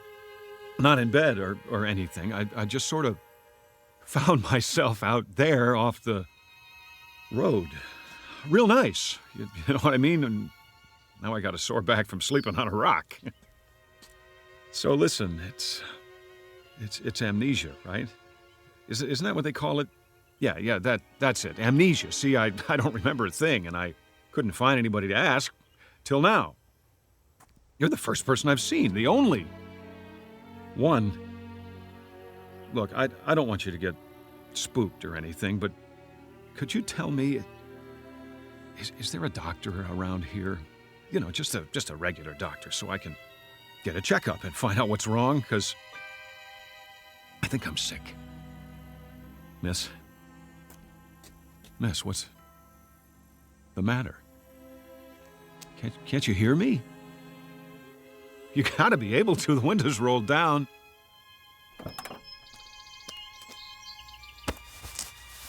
What's the matter? Hey, you're wrong. It came off and... You're not even a real woman. You're a dummy. What's it say on the truck? Resnick's department store mannequins. Is that all? A bunch of mannequins? Here, get off the horn. Sit up straight. That's the way. Here's your arm back. I'm very sorry, madam. My profound apologies. I can assure you that at no time did I mean to disturb you. As a matter of fact, I've always had a thing for quiet women. Get what I mean, babe? Here's a kiss for that cute little turned-up nose. No, I'm sorry. I can't stick around and talk. I got a very important appointment. I'll see you in the funny papers, and don't you take any wooden boyfriends.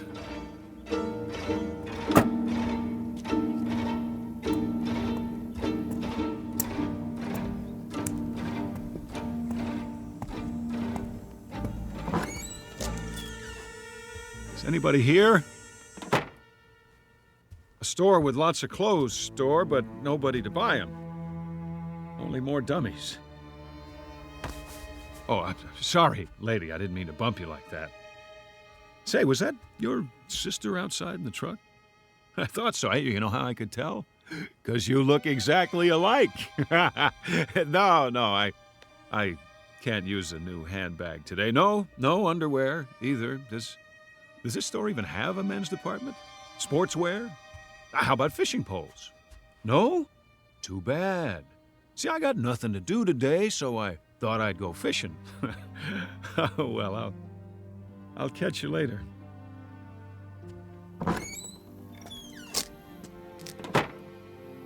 Let's see. What other kind of stores they have on this street? Whatever they are, I bet they're all empty as a tomb. Like some kind of ghost town. Where'd they all go? To the moon? And they didn't even leave a note. Some manners. Well, I guess I'll just... Hold on. Is that what I think it is? It is. A phone booth. Just what the doctor ordered.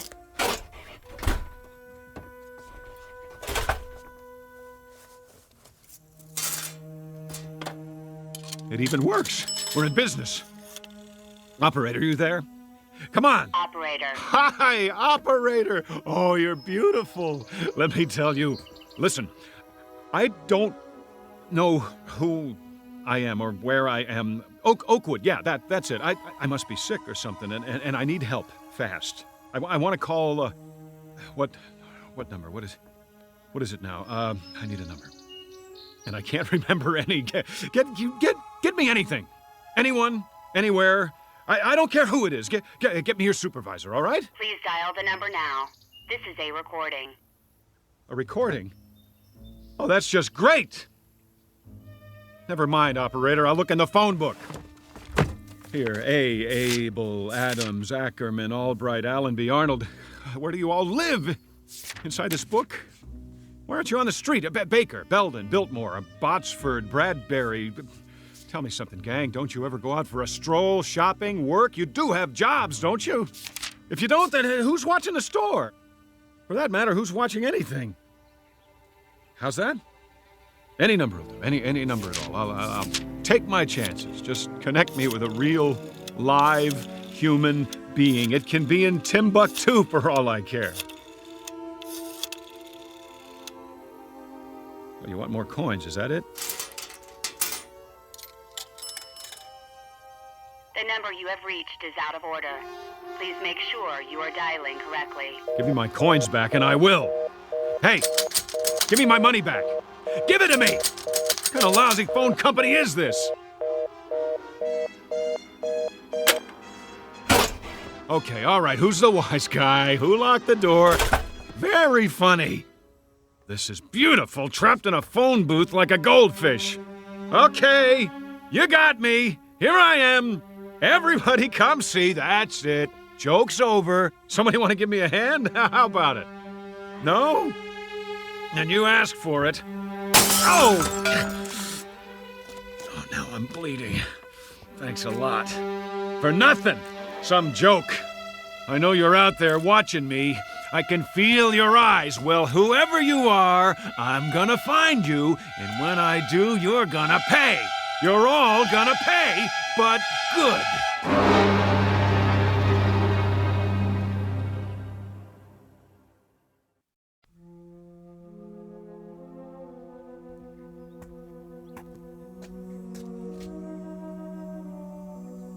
Oakwood City Bank. That's an idea. I feel like making a withdrawal. Hi! You got a customer out here? I'd like a loan. Yeah, that's it. About, $100,000. Maybe more. I don't know how long I'll be stuck in this jerkwater town. Better make it 5 or 6. How about $800,000? That ought to hold me for a while. What's the matter? Everybody on a lunch break? No sweat. I'll slip in behind the counter myself. Simple little transaction.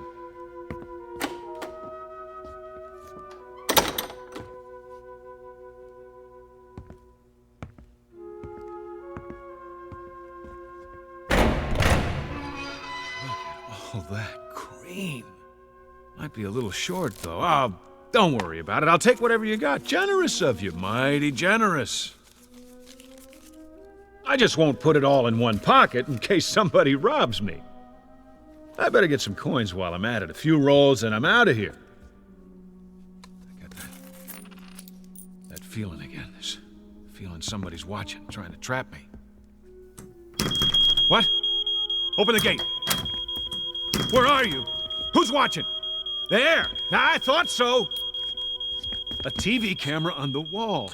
Pretty clever. Would you mind turning the alarm off, please? It's too piercing. Hey, you! Whoever's watching through that thing, turn it off, or I'll do it for you! Now let's try that again. One more roll of quarters coming up. The pitcher winds up. He throws. Ha ha ha! There! Who said you could take my picture anyway?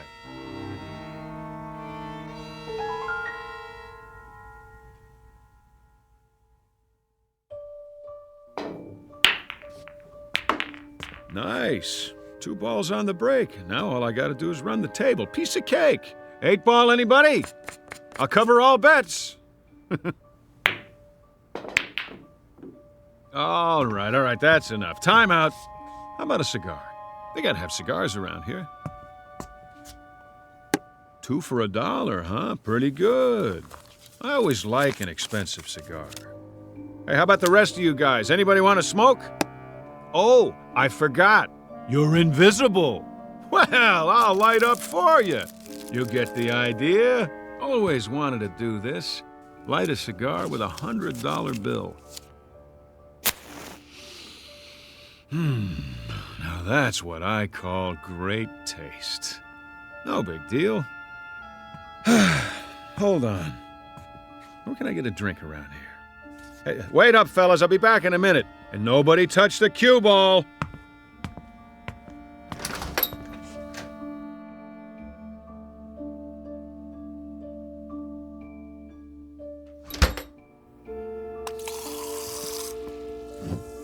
A chocolate ice cream soda with 3 scoops and a straw.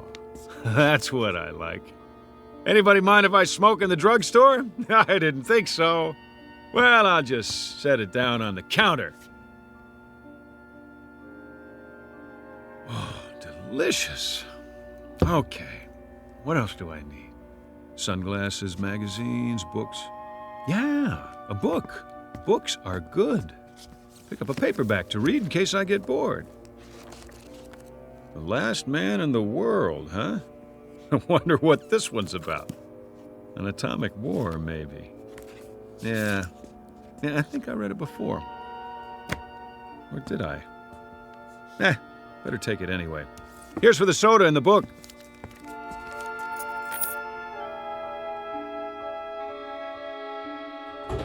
Yo! Post office! Got any mail for me today? Might help if I could tell you the name. How about John Q. Smith, Anytown, USA? No? Check again. Please, Mr. Postman. Deliver the letter, the sooner the better. Oh, relax. I'm not going to go postal on you. Just give me some stamps. In case I think of somebody to write. Where's that coming from? Across the street? WGBN, the voice of the Midwest. Well, what do you know? This is where they broadcast from, right here in good old Oakwood. I know this station. I used to listen to it all the time. Never knew where they were.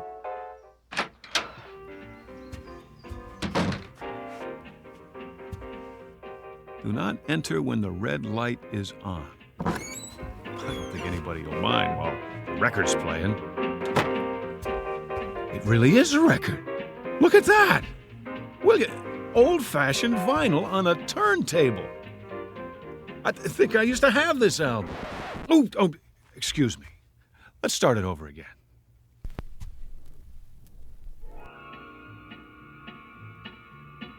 Somebody left a cigarette in the ashtray, still burning. Who? Who's here? The DJ? I remember the DJ on WGBN, Vern Stevenson. Yeah, that was his name, playing nothing but the best. Where are you, Vern? Can you see me? The booth's empty, but somebody can hear me. I know it. I feel it. Attention, listeners, all you people out in Radio Land, we interrupt this broadcast for a special announcement. We're all alone here, and we need to hear from you, so call in your requests. The number is... Well, you know the number. Look it up. Just ask the operator for WGBN 1060 on the dial. The first caller wins a free lunch on the house, courtesy of me. You know me, don't you? If you do, call in and tell me, will you? Because I'm having a hard time remembering at the moment. Is anybody out there? Anybody at all? Congratulations! Hi. Thanks for calling. Thanks a lot. You've been selected to receive a free, all-expense-paid vacation to deep space. What are you talking about? This is an automated call from Amitex, Inc. to a selected few homeowners like yourself. All you have to do is complete a brief survey. If you'd like to continue in English, please press 1. For Spanish, press 2. Forget about it!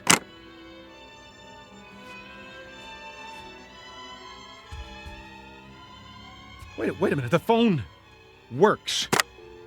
It works. All I need is a number. Any number. How do I get an outside line? Extension 1. Extension 2. None of the buttons work. Come on, I'm trying to make a call.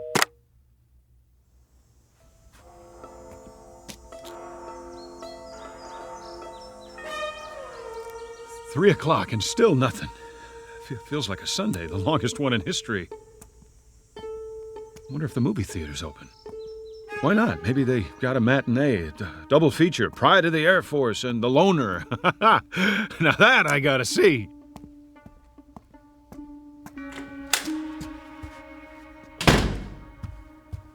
One, please. Oh, I get it. Self-service. Huh? That's okay. I'll just reach in and take a ticket. Keep the change.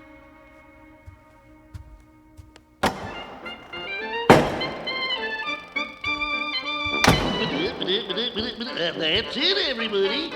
Good timing. Cartoon's over.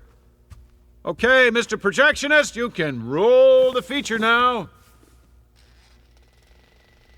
Ladies, please remove your hats. Shh. No talking. Anybody care if I put my feet up? That's what I thought. Look at those planes, will ya? U.S. Air Force, go! Air Force, Air Force! Hey, I'm Air Force. That's it. You hear me? I remember that much. I'm in the Air Force. Can anybody hear me? You, up in the projection booth. You got an Air Force man in the house. Hey!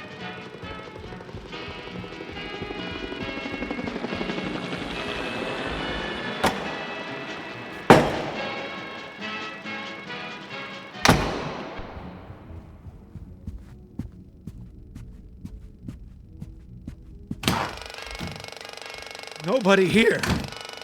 Then who is running the picture? At least I got the first part of it. I was in the Air Force. If I could just remember what happened after that. What was it? A war?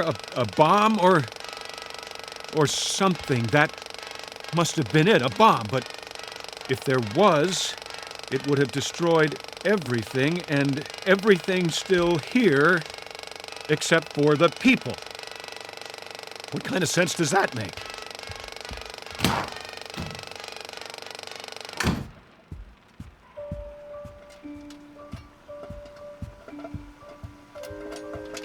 Fresh popcorn. Who put it on? Nobody. That's who. It doesn't add up. No way. Phony butter. The smell's making me sick. Where's the men's room? I can't take this anymore. It's wearing me down. Just look at me. Look at the face in the mirror there. Buddy, I wouldn't know you. You'll forgive me. The face is familiar, but the name escapes me. See, I got a little problem here. You know what it is? I'm in the middle of a nightmare that I can't wake up from, and you're part of it. You and the ice cream and the cigar, the phone booth, the mannequin, this whole town, wherever it is, whatever it is, I just remembered something else. Scrooge said it. You remember Scrooge, pal? No, not Scrooge McDuck. Ebenezer Scrooge, what he said to the ghost of old Marley. I must have learned it in school. I think it goes like this. You may be an undigested bit of beef, a blot of mustard, a crumb of cheese, a fragment of an undone potato. There's more of gravy than of grave about you. Get it? That's what you all are. You're what I had for dinner last night. You must be, but now it's the next day and I'd like to wake up. I've had it. And if I can't wake up, at least I'd like to find somebody to talk to. That's all. Is that too much to ask? I guess it is. Me? I'm gonna have some popcorn. Plain.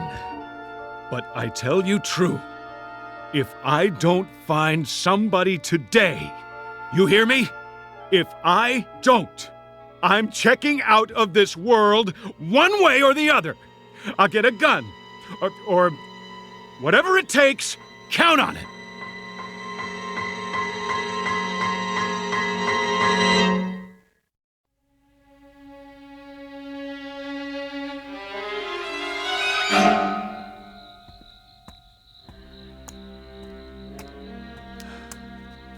That's it then. I sat through both movies, but it didn't help. No more than the drugstore, the pool room, the radio station, none of it, all one big fat joke. Give me my money back. Here goes. Give it to me. Oh! What a lousy phone company is this? I'm bleeding. Thanks a lot. Where are you? Who's watching? I'm in the middle of a nightmare that I can't wake up from. No! It's too much! Make it stop! Please!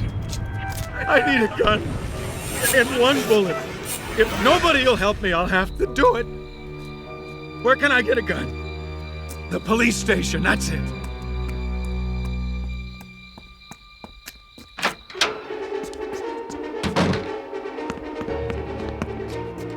Hello? No, what's the use? Calling all cars, calling all cars. This is an all-points bulletin. Unknown man in town. Now infiltrating the police station. Suspicious-looking character. Probably wanted by the FBI. Presently unarmed, but not for long.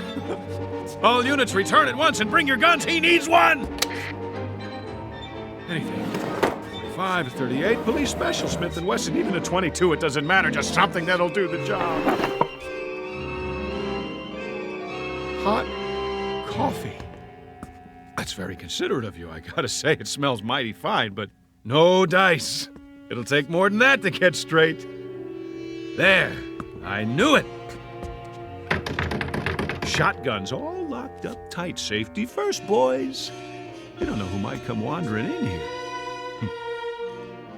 Well, when all else fails, use a little elbow grease. Remington 30-30 over and under. Shells right here. Now, where am I going to do it? Wouldn't want to splatter my brains all over the front desk. Hey, what's back there? Jail cells. Perfect!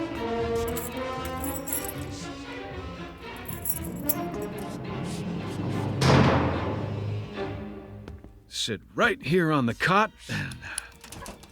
How? I can't reach the trigger if I put the muzzle under my chin. Wait! Shoes off! I can reach it with my toe. This little piggy went to market. This little piggy cried, wee, wee, wee, all the way home. Oh, no. Wait a minute. You can't lock me in here. I can't stand to be locked up. I've got a thing about it. Wait. No. You can't do this to me. I'm trying to finish it for you. What more do you want? Give me a chance to do it my way, please. Please. Please. It's time to wake up. Time to wake up.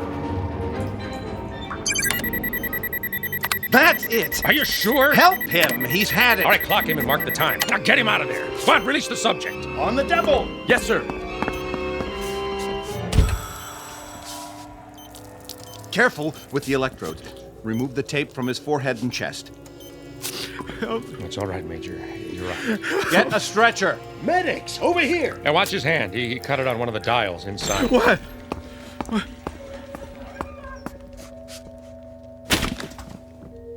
How is he otherwise? He's all right considering. Delusions of some sort. I guess that's it. He's coming out of it now. Fine. Did you get all your data recorded? Yes, sir. Every bit of it. Did you get him clocked? Yes, sir. All right, how long? 484 hours, 36 minutes. That long?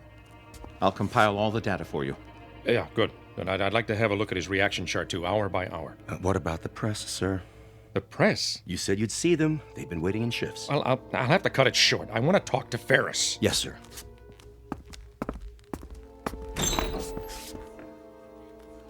The General will now give you a statement. Sir, do you consider the test run a success? Very much so. You mean there were no problems? I didn't say that, but nothing we can't handle. Major Ferris has been in that box, 6 feet by 5 feet by 5 feet high, for something in the neighborhood of 484 hours, which is roughly equivalent to our deep space mission before rendezvous. But we've had flights longer than that before. No, not solo, and not in a capsule that small. It's a one-man mission, in a nose cone too small for him to stand up or move around. They call it sensory deprivation. Isn't that right, Doctor? Yes. You see, gentlemen, the human body, and more importantly, the human mind, isn't ready for conditions of extreme confinement. It's a new experience. Even with isometric exercises, music, optical diversion through his visigoggles, the body and brain react as if he's in severe isolation, which he is.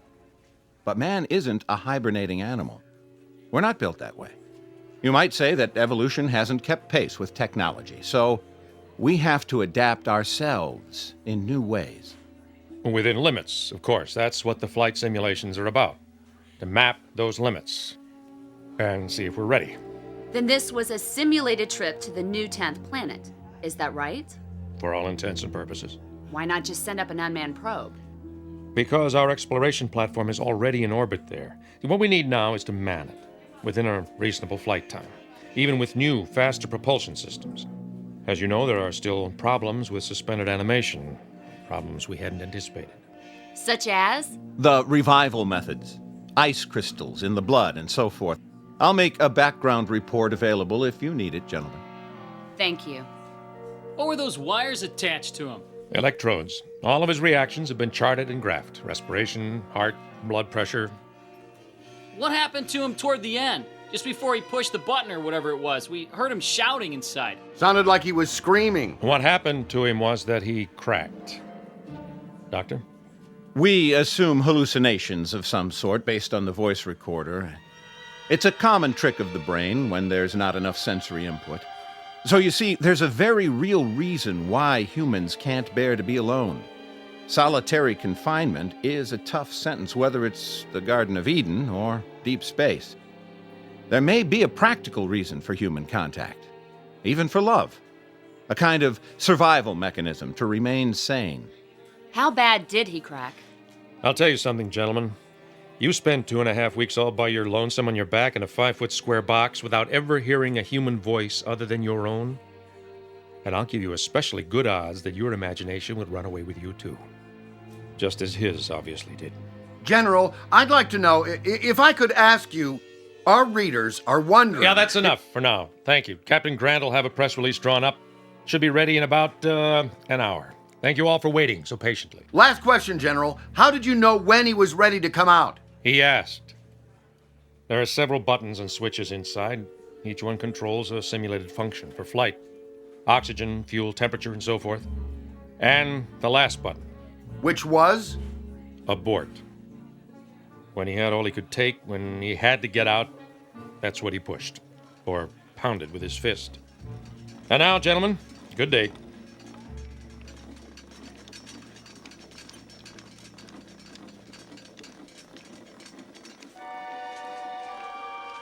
How do you feel, son? I feel much better, sir. I'm sorry. No. Nothing to be sorry for. You did splendidly. Listen, tell me something, Ferris. What was it like? Where did you think you were? Someplace I don't want to visit again. A town without people. And you finally had to get out of that town, didn't you? I sure did. What was the matter with me? I went off my rocker, huh? It's a kind of nightmare, Ferris, that your mind manufactured for you to explain what you were going through. Then we don't have it licked yet, the trip, I mean? Not today, we don't. And maybe not tomorrow, but we will. I'm sure of it.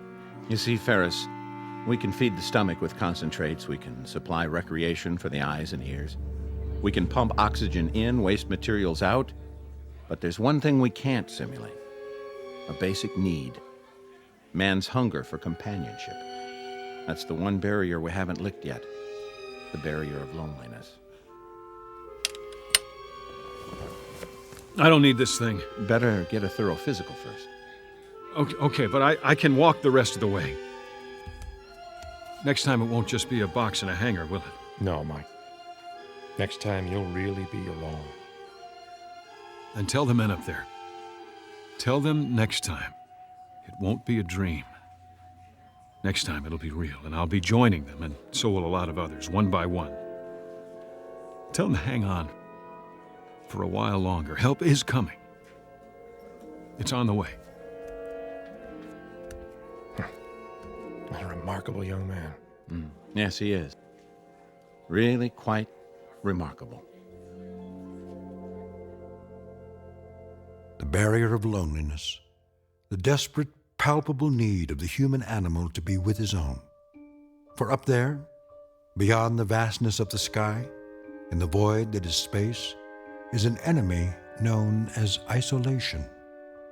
It sits among the silent stars, waiting with the patience of eons, in the Twilight Zone. We'll return to the Twilight Zone in just a moment. You are about to enter another dimension, a dimension not only of sight and sound, but of mind, a journey into a wondrous land of imagination. Next stop, the Twilight Zone. Hi, this is Stacy Keach. I'd like to take a moment to tell you about our Twilight Zone website at twilightzoneradio.com.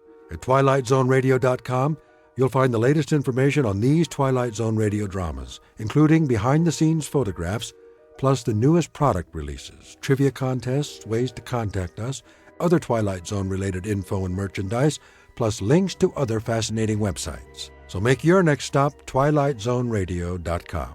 Visit twilightzoneradio.com to purchase these Twilight Zone radio dramas on cassette and CD, or call toll-free 1-866-989-ZONE. That's 1-866-989-9663.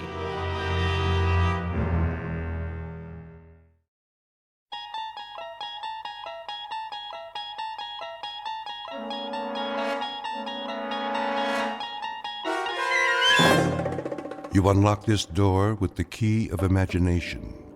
Beyond it is another dimension, a dimension of sound, a dimension of sight, a dimension of mind.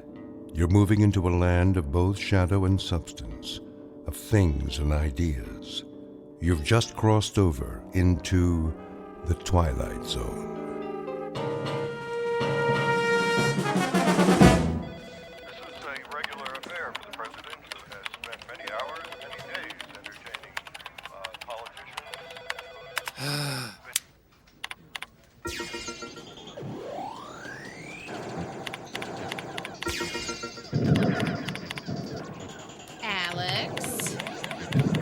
Yeah. Is that all you ever do is play video games on your computer? Hey, I'm in between assignments. When I got something to do, I'll do it. Yeah, well, your next assignment is probably going to somebody else. If you spent more time looking at your calendar than that stupid game, you know you're missing the editor's briefing. Fine. Thank you. I guess.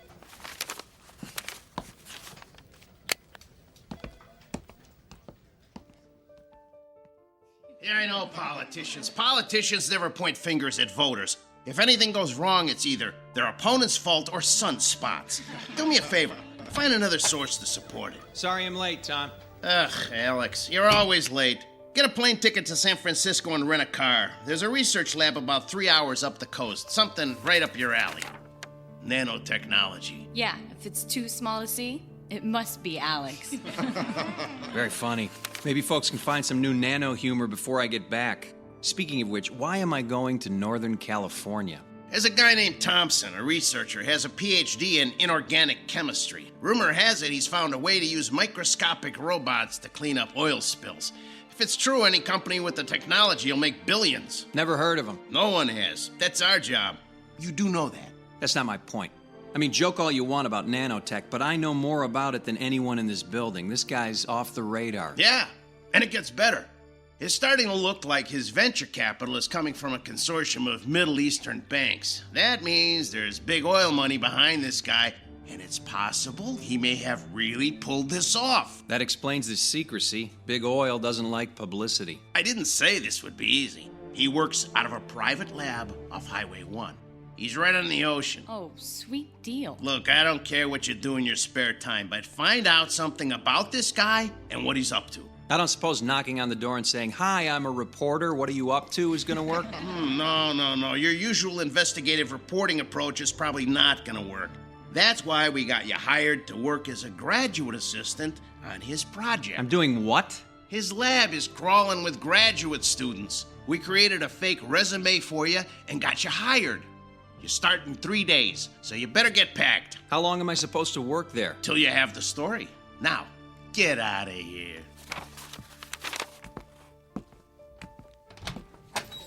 What if he asked me to do something scientific? How do I fake that? He won't. He treats his assistants like dirt. I should feel right at home. He won't ask you anything, and he sure won't tell you anything. You're gonna have to do this the old-fashioned way. Now, go catch a plane. Why didn't I stick with restaurant reviews?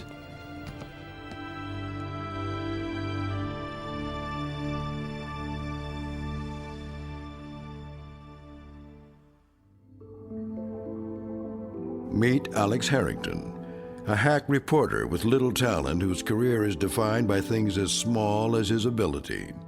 He's a man in search of the big story, and he's about to find it under the microscope that always shows the truth.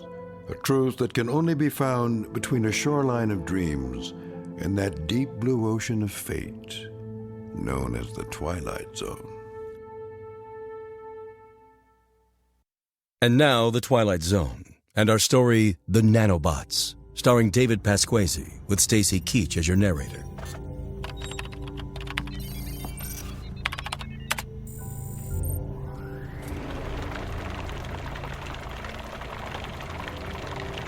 That's good enough for now. Alex, can you shut off the agitation? Yeah, right. It's this switch, isn't it? Yes. Sorry. What's in there today? A blend of motor oil, axle grease, and kerosene. Ah, the sludge du jour. Very funny. Tim, ready for release? All ready. Okay, let him go. Commence release now.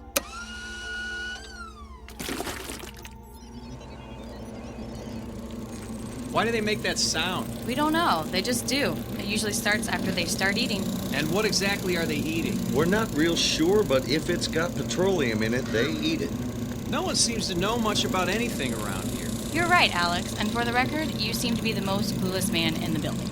Okay, I'm gonna take a little break.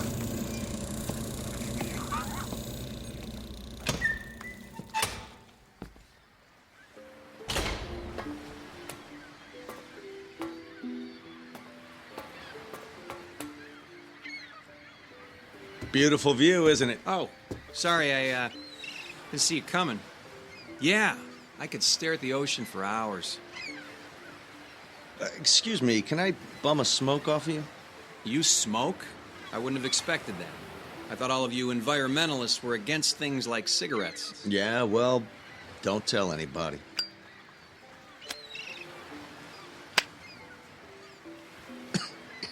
I thought so.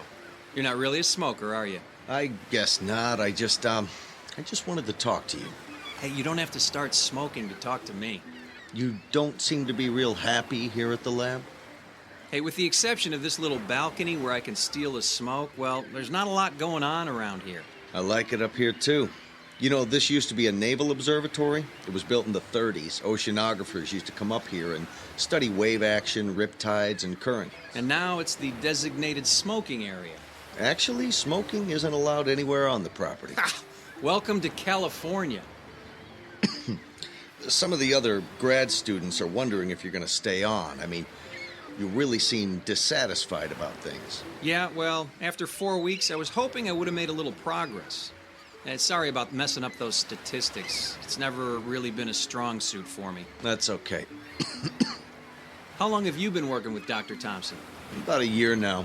Every graduate student wants to work with him. It's a chance to make a difference. Is that why you came to work for him? Yeah, something like that.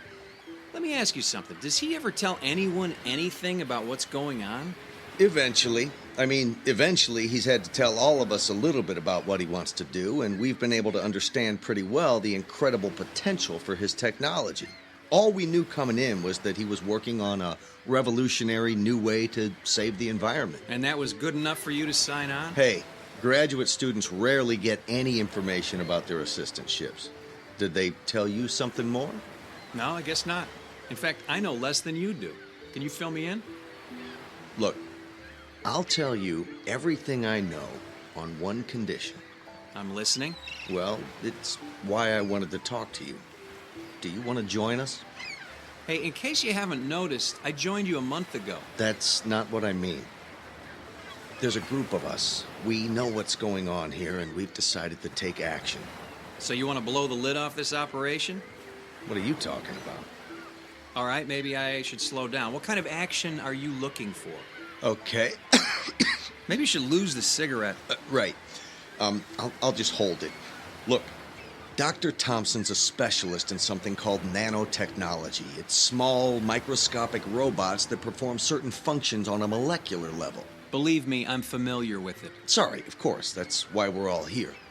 Anyway, he's successfully developed microscopic robots that will consume oil in the ocean from oil spills. That much I figured out. You got any idea how they work? Yeah, I've seen them in action. They look like tiny metal spiders with a tube that extends from the center of their body.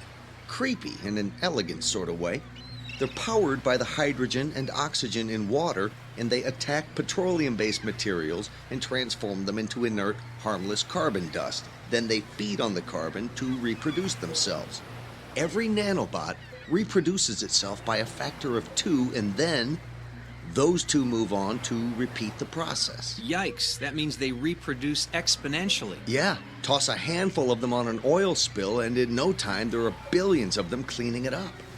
So what action exactly are you and your group going to take? Dr. Thompson keeps delaying the project. Instead of applying for federal approval and implementation, he wants to shorten the lifetime of the bots. He wants to limit their functionality to a few hours, but he won't tell us why. So he's trying to dumb them down. Doesn't sound all that profitable. Actually, it's quite the opposite. He keeps saying it's not about profit, but we've figured it out. He's backed by some shady characters. We've seen them at the lab a few times. We think they're connected to oil companies, and it's all about the money. Who exactly is we? I can't say, other than it's a small group of us. We've been working together for a while, and we don't like what we see. So you sit around, have a few beers, and diss the doc? That could affect your grade. It's not about graduate school anymore. It's about justice. It's about the crime of big business. They make money polluting the oceans, and now they're going to make money cleaning it up. Typical big business, big government, big corporations. If Dr. Thompson can make the bots only last a few hours, they could corner the market and maintain exclusive access to the technology and total control. But if the nanobots were allowed to reproduce without limit, well, then it would be a sustainable resource that no one could really own or control. Well, you know, there is something to be said for return on investment. It's not like all this equipment, buildings, and staff are free. This isn't about money. This is about saving the oceans. I don't know how to tell you this, kid, but there's a lot more wrong with this planet than just oil spills. Yeah, but this is not just about oil spills. His nanobots don't just consume petroleum, but petroleum byproducts. What did you just do? I flicked my cigarette off the cliff. Hey, don't worry about a fire. That's the ocean down there. That's just the point. That's the ocean. You're no different than the rest of them. Do you realize the importance of that current down there? A current that comes down from the Sea of Japan, it circles the entire Pacific Ocean, and it's formed an eddy between Hawaii and the west coast of North America. You get worked up pretty easy, don't you? Hey, calm down.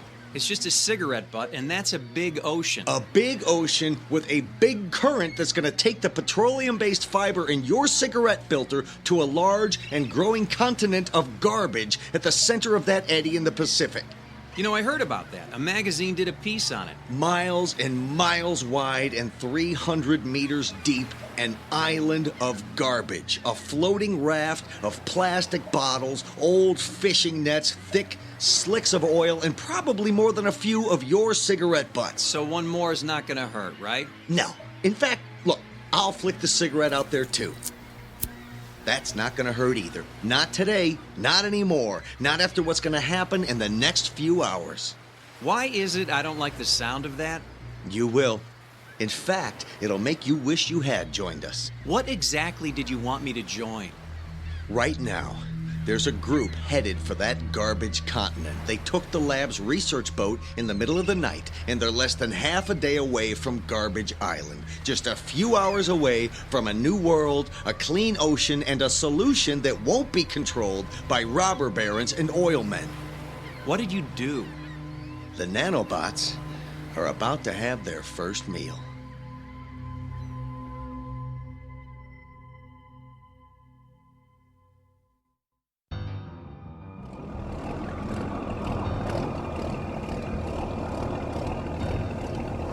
Don't get too close. If we get tangled up in some of those old fishing nets, we'll never get out of here. Sure we will. Once the bots get to work, this raft of plastic trash will be gone.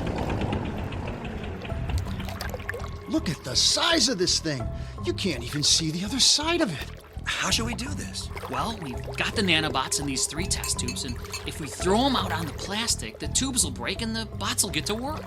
But what if the test tubes don't break? I mean, that's a big raft of plastic out there. It's not like we're throwing these things on rocks. Yeah, I didn't think of that. All right, you know what? Open the tubes, and they'll spill out when they land. Let's do this. Okay, you ready? Yeah. All right, on 3. 1, 2, 3! Oh, one of them broke for sure. It doesn't even matter. All you need is one of those things to hit the water and find some plastic, and it'll start duplicating. Is anything happening? I don't think it's working. Wait. Do you hear what I hear? Yeah! Go, bugs, go! Look! There's a hole starting to grow right where I threw my test tube. And there's another one over there. The plastic's just dissolving away. Hey, guys, let's crank up the engines and get out of here. Mission accomplished. Yeah!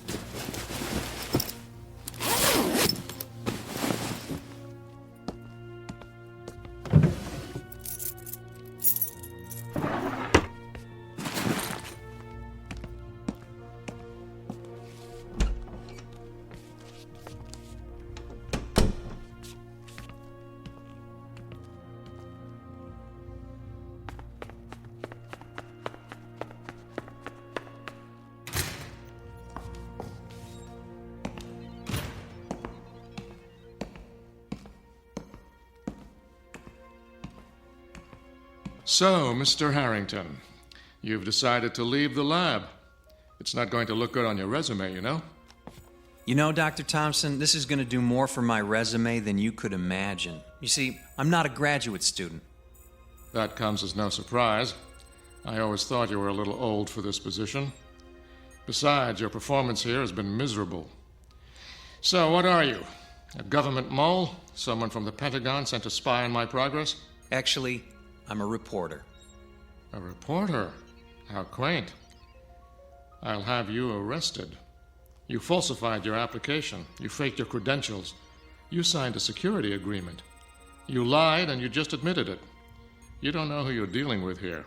If the answer is big oil and your group of Middle Eastern venture capitalists, I'm all over it. Sir, you are a moron. You have no idea what's happening here. That makes both of us. You see, there's something you should know. Something I found out about your lab and the activities of some of your graduate students. Doc, what you're doing here is quite dangerous, if not reckless. What I'm doing here is strictly controlled, and it's nothing more than developing microscopic, mindless little machines. Machines with a voracious appetite for petroleum-based products. A thimbleful of my nanobots could have cleaned up the oil spill from the Exxon Valdez in a matter of hours. What I'm doing here will protect us from danger, not create it. So what's the catch? I mean, if this is such a miracle invention, how come you're trying so hard to shorten their life cycle? Would that level of control make them more profitable for you and your investors, Herr Doctor? Mr. Harrington, before I have you arrested, I'll let you in on a little secret. Control of these nanobots is not about financial gain. It's about responsibility and the danger this kind of technology could represent. It's the indiscriminate nature of the little beasts. They'll do a great job on an oil slick, but once that's gone, they could turn their attention elsewhere, such as the fuel tanks of a ship. Wait a minute, they can't tell the difference? How could they? They're microscopic oil-eating insect machines. You want them to have a brain as well? Maybe in 30 to 50 years, but we're just beginning here. I think you got a problem, Doc. Oh, I know. But in a few years, I think we'll be able to shorten the life of the bots so they only live for a few hours. That way, we clear the area and cut them loose. When they finish the job, they die. The control will be built in. Control that everyone can manage. That's what this is all about. The nanobots you developed and are testing right now, how long does this current batch live? Potentially forever. That's my biggest problem right now. I wouldn't be so sure. Do your graduate students know about this? Some do, some don't. I only tell them what they need to know. You see, Mr. Harrington, this is a Pentagon project. This is about national security, not big oil. My assistants only know what they need to know. Anything beyond that is top secret. And you are about to be placed under arrest. Well, secret or no, I want some answers. Of which you will get none. Now, if you'll excuse me, Mr. Harrington, I'm going to call security. Okay, you do that. But there's one question you're going to have to answer whether you like it or not. And the question is? If I told you some of your graduate students are on a boat and about to release your oil-eating nanobots into the Pacific Ocean, what would your response be?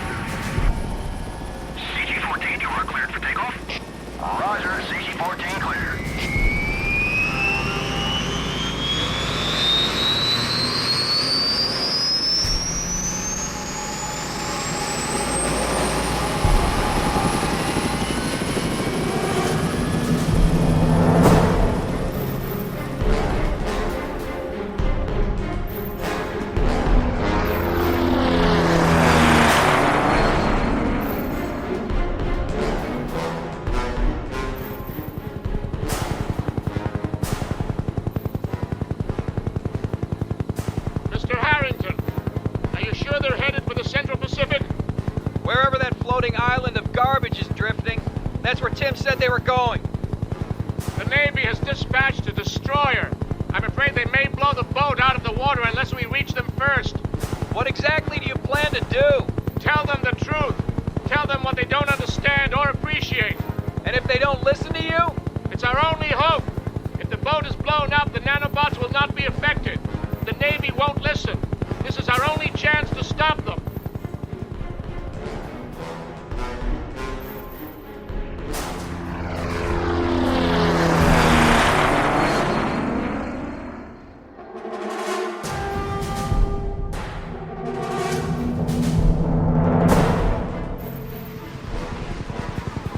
Is that your boat? It should be, but I don't see the floating garbage. These are the right coordinates, but all the garbage must have drifted away. Doc, it's 2 miles wide. It'd be hard to miss. Maybe they ran out of fuel.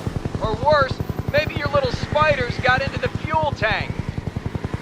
It's possible. They seem to be drifting without power. Wait a minute. Look at the ocean. Is that the sea bottom we're looking at? Good God! The water is more than 1,000 feet deep in this location, and you can see the bottom. It looks like your little inventions work. Something's not right. The clarity of the water, I don't understand it. CG Mace, we have a ship in distress. Pilot, what did you say? Look below. Your research vessel's taking on water. We're going to have to go in for a rescue. How many did you say were on board? 3. 3 young men. It's going down fast. It looks like they scuttled the boat. I don't think they like you, Doc. It's not about me, and they didn't scuttle the boat. It's about the nanobots. Look! The hull of the boat is disintegrating. What's going on? This is exactly what I feared. The hull of the boat is fiberglass, a petroleum derivative. The nanobots don't know the difference. They consumed the plastic garbage until the island was gone, and now they've turned their attention to the fiberglass hull of the boat. That's gonna put a real dent in the boating industry. Mace, this is CG-14. The ship has sunk, and the 3 people on board are in the water. CG-14, initiate rescue. Roger that. Oh my God, what's happening down there? Oh, wait. Mace, CG-14. The boat sank, and the 3 survivors, they just disappeared. We can see no survivors. The boat went down fast. It must have sucked them down with it. The water's so clear. Oh my God. This can't be happening.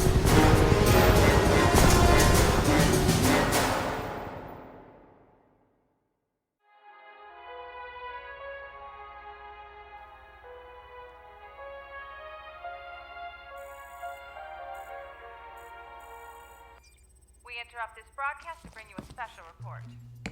The United States Coast Guard has announced that thousands of distress calls have been received across the Pacific Rim in the last 48 hours. According to the Department of Homeland Security, the alert status in the United States is code red, as a combined Navy, Coast Guard, and international effort has been assembled to deal with the crisis. Latest reports indicate that numerous ships, yachts, and pleasure craft have sunk unexpectedly and abruptly along the entire Pacific coastline. All watercraft are being ordered to stay in port, with the exception of naval vessels involved in the search and rescue efforts. Stay tuned for further reports. So that's the official story? No explanation, no information, just don't go in the water? What do you want us to tell people?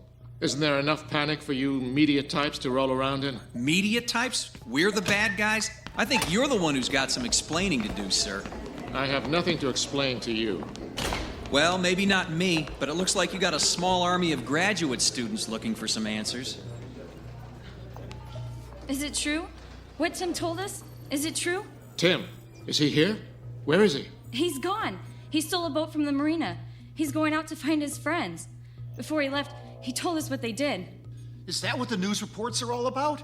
Is that why the lab is surrounded by military police? Military police have surrounded the lab? What's going on here? No one can leave this facility.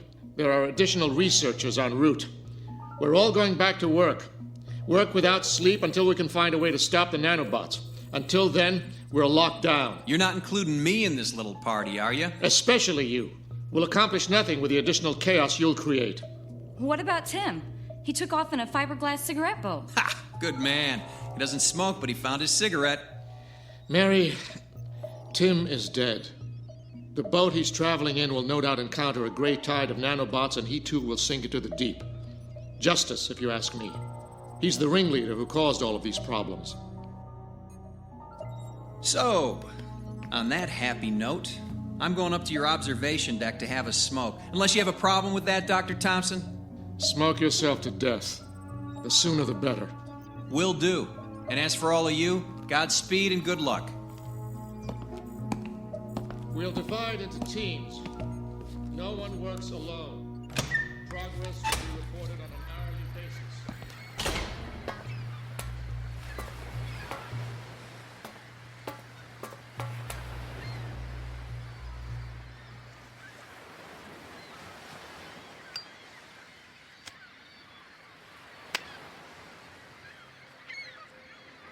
Excuse me. Can I bum a smoke off you? Hello, Tim. I heard you were dead. Sounds like Mary did her job. She's one of us, you know. I figured if Thompson thought I was dead, I'd have a better chance. It's one way of looking at it, but a better chance at what? Sounds like you and your friends have done enough. Getting away. Oh, nice. You and your beer-drinking buddies caused thousands of boats to sink, and all you want to do is get away. Yeah, that's saving the Earth for you. We didn't know. Thompson told us nothing. We thought the same thing you did. That he was trying to make a world-saving technology. And then we found out it was nothing more than a profit center for the companies and governments destroying the Earth. That may be true, but I gotta tell you, Timmy, there's a big target on your back these days. That's why I'm getting out of here. You staying or coming with me? So you're just gonna run away? Do you know what happened to your friends out there? They're dead, you know. I heard the boat sank. There's more to it than that, Timmy boy. Your nanobots can't seem to tell the difference between a plastic bottle and the plastic hull of a boat. If it means the end of plastic on the planet, who cares? You know, you need to work on that attitude. They knew what they were doing was dangerous. Oh, really? Did you tell them that before they left? Did you tell them they might find themselves in the water 1,000 or so miles out in the ocean? Why didn't you save them? Was that their punishment? Punishment? You want to hear about punishment? Listen, you hear that out there? That's the sound of billions of your little bugs out in the ocean.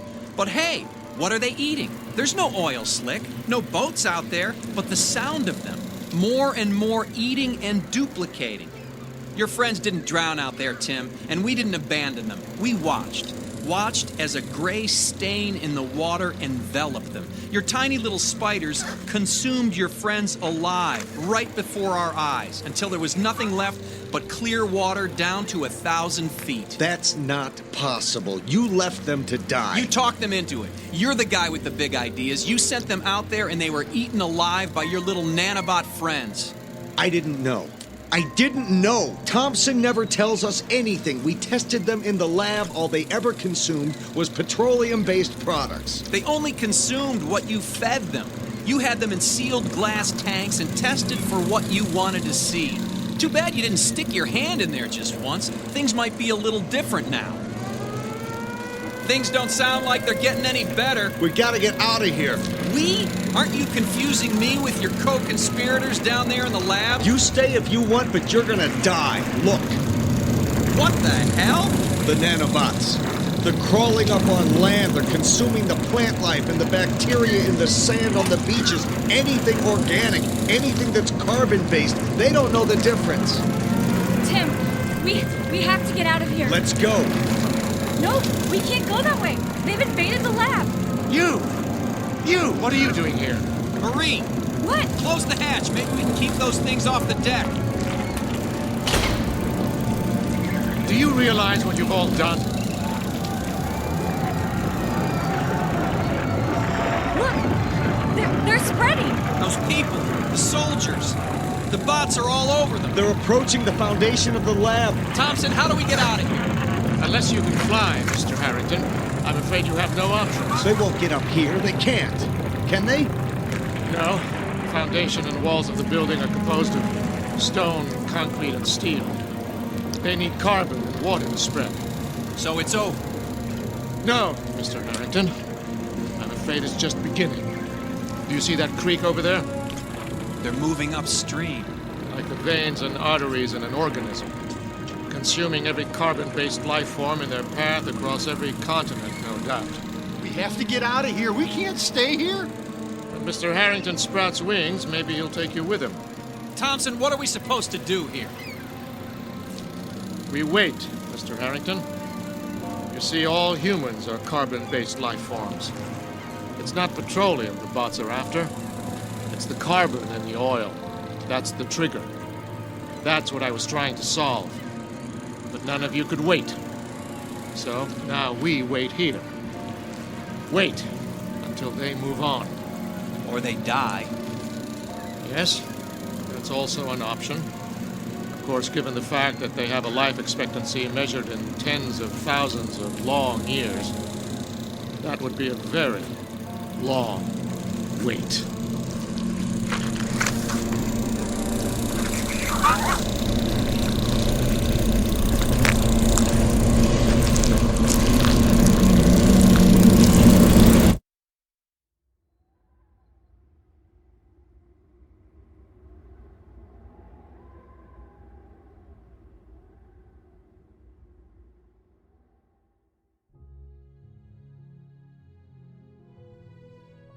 The planet must be saved, and a small group has found the answer. An answer that has left them all with one simple question to ponder. Will we find solutions to our problems, or create greater problems with our solutions? No one can tell except for a desperate collection of people standing alone in that land of unintended consequences, known as the Twilight Zone.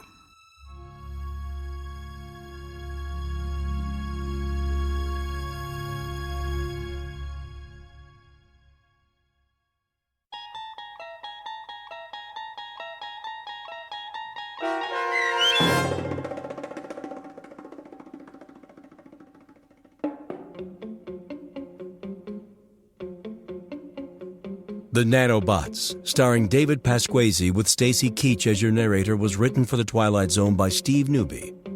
Heard in the cast were Christian Stolte, David Darlow, Joby Cerny, Lisa Wolfe, Doug James, Bree Swartz, Steve Newby, and Carl Amari. The producers of The Twilight Zone wish to thank CBS Enterprises and the Rod Serling Estate for making this series possible. This copyrighted radio series is produced and directed by Carl Amari for Falcon Picture Group. Sound design, custom Foley effects, recording, and editing are produced in the Cerny American Sound to Picture Theater by sound designers Craig Lee, Bob Benson, Todd Beyer, and Tim Cerny. Music for The Twilight Zone is provided by CBS and American Music Company Incorporated, New York. To learn more about the Twilight Zone radio dramas and to download episodes, including 3 free episodes on our homepage, visit our official website at twilightzoneradio.com. Doug James speaking.